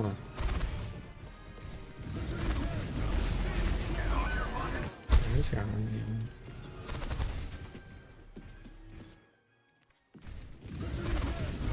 I see.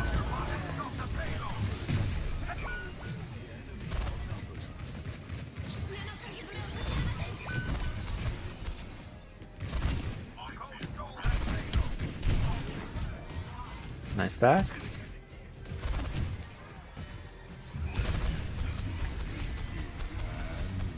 Enemy turret down.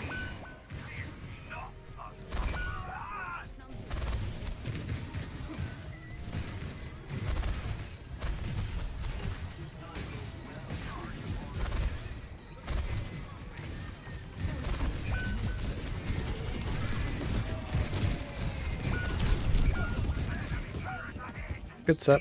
W. Like that play. Yeah, it's probably should be Pokemon music. Unless the video ended, I'm gonna get. No, we're good.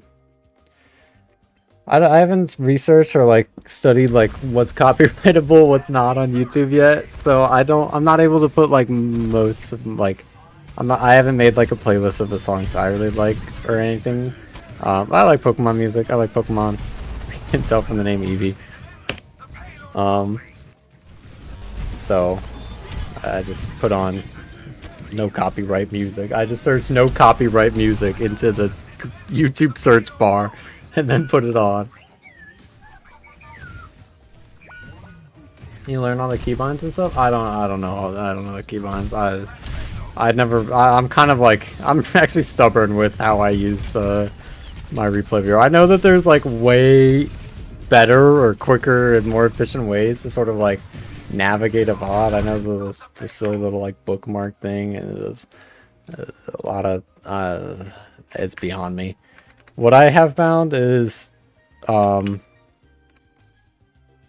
scroll to increase speed, down scroll to decrease speed, and everything else is default.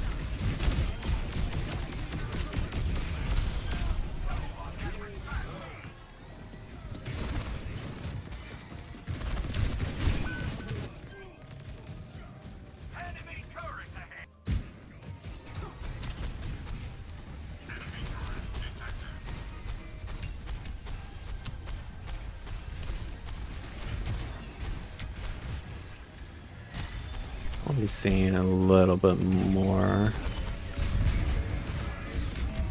It's kind of the hard part about VODs that are going to be a little bit more micro or execution based, is I need to pay closer attention to smaller details and smaller habits. This might be a good one.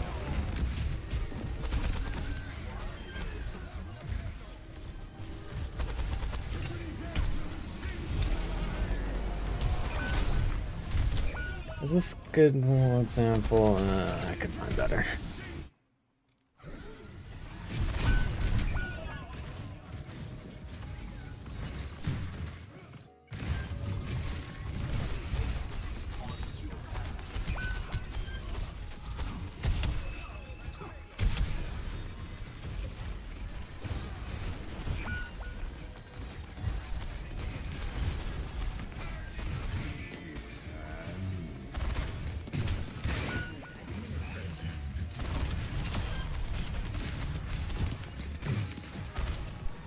Sorry, this game is taking a little bit longer since I need to think through a few things before I start Giga babbling. I want every time I like, especially since my brain is a little bit, my brain juices are running not. They're running slightly low, so I want to make sure that I'm doing things properly. Sorry, it's taking a little bit more time, but I promise I'll get to the VOD, to the actual VOD, like pretty soon. Oh yeah, y'all saw W hold. I've Havy. Been watching every video on YouTube. Thank you so much for all the help and for playing some Kiri. Yeah, no problem. I'm so glad that they've been helping. There was more Kiri in today's video, if I remember correctly. Oh, that actually reminds me. I should.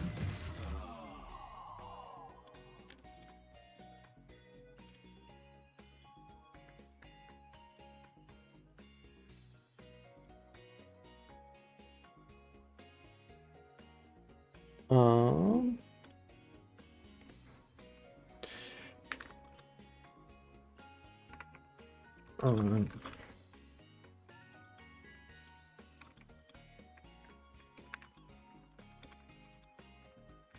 Okay.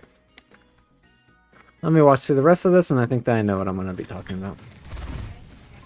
I'm just wanting to see if my editor was ready to help with today's upload.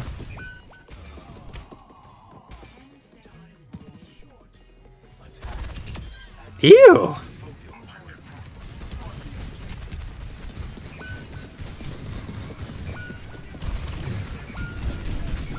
Damn! Damn, they have flux? That's a 1 minute flux? Who are they shooting? I guess you have Torbash. Yes. That's crazy. Very awesome. They go good defense as well.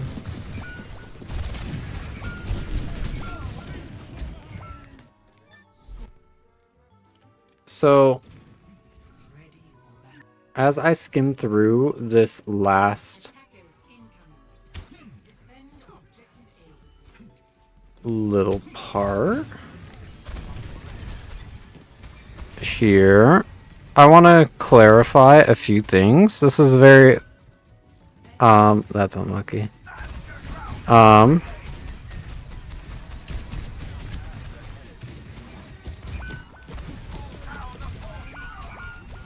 It's a very interesting topic to talk about. Okay. Before I get fully into this, but VOD kind of starts like now-ish, I want to clarify for some of the other viewers, not specifically the person who is watching, or the person who played in this VOD, that especially I mentioned it in a few different times, but as you get higher and higher through the ranked ladder, you need to have more and more skill to perform consistently and climb more ranks. The skill scales exponentially. So to achieve that, and where the skill actually comes from, is going to be in more minute and smaller details, because there's going to be everyone's gotten the easy fixes and the grabs up in like GM and champion.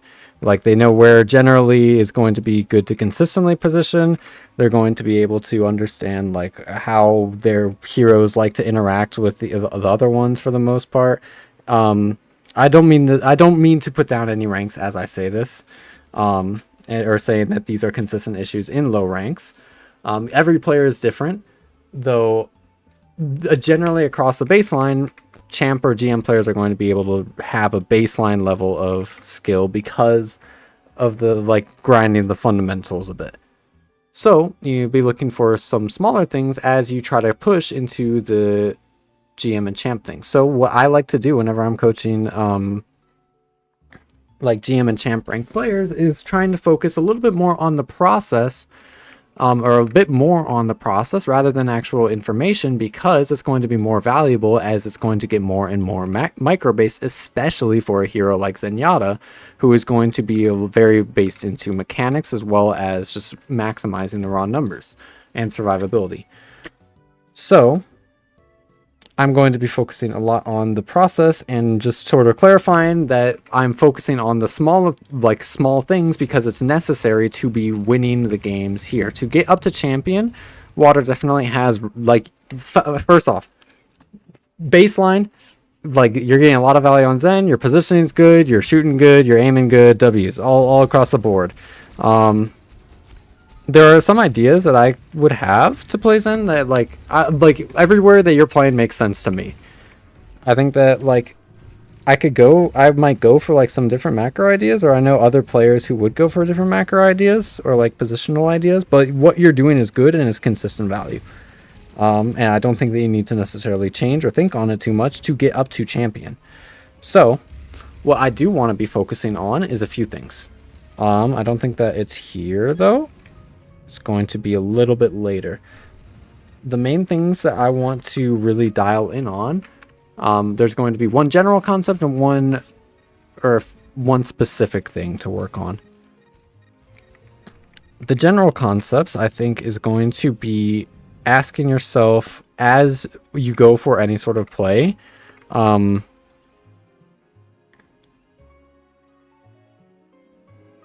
oh, there's like 3 ways I could word this, and I'm wondering which one would be best. I'll lay them all out. How do you maximize your value on this play? How to max value on each play. So how to max each value on each play. That's one way that I could, like, try to approach this. Second one could be... Actually, this one's probably going to be just how... It might just be this one.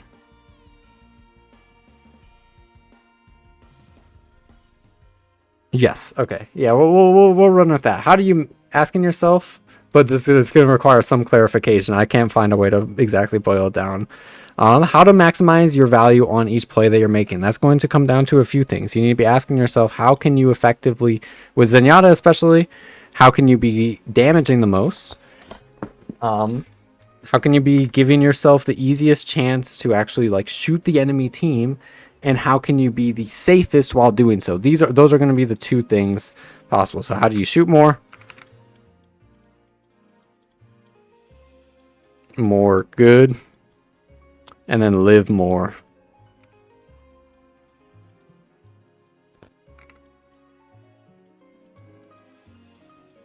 I am going to be looking at this code and talking through a lot of specific examples about ways that you can be finding more value based off of the plays that you're already making, since I don't think that there's too much of an issue with these plays that you're actually making. So I'm going to be trying to give my takes on the process, or like a good process to find improvement that will climb you up to champion if you're able to, or a good process to implement that can help guide you up to champion, or your decision makings in game to get you up to champion.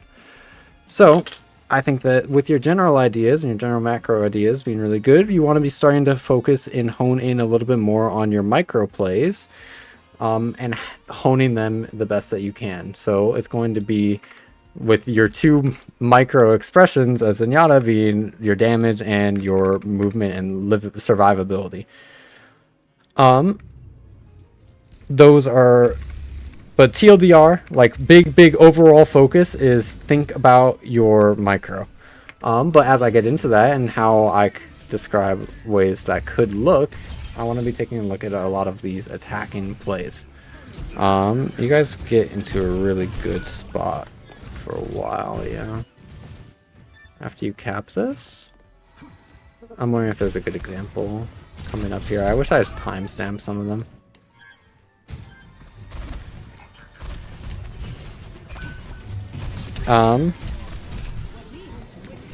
W lit, yeah, good ebb and flow. Could be something, but I think I'll skip some.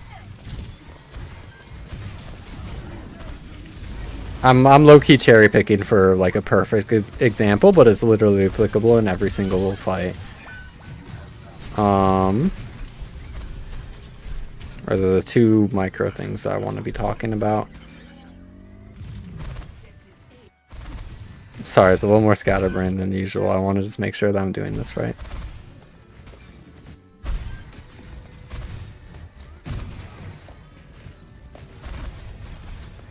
Tracer on right side, Discord, Sigma.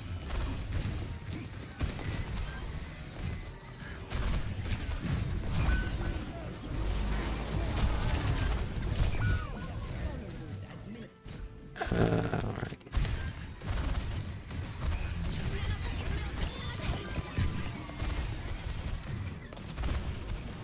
I know it's here. I know it's here somewhere. It's so close. It's like it's about the perfect example that I saw earlier is about to come up. I'm just trying to remember where it was. I wish I had made a mental note of the time. There. Oh no, that's not it. W shooting. Like your aim is good. Like there's so much that's just like really, really good about the gameplay. Okay, actually this will do. Probably.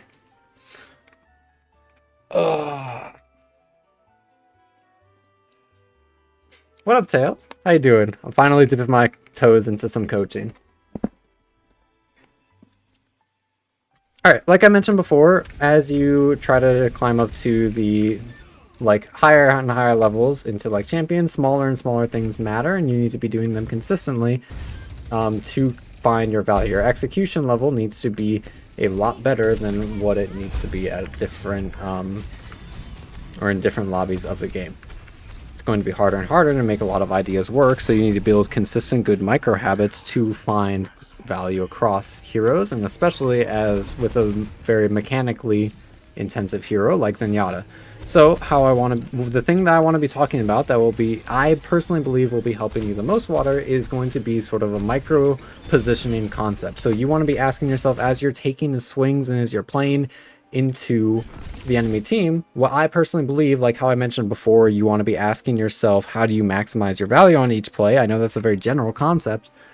But how do you want to maximize your shooting, how you want to maximize your living, and all of that comes down to your movement and how you're actually taking swings and your positioning.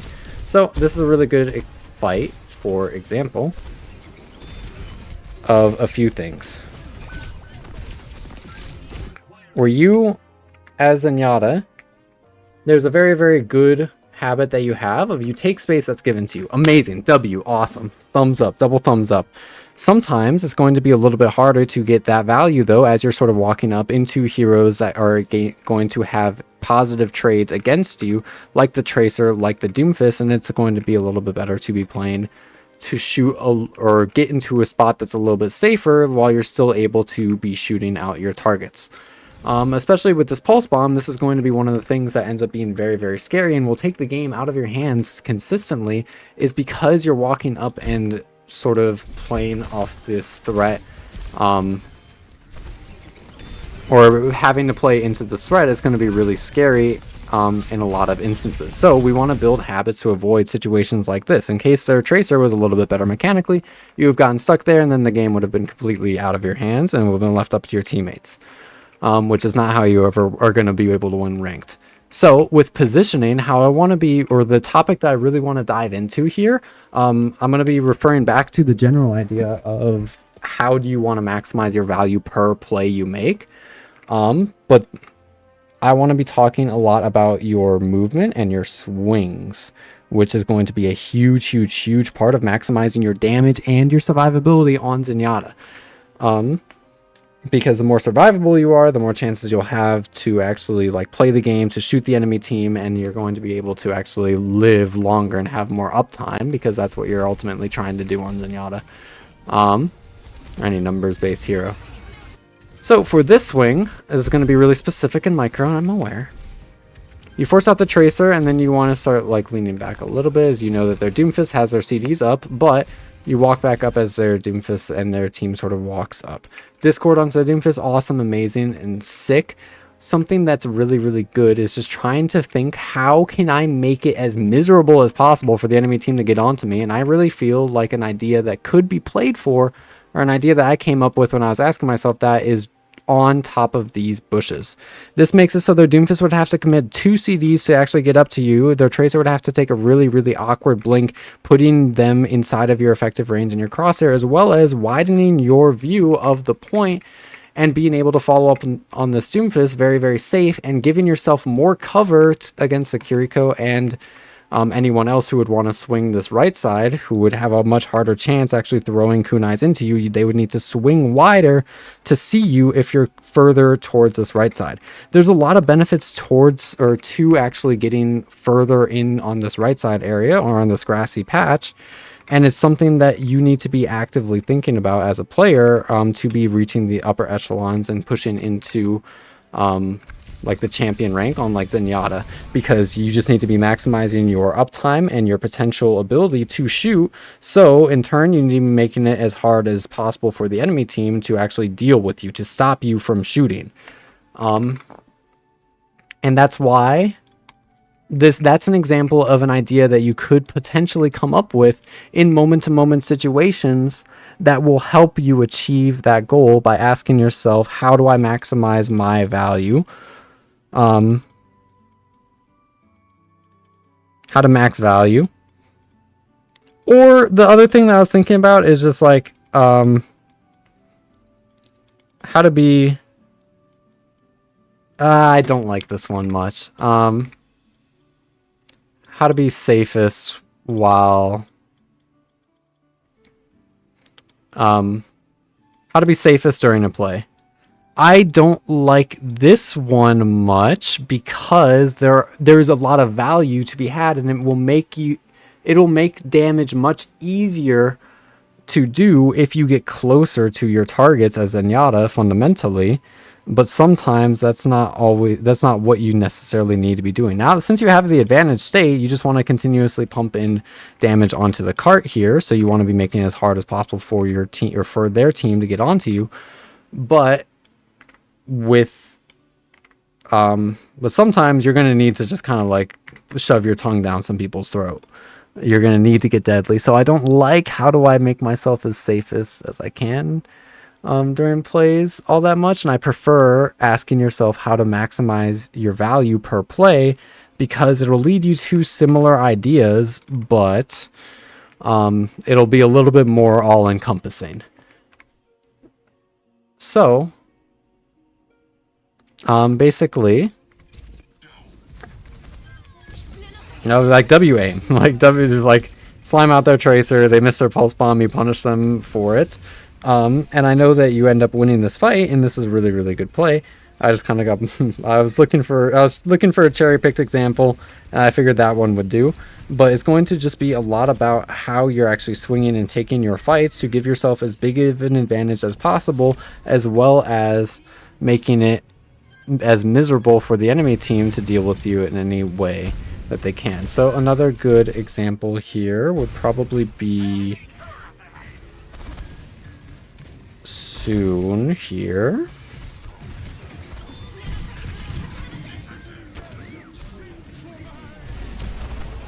You get Flux's retake. Maybe it's a bit later. You guys hold this forever. You have a lot of really good habits instilled already. With your micro, I mean, because you're able to execute plays up to this point, but I'm just trying to focus on like improvement. I think it's here is a really, really good example. You could apply like the thought process like literally to any of these. So how can you maximize your value? The float perk is really, really strong, and I think almost every Zen player that I know agrees that the float perk is insanely strong. But this is where I want to be talking a little bit about like safety and value, and like how the mic or the positioning kind of like affects it. So you already have your float perk, and now you end up trying to swing this wider angle or this very wide area, which has very little cover. You don't have an easy escape path, and their Sigma is actually able to punish you for this. These are the really, really little things that will be super important for you to nail down based off of honing your intuition. And the way to hone your intuition is asking yourself consistently, how can I maximize my value? This play is good. Shooting out their Sigma, because they're in open space and inside of your team's LOS is good. It's a really, really good play, but swinging wide while doing so is going to actually end up getting you killed here. You just, even without the idea of like their Sigma has flux already or whatever, there are so many ways to take the swing that you actually didn't need to go this wide with your Torbjorn. You could be using your float perk to swing out like this, and then you have the tree to hide behind cover. You would see exactly the same amount of things, and probably it'd be even safer, because as you're closer to this corner, it's going to mean that they have to swing out even further to see you, rather than if you were really, really far back. Actually, no, that's the opposite. I lied. But if you're over here, then they can see you like that, but you don't actually have the freest cover to hide behind. Ignore the past 2 sentences I just said. But the idea still stands. I still think that an execution of this play that could be a little bit better by asking yourself, how can you maximize your value on this play of discording and shooting out their Sigma, could be standing behind this tree, floating out, getting some orbs onto them, and then using your second half of float to get back, or even sit on this high ground if you think that there's nobody that's going to be capable of shooting you.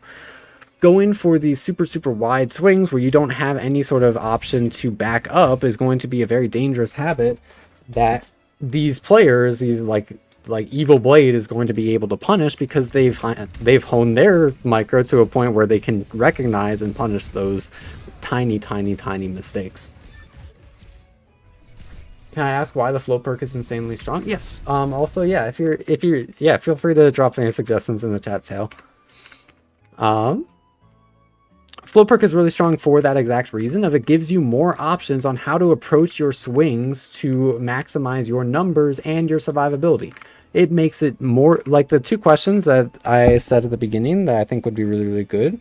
Or the 2 things to focus on is how to maximize your damage and how to maximize your living, as Zenyatta here. And float perk does both of those things, where it will maximize your damage because it gives you safer and better options to peek into their team. Even if you didn't necessarily want to shoot the Sigma here, I think the shooting the Sigma is fine, a double thumbs up. But even if you didn't want to, you want to play for a different idea, float perk would allow you to kind of like peek over like this almost, because this thing is sloped. Is it sloped like that? It's sloped. A lot of the times I feel like maybe an idea that could work, I'm not sure, not like the Zen one trick, but game mechanics still are in my head.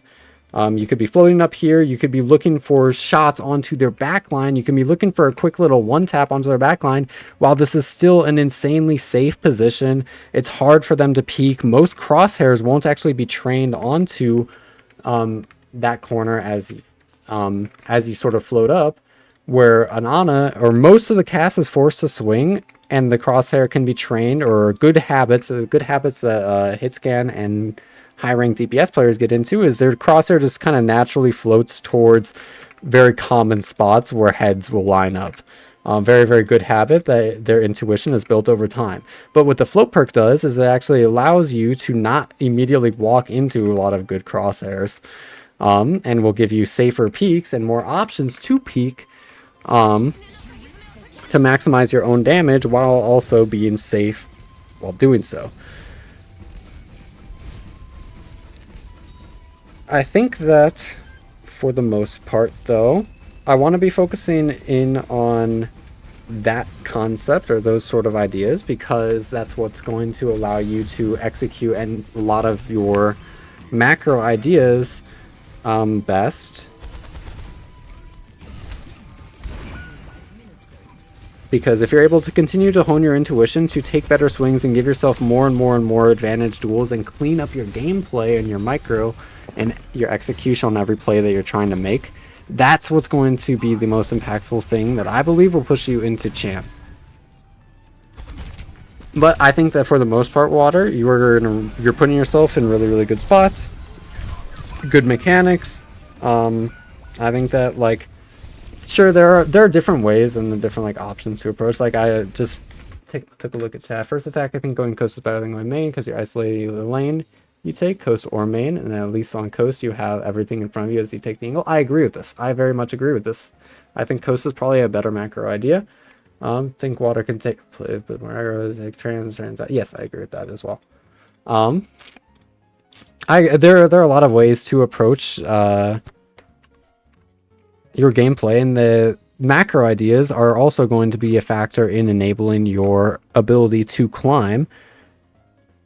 Though I think for the most part, you're putting yourself in positions that are going to be solid at achieving success.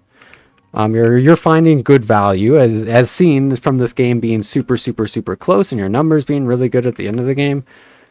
You're finding value, so I'd like to help you hone everything that you do just a little bit more through your micro. And I think that the best way to hone your micro is going to be asking yourself throughout the game and throughout every play that you make, how to maximize value.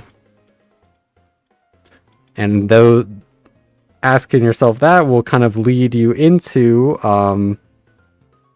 your, like, I don't want to, like, I feel like swings is a restrictive word. So you're like a micro positioning, I guess, and you're damn it's just micro positioning.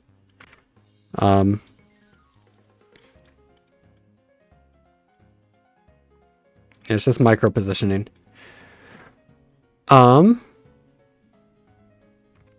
That, like, as you're trying to think about how to maximize your value per play that you make, it's going to be a lot based into your micro positioning. I hope that that general outline of an idea is going to allow you to hone your intuition further as you experience and play the game more, because it's applicable, it's a concept applicable, and will help you find more value on your reflections in a ton of different scenarios. Like if you have to play against a Widowmaker, you're going to be able to think about your swings very clearly. If you're playing against a Tracer, you can be thinking about your micro positioning to allow you to have a little bit more time to adjust your crosshair as the Tracer blinks onto you, or make it more difficult for the Tracer to get good blinks onto you, or avoid your crosshair. A very common thing why Tracer is so bad on Havana, very boiled down concept, and why a lot of good Tracer players still hate like Havana and Circuit Royale as maps, because naturally they're forced to play more into the enemy team's crosshairs, and Tracer is not like that.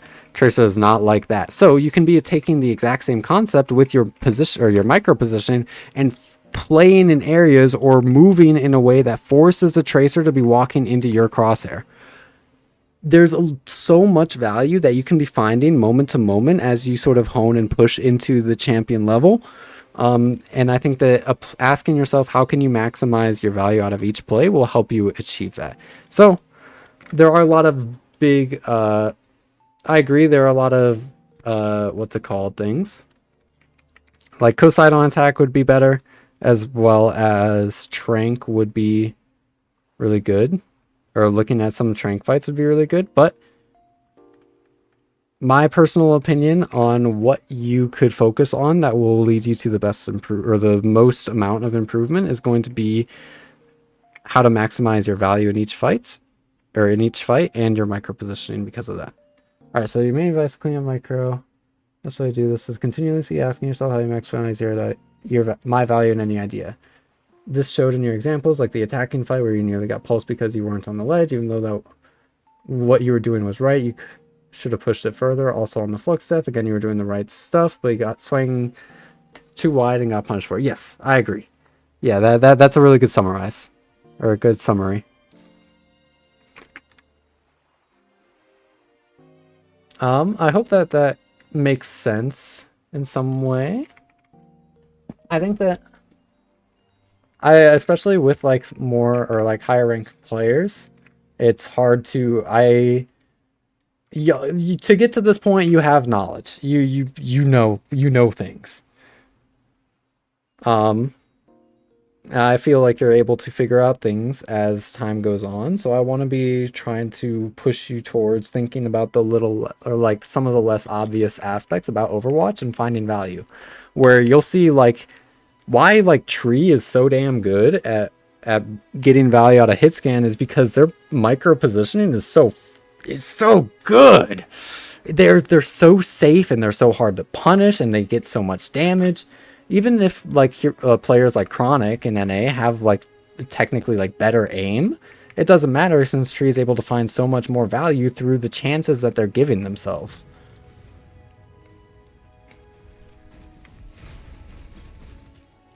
Thank you for the follow, First West. Alright, but I think that will wrap up most of the things that I sort of wanted to talk about. You already wrote your own summary. That's awesome. That's the biggest adjustment for me with doing these live VODs, is that I usually like write notes for any VOD that I do.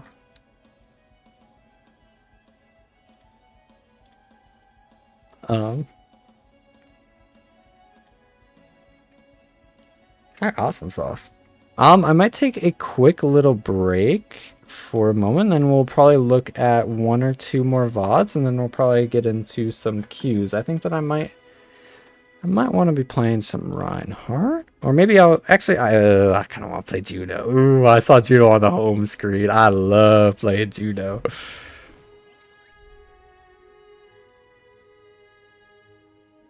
It's the best way to get some coaching.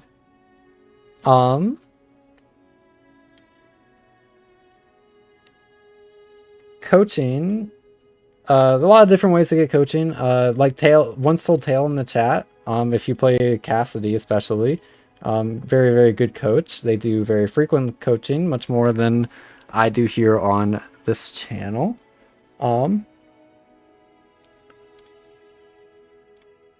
Okay, do you guys want like the real answer? You guys want to know like the secret sauce to getting like the best coaching ever for like literally zero, like literally free? There is, okay, if you guys want coaching, there are a lot of players about this game who know a ton. They are obsessed with Overwatch and they know so many, like they kind of, they're capable of doing similar things to what I do.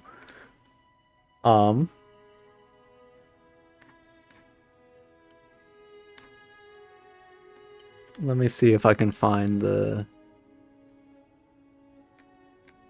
good server for it. Don't think that's the right one. Okay, yeah, here. Oh, I know where. Alright, I'm gonna tell you how to get the best coaching ever.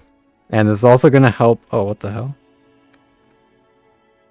Oh, I did not know this existed. This last Masters League. Oh well. Okay, this server, Faceit Overwatch, is a public server based off of Faceit League. And it's really, really, really good. This is like the main hub of all of like the competitive scene right now. So what this means is that every big name player, or like every like high rank and competing player, is going to be in the server. And a lot of people, not everyone, be prepared, not everyone likes coaching, but I've seen people with absurd amounts of success with this method of getting coaching, where they would literally just look at Faceit League. They would see like the ongoing season. I would recommend look at any of the teams or players in Faceit Expert or in Faceit Masters League. And if you find a player that like plays well or knows what, like plays your heroes and they're playing well, you can like pull up like most of like the replay codes here, like bang, like I can just like watch these, like all of these codes are just easily accessible. This is pro gameplay. You could just watch any of these codes kind of like at any time during the patches for anything for Faceit Masters League. These, like, yes, OWCS players are better than Faceit Masters League players, but the difference for most of y'all is the Masters League players will know everything that you'd want to know. So what you want to do, and what I've seen a lot of people have such success with, and I've seen literal plat players go up to being like tier 3, tier 2, like getting full ride scholarships to schools. How they started was they would just go into this, they'd look at Face It Masters or Face It Expert, and then they would find a player that they liked, and then scroll and find them in the Face It Discord server, and then just ask for a VOD. Just literally ask for a VOD. I'm telling you right now, most of the people who got to who like Overwatch enough to get to this point, you can even do advanced. I'm sure advanced is fine. I just don't know much. I don't know many people in advanced or open, but I'm sure they're pretty good players as well. But so many people who get to this point love Overwatch so much, and they love babbling about Overwatch so much that a lot of them just do it for free. A lot of them just do it for free. They just like talking about the game. They just like talking about the game. There are players that are not the greatest, or not like the most friendly, and it's very likely that sometimes like a request for a VOD will get denied, and that's okay. Like, just be prepared for rejection. But I've seen a lot of people just ask for a VOD and just get one. You don't gotta go to like you don't gotta go through like Fiverr or Metafy. Just ask. Or if you want to like really incentivize people, remember, there is no money in Overwatch. There is none. We make $0. $0. We make nothing. I've been competing for like 7 years now, and how much have I earned? It's fairly wrong. I've been competing for 7 years. I made 3K. This is like 13, 14 hours a day of Overwatch for $3,000 across like 7 years of competing. We make $0. We make $0. And most of this is CAW. Most of this is calling all heroes. They love that one tourney. So I prompt, like, a lot of the times, if you want good coaching and good VOD reviews, just DM one of these people and like Face It Expert, Masters, probably advanced too, I'm not too sure, and either just ask for a VOD or say, yo, I got $10, you want a VOD? And we make no money, and so many people love talking about the game that they just straight up will. So that's the strat. If y'all want crazy good coaching, just do that. Just do that. Just go DM people. You might get rejected sometimes, and that's okay. Just keep on keeping on, because this strat has worked so much for so many people.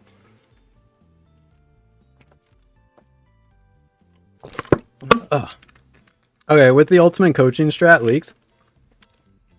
Yo, thank you for the 3 cents. I don't know how bits work, but thank you. Yo, watching your videos again. Whoa, why can't I see it? There we go. Yo, catching you live, watching your videos got me a Masters on take. Awesome! Congrats on Masters, dude. That's amazing. I'm glad that I was able to help.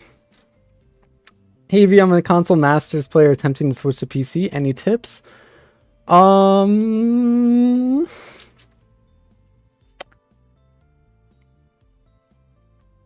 thinking. That's a field that I have yet to explore very much. Actually, it's on my to-do list later this year. I want to see if I can get to champion or like top 10ish.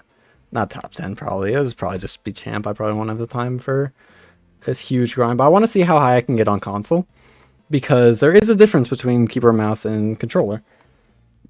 I think that some value sources are going to be a little bit harder to achieve on controller, and you'll see that like Far Mercy. I've heard, at least from like console friends of mine or like IRLs, that Far Mercy is way more impressive on console than would be in like on PCs or PC lobbies.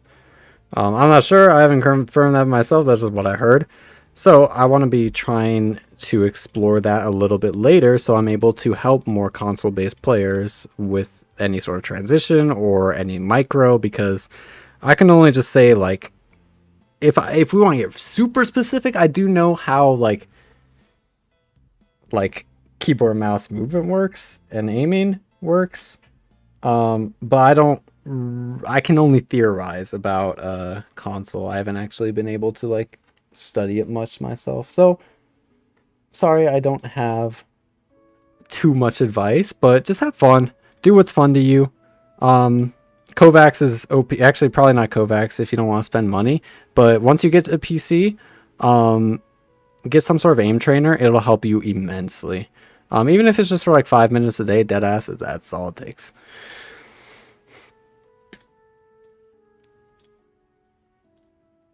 There's a huge difference as someone who switches between the two pools very frequently is played very differently. That's what I've heard. That's what I've heard quite a bit. I've heard it's played very differently, and I'm curious to explore it. I just haven't had the chance to yet. The codes you've reviewed, there's a pretty marginal difference. You know, so I guess you have a different experience. All right, that's fair. I'm sure like everyone like. I just don't. I haven't played console. Damn, I suck. Well, I guess our team had a really rough end of the season, but things are looking up. Things are looking so fucking up for Wink, bro. I'm really excited for next phase of the season. I'm really excited to grind and compete. All right, but I'm gonna be probably ending this off with one more VOD. Yeah, I see you, Navilia. I see you. I'm going to end this off with my best attempt to be mean in a VOD review. I'm going to try to be mean to my teammate Navilia, who's in Twitch chat right now. I'm gonna try to be honest. Maybe not honest. I think I'll try to be like mean. It's not really my specialty though. But I'll give it a whirl.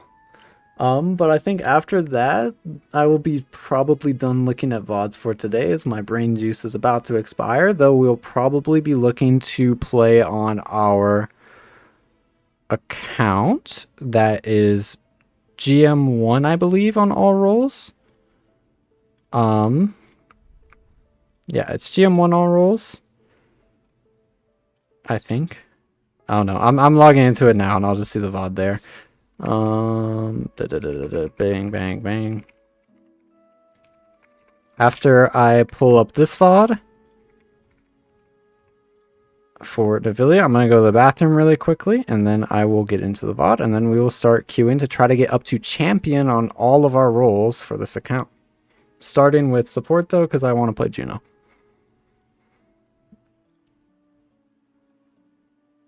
And if I can't play Juno, that'll be sad. It might not be kind of like a... It might be a little bit different than like a... Oh! Right. I wrote it down. I'm actually going to try calming in ranked for the first time in eons. I am not a calmer in ranked. I usually leave voice chat. A lot of the accounts that I play on, I just have text chat muted as well. I play my own game. So I'm going to try to actually like communicate with my teammates while I push up to champion and see what's valuable in comms. What's it looking like? Okay, yeah. GM1, oh, damn. Okay, something tells me our tank will climb fairly quick though. So yeah, we'll be climbing up these. Let me pull up the Navilia VOD really quick here.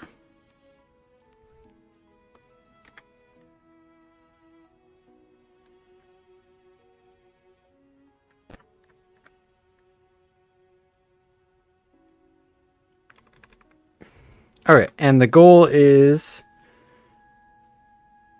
to get champ on DPS. GM3 right now. You said you could beat me.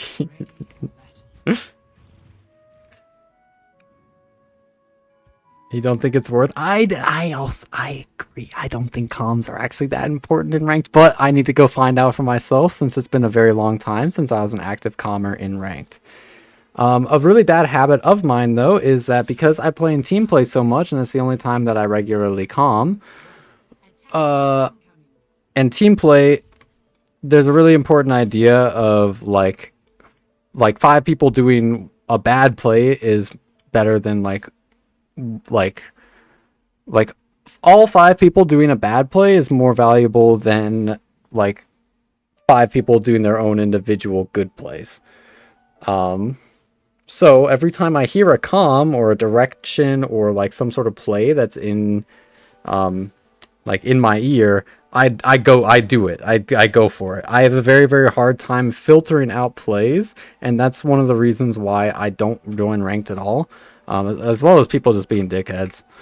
But it unironically inhibits my gameplay to be in voice chat, and that's why I'd like to encourage. I know it's a little bit of an issue in rank sometimes, but like people will just straight up throw games if other players on their team are not in voice. But like some players just straight up will perform better outside of voice. Understand you don't have control over everybody in ranked. The people are going to play their own games, they're going to do their own things. That's okay. Just trust that everybody's trying their best in some way. And just do your own thing, maximize your own value. That's my personal take to ranked. I understand a lot of people's enjoyment of Overwatch is the social aspect and the teamwork aspect and working together to achieve the goal and the victory screen. I understand that is a lot of people's enjoyment of Overwatch, and there's nothing wrong with that whatsoever. But my enjoyment of Overwatch is improving and trying to figure out the best options and honing my execution to like actually make the ideas that I have into reality in game. And unfortunately, sometimes like team chat and voice comms kind of inhibit me from doing that. And I think that is kind of, I don't want to be pressured to somebody else's like enjoyment or value of the game. Ugh. Okay, I'm gonna go to the bathroom really quickly. I'm gonna flame the fuck out of Nev, and then we will get into our queues. But I'll be right back. I'll be like 2 minutes.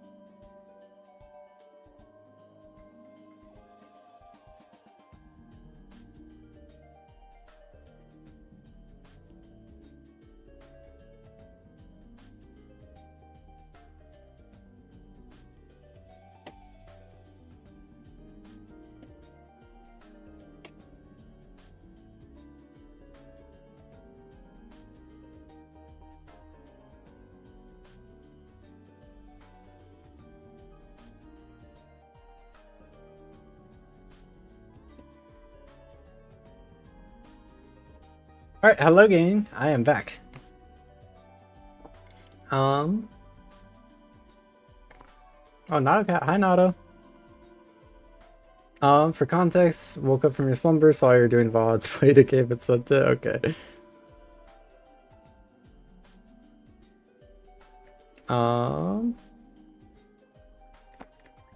Welcome back, thank you, thank you.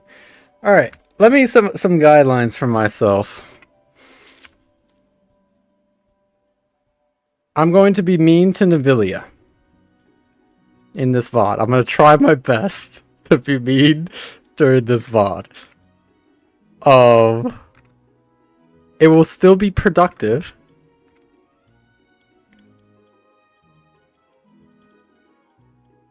It'll still be productive. And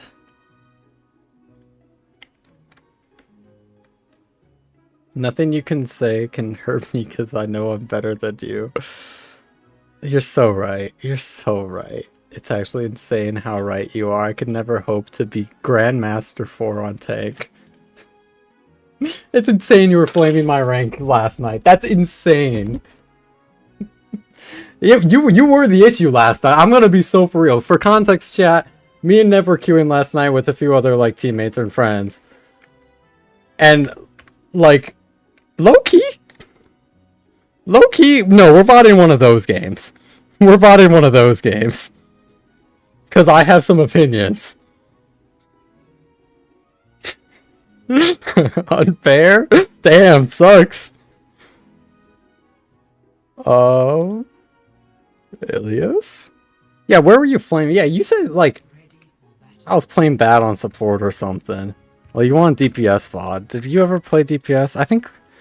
Ugh. Yeah. I think we won the games on DPS.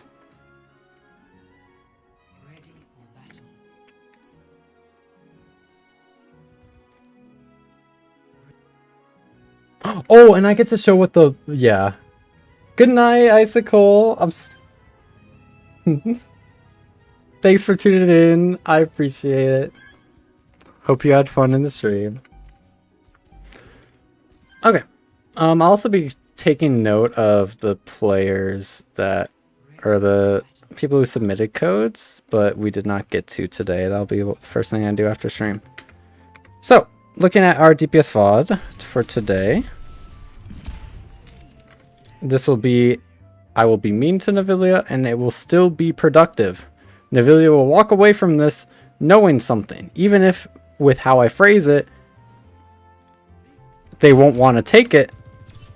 There still will be good information that I believe. Why are you entranced by the big Samoan?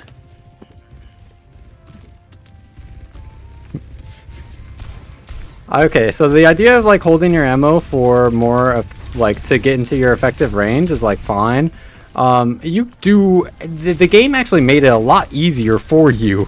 Actually, you could think even less on this hero, and you actually have a right click that increases your effective range on this approach as their Mauga is getting actually just like kind of full comboed by your very, very talented Wrecking Ball player.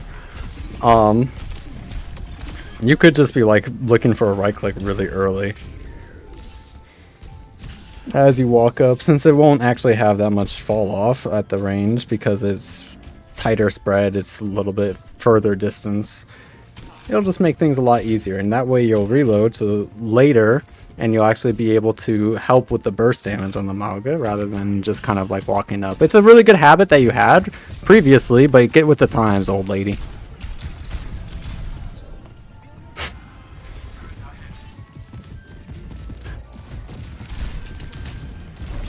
Whoa, whoa, whoa, whoa, whoa.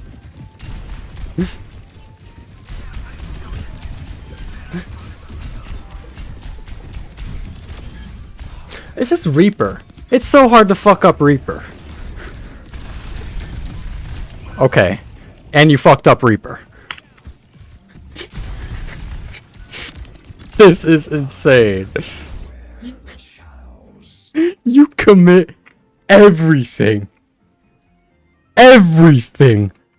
We are up like 3 people. Their Hog is in spawn, their Genji's in spawn, the rest of them are cowering for their lives, and you say, nah, I need to use my one thing that can let me control the game right here and now and die while doing it! Are you dumb? Are you dumb? You want her dead, you hate in your heart? I have win in my heart. That's the difference between us. Look at what happens because you don't have any, like, we don't have a Reaper pressure in like anything here. Our ball gets low and is forced out, so I'm not able to get like much done. The Roadhog's able to walk up for free and take 0 damage because we don't have a Reaper to shoot it. We're just down one of our DPS because you wanted to not only int into their spawn, but commit your ult while doing it. It's the worst play imaginable, and yet you somehow... You did it. Champ 2 support. Low-key gold on DPS. There are some times that we just gotta like we just gotta like, we gotta have more rank resets. I believe, I don't want to rank shame. It's just it's like kind of okay. Well, let me clarify. I'm too anxious to be mean, bro. I don't ever want anyone to like feel bad. If you are in the chat right now and you're currently gold, that is amazing. That is awesome, and you can be very proud of that. And there's nothing wrong with being gold. For the context of Navilia specifically, this is somebody who commits like 15, 16 hours a day of Overwatch. They've been playing for years and years. They're trying to go pro. Their goals are insanely high. Their standards are insanely high. And that's the context in which I refer to the ranks. I don't mean to shame anyone or make anyone feel bad for being in any ranks that I mention. I hope that is clear. I don't mind, I don't want to make anyone feel worse about their own, like, skill level or rank. Because everything is contextual. You should feel proud for yourself and your own goals and your own reasons of playing the game. Navilia's reason to play the game is to go professional, which is, like, if Navilia dropped to Champ 5, I'd flame her. If Navilia if you drop to Champ 4, I'd flame. If you drop to Champ 3, I'd flame you. Because you could be better. And you could be better than using your ult when we're up 3 in their spawn! We win the round because our Wrecking Ball is just the best player ever. But it was not our Reaper.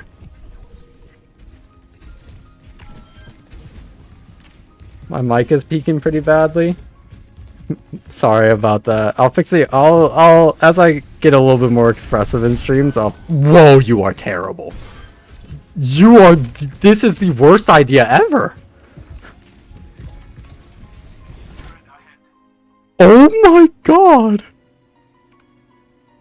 Oh my god.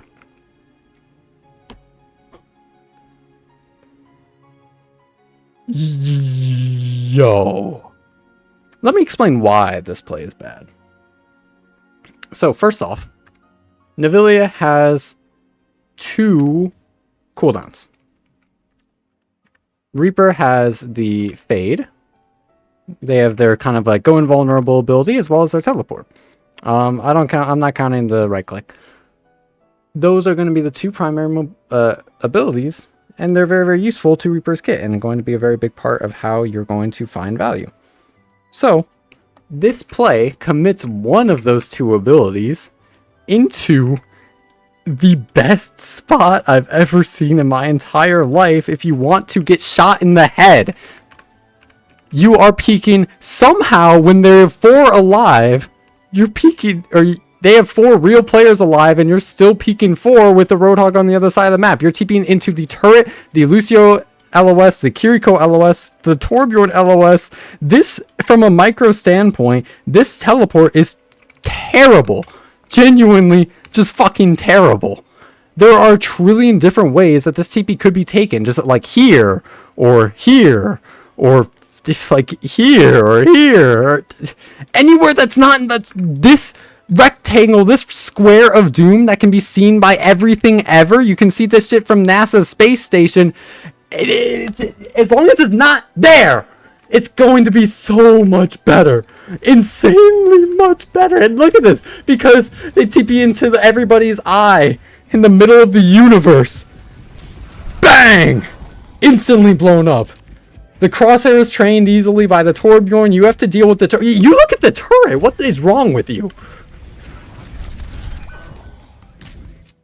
You have 3 people staring at you. The Torbjorn, like, breathing down your neck at the closest range it could possibly be. Able to consistently put a Cheeto in your head or right-click you to one-tap you. They have 9 different ways of snapping your neck. And you try to look at the turret? That's the biggest threat. That's the issue to you. Be for real. Be so for real. The turret is the threat. That's the danger. You need that gone now. Let's lock in. And no, but you are right. You are right. You're completely right. You're just infinitely better than how I'd go about playing this.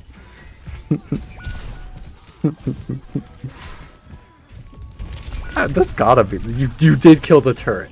I applaud you. You forced a 8-second cooldown out of them for your entire. Oh, we're just gonna gloss over that one. We're just gonna gloss over that one. You did get the turret. You did get the turret. I see how we lost this game now. I was like low-key gonna just like try to like I was gonna like play this up like hyperbole. I was doing the Lord's work on Wrecking Ball in this game. They were the enemy team, like 3 people on the enemy team glazed me for this game. And now I see how we were losing. my Reaper. Oh right, okay. There was actually a discussion in VC about the Orb Spur. I do need to try it out myself. I need to do some testing. Alright, let's hope you don't use your Blossom like how you did on the last point. On his right side. What did you fade? Was it Genji staring at you? I guess that's fine. Yeah, okay. You hear the Genji dash on you? That's fine.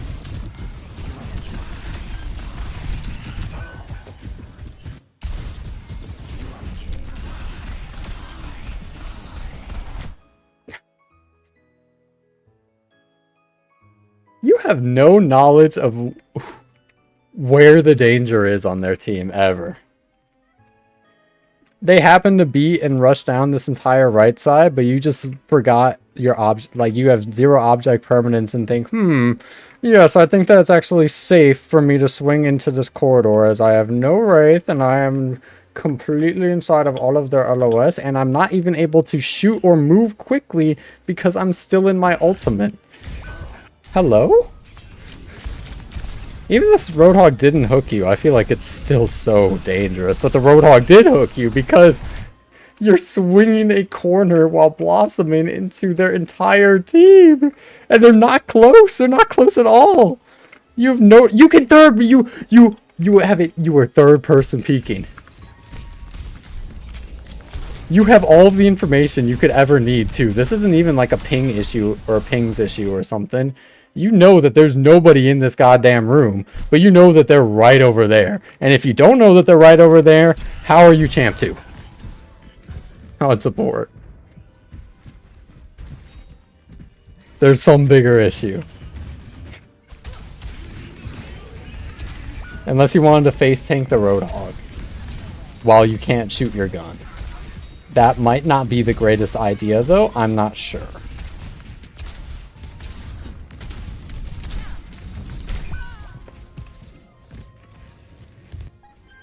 I'm not even gonna share words.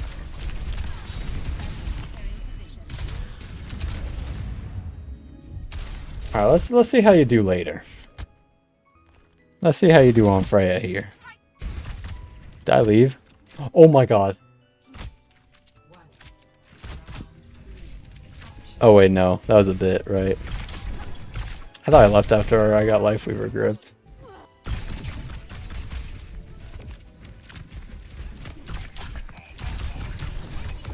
I rejoin. You have no respect for any of their team's LOS.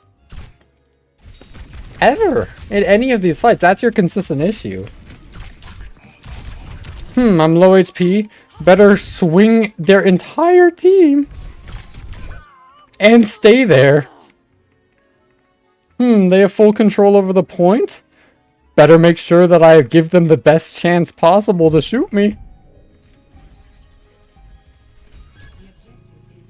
It's insane. I mean, that's the takeaway. That's the key takeaway for you, Navilia, is just make sure that they won't hit their shots, except they did. Except they did.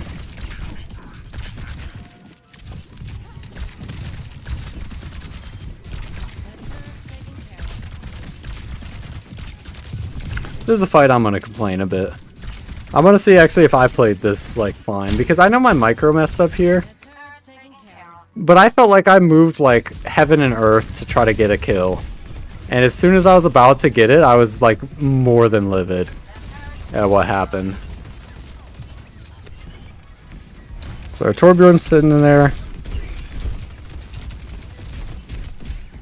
Oh my god. Oh my god.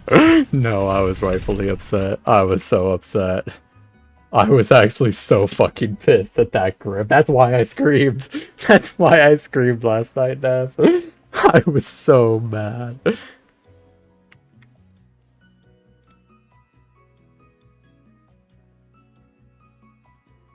It was the worst. No, I didn't watch it again. I actually feel like I didn't even take this fight that bad, or the potential kill on this Torbjorn. I thought that it was like fine. We poke them out, force them into the closed space. We punish them for being in the closed space with their close range ability of being slammed, and then we get them 1 HP. I have my grapple back on cooldown. I get gripped out. I'm not even low, am I? I don't mean this to flame Cherry. I mean this VOD is to flame Navilia. I'm sure, like, I got low. I understand the thought process. From my individual POV, man, that sucks. Yeah, we're doing VODs. This is the last one for today, though. It's a VOD of my teammate Navilia, who is terrible at DPS, and I'm trying to be mean with my VOD, since I'm not usually mean, and I think I'm doing a good job. I think I'm doing a good job being mean. What is wrong with you?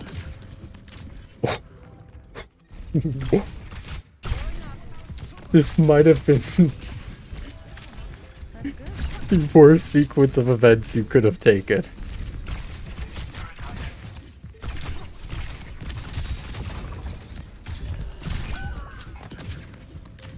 I said wasn't.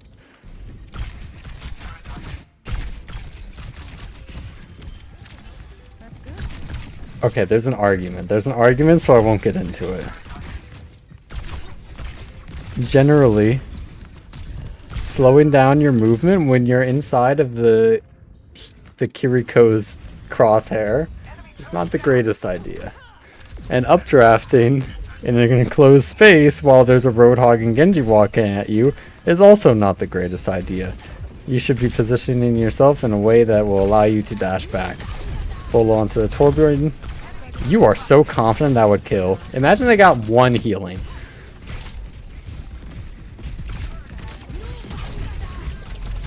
Actually, no, if our... Who hit the shot? Somebody else had to hit the shot to make sure that this kill would have gotten off. It was our Wu Yang. If our Wu Yang didn't hit the shot there, they wouldn't have died, like, at all. And you get no other value here. You should go confirm your kills. Chase them down! Don't be a bitch. Don't stay on high ground forever. Get your kill!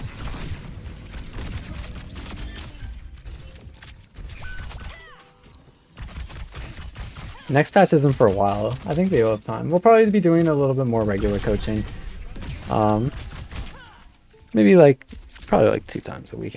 We'll see. We'll see. I'll have a lot of thinking to do on how I want to be sort of implementing a few more coaching-based streams. Or not coaching-based streams, but implementing coaching into streams.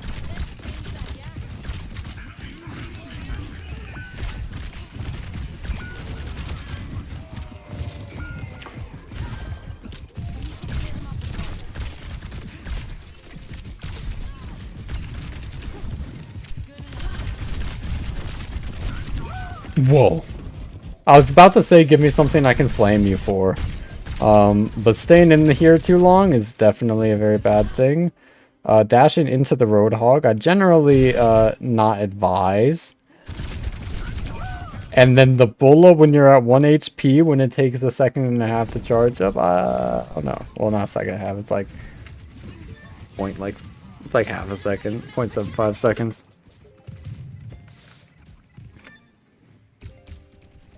I see how we lost this game. It looks like you locked in right at the end, but you were put on several lists before that. So for your goals for ranked, number one for you to focus on, Navilia, is don't suck. And number 2, care enemy LOS. If you focus on being more careful about where the enemy LOS is and where they're actually able to look at you and change your positioning accordingly, you will find a lot more value on the plays that you're going for on DPS. Number 1, Nev, stop playing like you have the curable disease.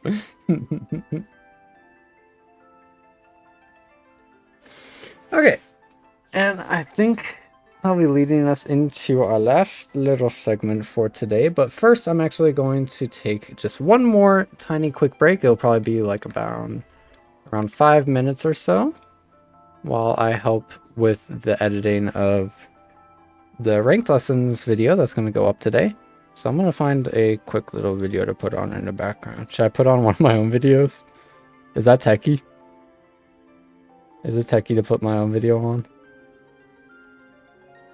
Let's queue. I'm trying to get the champ.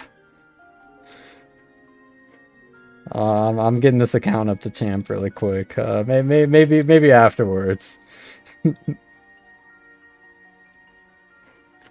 I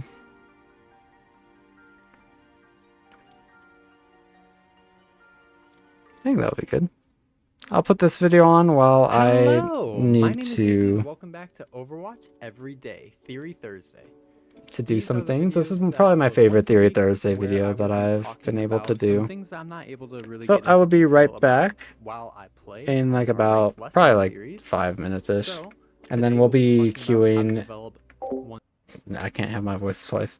Then we'll be queuing in Grandmaster 1 on tank support and DPS, trying to get it up to champ on this account. Oh, well, I guess my tank is GM2. Oh well. We're just going to try to get up to champ on all roles on this account. But I will be right back in the meantime. So, I'll see you all soon. one's hero pool and their own individual skill, using these 3 bullet points as our guidelines. Overwatch is a micro-based game. Even if you put yourself in the best positions possible, if you miss all of your shots to heal your teammates or damage the enemy or can't move in a way that'll let you touch the objective without dying first, it doesn't matter how good the actual idea you were playing for was. So, what we call that is micro. With micro, it's going to be the actual execution of any idea that you would have. Being able to hit your shot or land your cooldown, move in a way that you're able to survive an enemy pressuring you. Micro is what is going to be part of what we're covering today, and it's very important to define that now, as I'll be using the term throughout the video to explain why we develop our hero pools in the way that we do, or at least my personal philosophy of what's good to develop a hero pool. So, developing your knowledge of the game to let yourself form better ideas of plays to make in game, as well as developing your skills to execute the plays, your micro, are the 2 forms of proven consistent improvement as a player. I've been coaching Overwatch at every level of play for 7 years now. And the one practice that I've prescribed that I've always seen amazing success in players with is limiting your hero pool as you learn. Overwatch is a hard and complicated game, one with tons of heroes, game modes, maps, strategies, and terms. For newer and even experienced players, it can be incredibly overwhelming. So a core principle of actually learning and truly understanding something in every field is keeping information digestible. When I do individual coaching, I try to make my VODs never exceed 30 to 45 minutes, giving players exactly what were the consistent issues in their gameplay, 1 to 2 examples, and then practices on how to ingrain the concepts and information we talked about in the VOD into their own heads and building it into their intuition. So now I'm not currently doing individual coaching, and I can't make a digestible plan for each of the thousands that have been watching these videos. Thank you guys so much, by the way. But what I can do is tell you how to approach the game in a way that'll make it digestible and enjoyable for yourself to improve. Which leads me to the title and the thumbnail of this video: keeping your hero pool small. Keeping your hero pool small initially is the most important aspect for the vast majority of players I've coached to truly show improvement at Overwatch that will last years. And not just a quick tell you how to win in the current patch and then not be able to adapt once things change, Being a good player in Overwatch is to consistently use your knowledge and skills in rapidly changing situations and environments to find more consistent paths towards the victory screen than those around you. The hard truth is that Overwatch very rarely has one-size-fits-all ideas.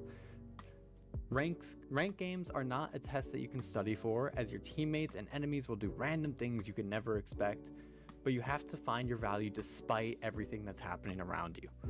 What I hope to achieve with this channel is to help people develop the mindset, the knowledge, and the approach which will not only help you improve your gameplay, but also enjoy the process along the way. So the first step required in developing that mindset and that approach to the game is to give yourself a baseline understanding of Overwatch and your own improvement, which I firmly believe for most players in this game is best achieved through selecting 1 to 3 heroes in each role that you really just enjoy playing. An important thing to keep in mind as I get into the meat of this video is that Overwatch is a game. For most of y'all, I imagine you're not trying to go pro or crack the top 0.0001% of the player base and pay rent through your gameplay. So remember that no matter what I or anyone says, just have fun.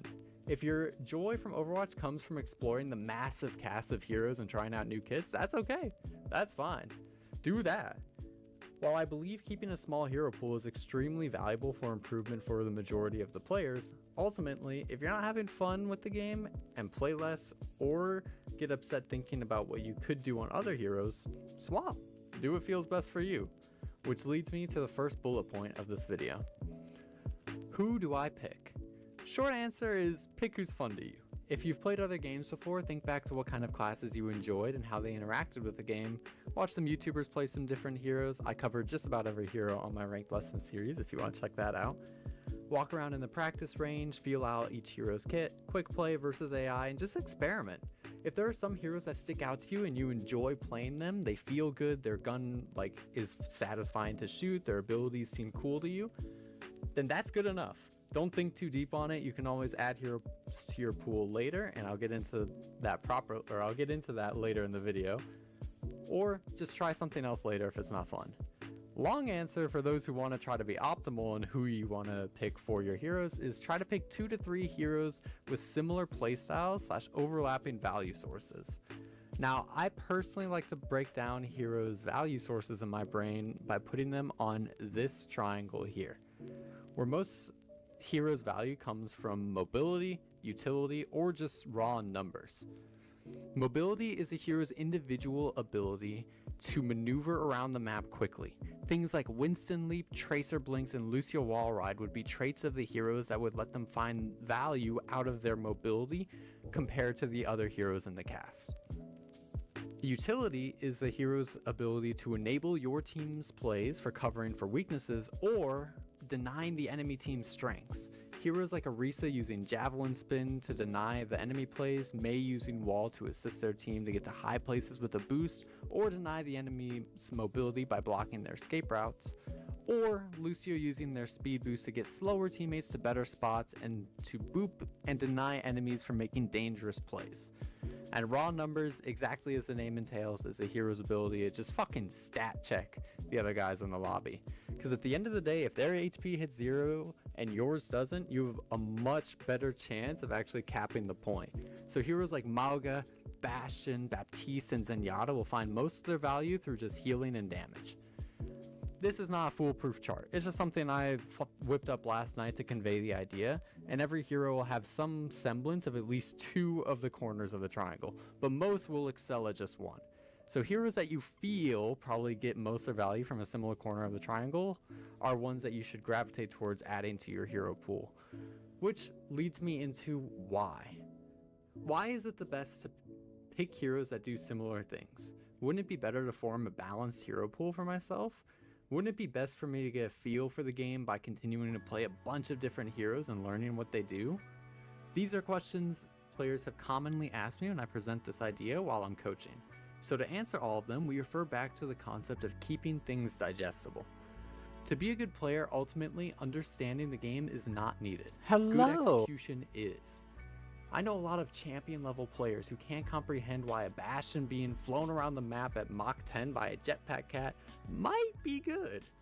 Your ability to hit your shots when you need them, be in the right spot, heal who you need to heal is required.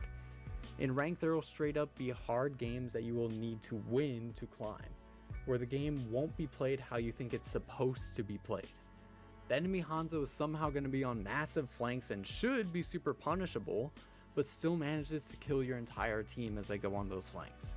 Even if you recognize that the Hanzo needs to be dealt with, if no one on your team is stopping the issue that's losing the game, it needs to be you.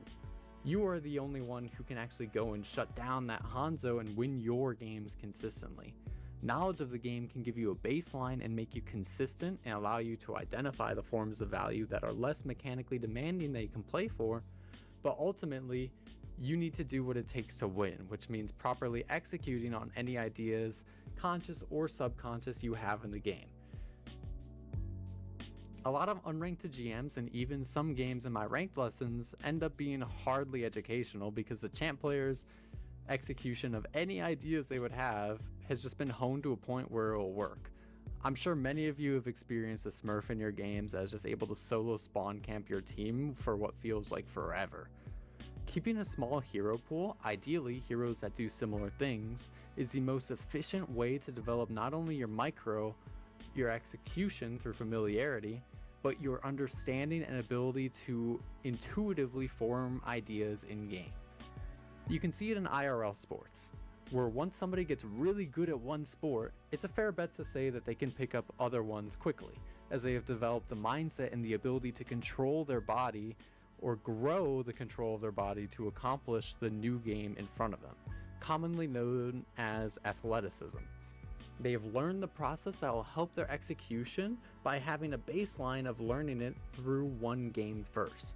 I've seen attempted adult athletes who try and learn a bunch of different sports at once not be able to grow that skill because most of their brain was just trying to keep up with remembering the different rules and jobs they needed to do in each sport, rather than developing the skills to control their body first. Even if they learned the strategies for each sport, it didn't matter if they just got microgapped everywhere that they went. You need that baseline developed through familiarity first. A small tangent, I think children are exception to this, as it's much harder for them to grapple with complicated or abstract concepts since that part of their brain literally hasn't formed yet. So child athletes who play a bunch of different sports still end up fine as athletes, but they're like that because the main consistent thing between all of those environments that they can actually comprehend is just the control of their body. So they can still focus on developing that skill. I talk and target this video towards adults since I say fuck a lot and you guys are okay with that, so the exact same concept is used here. You give yourself a simple and enjoyable baseline to develop the skills you need to succeed in the game. And I repeat, it should be enjoyable. If you aren't having fun over the course of a few days, rethink your approach. Think about what's made you happy playing Overwatch, and if you need to try other heroes or take things more casually. Or even just go play a different game, that's okay. If it's not fun, why bother? You will do your best work and improve the fastest when you are enjoying the process of doing so. So tailor the experience for you. Last thing I want to add to this section before I get into the how of this video, I've seen a lot of older players struggle to reach their goals in video games for a while because they stick themselves in tradition and the way you're supposed to do things too often. Being good at any real-time game will boil down to intuition. A player's job is to hone their intuition to find success. I've seen a lot of older players beat themselves up saying, I'm too old to get good anymore, I can't get better mechanics, which is just straight up not true, especially for Overwatch. I've coached 30 and 40-year-olds up to Diamond and even Masters in this game. There's a 53-year-old aimer who started aim training in 2023 who is way better aim than me. I legit can't beat any of their scores on AimLab, and I've been playing FPS games for almost half my life now. I'll put the link to their channel in the description. But without insane raw mechanics, Overwatch is a wonderfully complicated game with many sources of value, and you just need to find the methods and the ideas and the heroes that work best for you. While there are usually normal paths to success, and sometimes people will even face social critique for doing things different, use the norm as a baseline to try out ideas that you might feel lead you to success and see how it feels. Think about if you implemented it / executed the idea of the norm the best that you could, and if it feels bad, try something else out. Which leads me into the last big segment of today's video, the how. How to grind and develop. Once you have your hero pool picked and you're ready to queue up, first thing you should ask yourself is, what am I queuing for? What am I hoping to get out of this? I'd guess that if you made it this far in the video, you were kind of on board for the whole improvement mindset thing and want to get better at the game, but it's very easy to get thrown off a productive process. Knowing what you are trying to develop or accomplish can help you tailor your experience as you play. If you are really trying to focus in on honing your own gameplay and decision making, then I recommend considering turning off the voice and text chats in the game, especially if the heroes you want to grind are not exactly traditional. It's just really easy for myself and many others I know to get thrown off their decision-making process when ranked randoms are in your ear giving their surely really nice and helpful advice and opinions, or pressuring you to play to their ideas more so than your own. What I recommend for most players is go into games and continuously ask yourself, how can I win this game with my heroes? What this should enable is thoughts of what your hero is good at, what previous moments and ideas have felt good to you and lead you to win on your hero, and what you can do in your current game to recreate that feeling. Sparking ideas to try and execute in-game. If you decided Widowmaker would be your hero, after a quick play game or two, you felt that getting really close to the enemy team might not usually go your way. But then maybe the game felt much better when you were able to see most of the map from a distance using your scope to shoot down enemies from a range. Through this realization, you can spark ideas in your current game, something along the lines of, how can I get to a spot that lets me shoot the enemies from a range in this game? If I was able to accomplish it in the previous one, I wonder if there's a way to apply that feeling and that playstyle into this current situation. These are things our brain subconsciously does for everything. It's in a constant effort to find what feels best for us. What we are doing by continuously asking ourselves how I can win this game with my heroes is bringing that thought process up to our conscious thoughts, giving us far more control over it and making it easier to remember and analyze later. Constantly sparking ideas of what could be good, trying them, then noting the results, and using the results to hone our future ideas is what real improvement in Overwatch looks like. This format could also be applied in various different ways. I'm aware there are players that are super attracted to the teamwork aspect of Overwatch. They want to link up and play for ideas together with teammates, even if it might not be the best plans.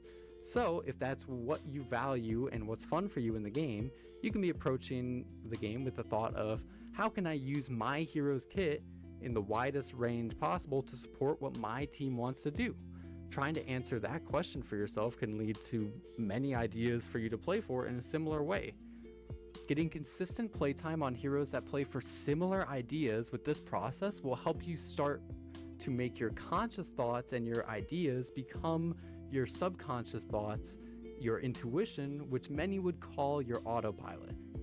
Without thinking, if you play heroes like Tracer, Genji, Ball, or even Lucio, you might find yourself gravitating towards flankier positions / off angles. What once might have been conscious thought as an idea to find value that you would want to play for, where you'd want to go find those off angles as the heroes, your brain is now doing automatically, which allows you to dive deeper into the nuance and the depth of ideas that you can find, and your brain can think about to maximize your value further, since you're already doing the positioning and the rotations onto the off angle instinctually. A common stigma in games is that playing while autopiloting is bad, which is not entirely the case. While it's far less efficient to grow as a player and creating new ideas that you can play for, which I call raising your skill ceiling, to become consistent and efficient for smaller things, just getting raw hours on the game and letting your subconscious do its thing will help your performance while autopiloting tons. The more Bro, I thought that video was almost over. It was not almost over, bro. That was like the halfway mark. That segment lasted way longer than I thought. Because I remember when I was making this, it was like, oh, you're only, like, I only just need to like there's only like a few more topics that I like kind of run through. But oh my gosh, I did not know how long those topics took. All right, so now I'm back. I've had a little bit to eat, and I have a little bit more water, and it's time for us to get into some queues. So for today's queues, I'm going to be trying to calm for the first time in years. I want to see kind of what value lies in communication in Overwatch. Well, ranked communication. What ranked value lies in communication? And I'll be just trying to like talk with people. We'll see how I interact with teammates and whatnot. I think I am going to swap my PFP a bit though. I'm not, contenders used to be like my mega grind profile picture, but I think that I'm going to change it to the one that I use more now. Or on all of my accounts. All of my accounts have the... There it is. The only account that I think doesn't have the...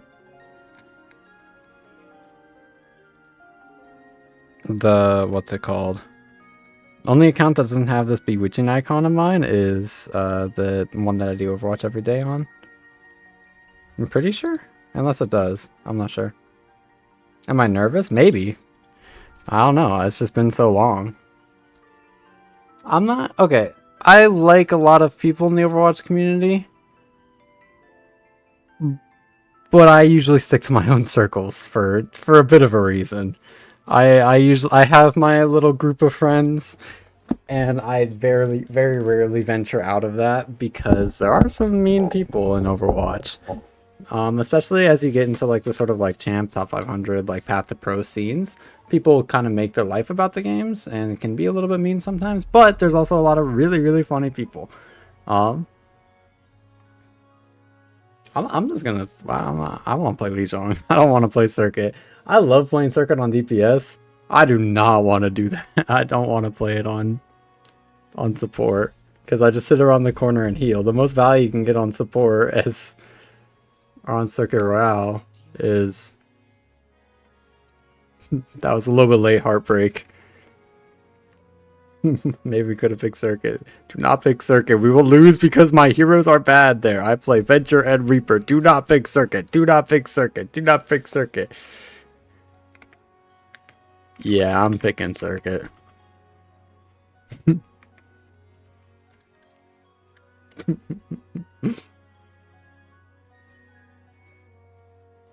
I think with Reaper Venture, that's good on Lijiang. Really good on Lijiang. Should I greet everyone? Is that okay?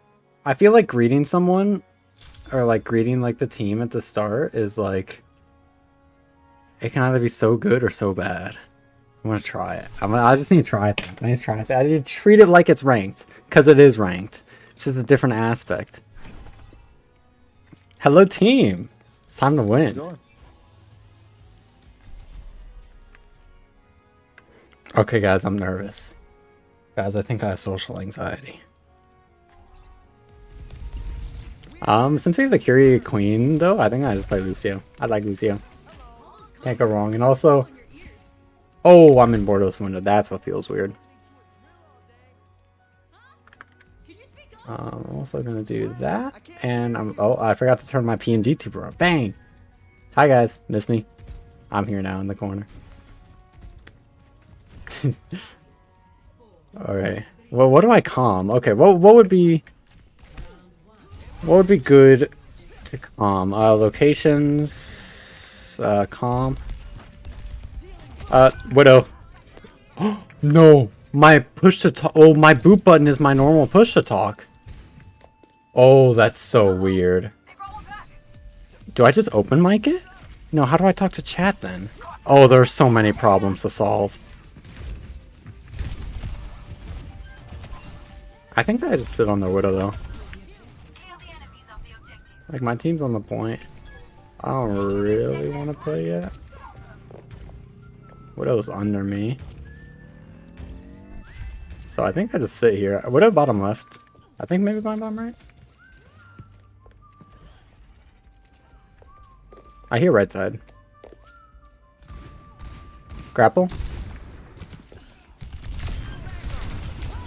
Got my one. Got my one. Yep, 6 damage. We're on the board. We're on the board with 6 damage. Oh, I trolled. They're on cat now. all good. We can win. Here, top right. I can to touch point. Yeah. That's all you. Help our venture. Yeah, I'm on. I'm on for a while. At least cat low. These per. No bubbles. It's so hard. It's so hard to move and control my mouse because my Team if you need. I'm gonna fight this. jump is on right click and down scroll, and then my push to talk is currently bound to like pushing down my scroll wheel. I'm here. You have your supports with you. Yeah. I think they're hit scans walking main.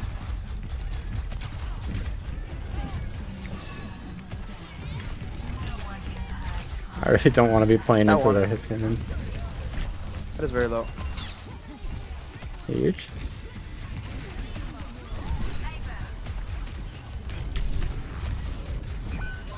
Guys, one. Pushing to instant. Oh, that'll be good. I like that. I might swap as well. No, I think you stay. It's a really good amount of instant. Nerd. Zarya's Together. main. Let's just go point. Yeah, yeah, no. Nice shot, nice shot.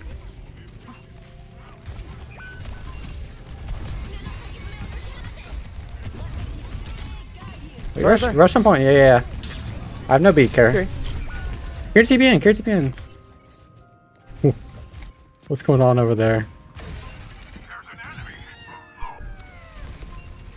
Their Widowcast are looking at our venture right now. Trolled my Kitsy Licky. All good. All good. Zarya's hinting at me. I'm just It's a not finding cat. beat fast Cat enough. and Zarya. Cat and Zarya point. It's just so hard to maneuver around the map without my down scroll easily. I think maybe I got it. I'm with you in a second. I can help with this. Just go point. Oh, there's just 2 there. I think I can win that. Oh, I missed my punch. Alright, hold on. I'm gonna be Thanos next round. Give me a second. I need to change some settings. All good.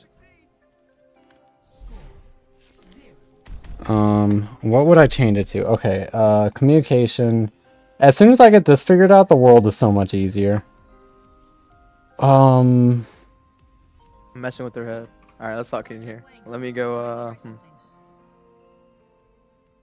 Is it just toggling? I could just... Okay, hold on. This... I think it's this, and then, I just want to play monkey. If someone wants to play Reaper, it'd be calm against Zarya. We'll just kill him. Just walk into them. Okay, bang. I think we're good. I'm able to talk now. And I'm able to play the game. I think we're good. I think I'll be Thanos now.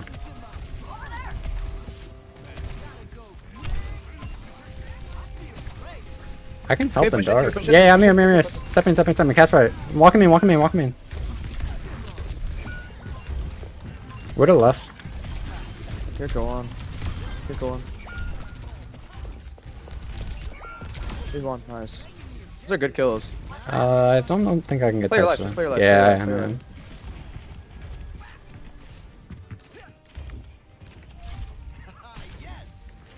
Oh, I that's just want to walk so around the map weird. and do this, yeah. Let's go right side. Alright. Our venture. Curious here. Just keep going. Keep walking. They're gonna get confused. Hey, Widow. I can clean. Yes. Cast here. Yeah, I'm here. Yeah, help him. In corner. I don't have amp, but I have amp in 3 too. I can 5 points soon. Go point. Yeah. Go point. Carry. Carry 1 on coast. Damn, I took the mega and everything. Nice.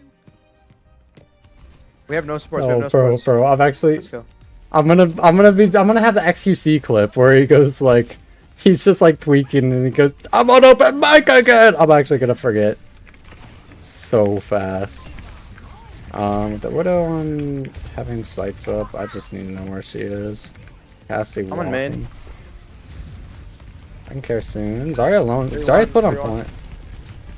Carry one. Carry one. Oh. I'm the worst player ever. There's Fuck too much me. going on here. Bro, my brain is just crazy overloaded. All good. I'm trying to like actually incorporating a new button is just so hard. Is there a hero that I can get easier value on? Into their comp, Lucio is pretty hard. Widow I need goes. to just kind of be winning Just walk with me, 1v1s. walk with me. I'm gonna jump Widow soon.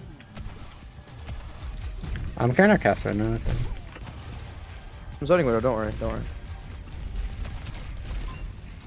Cat one, cat one, cat one. Carry one, carry one. Cat behind our main. Sorry, main.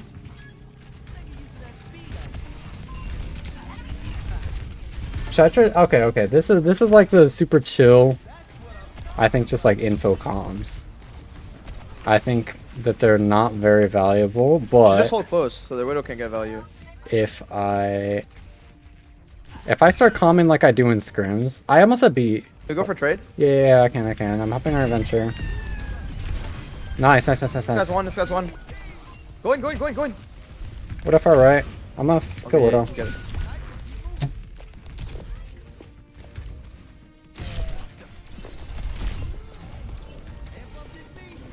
Carrying a TP in dark. I'm with you, Cass. Let's I go might for beat. it. I might beat. Yeah. Yeah. Oh, Zar's our main. Huge bubble. Widow their main.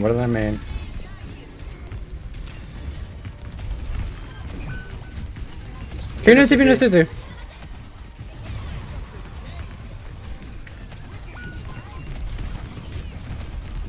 I think we should soft reset. Oh, winnable. Cast one.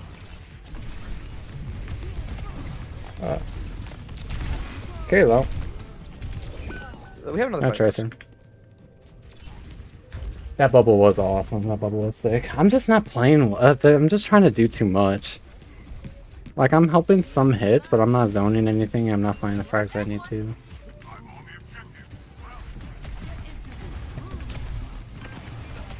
I can touch. I can get a touch. Touch. Cast on coast. I get one more. I'm good. I still have more. I'm off soon. Point. I was muted the whole time. Oh, it's such a learning curve. It's such a learning curve to try to talk. Like, I didn't think the micro would be the learning curve here. I didn't think actually hitting the button to talk to my teammates would be what I struggle with. It's Lucio specifically.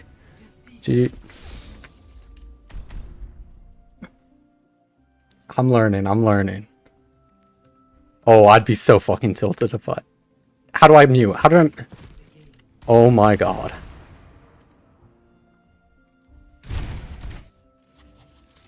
No, this is... Yo.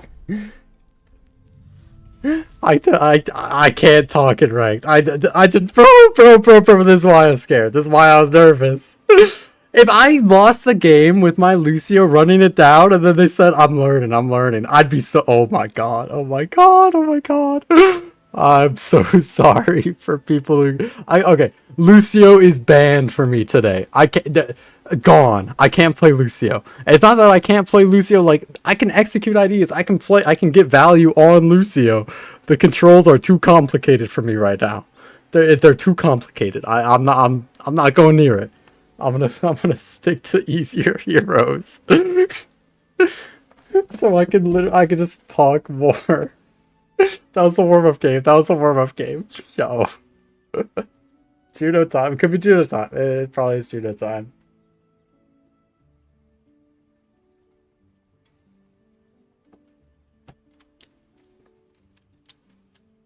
Should I go streamer mode?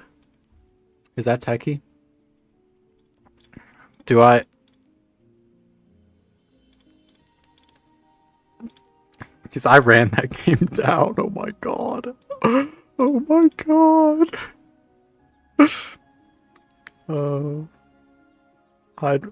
Is it... Well, okay, what's the benefit of streamer mode?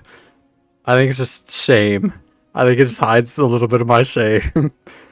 Nobody, I don't think anyone knows this account's me right now. In like champ. So I think we're okay. Probably. No, I think I will turn it on actually. I'm not gonna hide other players' names though. I think that'll be okay. Okay, let me see if there are any other controls that might mess up my push to talk. Oh, well, I actually didn't even want to look. That's fine. I'm demonic possessor. I haven't played with streamer mode like kinda ever. Alright, but if I just avoid Lucio and I'm able to just push the button and talk into the mic, then I'm actually able to sort of determine what value is possible off of comms. Because I can comm just like based off of pure info. Oh, and I'm on tank. Oh, we're free. We're in. Okay, so what if I just try to like... I'm just going to try to IGL. I'm just going to try to like say what should happen. And what like we should do to win the game. So when we load in after the ban phase, I think that I'll say my hello and then just talk into the void. So I know that sometimes, like, I know especially tank players just like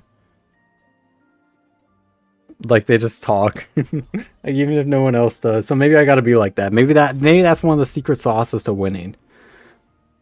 Well, I think it's mainly gameplay. Like since I've gotten pretty damn high ranks without talking.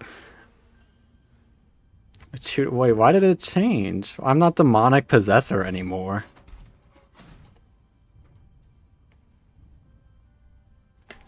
Okay. Hello? Oh, no. I'm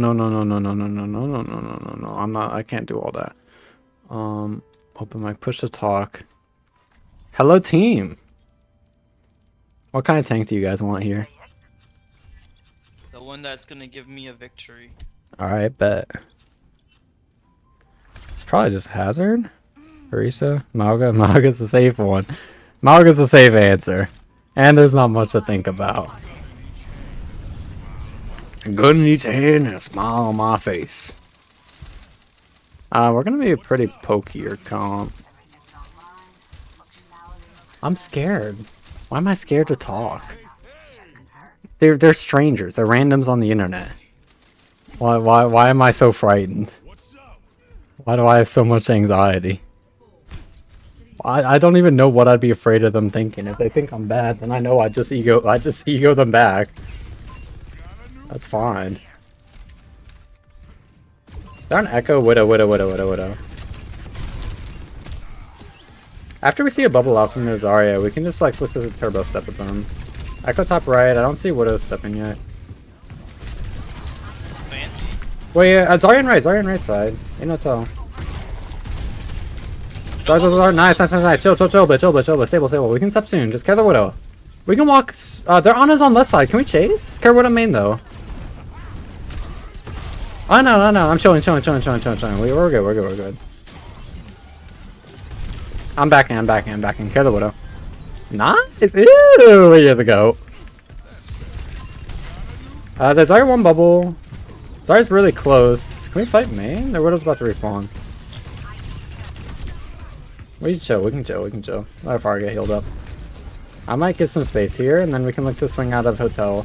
Alaria's high ground. I'm probably gonna back in. Zarya! No bubbles. Crashing on Zarya, I die for it. We might be able to recontest soon, though. It's gonna be hard for any of them to stand on the point, so just shoot them. I'm trying to heal you, DPS, but one of you needs to take a different angle from the other one. Piranha just taking that there's a room is not it. They have no nade. I can step onto the point aggressively. They're on us and right. On us inside hotel. I'm gonna chase it. I don't want. Dead. I have touch for point. It's fine, go fine.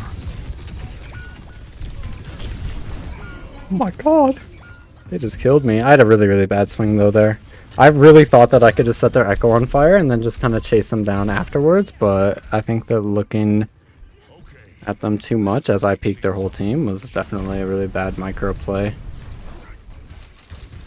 We have our OC, we have our Nano. We can low-key just Nano OC if we see bubbles out. Or actually we just have choke. We can just react to whatever they use. Bait grab onto me. Alari top, Widow top. Care sights.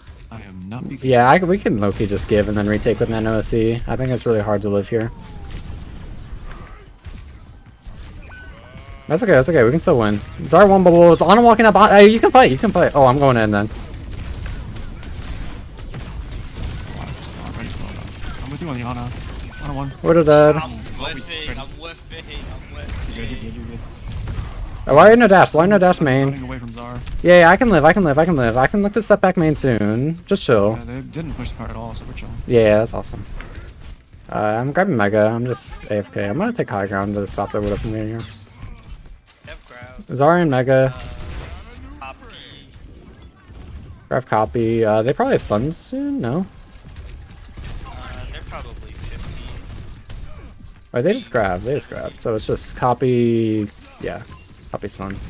Oh, tracking with people is slower. Widow left. Well, yeah, Widow left. I can look to help. I can help. One ping. I'm not stepping on Zarya mate. After Zarya. Huge, huge. I'm looking cage, looking cage, looking cage. Caging, caging, caging. Big cage, big cage. There's Zarya split. Zarya split for thing. Nice, nice. On me, on me. And slammed inside dead. Nice, good work. I'm poking up their spawn and just Spirit a Kite. We don't want to poke them too much because they're Widow. I'm gonna kill their Lori. I'm out. I got her. I got her. Just live. They're off Widow. No more Widow. Oh, huge, huge, huge. We can shoot them. We can shoot their walk up. There's Zarya's high charge.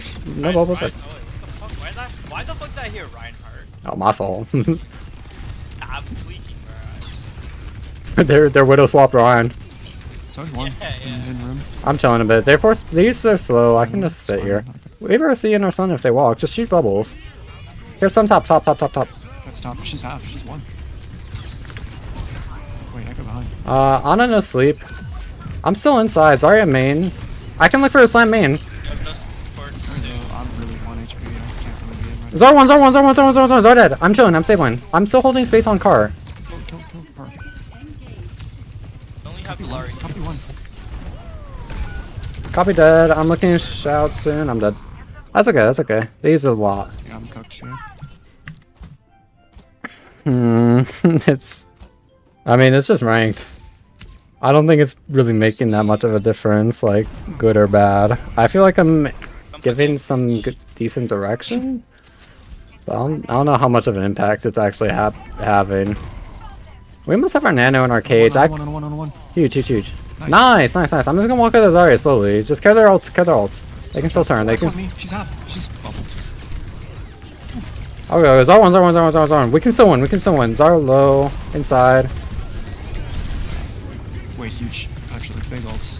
Massive. Just keep your mouth out. Yeah, I live, I live. Soldier on fire, soldier on fire. Nice work, nice work. I'm sabling card. Just carry me, carry me. But we're on our way. Hurt.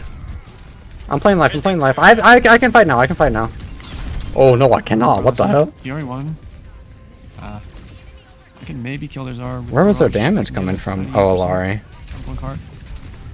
Oh, I'm cooked. I thought their Alari died. You're done your Maga still. Oh no, I was too close. She's half. No bubbles. Emptied. That's on me. That's on me. No, all good, all good. I think that I might end up swapping here. Echo Soch. Hazard? No. Grand Ball? Winston? I think it's just active. I think Maga's, I mean, They have no. I don't think Maga's a bad pick here. Don't think quite yet. Go to late fight.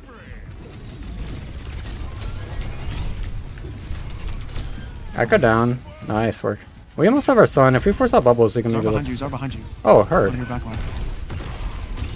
Zara, that's Nano out. I'm still fighting Zara. Zara one. That's our bubble. I'm chilling. I don't want. I'm pressuring sports. Yeah, your Maga's AFK. Your Maga's AFK. We can look to walk with our Sun after. She's one. How about we? Our Lari's okay. Their Soldier's dead. Soldier's dead. Oh, Echo came from below. Yo, can we Sun? Come on. Is it? I can look to step on their Zara. Zara main. Noble. On fire. Dead. Whoa. No bubble. Kill. Nice. I'm dead. Nice. Oh, you're down your maga. Here, somebody needs to touch soon. Oh, okay. Just shoot them. They're bad at touching point. Nice. Go on. I'm dead to stickies. All good. I'm back soon. You guys don't need to do much. Yeah. We have our nano soon. We can just look to nano maga on card, I think, and we just win. Do they have Tank. No more, whatever. her dat? If they have dupe, that could be lose con. 6. Oh, that's I fine. don't think they have copy. They use copy No, when they use, don't. They just. Sun. Oh, heard. On Awesome. Azari. Yeah, just nano maga. I think that's our win con. Yeah, force the hands, and then we can just skip. I think we can win. Can we just get win now? OP. I don't even have this. Shoot my gun. Come on, Anna. 101. Nice. Very one. Good work. Nice. It really feels the exact same gameplay. I feel like my comms are not making that much of an impact. I'm asking for sun, the sun doesn't come out. I feel like I'd get nanoed there if I just like pin in at the end. I don't know. What like? Maybe the sun will come out tomorrow. Maybe. I feel like it's just like me calming kind of like expects things or like expects like responses or like my team to like play to the comms. So if I'm like committing on a play and then my team still doesn't, then I feel like that just make me in more. Bet your bottom dollar. What if I try a bit more of a committal based hero like Winston? I don't know if this is exactly my forte though. I kind of prefer just not talking. Not even necessarily because like, I don't think the social anxiety is like that bad anymore. Maybe it's just like a vibes thing right now. I think that sometimes if I'm in like a mood, I think comms could be fun. But I'm kind of just thinking like I don't think that it's doing all that much, as well as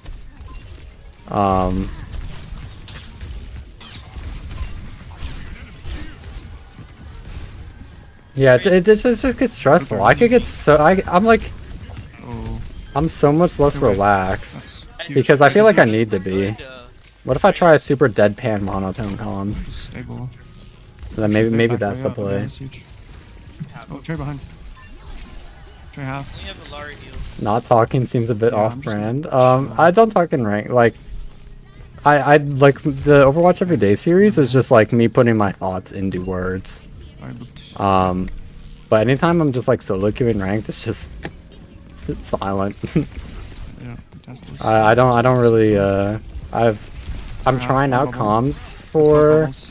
the first time in a really long time Nice. because Sleeping again. I don't do it much in ranks. I like talking to people. On a And I half. like talking. If you one. guys haven't been able to figure, if you guys haven't been able to tell, but not necessarily in ranked Overwatch much. I can be looking to open up this fight by going into their backline. Let's take a little bit. So just chill. Try to shoot at their Zarya on point if we can. I'm gonna stage behind them. I'm gonna appeal some attention. Be ready to take some space on main once I do. Okay. Right. Just play left. Yeah, just play slow. Play slow. We're not in a rush. We're good. Ashe is Nice go. Good need. It's just a Ana one. No nade, no sleep. On that back right area, I'm gonna Yeah, dive back there. Ana maybe? I can look to help. Yeah, I'm on her, No sleep right now. Their supports are zoned. You can shoot Zara. There's one. Nice, good go. Lari on main. I'm just chilling right now. If one of us explodes, we all die. Oh, we good. Never mind. Oh my god, never mind. I'm so right. We can. I'm taking space main. Zara behind. Carry. Trey on point. Nice on. Huge on. You guys live? Trey one. Fine. Yeah, I do. Cass is main. Or Ashe is main. Ashe. I'll zone her. Nice. You have no support. He's one. Heard that, heard that. I almost have my primal. I can open up Try the and kill everybody. last fight with Still primal. one. I'm gonna try to be calmer. Let's Still see. one. Let's see if my comms get less effective as I'm. That's Okay, nano of course out. We can just chill. I have my primal soon. Nano dash. Pop on main, nice sleep. I'm gonna be looking to zone this high ground. Good kill. I can pressure their backline. It'll feel attention. Just barely take space. Alar one. Zarya peeling me. Alar peeling. Somebody's inside our I space. High don't know that ground. I would barrage, but I will just go in nano. Help our Ash, help our Ash. No recall. Trey dead. Nice. I'm gonna pressure their backline here. Ash is that. Ash is one high There we ground. go. Ash is super Where one you on at? I high can't ground. see you. Nice. Good work. Oh, that's a Zarya. That is not. Wow. The backline zone. Just Down go space. bad. Yeah, value. Value. Even need to barrage. I think it's just a social aspect. Like I could actually see myself like enjoying like actually just like talking and conversing with people using the game as a foundation, but in terms of like actual value in rank, I'm still struggling to see like how comms could win me games. I think it'd probably just be a bit more of a detriment, at least for me as a player.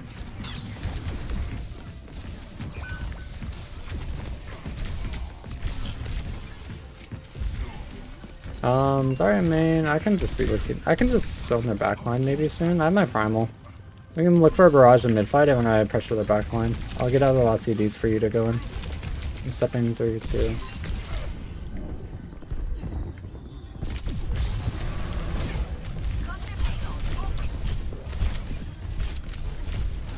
On a low.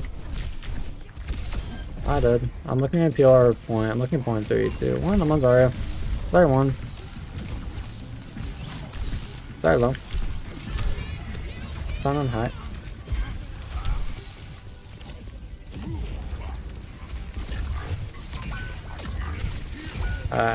Alar one on high ground. On the right side high ground.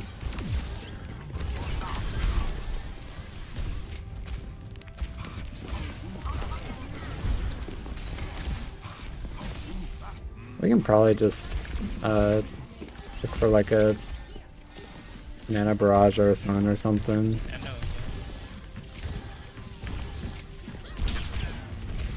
I can just kill their. I'm stepping Zarya soon. Sorry, Zarya bubbled off. in. Body block. There's one. Nice. Oh, huge. Ash, it's killable. I'm looking at Stay stuff down on her. with Whatever. Anna dies. I like Hey, Ash fight. Ash, Nice. Ash, I'm looking Ash. Looking Ash. Good. Nice anti. Nice anti.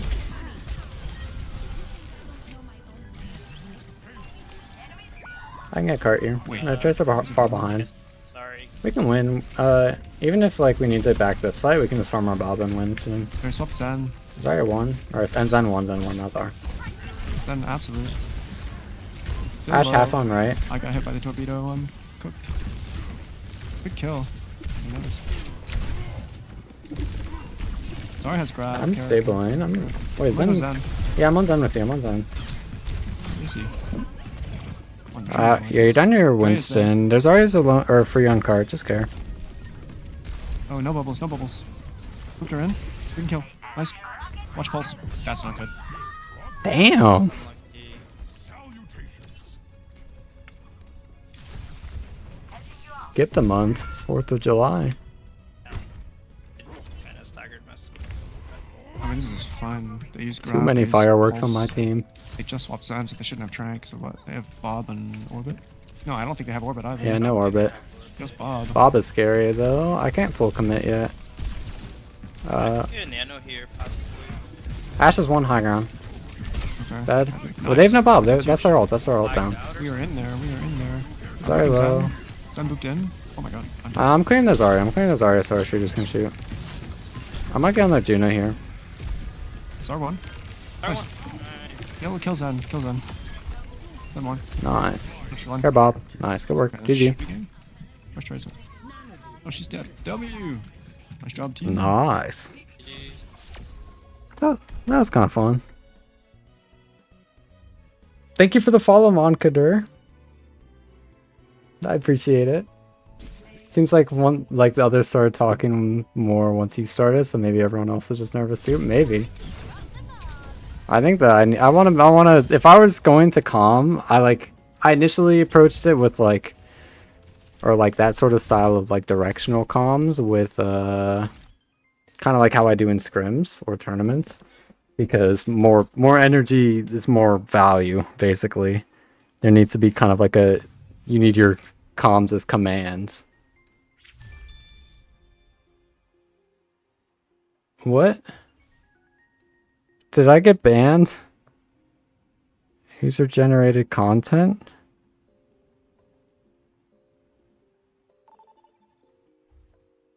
That's a post-match voice? What does that mean?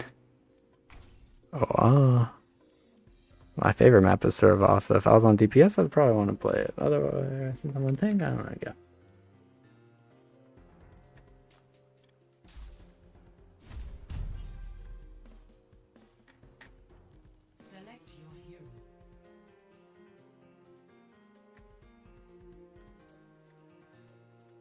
Whoa, something happened in...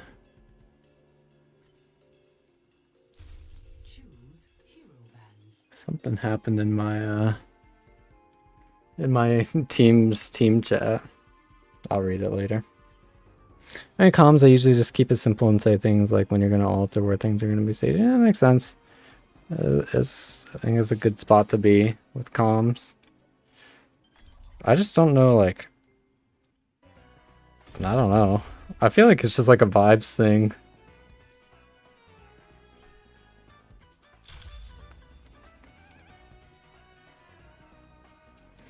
Like, I feel like if I was to like start talking regularly in ranked, it would be for the purpose of just like chilling, like talking with people, like conversing. But most of the time, if I'm like capable of doing that, I'd just join a Discord VC with my friends while I queue. Like, I don't know how much value it can actually provide, but I'm gonna try it more still to make sure I actually test. I'm gonna try going from deadpan or like a little bit more chill, not exactly deadpan, but a little bit more of a chill approach. I'm gonna try Wrecking Ball just because I don't really want to think about what I'm doing much, and I just have an absurd amount of hours on the hero. What's up, gang? Let's win. Hello.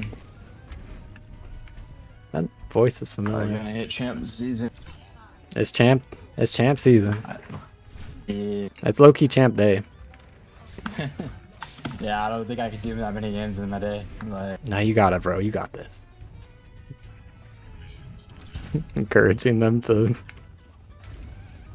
Zarya. Junkrat. I can look Simon on Junk, maybe? They have cast our Junk. It's our main, cast main. Oh, That's okay. Lu one.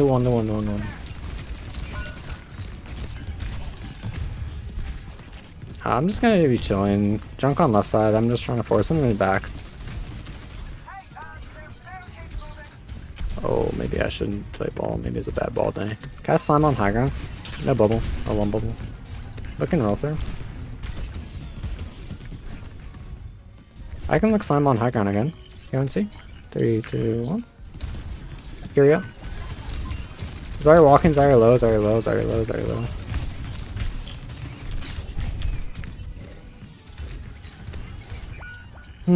This might be a difficult game if I put stick ball. Junkrat high ground. I can look for a slime on point if anyone can see.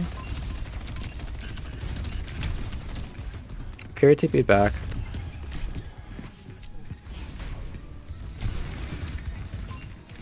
I'm sliming on cart soon. 3, 2, 1. Blew up.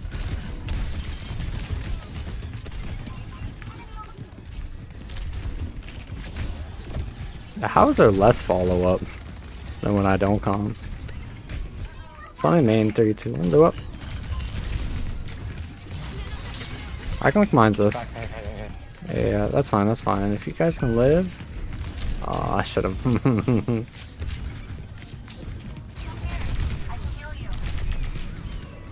That's why I stopped calming in the first place. Is because I'm like ready to match ults and then my team wants to sort of like kite them. While I could like use my mines to help us kite, that's usually not how you want to be using mines. You want to be using mines to sort of negate the value that the enemy team's Kitsune Rush could get. It's the way to maximize value, so you're able to continue fighting. Lu's amp. I'm zoning their backline.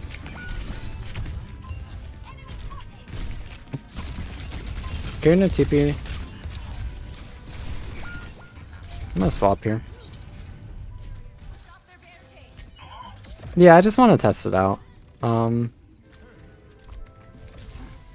want to make sure like I understand a lot of the aspects about Overwatch, and it's fun learning for me.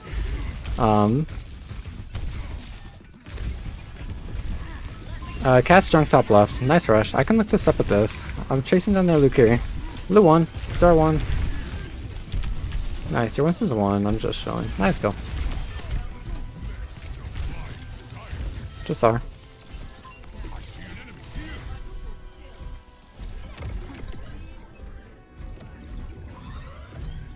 It looks like you automatically joined since you were in team voice. Yep, Maga. Oh, Maga? That's fine. Carry the tower. We just chill. We don't even... tower 1, tower 1, tower 1. On my ping, on my ping. Wait, do we die with Background. It's hard. It's hard to hit. I'm gonna be backing up, but I can't really fight much right now. Cass is walking right side. I can look to try to farm my primal here and then just back blind. Be ready to back into spawn. We're okay. They're not pushing point. Never mind, they are. Maga is on right side. No E. We can just kill Cart really hard here. They have no supports on Cart. They have no supports on Cart. Cass is split. We are slow. Maga main. No shout. I can lift this up Cart soon. I'm looking at pressure backline. 3, 2, 1. I'm on Junkrat. Junkrat 1. Junkrat 1.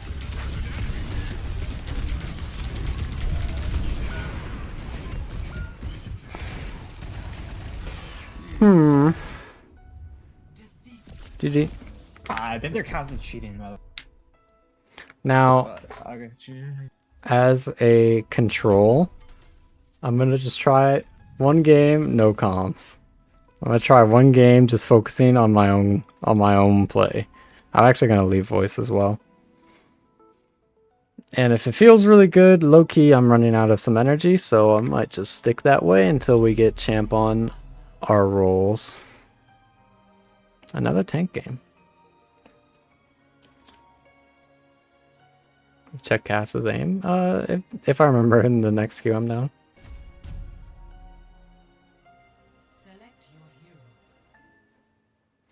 Especially whenever I play tank, it's hard for me to it's hard for me to like gaff too much about like cheating accusations, because most of the time, I'm gonna be honest, it's just like the DPS players coping. As well as like it doesn't affect what I have to do with tank most of the time. I low-key just kind of treat every hit scan like they're kind of cheating. Because if they hit a bunch of shots, and a lot of the time in champ lobbies, the hit scan will just hit their shots. It doesn't change that I need to be the one to mark them out.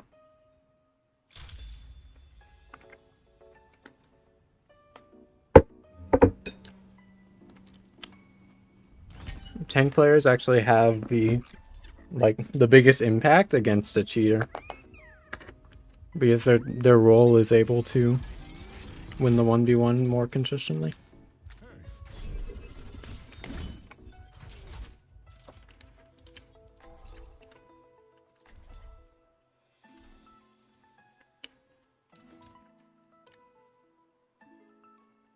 I think very chill burger game. I just left voice chat.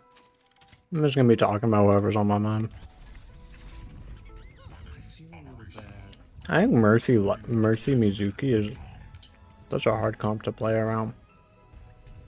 I'd go Junker Queen. That might be the best here. I just want some sort of like self-sustain. because there will not be much healing. I think also with the self-sustain, I want to be playing more towards these closer areas because it'll allow me to get more healing on my X.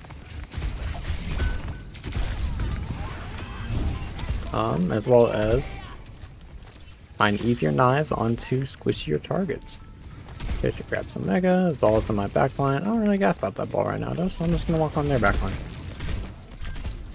Kiriko finds good headshots though, so we just gotta chill. Playing against Wrecking Ball, I think a lot of my time coaching has been fairly confusing for a lot of players because it's not like a tank that has like a clear like sort of like what the hell? It's not like a frontline tank. It's not something that's like really easily looked at, but it's still valuable to look at the Wrecking Ball. And I have a lot of people who sort of come up to me saying they don't know how to play with ball or against ball. And a lot of times it's just the advantage of Wrecking Ball is their mobility. So if you are able to either take away their mobility or find a way to play harder for your own numbers, it's just a really, really, really good thing to do. So as individuals, you are able to you can marking out the Wrecking Ball. If you ever can take an advantage exchange against a Wrecking Ball, it's like way better than against some of the other tanks, and it's way easier to take advantage fights against the Wrecking Ball because they just do less damage straight up. So you can be forcing them out and essentially taking a tank out of the game easier if they give you the opportunity. But the way for them to stop it is through their mobility, which if they are allowed to kind of like continuously run away from the fights on the map that they don't really want to take and then just pick and choose more, that's the value of Wrecking Ball. So if they ever give you really good fights, or if they give you a chance to force them out, then you just essentially like, it's like the same as forcing out like a Malga Shout, you know? Or they're just going to be down a tank for a while. They can't do what they want to do. Mizuki on left side, Cass on left side, and Kiri. I just think, what if I just hit point and force their Cass to walk at me? They might get some good bursts onto me, but I think it's chill, especially as we get flip here. I'm probably gonna die to this. Yes. That's okay. I could go ball. I think ball is actually kind of hell into that. Burger. Oh, I'd love a burger right now. I'm kind of eating I have a bowl of chicken pot pie here. I'm trying to eat whenever I can remember.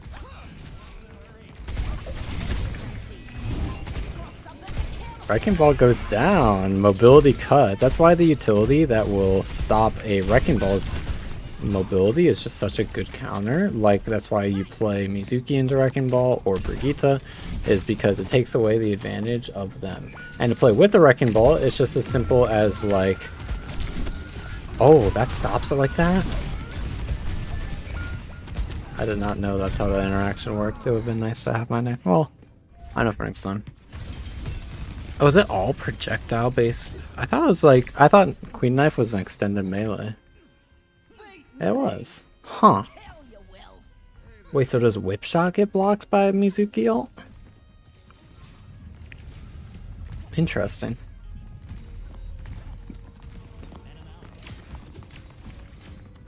I think as long as I just get onto their backline here, we're just gonna win.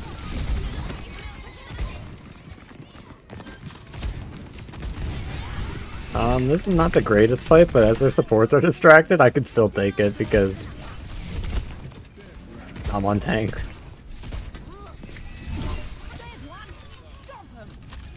Kind of a shame how if I just flex Q, I'll most of the time get tank.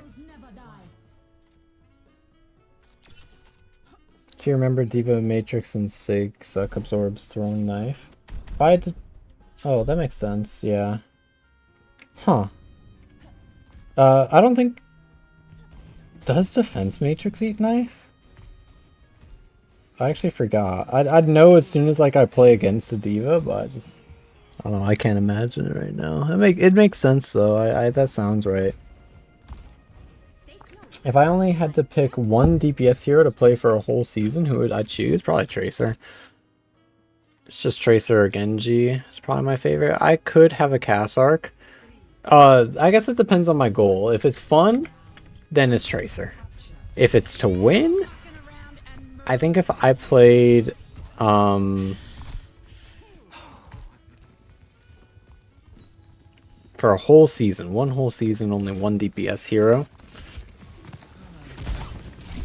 I might just be Tracer still. I mean, this current season is Reaper.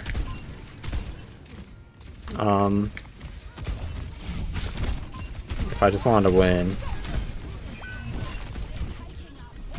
But I think Tracer is one of my favorite heroes in the game to play. Damn, their Hanzo owned me. Tracer's definitely one of my favorite heroes in the game to play. I also wouldn't mind one tricking Cassidy for a season. Echo, I do kind of want to get really good at Echo, actually. I think that'd be really, really fun.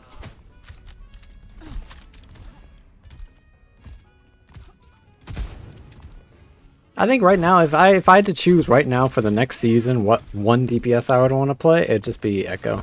I know Echo's not the greatest right now, but I think it'd be really cool to get good at Echo. It's one of the heroes I'd want to try to like mega practice. The team has, or the Wrecking Ball has some good beats on to me, so I just chill. Hopefully able to help my Mercy and Mizuki live. Find a kill onto the Wrecking Ball, which baits their Kiriko, and then their Baptiste gets 1 HP.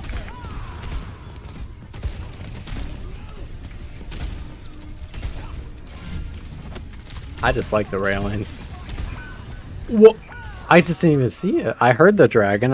I knew that it might have gone main, but I just didn't see it as I was peeking. Oh.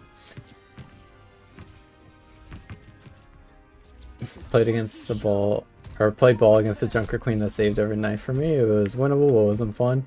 Yeah, low-key, I'm a Wrecking Ball player. It's one of my more played tanks. I think, unironically, Junker Queen into ball is like one of the hardest matchups if the entire enemy team plays stacks. At least like maybe against like a coordinated team or in like a team environment. I think that Junker Queen might be one of the best Wrecking Ball counters, but it's actually so miserable. I completely get it. That Wrecking Ball on right. I think I can just be walking into point, finding my rush on to their backliners soon, especially as I see the Kiriko TP. I think I just take this backside area and now find the anti onto 2 people.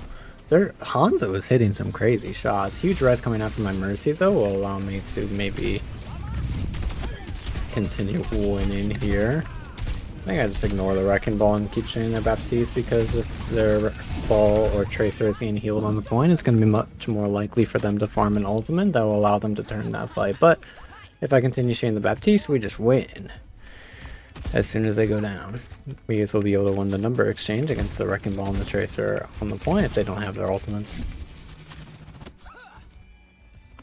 Pulse Bomb, Dragon. I think, what if I just try to stack on my Hanzo? And then just knife the ball. Oh, what? How did my knife stick into the ball? Oh, my Mizuki goes down. Hanzo's on that left side, and I think the only way that I can win is by getting onto that Hanzo, but I get disrupted by the Wrecking Ball a little bit too much. And I lose that round. That's okay. I might go ball myself, actually. I think that, especially after they swapped off Mizuki, it's going to be a lot easier, as well as Junker Queen is going to be harder on that map as in this next open one, because we just have to cross more open space, and it's harder for us to get into effective range against their team composition. We're taking decent pathing to do so and to get onto their team, but I think ball is just going to be better for us right now. Kind of catering to the things that I want to play rather than trying to explore a bunch of different heroes and try things like I do on the Ranked Lessons series. Since I think this is just going to be a bit more chill burger queues. I am getting more and more tired by the second, which I'm a little bit surprised about. But I suppose that it makes sense given my schedule for today. What, looking about a 9-hour stream so far? Not bad, not shabby. I force out the Wrecking or the Baptiste and then making it hard for the Tracer to kite. As I see their Kiriko TP, I think it just looks to chase that a bit.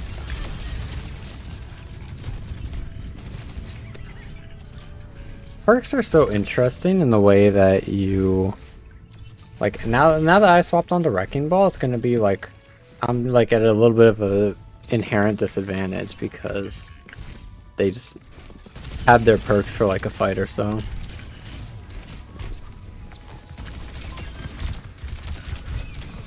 Oh, Zenyatta. Okay. That's okay. Zenyatta like ball counters Zenyatta in like a wide majority of the areas that they're played, but it does make Ball's job harder. It's one of the like not easy counters, if that makes sense.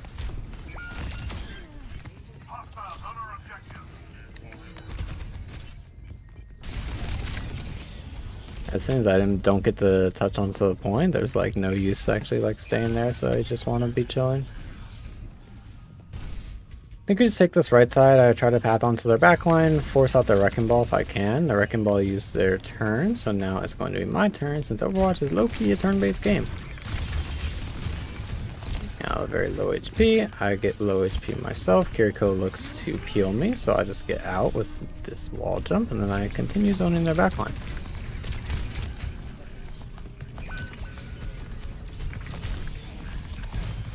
Oh, that would have been swaggy though. Oh, mine's on cart maybe?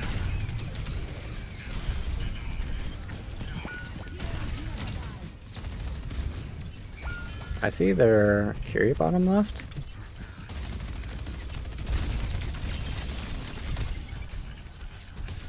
Oh, that's not good. There's Zen, Hanzo, Curie just playing together, and the Wrecking Ball having enough resources to zone my backline makes things rather hard. Like they just are so stacked. Zen on low ground though, I think I just can number trade in some of these fights. Curie on high ground still, I think I just need to be slam the Zen.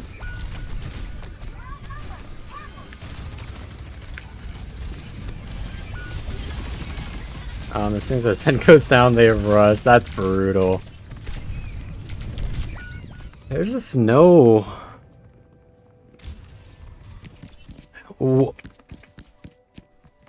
When did I ever slam their tank? That's okay. It's rage bait. Wrecking Ball main. I think I've been on this backline as much as I physically can. That's okay.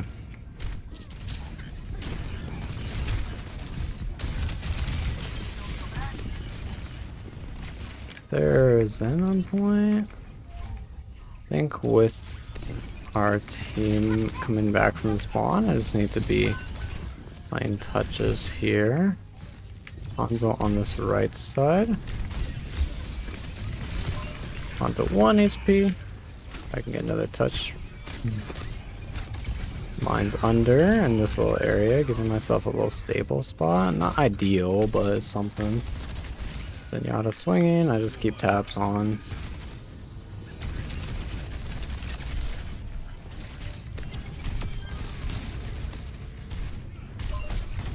Double boop! Straight poop in the big 26.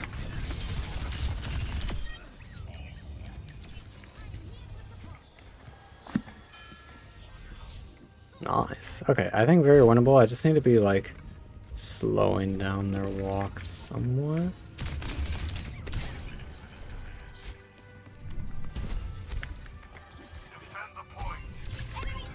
I think I just slammed this guy. Curie's gonna turn me and that's fine.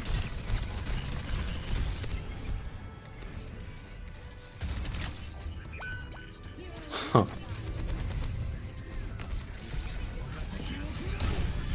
I'm actually just gonna peel the ball, despite my teammates' complaints of, I think, non-accurate historical events.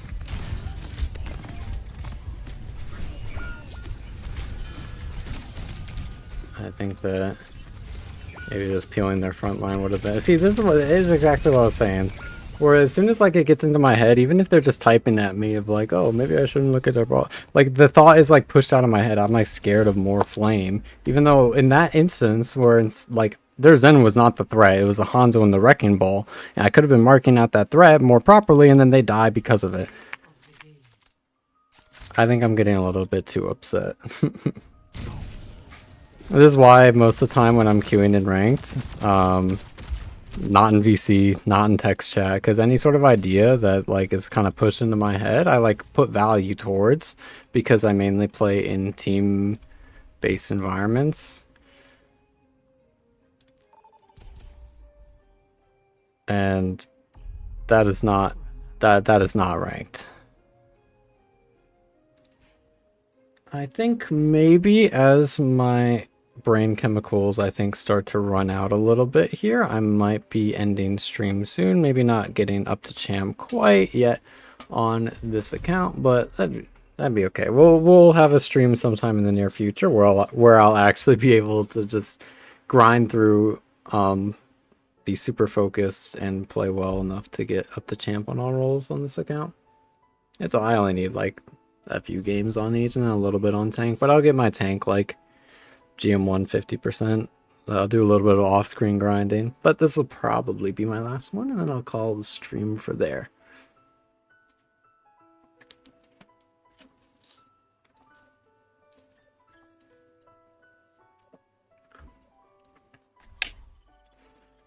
I think Nepal would be a good one to end it on. I want to see if we can get some Ryan gameplay. I love Reinhardt.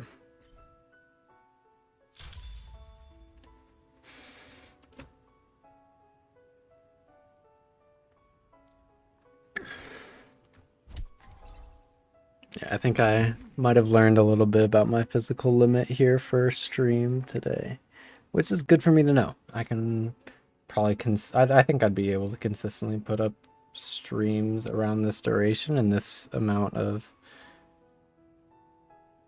like intensity. I don't know if that's the right word. Like activity in the streams. And then if I'm just kind of like chill burger queuing, I could do like fucking 15 hours. But since we did a bunch of VODing, that requires a good bit of thinking, and unfortunately, I'm still human. Not able to do as much as I want to yet, but I will be trying to stream more, and probably for pretty similar durations to this one.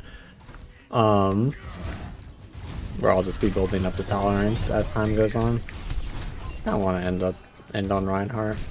If my teammates talk to me, I'll talk back, but I'm not going out of my way to.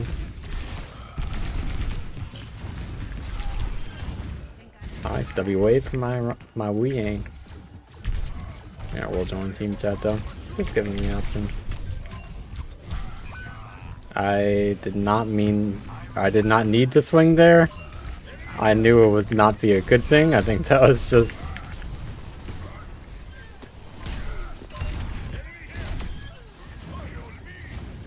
I think that I was just pressured to walk out as the point was unlocked, maybe.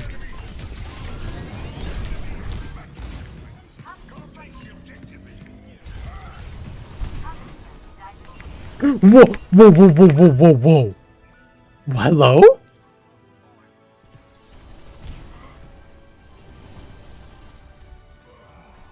Why? What?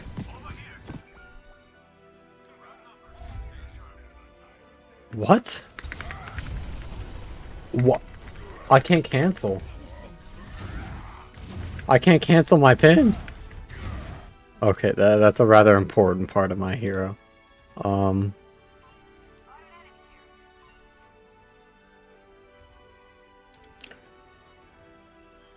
What?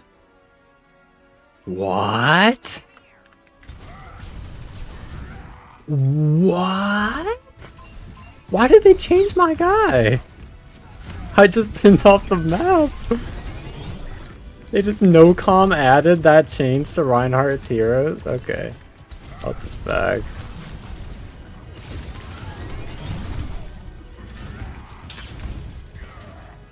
I think with Valkyrie online and Bubble, I think that we can just probably step. I think that... I don't think we should fight here. I'm going bottom right.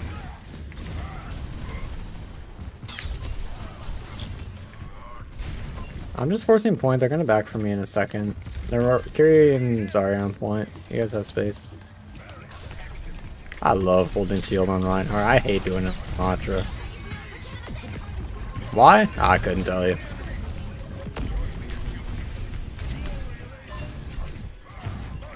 I'm not on point yet. I'm trying to kill Zarya. Nice. Oh, that's gonna mess me up actually.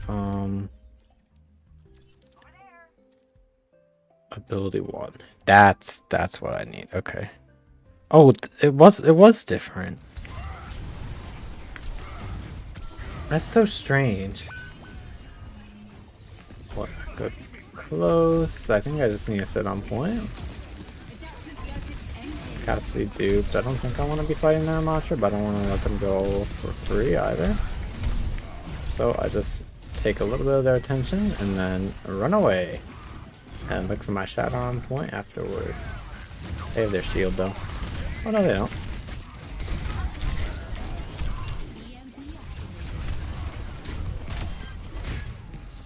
Oh, and I get to heal myself more now.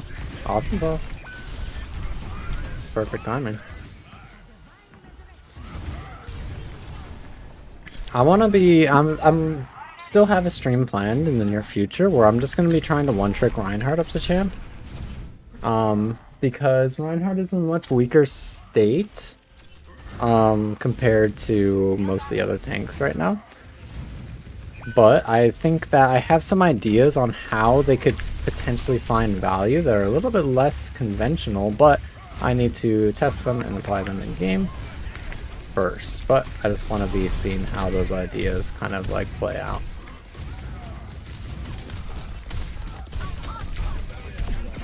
Oh, hey.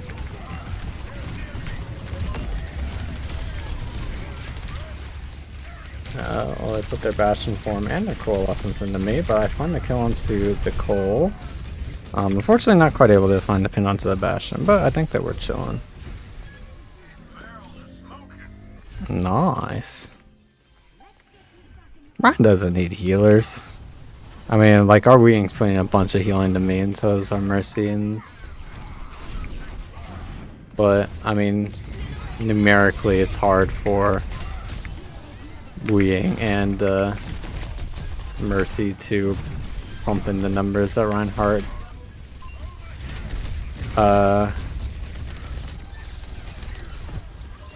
supposedly demands. Bang! Well, learn Ryan. Love the upcoming Apocalypse Warrior skin coming Tuesday. Oh, is there a patch on Tuesday? What rank are we right now? This is a GM2 account, or this account is GM2 on tank, GM1 on support and DPS. I probably won't be getting up to champ on all roles tonight because I am getting quite tired, and I don't think that I'll be capable of talking soon. So I'm just probably going to call it after this one, or maybe one more if I have a really good round on Reinhardt here. I do actually, this is a good time to start changing some of my settings. Loki, what if I just AFK for the first fight while I change my settings? I think that'll be fun. Well, one of my teammates died. Sorry, gang. Use shield slam with quick melee. That's what we want. Okay. Wait, in the so that's like that. Okay, wonderful, perfect. Good bind, good bind. Type something so my team doesn't throw. Sorry. Lag. How many accounts do I have? A lot. It's in the 30s. maybe 40, maybe. It's a lot of different accounts. I have that many accounts for because I used to kind of have practice or hero practice accounts. Oh, that's gonna be a really weird adjustment actually for the shield bash perk. Using my melee for it. I used to have like specific hero practice accounts, or ones that I would one trick as I needed to learn heroes or practice a specific concept. And that's actually going to be what we're doing soon. I'm going to be queuing on a Reinhardt one trick account. Because recently as a player, my biggest mistake that I've been making regularly has been based off of my positioning. And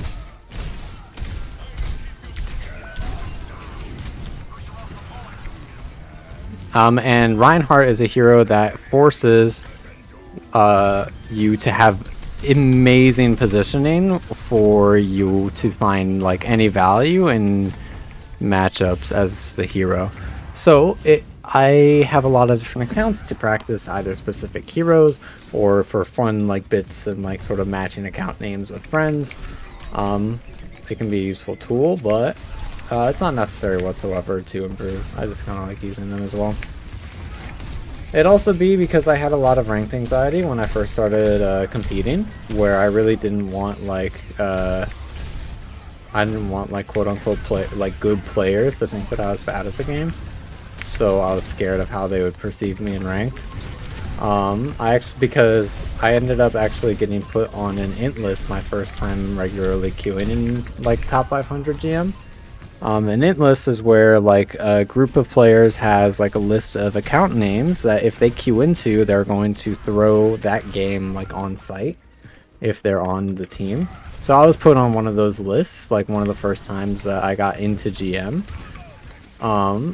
And so for a while I was really scared of like my name being like kind of dragged through the mud.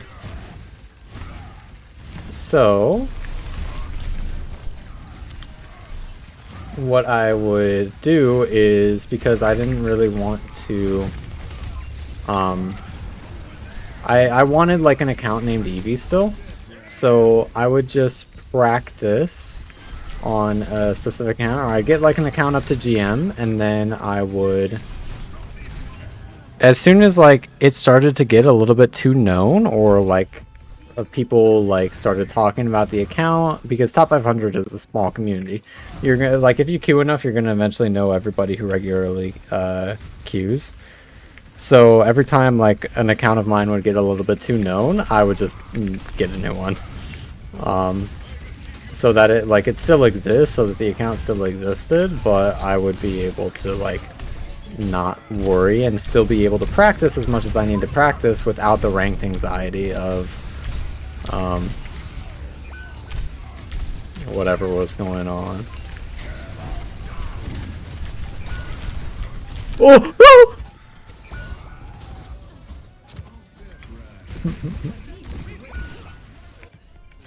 Well, I don't really like recommend I don't encourage like smurfing directly. I never like intentionally make an account to like, oh, I'm gonna queue in low ranks to feel good about myself. That's never like, I unironically like, you can ask a lot of like players I've coached and teammates that I've had. It's really hard for me to tell what rank I'm playing in. Unironically, I can't tell the difference between like playing in a diamond lobby and playing in a champ lobby. It just feels the same to me. So it's never like, I have just as like good of a chance as throwing a game in like mid GM on Reinhardt or mid GM on tank. Like, as you just saw, I can still just pin off the map. I'd still be like doing that shit in I'd be doing that shit in a lot of different ranks. Didn't know I was top 500 before. I thought going champ presume. Oh, yeah, I've been top 500 for a while. I'm champ on all roles on a different account. Or on multiple different accounts. I want this one. The goal of getting all or champ on all roles on this specific account is just having them all neatly organized in one place. But they're kind of spread out for now, or at the moment, where I have one account, or I have a few accounts in like champ 3, champ 4 on tank. And then I have champ 5 right now, or I have a champ 5 current DPS account, and then I have like 2 champ 4 support accounts. They're just like spread. They're just like super spread out. So this one, the goal of getting all of the roles on this one to champ is just having it nice and neatly organized for like a good screenshot for me to use in like future videos.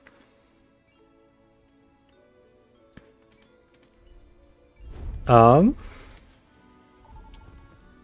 Seafool. What role do I main? I'm most done for my tank at the moment. I have the most scrim hours on tank, though if I ever stop competing, I'd probably end up playing support because I have a lot of fun on support. You got notifications on? Yo, thank you. Thank God.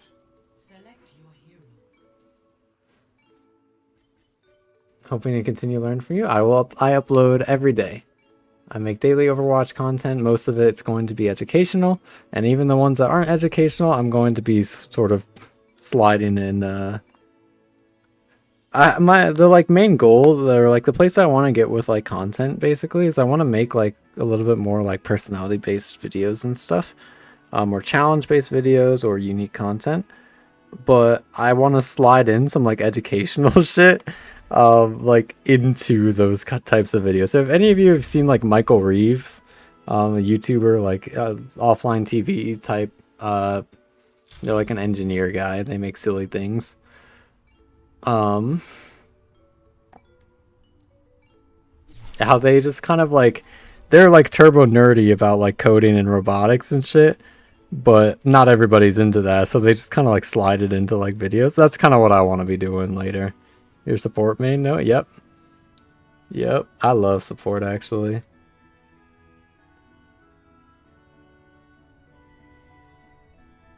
Good evening, team. I don't really want to talk. I'm not going to talk. Dominic, I might just go BAP here. Kiri would be also fun. Kiri's probably a better pick. But do I want to play Kiri? Not really. I think BAP is still very fun.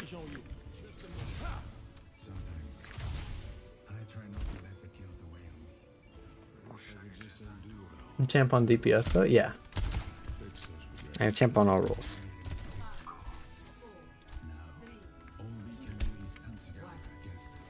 Something tells me Diddy does not still perform. I would guess. My best guess. No, this is why we're being cat guys.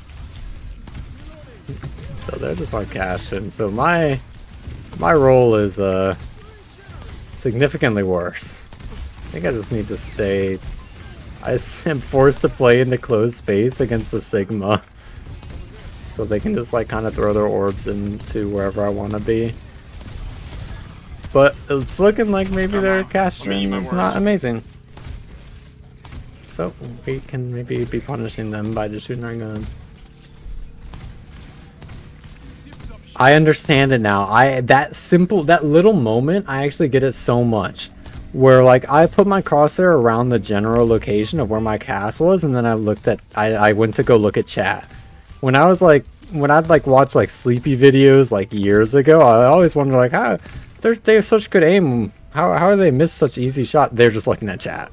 It makes so much sense to me now.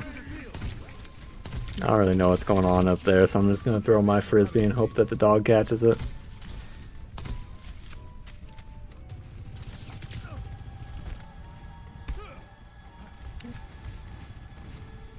Man, I love pushing the cart. Just chill as hell.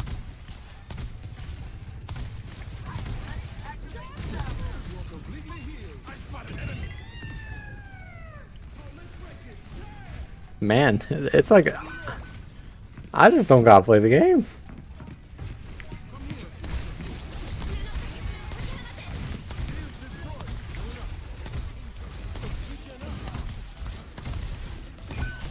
Alright, now I get to play the game a little bit. I get to heal, at least.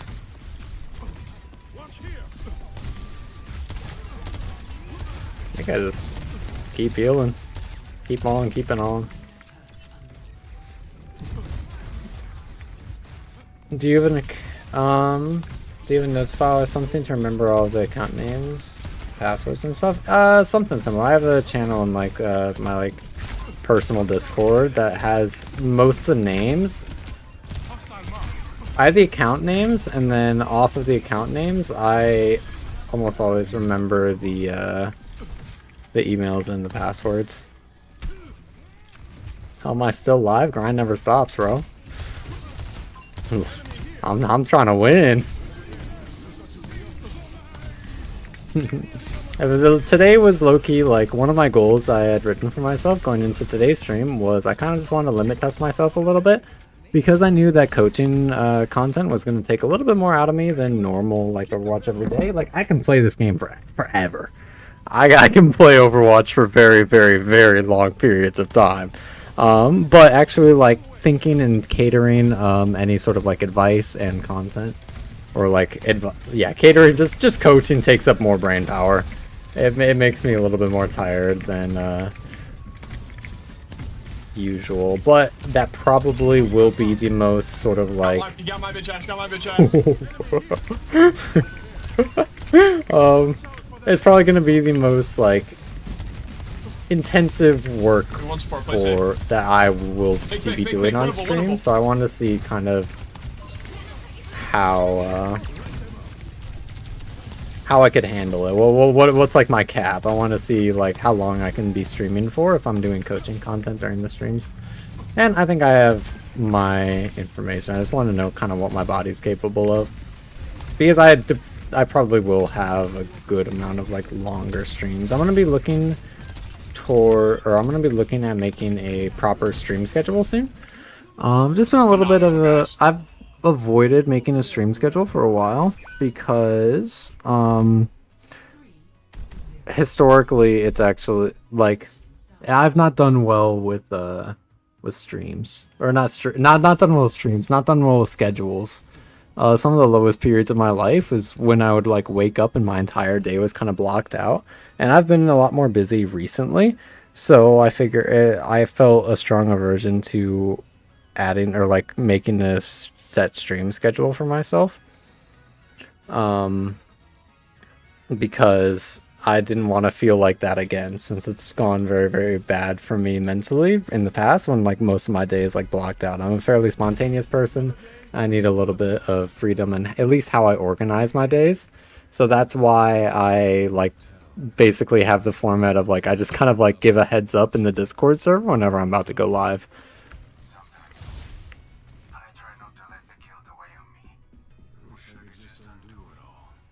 Thought you weren't gonna stream long at all. I guess you really worked hard for those subs. I hope to make enough content to like make everyone or anyone who wants to support the channel and me on my content creator journey. I hope that they're satisfied with like the support that they give, because I really, really want to be making a lot of content. I want to be sort of growing and helping people improve in Overwatch as much as I can, as well as just having fun.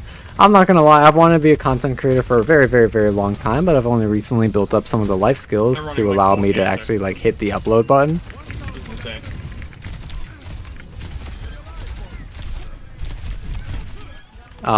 And now that I'm actually able to hit the upload button, it's actually like it makes me so like unironically just giddy anytime I think about like how people are supporting and enjoying the content that I'm making and I want to make.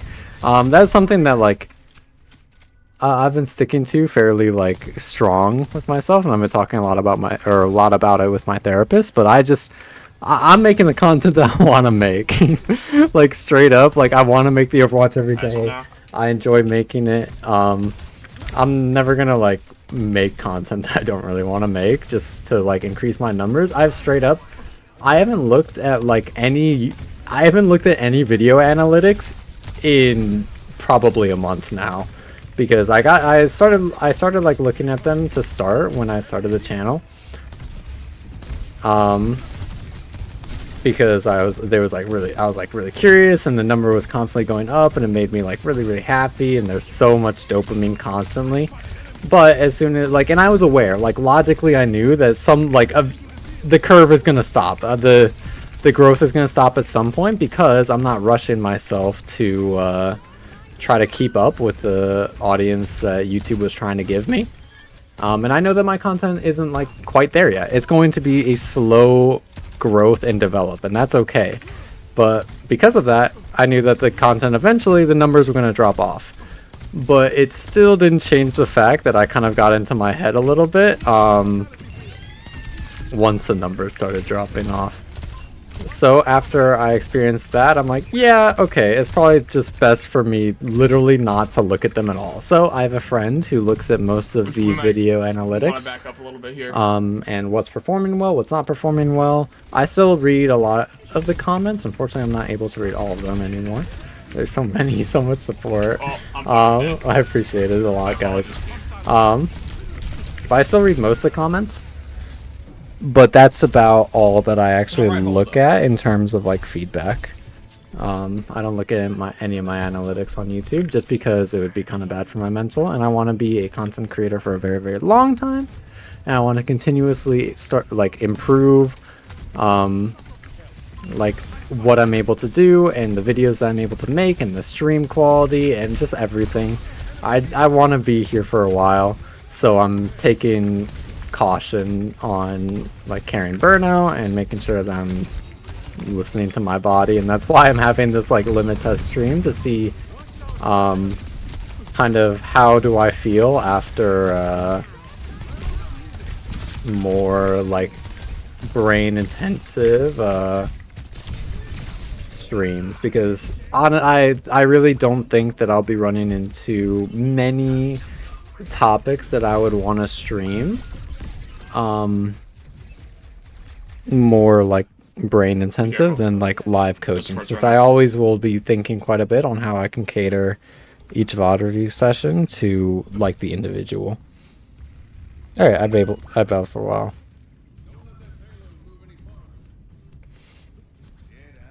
We don't have a tank, so we should just chill. That's one. I see like a conversation in YouTube chat. I'll catch up to it soon. I don't know if anything was asked for me there. But I'll win this fight and then get into that. Yes, I think that I will wide swing their entire team and then get one shot by the hazard. No, you're good. You're good. I actually really enjoy it when people just are conversing with each other in comments and whatnot. I really enjoy it. I didn't mean to shame. I just I'll read in a second in case there was anything in there for that I should respond to. Oh, we got 4 group. Oh yeah, I am tired though. I'm about at my limit. It's gonna be really funny.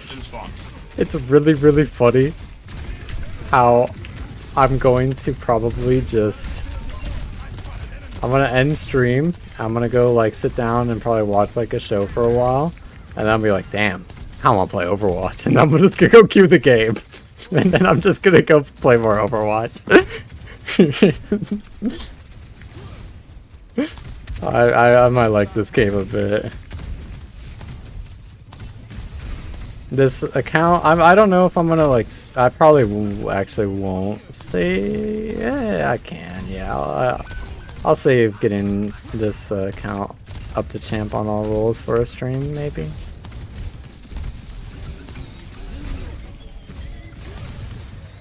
I kind of want to do the Ryan stream first, but I need the screenshot for a video coming up soon. I don't know, I'll think on it later, or maybe I'll talk about it on the Discord server or something.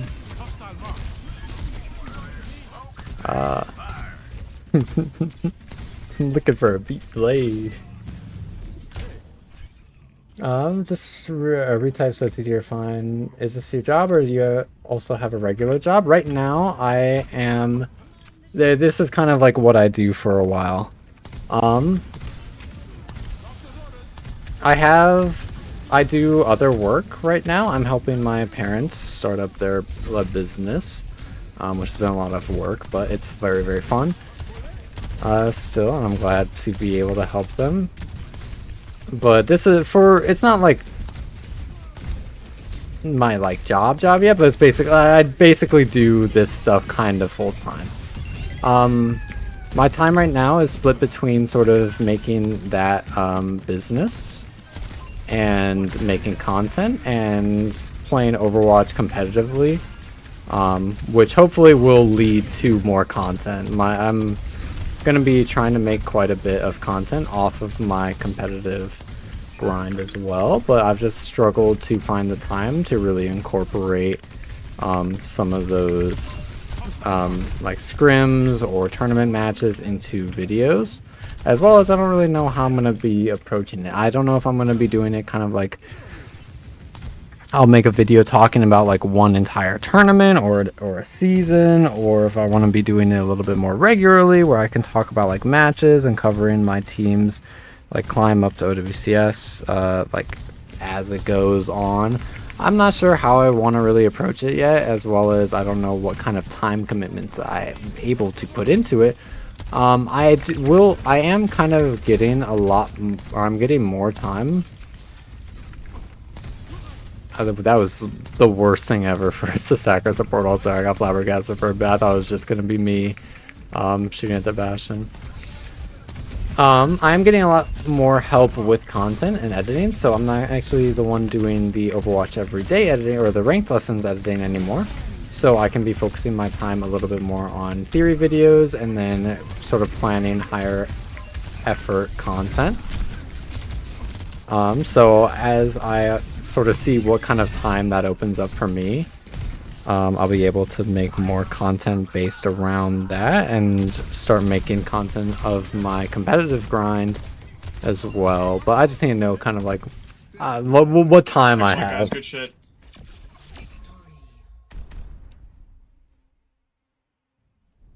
Last want to talk about this. However, you may have an addiction for Overwatch. Yes, correct.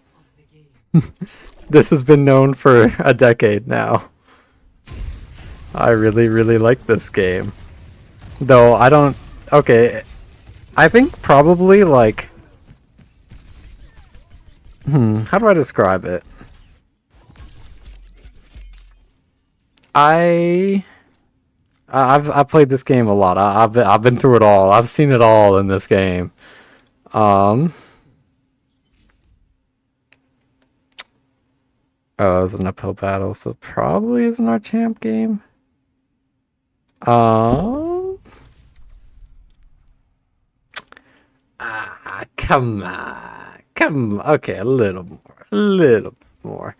I might slow down on my talking a little bit, so apologies. I'm winding down for the day, or the stream winding down for the day, but I'll still be.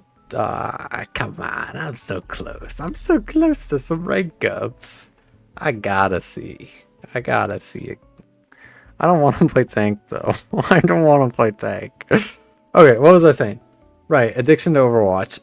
Right now, I actually feel like I'm in probably the most healthy, like relationship I've had with the game in a really long time. Well, I'm just, like, things have just been good. Straight up. Did I go to uni? Yes. I'll get into that in a moment, actually. It kind of ties into it.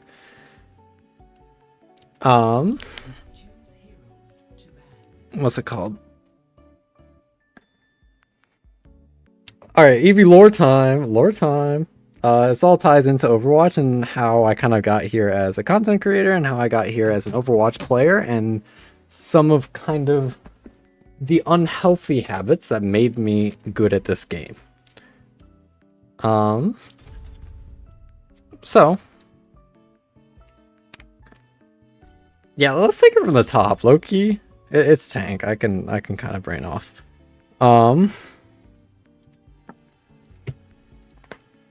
Take it from the top. So this game came out. It was I was probably like 11 when this game came out, and I really liked it. I tried it on my sister's PC. I played in the first beta, and it was super fun. Later that year, when the game officially released, I should play Mauga. I know I should play Mauga, but I don't really want to. Okay, it'll be fine. Ball's fine. Game came out and I liked it a lot. And I ended up getting an amazing, wonderful, and I'm super thankful for it, birthday gift from my parents, which was a sort of like very standard like PC. Like it wasn't like anything like super duper fancy, but it could play the game. I ran Overwatch at 40 FPS, or it was like, okay, I probably just didn't take good care enough of the PC. It probably could like run Overwatch at around like 80 FPS. But because I took care of it horribly, it ran around like 40.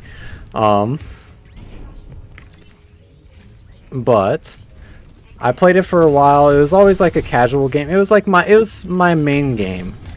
It wasn't like anything like insane though.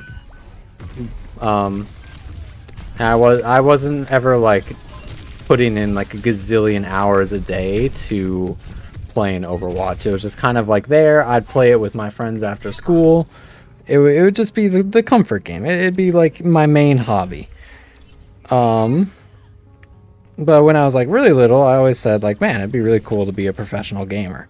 I really like video games. I want to be a professional gamer because that'd be really cool. I had no idea how to do that in Overwatch though, so it just was kind of a thought that like sat on the back burner.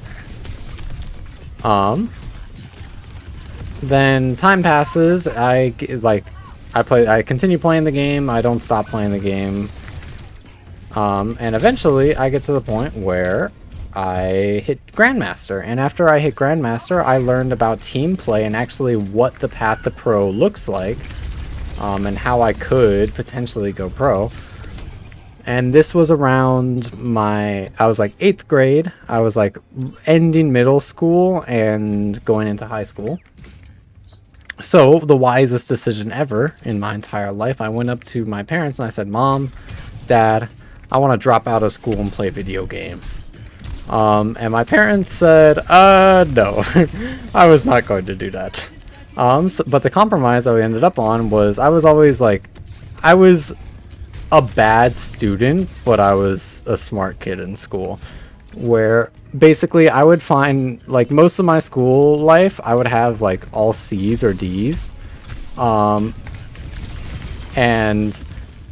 it was because I'd show up to school, I would be able to understand like kind of what was like talked about, because I really liked learning and studying. But I fucking hated homework. I hated like people telling me to do homework of shit that I already knew. I despised it. So I'd never do my homework, but I would be able to get really, like my test scores were really good. So the question that my parents and counselors and whatnot had as I was growing up, when they were thinking about how to guide me to success best, is just how do we get this kid to apply themselves? So with that in mind, because my parents knew that I had the capabilities to be a good student, they're like, you're not dropping out of school to play video games, but we can help set you up with a path to graduate early so you can spend more time while you're young developing the skills to get good at video games. And I said, bet.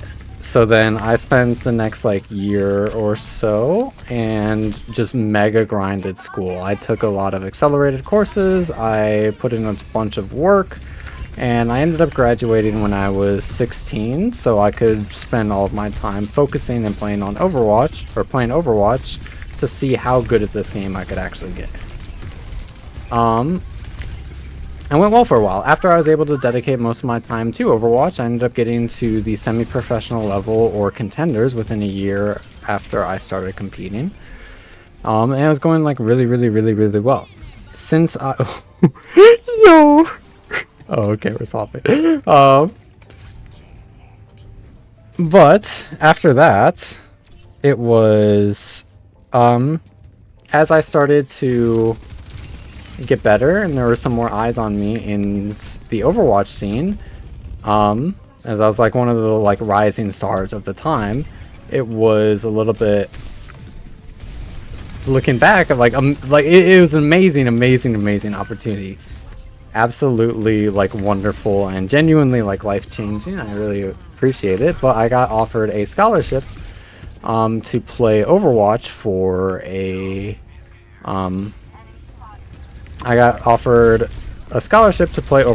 collegiate team. So I would just go to their college, I would go to the school, I would do the schoolwork, and I would play Overwatch for them. And it was a full ride, so I figured, like, my parents, when they heard of the offer of like getting like a full tuition scholarship basically for Overwatch, they're like, well, goddamn, go do that. Yeah, come on now. I actually got one immediately after I graduated high school. But I very wisely, and I think that this was a really good decision from little Evie. But I was 16, just graduated high school, and I got an offer to play for a team or for a college, and I did not take it. But I got another one probably about a year and a half later. I was like late 17, like just turning 18. Where I got another offer, and I ended up actually taking that one because I had a little bit more life experience. I felt a little bit more capable of performing well, and I was not as adverse to the idea of school after time had passed. I fucking hated school. I spoke of like my achievements at school fondly. I hated school. That's why I want to be a teacher, because I really want to make school better for people. But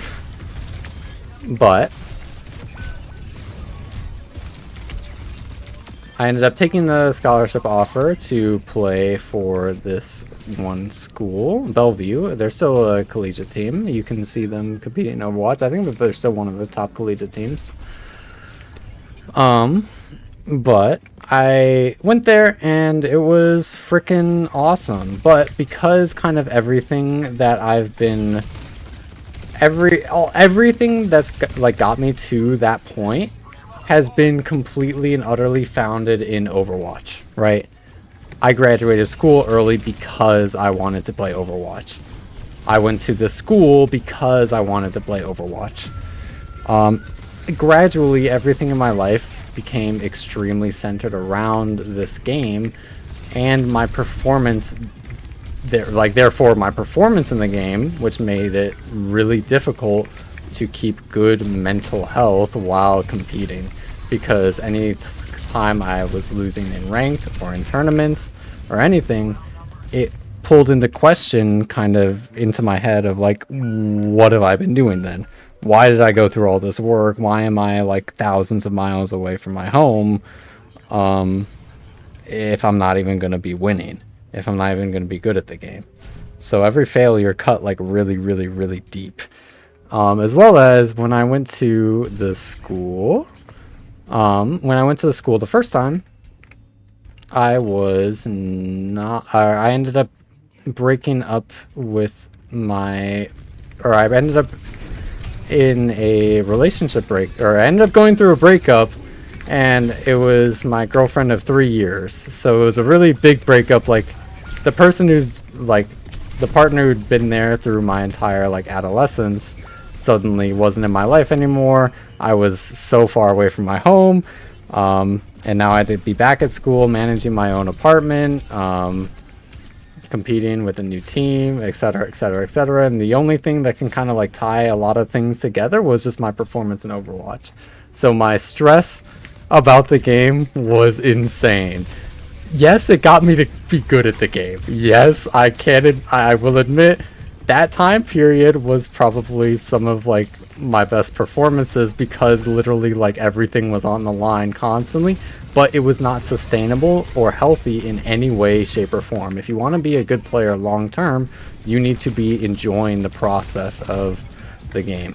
You can be forcing yourself to not have fun and find success in the short term, but it can just, I speak from experience in which it can just destroy you. It will just blow you up. I might need to swap to Maga. But after that, that time at school was miserable for me. Not because of the school. The school itself was actually really good. I actually really liked the school, and all the people there were really, really, really nice. But it was rough. So I ended up dropping out of that school because my mental health kind of just wasn't able to take it after putting everything into Overwatch and then not finding success off of that, as well as there's just a little bit too much on my plate in terms of like what I had to manage and what I had to do, because again, I was fresh out of 18 and I was managing an apartment, and it was I had roommates. I had 2 roommates who were also in a similar situation to me. Maybe not about the game, but at least like in terms of like life experience, it's really hard to have that many adjustments at that age. So it still would be. I don't know if Frack is on that school anymore, or I don't think that they were. It used to be when I played, it was the roster was Evie, Avery, Rose, Leffa, Neptune, and Rob Dab. But I ended up dropping out of that school, and then going back home for a while, where I had a good few. I still was competing in Overwatch, but my self-worth was kind of still very tied to the game, because it was still my main goal to eventually try to go pro. And at that point as well, I had kind of flubbed my few chances that I got to get into the Overwatch League. I was never quite able to get there, even though I could have. I probably should die and swap to Mauga. So time went on. Not the greatest period of time ever, but things started to look up a little bit, just because like it heals wounds. Time heals wounds. I started to get a little bit more healthy about the game, but not really all that much. A lot of the core issues were still there and present, mainly just kind of like my self-worth being tied to the game. That one was still very, very much there. How do I word this next part? I think I'm going to keep it vague out of respect for.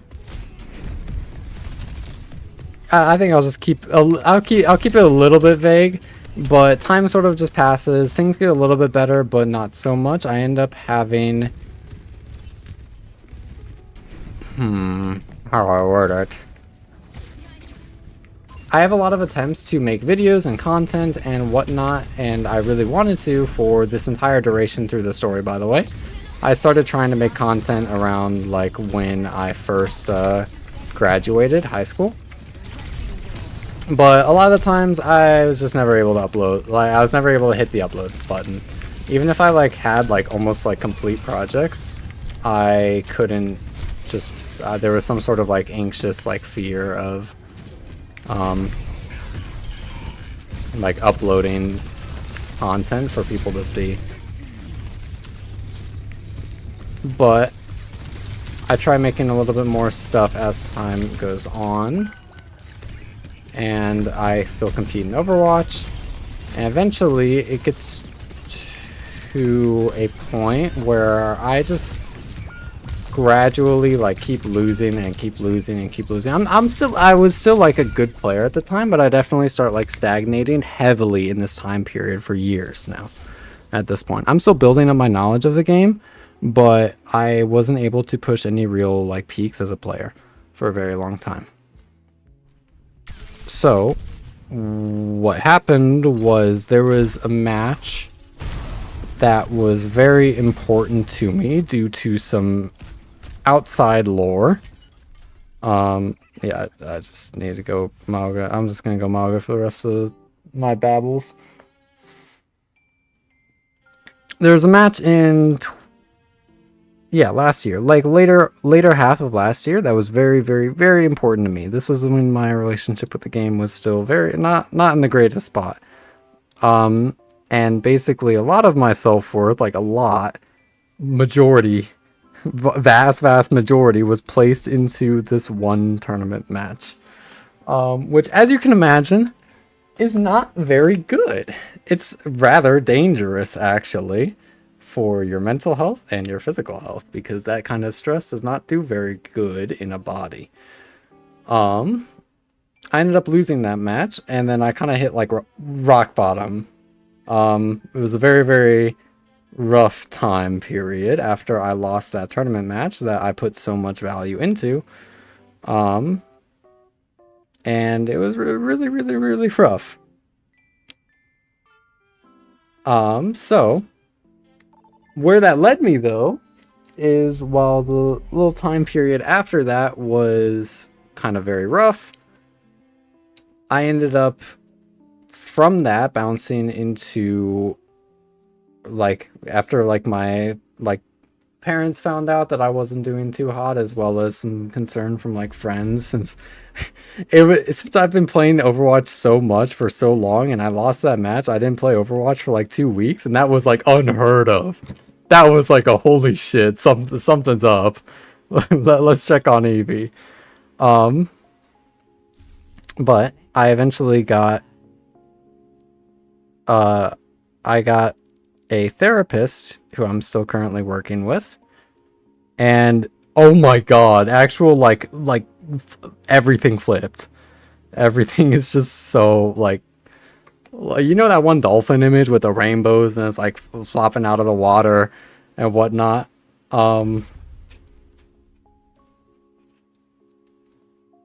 It's like that now, and it's really funny. Where I like, my first thing that I like the first topic that I brought up to my therapist was about the external reasons as to why I put so much worth and so much like pressure on myself about that one specific tournament match. I'm like, okay, this has been a very, very consistent issue. Oh, I forgot. I forgot to mention, I went to school again. Oh well, that's not important. I said, bro, I just have Lucio's head. I don't want to play Mago with this. I'm playing more ball. Fuck, I'm a tank main. It'd actually be good for me to get more reps later, so I'm pressuring future Eevee to play more to get this up to champ. That's okay. The thing that I brought up to my therapist to start, and the why, or like what exactly made me put so much worth into, damn, wait, I touched that guy up, is still like present, and like very, very less so. But the issue of why I put so much worth into that one specific tournament game is still around in my life. But as we've been like working forward, or working towards like helping that specific like part of like my brain and my noggin in my life, everything else has started to just get better as we kind of like dig our way to that specific area. It's really silly. So now I'm able to actually I'm actually able to do the chores I need to do. I'm able to like, if I lose a tournament match in Overwatch now, that's fine. I don't feel miserable for the rest of the day. It sucks. I get bummed. I still like winning, and I want to win, but I don't need to win like how I needed to before. I'm still. It doesn't take away from passion. You don't need to be like. You don't need to have be like that one image of, you ever play Overwatch 2 with your life on the line. That's not what passion actually means. I think genuine, real passion is the ability to care about the game because it's a game, if that makes sense. If you're making it like way like more to you, then overall, like over a long period of time, it can get very unhealthy very quickly. Of course, once it's actually paying for your livelihood and it's like your job to compete, I'm not so sure. I haven't gotten to that spot yet. I make a decent bit of money off competing in Overwatch, but there is no money. There's no money in competing in Overwatch. You get peanuts. it's actually been like a super like dream come true for so much support off of the content to be possible, and like so much of you guys are so supportive of the content, because now I actually am able to like make a decent bit of money, and I'm able to put most of it right back into the content, as well as potentially give like I want to be looking at artists fairly soon. All right, I'll just drop my shopping list. Sorry, you're going on the. We'll full circle loop back to the Eevee lore in a second, but now y'all are getting like my current to-dos, or what's on my to-do list. I have a shopping list because I just recently got paid from YouTube and Twitch. First things first, to maximize my uptime and allow myself to create the most amount of content possible, is I need to get a streaming / rendering PC. Since right now I'm capable of streaming, most of the things on my PC need to be shut down or closed, as well as if I want to be whenever I'm streaming, my PC is currently not capable of handling playing the game and streaming and recording at the same time, so I have to be making the YouTube videos based off of the VODs that I download, which ends up chunking the quality and my editing ability significantly, since there's only one audio track whenever I download the VOD. Oh, imagine I put that guy into the train. So first thing I'm looking at is trying to get either PC upgrades or a streaming, or just like an entirely different, like kind of bare bones streaming PC, so that I'm able to maximize my uptime and put in more quality into my content. And what I mean by uptime is also whenever I'm rendering the ranked lessons or the Overwatch Everyday episodes, rendering actually takes a while. It actually, like, my PC is kind of like unusable for like an hour or two each day. Though I do have someone who helps with editing now. They're actually going to be uploading the video in just a bit. And then after I get that, I want to be looking at an artist to help with Twitch emotes and various other things. Maybe try out some thumbnails or whatnot. But that's also on the to-do list. There's a few other things or on the shopping list or the to-do list. But for the most part, I'm kind of taking things in a pace that I can handle. I want to continuously improve my content and videos as time goes on, but I need to do it kind of carefully and safely because I want to be making content for a very long time. I do not want to burn out. I don't want to be forcing myself. I'm not making content to anyone else's expectations, but my own. My content is still not at a point that I'm like super happy with yet, so I'm going to continue to focus all of my time on improving it before I really get a bunch of like community stuff or like coaching options going, because where my passion lies right now is making sure that like my content is just good, and I'm happy with it. Like, I'm happy with it. I don't really gaff what the numbers think, because while it's amazing if I'm able to put in like a bunch of time into this and make it my make it my actual like job, that would be like a dream come true. It's very okay if it doesn't. It's very okay for me if it doesn't. I have a few other options and job opportunities. If the bills that I need to pay start being a little bit too much, in which I can just work somewhere else. That's okay. But I really appreciate any sort of support onto the channel. It'd be by far like the happiest state I can imagine myself is if I'm able to put all of my time towards content, or continue doing so like I'm able to do now, and just gradually improve it. But I have backups.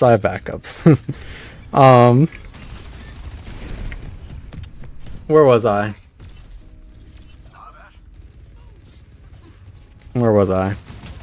Right, alright, I did my shopping list and Eevee lore.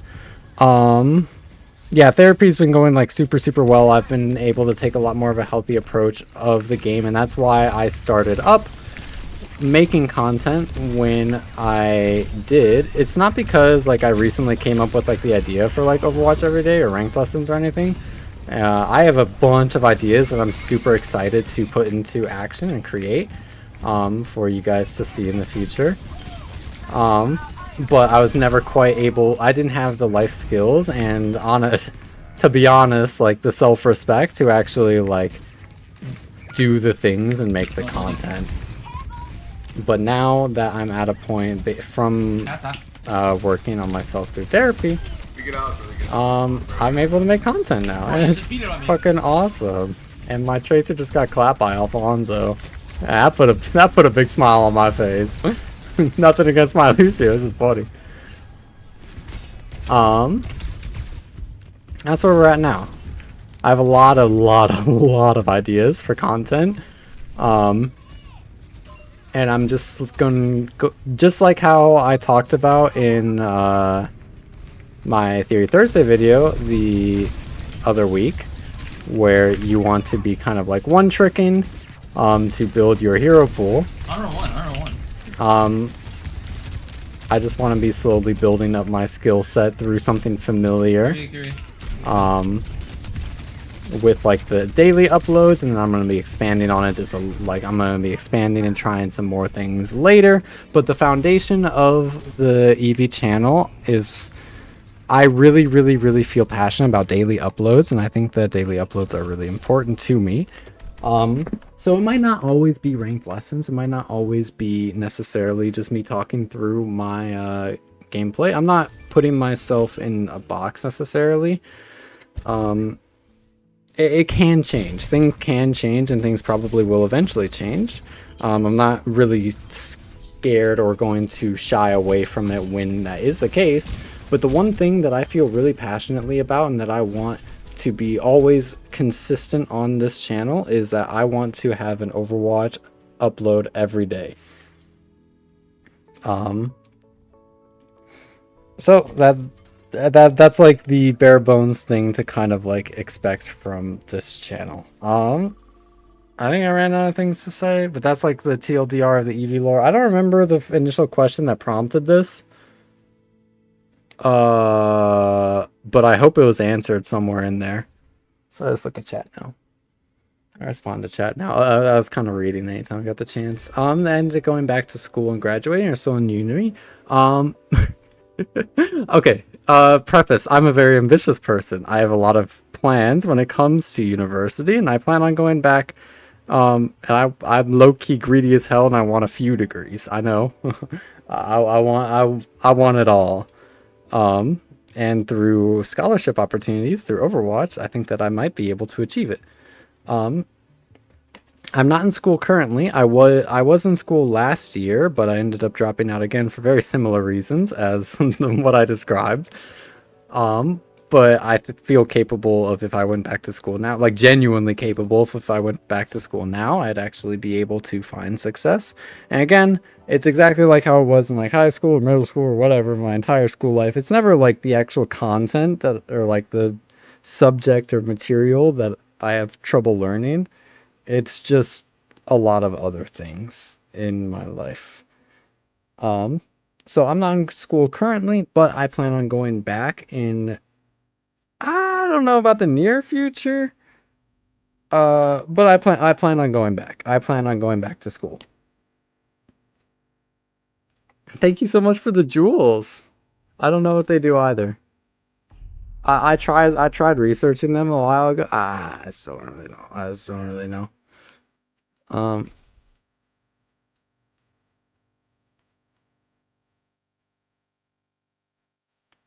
I think school will be really fun. Now that I'm a little bit more capable of like handling myself and working towards goals.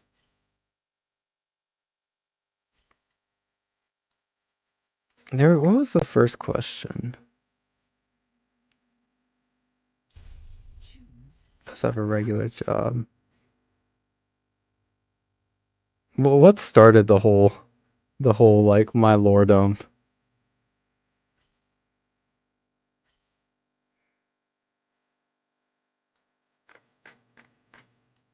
I actually have no. I don't remember whatsoever. I can't find the. Oh well. Overwatch.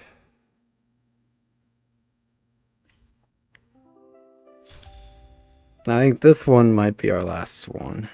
Let's see. I never got to play Juno. Oh, but this could be our champ game. Bleh.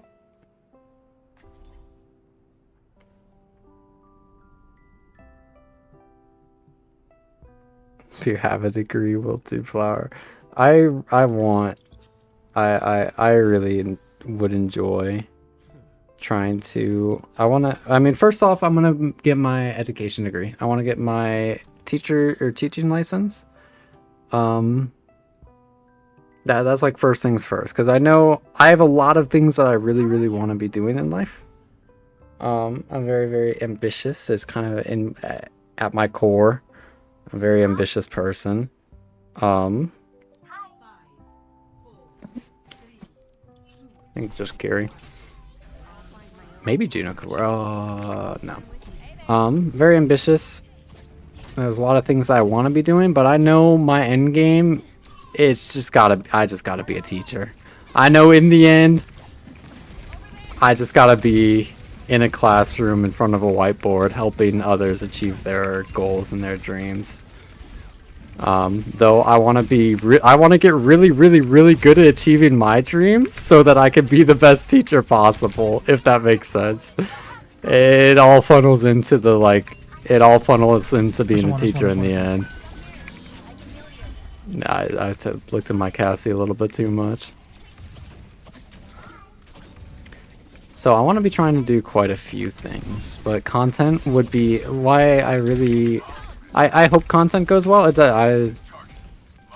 I hope I'm able to somewhat sort of like sustain myself, like financially through content. That would be amazing. That would be like the best. That would put me in an amazing spot and help me shape the life that I believe that I could be happiest in, as well as I think that I'd be able to help people achieve their goals in Overwatch, at least. Damn.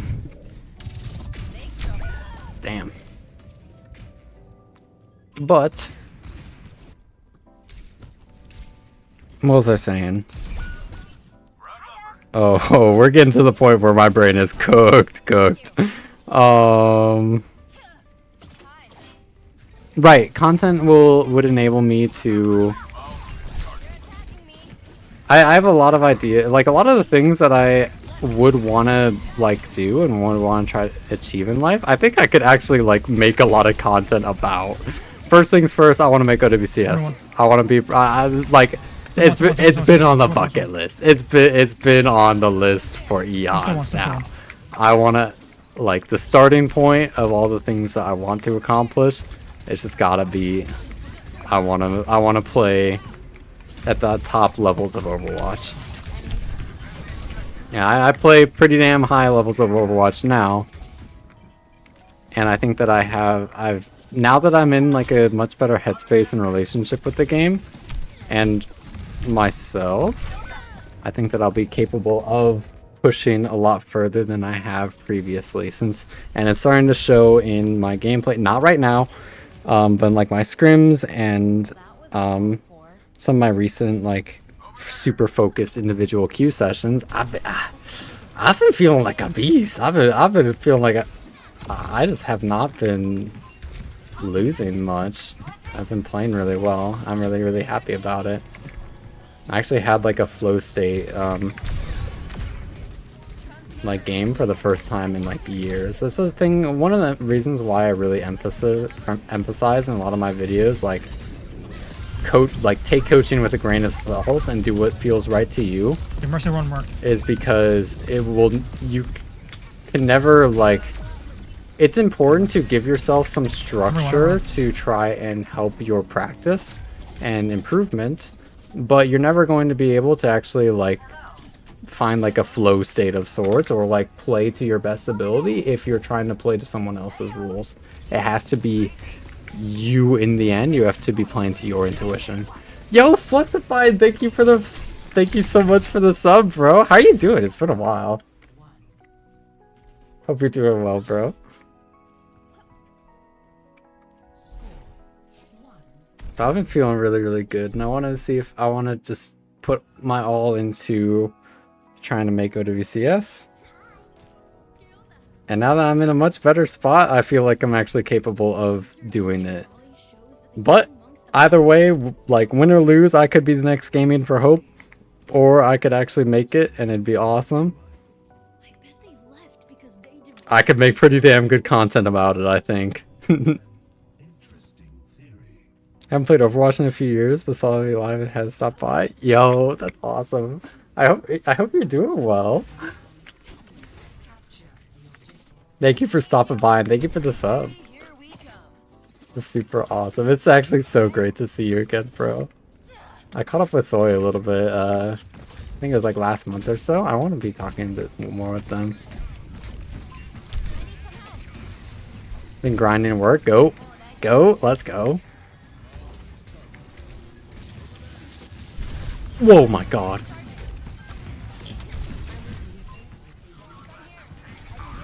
And this is, I don't know if it shows how long I've been streaming for. I'm a little bit low on some brain juice right now. I've been streaming for quite some time. I think after, okay. Oh, but the biggest tragedy is, like, as soon as this game ends, it's going to put me at Grandmaster 198%, and then future Eevee is gonna go, come on, it's so close.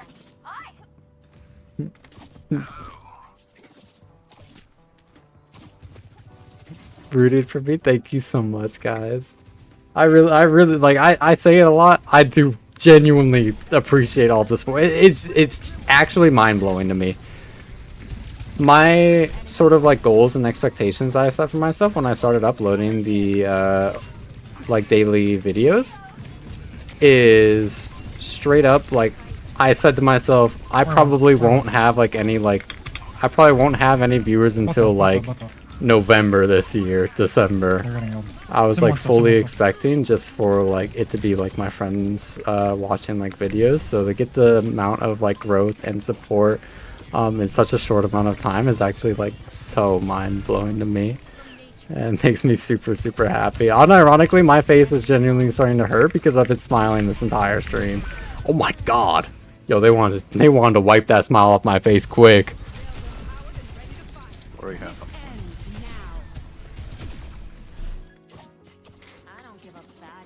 Rush. I have not put a single thought into this game, bro. I've been playing completely and utterly on autopilot. Well, we're winning though. I just need to have a good rush and we should be in a good spot. Yeah, it's... Yeah.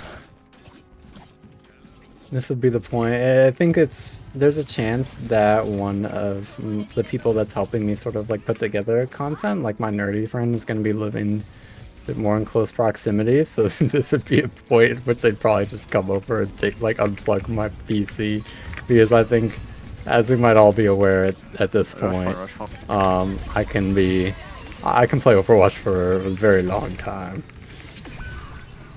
I might not know when to stop still sometimes, but at least now it's not like I feel like I need to play, it's that I want to keep playing.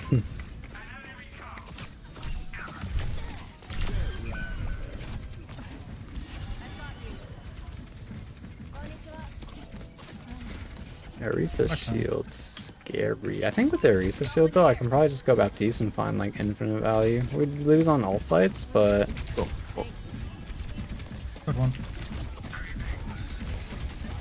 But I think that's okay, because the raw numbers that we could just put in might just overwhelm the shield with the Zenyatta, Cassidy, Baptiste.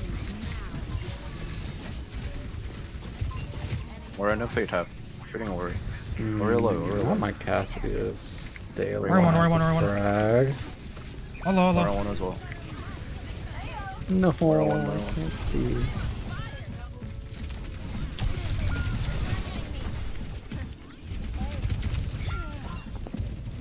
Oh, we got a game on our hands. All right, this could be our champ game. This could be our champ game.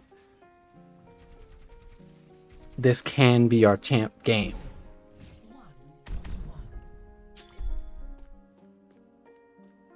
So I need to lock in for it. Alright, let's make it like an Overwatch everyday episode. We're on Winston now, Pharah instead of How'd you get it? I gave it to myself. Aramatra and Cassidy. Oh, very. Sticking on the Zenyatta, I think that's very fine. I just want to be trying to keep our Zenyatta alive as long as I can, as well as our Pharah, and enabling any of our dives. I think that healing is going to be a pretty big priority for me here. Less so damage, but there still might be a lot of opportunities for me to get damage because I've been feeling rather mechanically inclined today.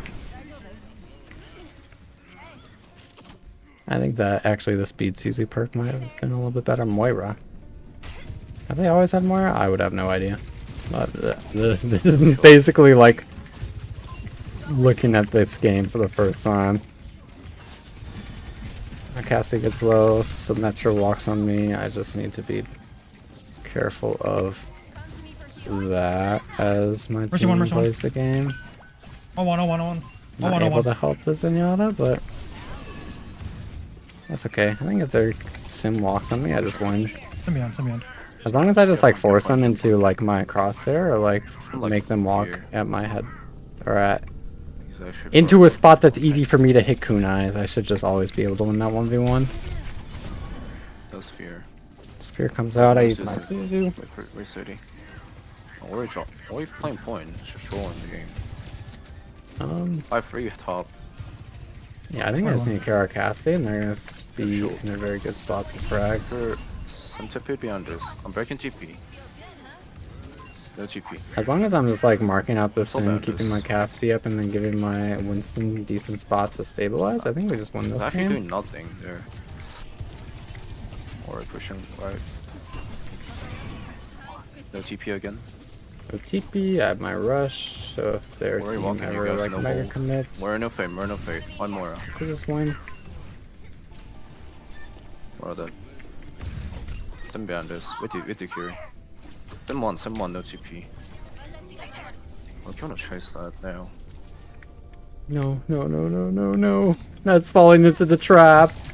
The dead. Alright, nice. But- Our entire team gave up the whole map though. You just rush point. Solid. Honest.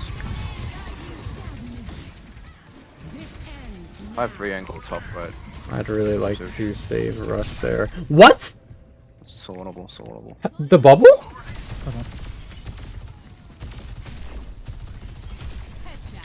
What? The frame the bubble broke. More one. The frame. Where I have. That's insane. Have you seen the new map? Yeah, No, there's a yeah, new map? trying. I didn't know. I'm lucky I flanking. actually had no idea. Enemy spotted.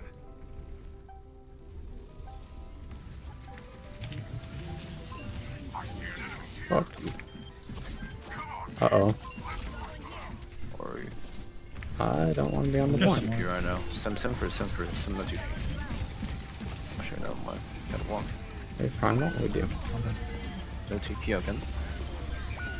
I'm dead. Ashen one. Yeah, grew up missing their Suzu at midnight. You guys come All on. good. Or no fade, no? They're resing. More one. Remember no fade Oh, again. we're so Love, long. more one.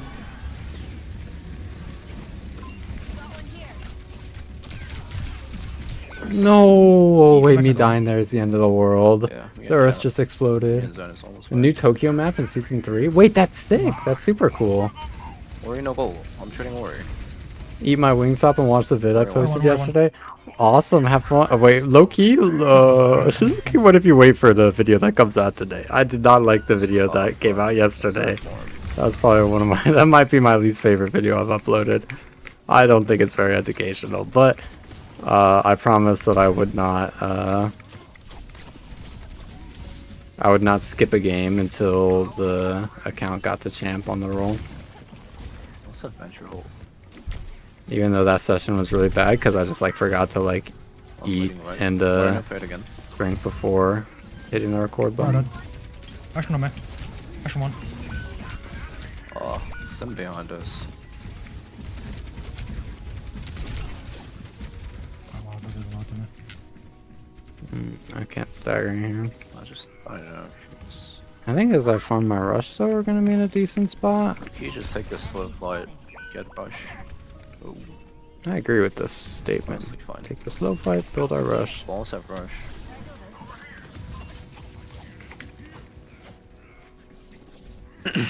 Probably far right now. Sure. Yeah, I'm back soon. Almost back. Good. Yeah. I just love that. I'm 4 left. We're a little left though. Wait for our CD. We're done CD right now. Bear rush. No sphere. I think we just wait it out. No? Oh, is that pushing top right. We're fighting it? They're down a lot. Full form, Bastion. Come on, thing. Somehow. Mercy 1. Mercy Something's wrong with me. Something's wrong with me. They need to check me out by a doctor. I've tried some. Oh my god. Oh my god. Bastion half on ping. It's winnable. My team. I'm putting all my faith in my team. Bastion no 4 main. Bastion 1. Oh my gosh. Oh my gosh. My team is so good.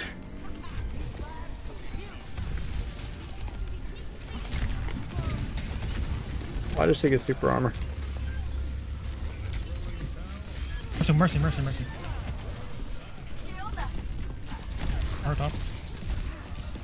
Lucky. Why not? I wasn't even worried. Loki wasn't even worse. It wasn't even close. Not even close. Speaking of that, actually, why isn't there a video up right now? Loki, hold up.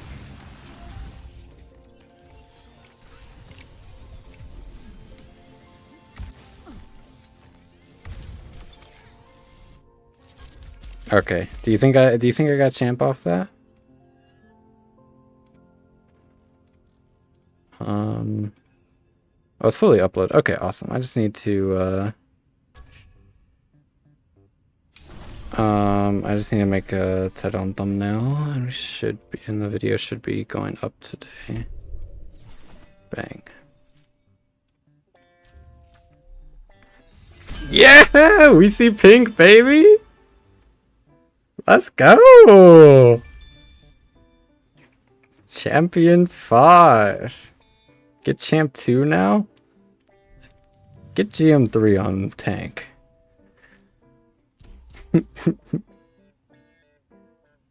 Sorry, I keep thinking about it. It's just funny to me. Okay. I'm completely out of my brain juice. It's been quite a while. Fairly long stream so far. 10 hours and 14 minutes. So it's time for me to go to bed. There will be a new Overwatch Everyday episode. The one that we actually recorded, or we did earlier in today's stream. It will be support. We played some Lucio. We played some Kiriko, some Mizuki. We had a lot of fun on Lucio, especially. Oh, and we played Jetpack Cat as well. So that will be going up in literally probably like 10 minutes or so. However long it takes for me to make the thumbnail. But thank you guys so much for tuning in, and I will see you guys next time. Oh, wait, raid. Okay, for my YouTube audience, thank you guys so much. And for our Twitch audience, let's find